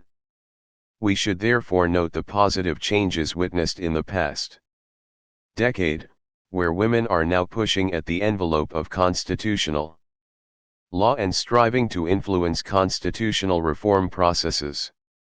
Significant progress and achievements have been made in Somalia and East Timor, amongst others. Also, in Northern Ireland, women have successfully come together in forming their own political party and have effectively raised the profile of women in politics. 3.2.2 Post-conflict, rehabilitation and reconstruction. Women often face severe obstacles and critical neglect to their needs in the rehabilitation and reconstruction process, as they struggle against discrimination at every level in trying to feed and house their families. Moreover, international donor reconstruction programs and the 164 GST 202 Module 3 distribution of humanitarian aid often fail to take into account the new economic and social roles women must fulfill in the aftermath of war. Their essential needs are thereby inadequately factored in. We therefore need to explore the practical needs and strategic interests that are fundamental to women in post-conflict reconstruction. Special attention will also be paid to the new economic roles women carve out for themselves, most often as heads of households. Conversely, we should note the new challenges faced by women in their new employment, land, and property rights, and the needs of ex-combatant women. Striking examples in this area is reflected in the post-conflict experiences of personal accounts of female combatants during conflicts. Liberia and Sierra Leone are cases in point. 3.2.3 Women, Truth, Accountability, and Reconstruction. although rape and other gender-based forms of violence continue to be among the highest committed war crimes during times of armed conflict, they still remain the least condemned. This struggle against impunity must begin with the strengthening of the legal system and its responsibility in bringing perpetrators to justice. Furthermore, addressing the victim's needs and providing proper medical treatment, psychological care and financial compensation is crucial and must be guaranteed. Fundamentally, these crimes must be recognized for what they are, crimes against humanity. We need therefore to be conversant with the various roles of women in the institutions and strategies for post-conflict truth and reconciliation. In addressing the specific needs of women in the aftermath of violent conflict, especially their need for accountability and justice, attention is called to the issue of comfort women and, for example, the Japanese government's legal responsibility for crimes committed over 50 years ago, to the more recent tragedies such as Rwanda's genocide that is now answering to an established war crimes tribunal. There is a recent report on Women, War, and Peace, an independent experts' assessment by two remarkable women, Elizabeth Wren and Ellen John Sirleaf. This report provided a wealth of information on the impact of conflict on women and gave the suffering a human face. Equally important, it not only provided ground truth from Sudan and Liberia to Afghanistan and East Timor on the impact of violence, displacement, trafficking, and other social ills, but also practical suggestions for avoiding the stigma of victimization. 165. GST 202 Fundamentals of Peace Studies and Conflict Resolution. Indeed, what comes through most clearly from this report is the need to view women as much more than victims, and to empower them to make their full contributions at the peace table and in post-conflict reconstruction. This is not just a question of equity or fairness. We know that bringing women to the peace table improves the quality of agreements reached and increases the chance of success in implementing, just as involving women in post-conflict governance reduces the likelihood of returning to war.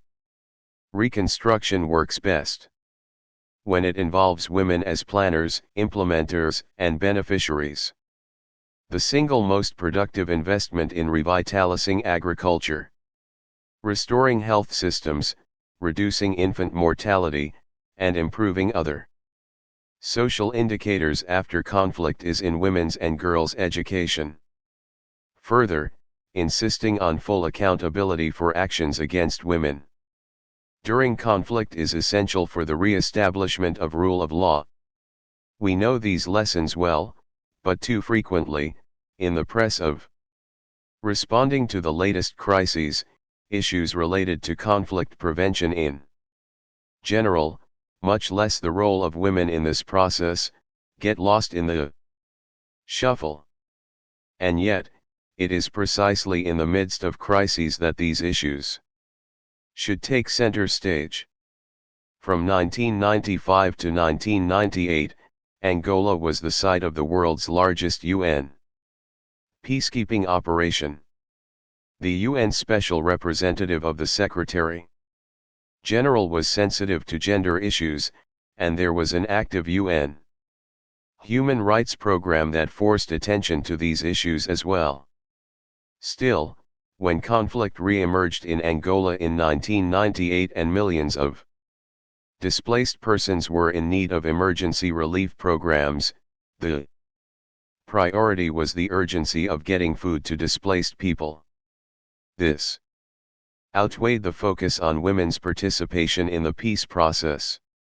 It was later realized during a meeting of the Joint Peace Commission that brought together the Angolan government, UNITA, the United Nations, and the Troika nations of Russia, Portugal, and the United States, that there was not a single woman at the peace table.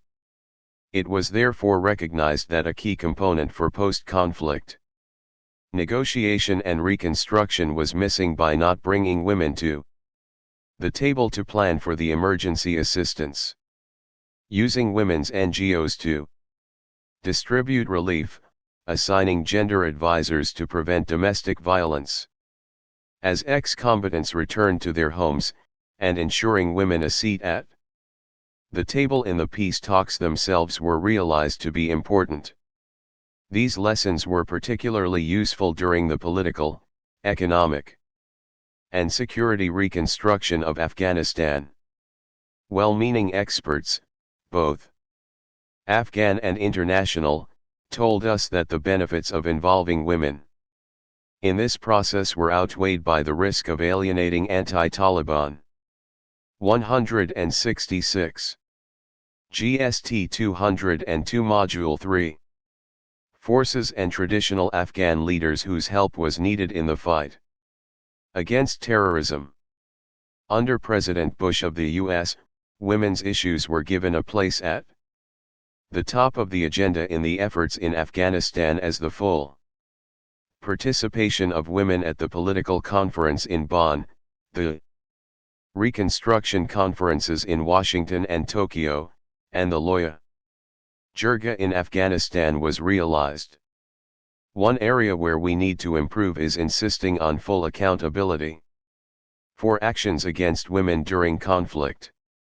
Whilst the spirit of reconciliation and forgiveness after peace is welcome, but too often amnesty means that men forgive men for atrocities committed against women. In Angola, for example, the government and the UNITA rebels provided 13 separate amnesties for each other. Whenever a mass grave was discovered, it was in large part the international community, including the UN Human Rights Commission and the embassies of foreign governments, that would go to the site to protect the evidence, in anticipation of the day when the Angolan authorities could be persuaded into investigating the matter. There is no one-size-fits-all approach to transitional justice, whether it is the Truth and Reconciliation Commission in South Africa, the Gacaca Community Court System in Rwanda, a Human Rights Commission in Afghanistan under the Bonn Agreement, or international tribunals where local courts are inadequate. Ensuring accountability is essential to convince men with guns that there is impunity in acting against women. But words alone cannot earn women a seat at the peace table.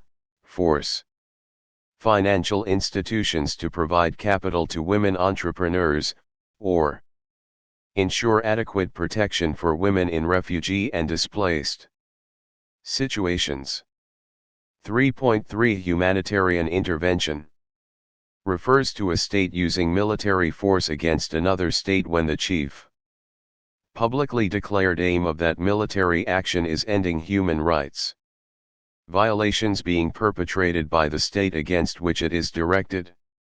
Threat or use of force across state borders by a state, or group of states, aimed at preventing or ending widespread and grave violations of fundamental human rights of individuals other than its own citizens, without the permission of the state within whose territory force is applied. There is no one standard or legal definition of humanitarian intervention. The field of analysis, such as law, ethics, or politics, often. 167. GST 202 Fundamentals of Peace Studies and Conflict Resolution. 168. Influences the definition that is chosen. Differences in definition include variations in whether humanitarian interventions is limited to instances where there is an absence of consent from the host state, whether humanitarian intervention is limited to punishment actions, and whether humanitarian intervention is limited to cases where there has been explicit UN Security Council authorization for action. There is, however, a consensus on some of its essential characteristics. Humanitarian intervention involves the use of threat and military forces as a central feature. 2. It is an intervention in the sense that it entails interfering in the internal affairs of a state by sending military forces into the territory or airspace of a sovereign state that has not committed an act of aggression against another state. 3. Humanitarian intervention is in response to situations that do not necessarily pose direct threats to states' strategic interests, but instead is motivated by humanitarian objectives. 3.3.1 Historical background of humanitarian intervention. Intervening in the affairs of another state has been a subject of discussion in public international law for as long as laws of nations were developed. Attitudes have changed considerably since the end of World War II, the Allied forces' discovery of the Holocaust, and the Nuremberg trials. One of the classic statements for intervention in the affairs of another country is found in John Stuart Mill's essay, A Few Words on Non-Intervention, 1859. There seems to be no little need that the whole doctrine of non-interference with foreign nations should be reconsidered, if it can be said to have as yet been considered as a really moral question at all. To go to war for an idea, if the war is aggressive, not defensive, is as criminal as to go to war for territory or revenue, for it is as little justifiable to force our ideas on other people, as to compel them to submit to our will in any other respect. But there assuredly are cases in which it is allowable to go to war, without having been ourselves attacked or threatened with attack, and it is very important that nations should make up their minds in time, as to what these cases are. To suppose that the same international customs, and the same rules of international morality, can obtain between one civilized nation and another, and between civilized nations and barbarians, is a grave error. According to Mill, 1859, barbarous peoples were found in Algeria and India where the French and British armies had been involved. Mill's justification of intervention was overt imperialism. First, he argued that with barbarians, there is no hope for reciprocity and international GST 202 Module 3. Fundamental. Second, barbarians are apt to benefit from civilized interveners. Citing Roman conquests of Gaul, Spain, Numidia and Dacia, Mill said barbarians have no rights as a nation except a right to such treatment as may, at the earliest possible period, fit them for becoming one. The only moral laws for the relation between a civilized and a barbarous government are the universal rules of morality between man and man. Of more relevance, Mill discussed the position between civilized peoples. The disputed question is that of interfering in the regulation of another country's internal concerns, whether a nation is justified in taking part on either side in the civil wars or party contests of another, and chiefly, whether it may justifiably aid the people of another country in struggling for liberty or may impose on a country any particular government or institutions either as being best for the country itself, or as necessary for the security of its neighbors.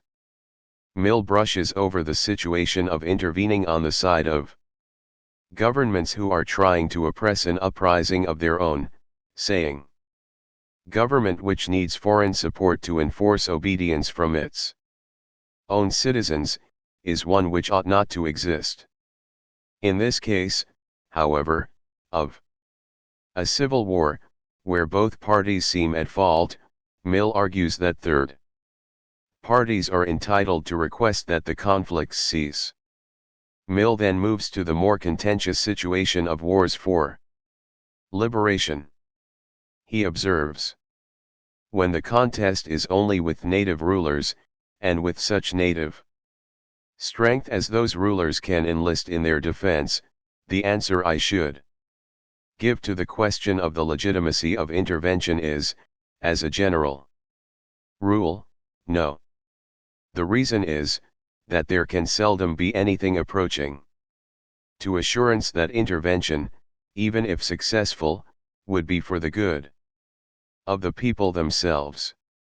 The only test possessing any real value, of a people's having become fit for popular institutions is that they, or a sufficient portion of them to prevail in the contest, are willing to brave labor and danger for their liberation.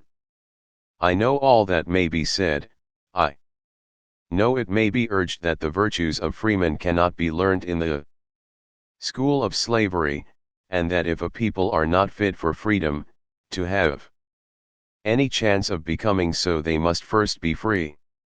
And this would be conclusive, if the intervention recommended would really give them freedom.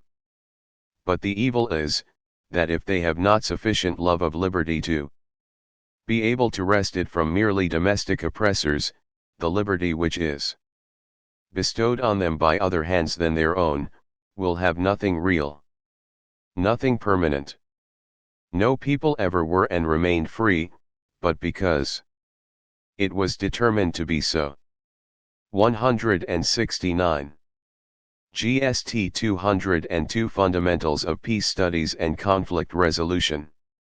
170.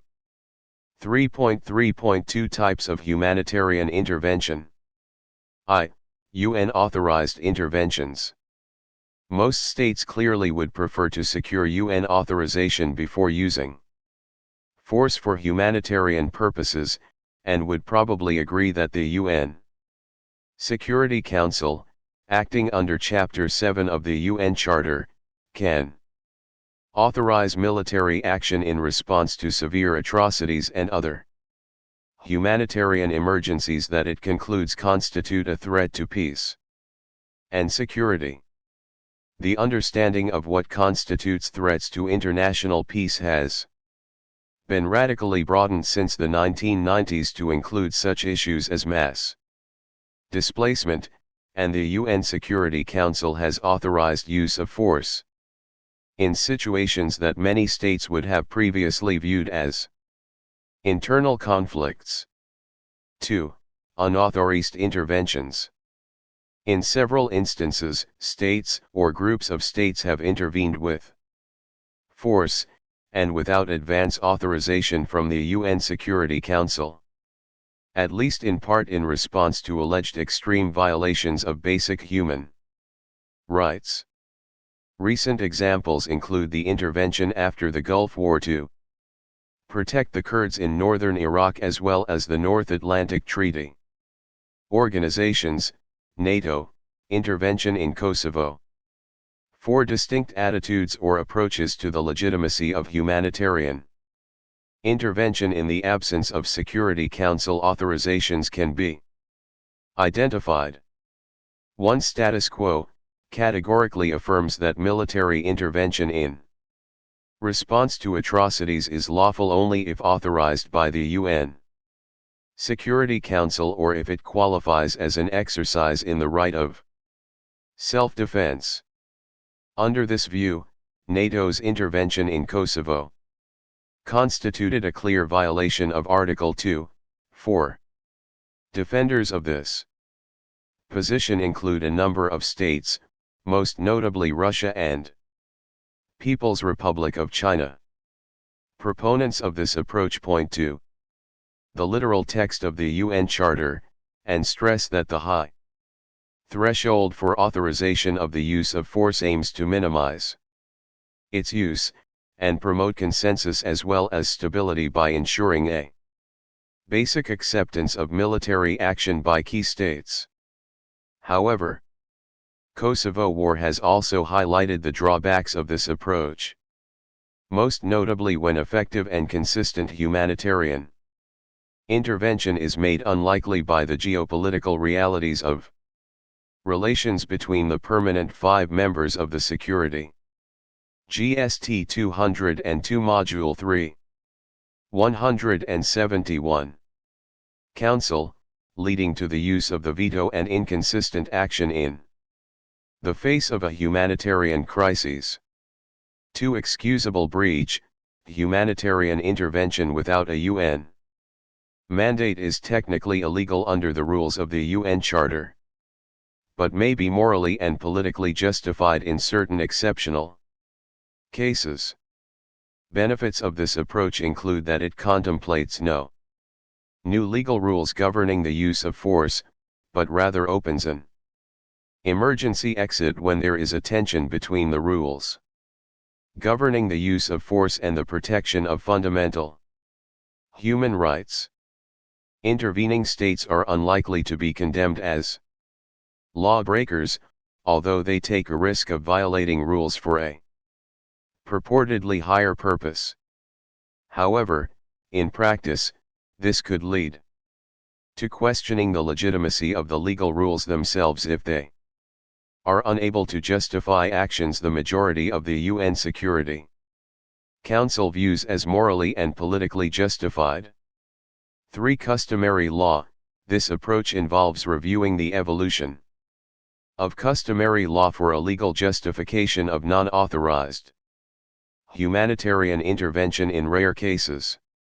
This approach asks whether an emerging norm of customary law can be identified, under which humanitarian intervention can be understood not only as ethically and politically justified but also as legal under the normative framework governing the use of force.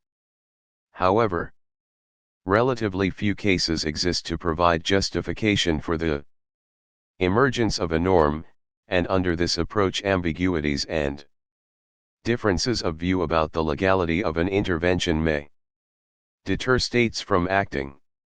The potential for an erosion of rules governing the use of force may also be a point of concern. 4. Codification.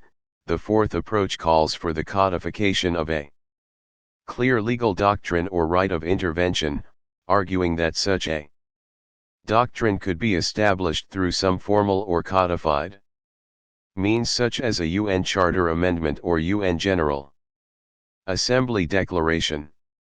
Although states have been reluctant to advocate this approach, a number of scholars, as well as the Independent International Commission on Kosovo, have made the case for establishing such a right or doctrine with specified criteria to guide assessments of legality.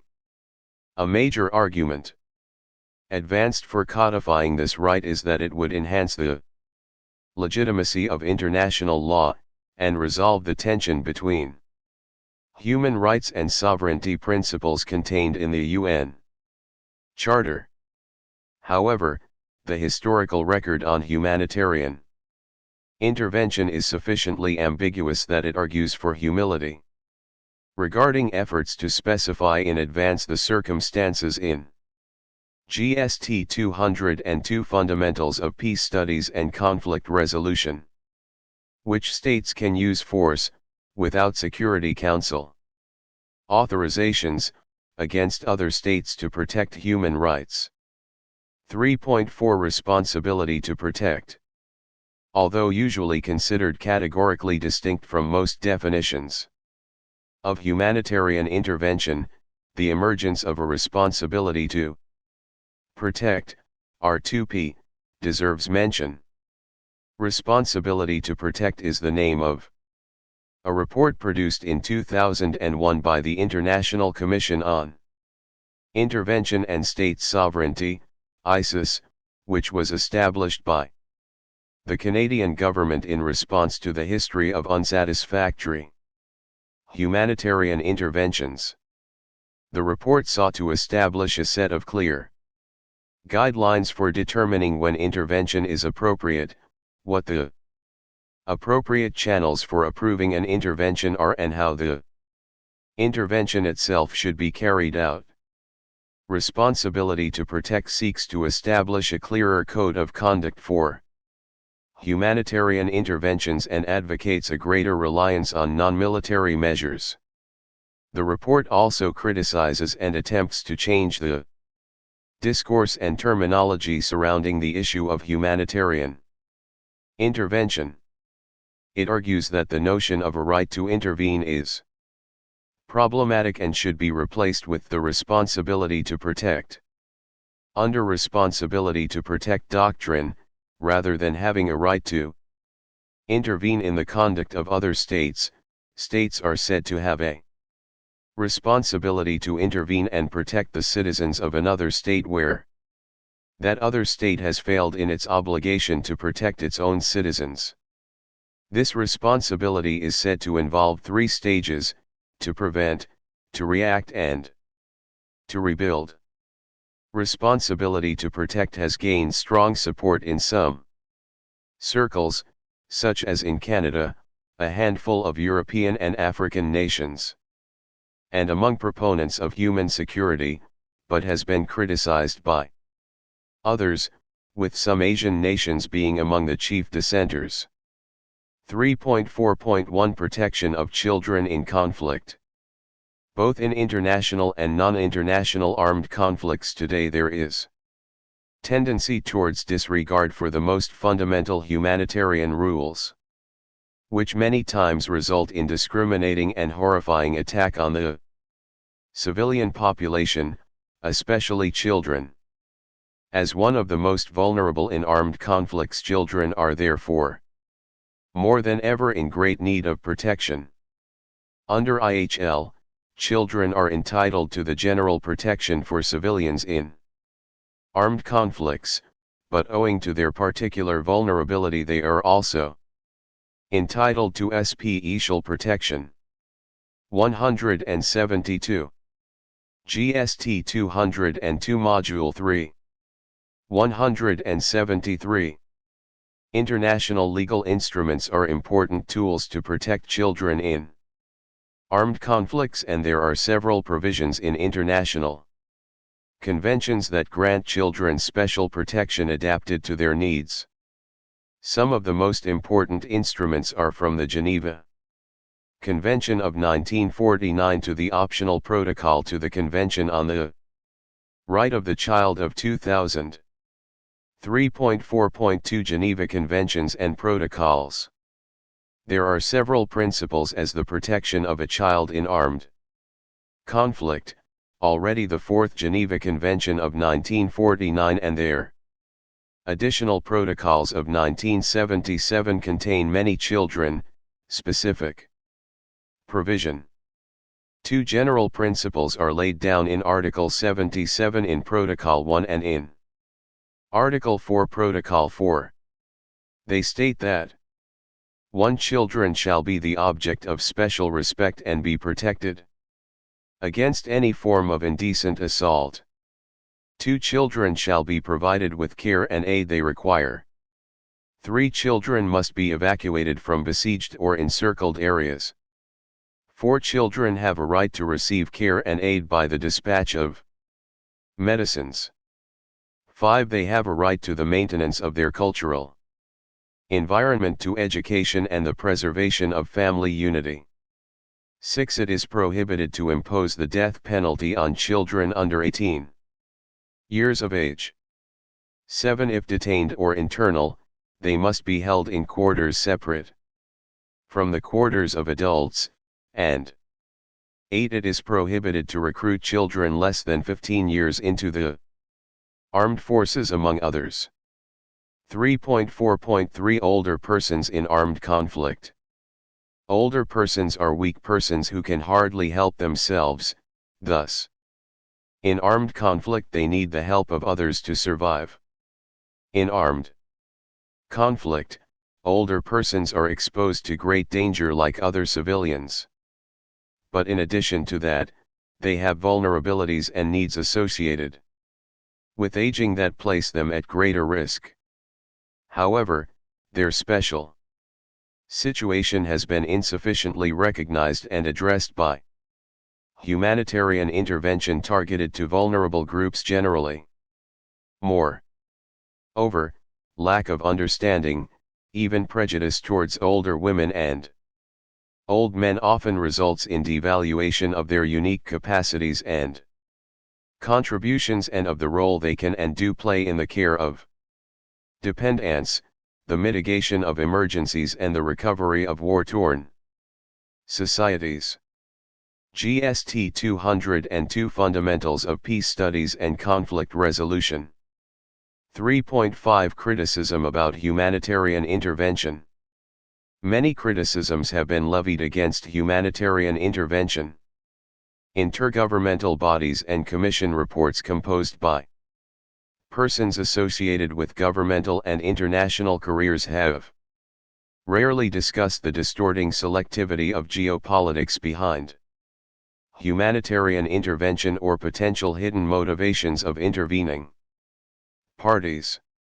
To find less veiled criticism, one must usually turn to civil society perspectives, especially those shaped by independent scholars who benefit from academic freedom.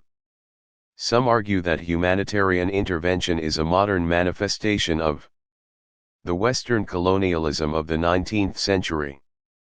And Orford's work is a major contribution along these lines, demonstrating the extent to which the perils of the present for societies experiencing humanitarian catastrophes are directly attributable to the legacy of colonial rule. In the name of Reconstruction, a capitalist set of constraints is imposed on a broken society that impairs its right of self-determination and prevents its leadership from adopting an approach to development that benefits the people of the country rather than makes foreign investors happy. The essence of her position is that legal narratives justifying humanitarian intervention have had the primary effect of sustaining an unjust and exploitative status quo. Others argue that dominant countries, especially the United States and its coalition partners, are using humanitarian pretexts to pursue otherwise unacceptable geopolitical goals and to evade the non-intervention norm and legal prohibitions on the use of international force. Noam Chomsky and Tariq Ali are at the forefront of this camp, viewing professions of humanitarian motivation with deep skepticism. They argue that the United States has continued to act with its own interests in mind, with the only change being that humanitarianism has become a legitimizing ideology for projection of U.S. hegemony in a post-Cold War world. Ali in particular argues that NATO intervention in Kosovo was conducted largely to boost NATO's credibility. A third type of criticism centers on the event-based and inconsistent nature of most policies on humanitarian intervention. These critics argue that there is a tendency for the concept to be invoked in the heat of action, giving the appearance of propriety for Western television viewers, but that it neglects the conflicts that are forgotten by the media or occur based on chronic distresses rather than sudden crises.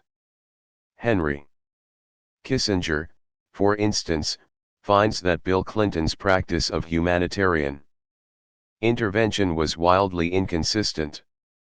The U.S. launched 2 military campaigns against Serbia while ignoring more widespread slaughter in Rwanda, justifying the Russian assault on Chechnya, and welcoming to 174. GST 202 Module 3. 175. The United States, the second-ranking military official of a widely recognized severe human rights violator, the Communist government of North Korea.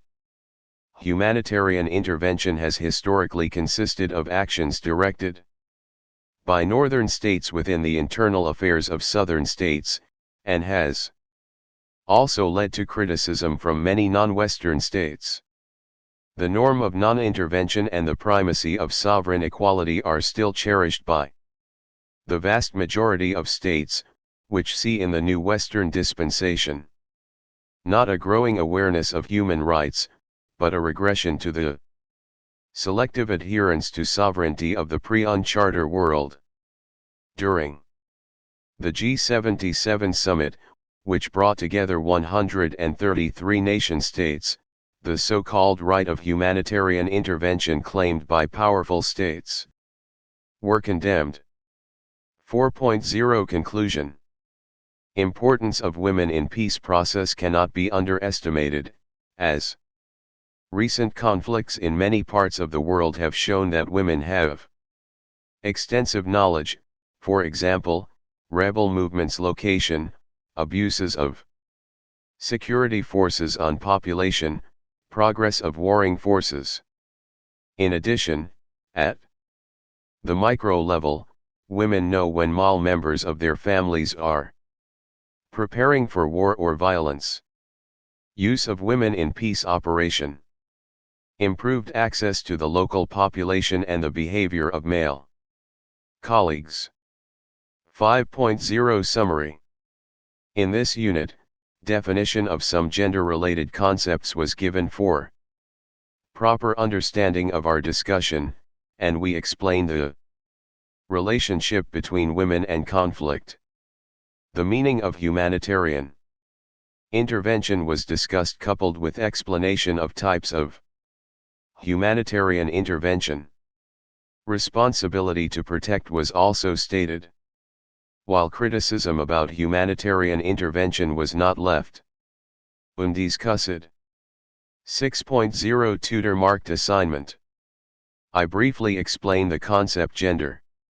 2. Of what importance is gender to conflict resolution and peace processes. 3. What is humanitarian intervention? 4. Justify the humanitarian intervention of a state in the internal affairs of another state. GST 202 Fundamentals of Peace Studies and Conflict Resolution. 176. 7.0 References/further reading. Abio, F.K., 1999. The Evolution of the Doctrine and Practice of Humanitarian Intervention. Kluwer Law International. Alton, F., 2000. Humanitarian Intervention, Crafting a Workable Doctrine. New York, Council on Foreign Relations. Bruno, S., 1999, NATO, the UN, and the Use of Force, Legal Aspects. The European Journal of International Law, p.1-22. Burton, M., 1996. Legalizing the Sublegal, A Proposal for Codifying a Doctrine of Unilateral Humanitarian Intervention. Georgetown.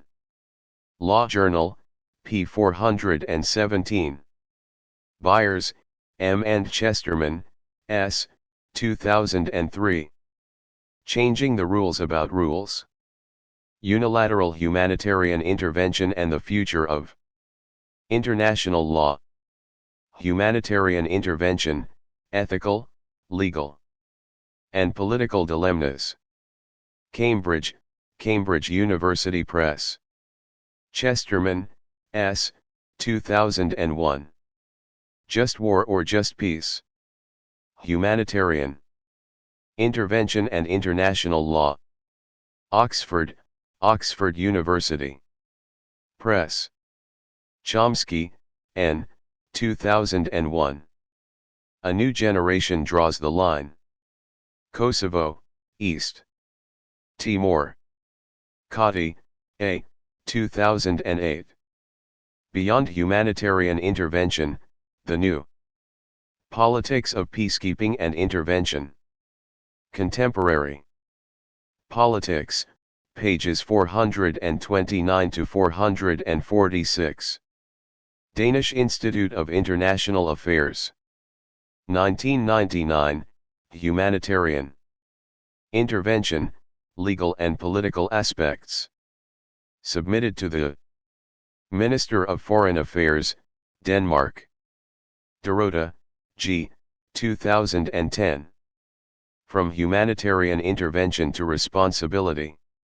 To Protect. Criminal Justice Ethics, p.110-128.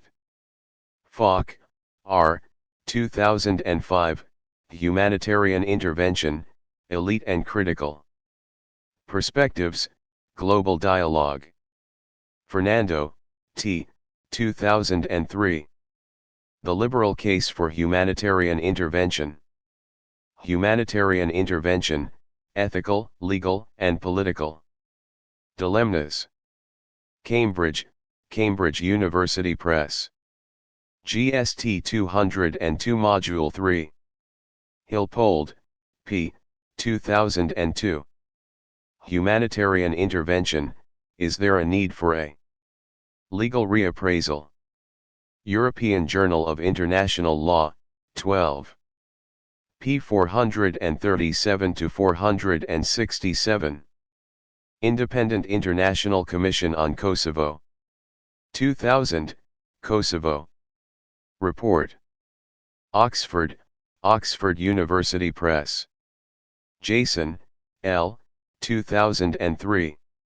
Neighbors on Alert, Regional Views on Humanitarian Intervention. Washington, D.C., The Fund for Peace. Jennifer, M.W., 2004. Humanitarian Intervention and International Relations. Ed. Jennifer M. Welsh. New York, Oxford University Press. John, S.M., 1859. A Few Words on Non-Intervention at the Online Library of Liberty. Kissinger, H. 2001. Does America Need a New Foreign Policy? New York. Laurie, F.D., ed. 1993, Enforcing Restraint, Collective Intervention in Internal Conflicts. New York, Council on Foreign Relations. Marjanovic, M.M., 2004.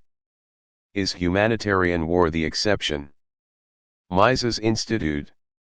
O'Connell, M.E., 2000, The UN, NATO, and International Law After Kosovo. Human Rights Quarterly, p. 88-89. Orford, A., 2003. Reading Humanitarian Intervention, Human Rights, and the Standards of the West.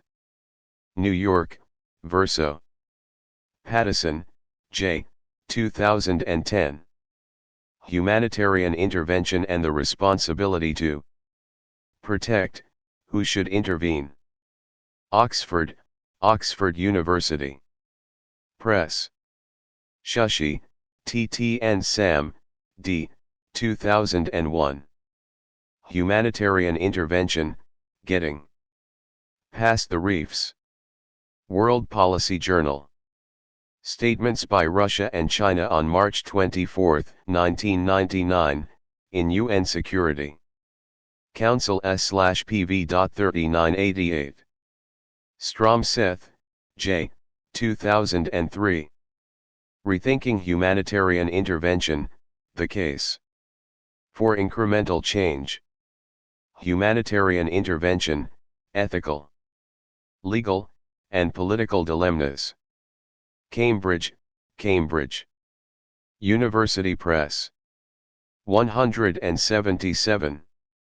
GST 202 Fundamentals of Peace Studies and Conflict Resolution. Suman, D., 2005, Organizing for Peace, Collective Action Problems, and Humanitarian Intervention. Journal of Military and Strategic Studies. Tarek, A. 2000. Masters of the Universe? NATO's Balkan Crusade. New York, Simon & Schuster. The UK based its legal justification for the no-flight restrictions on Iraq on humanitarian intervention. The US based its on UN Security Council Resolution 678. Use of force in international law. Cambridge, Cambridge University Press. 178.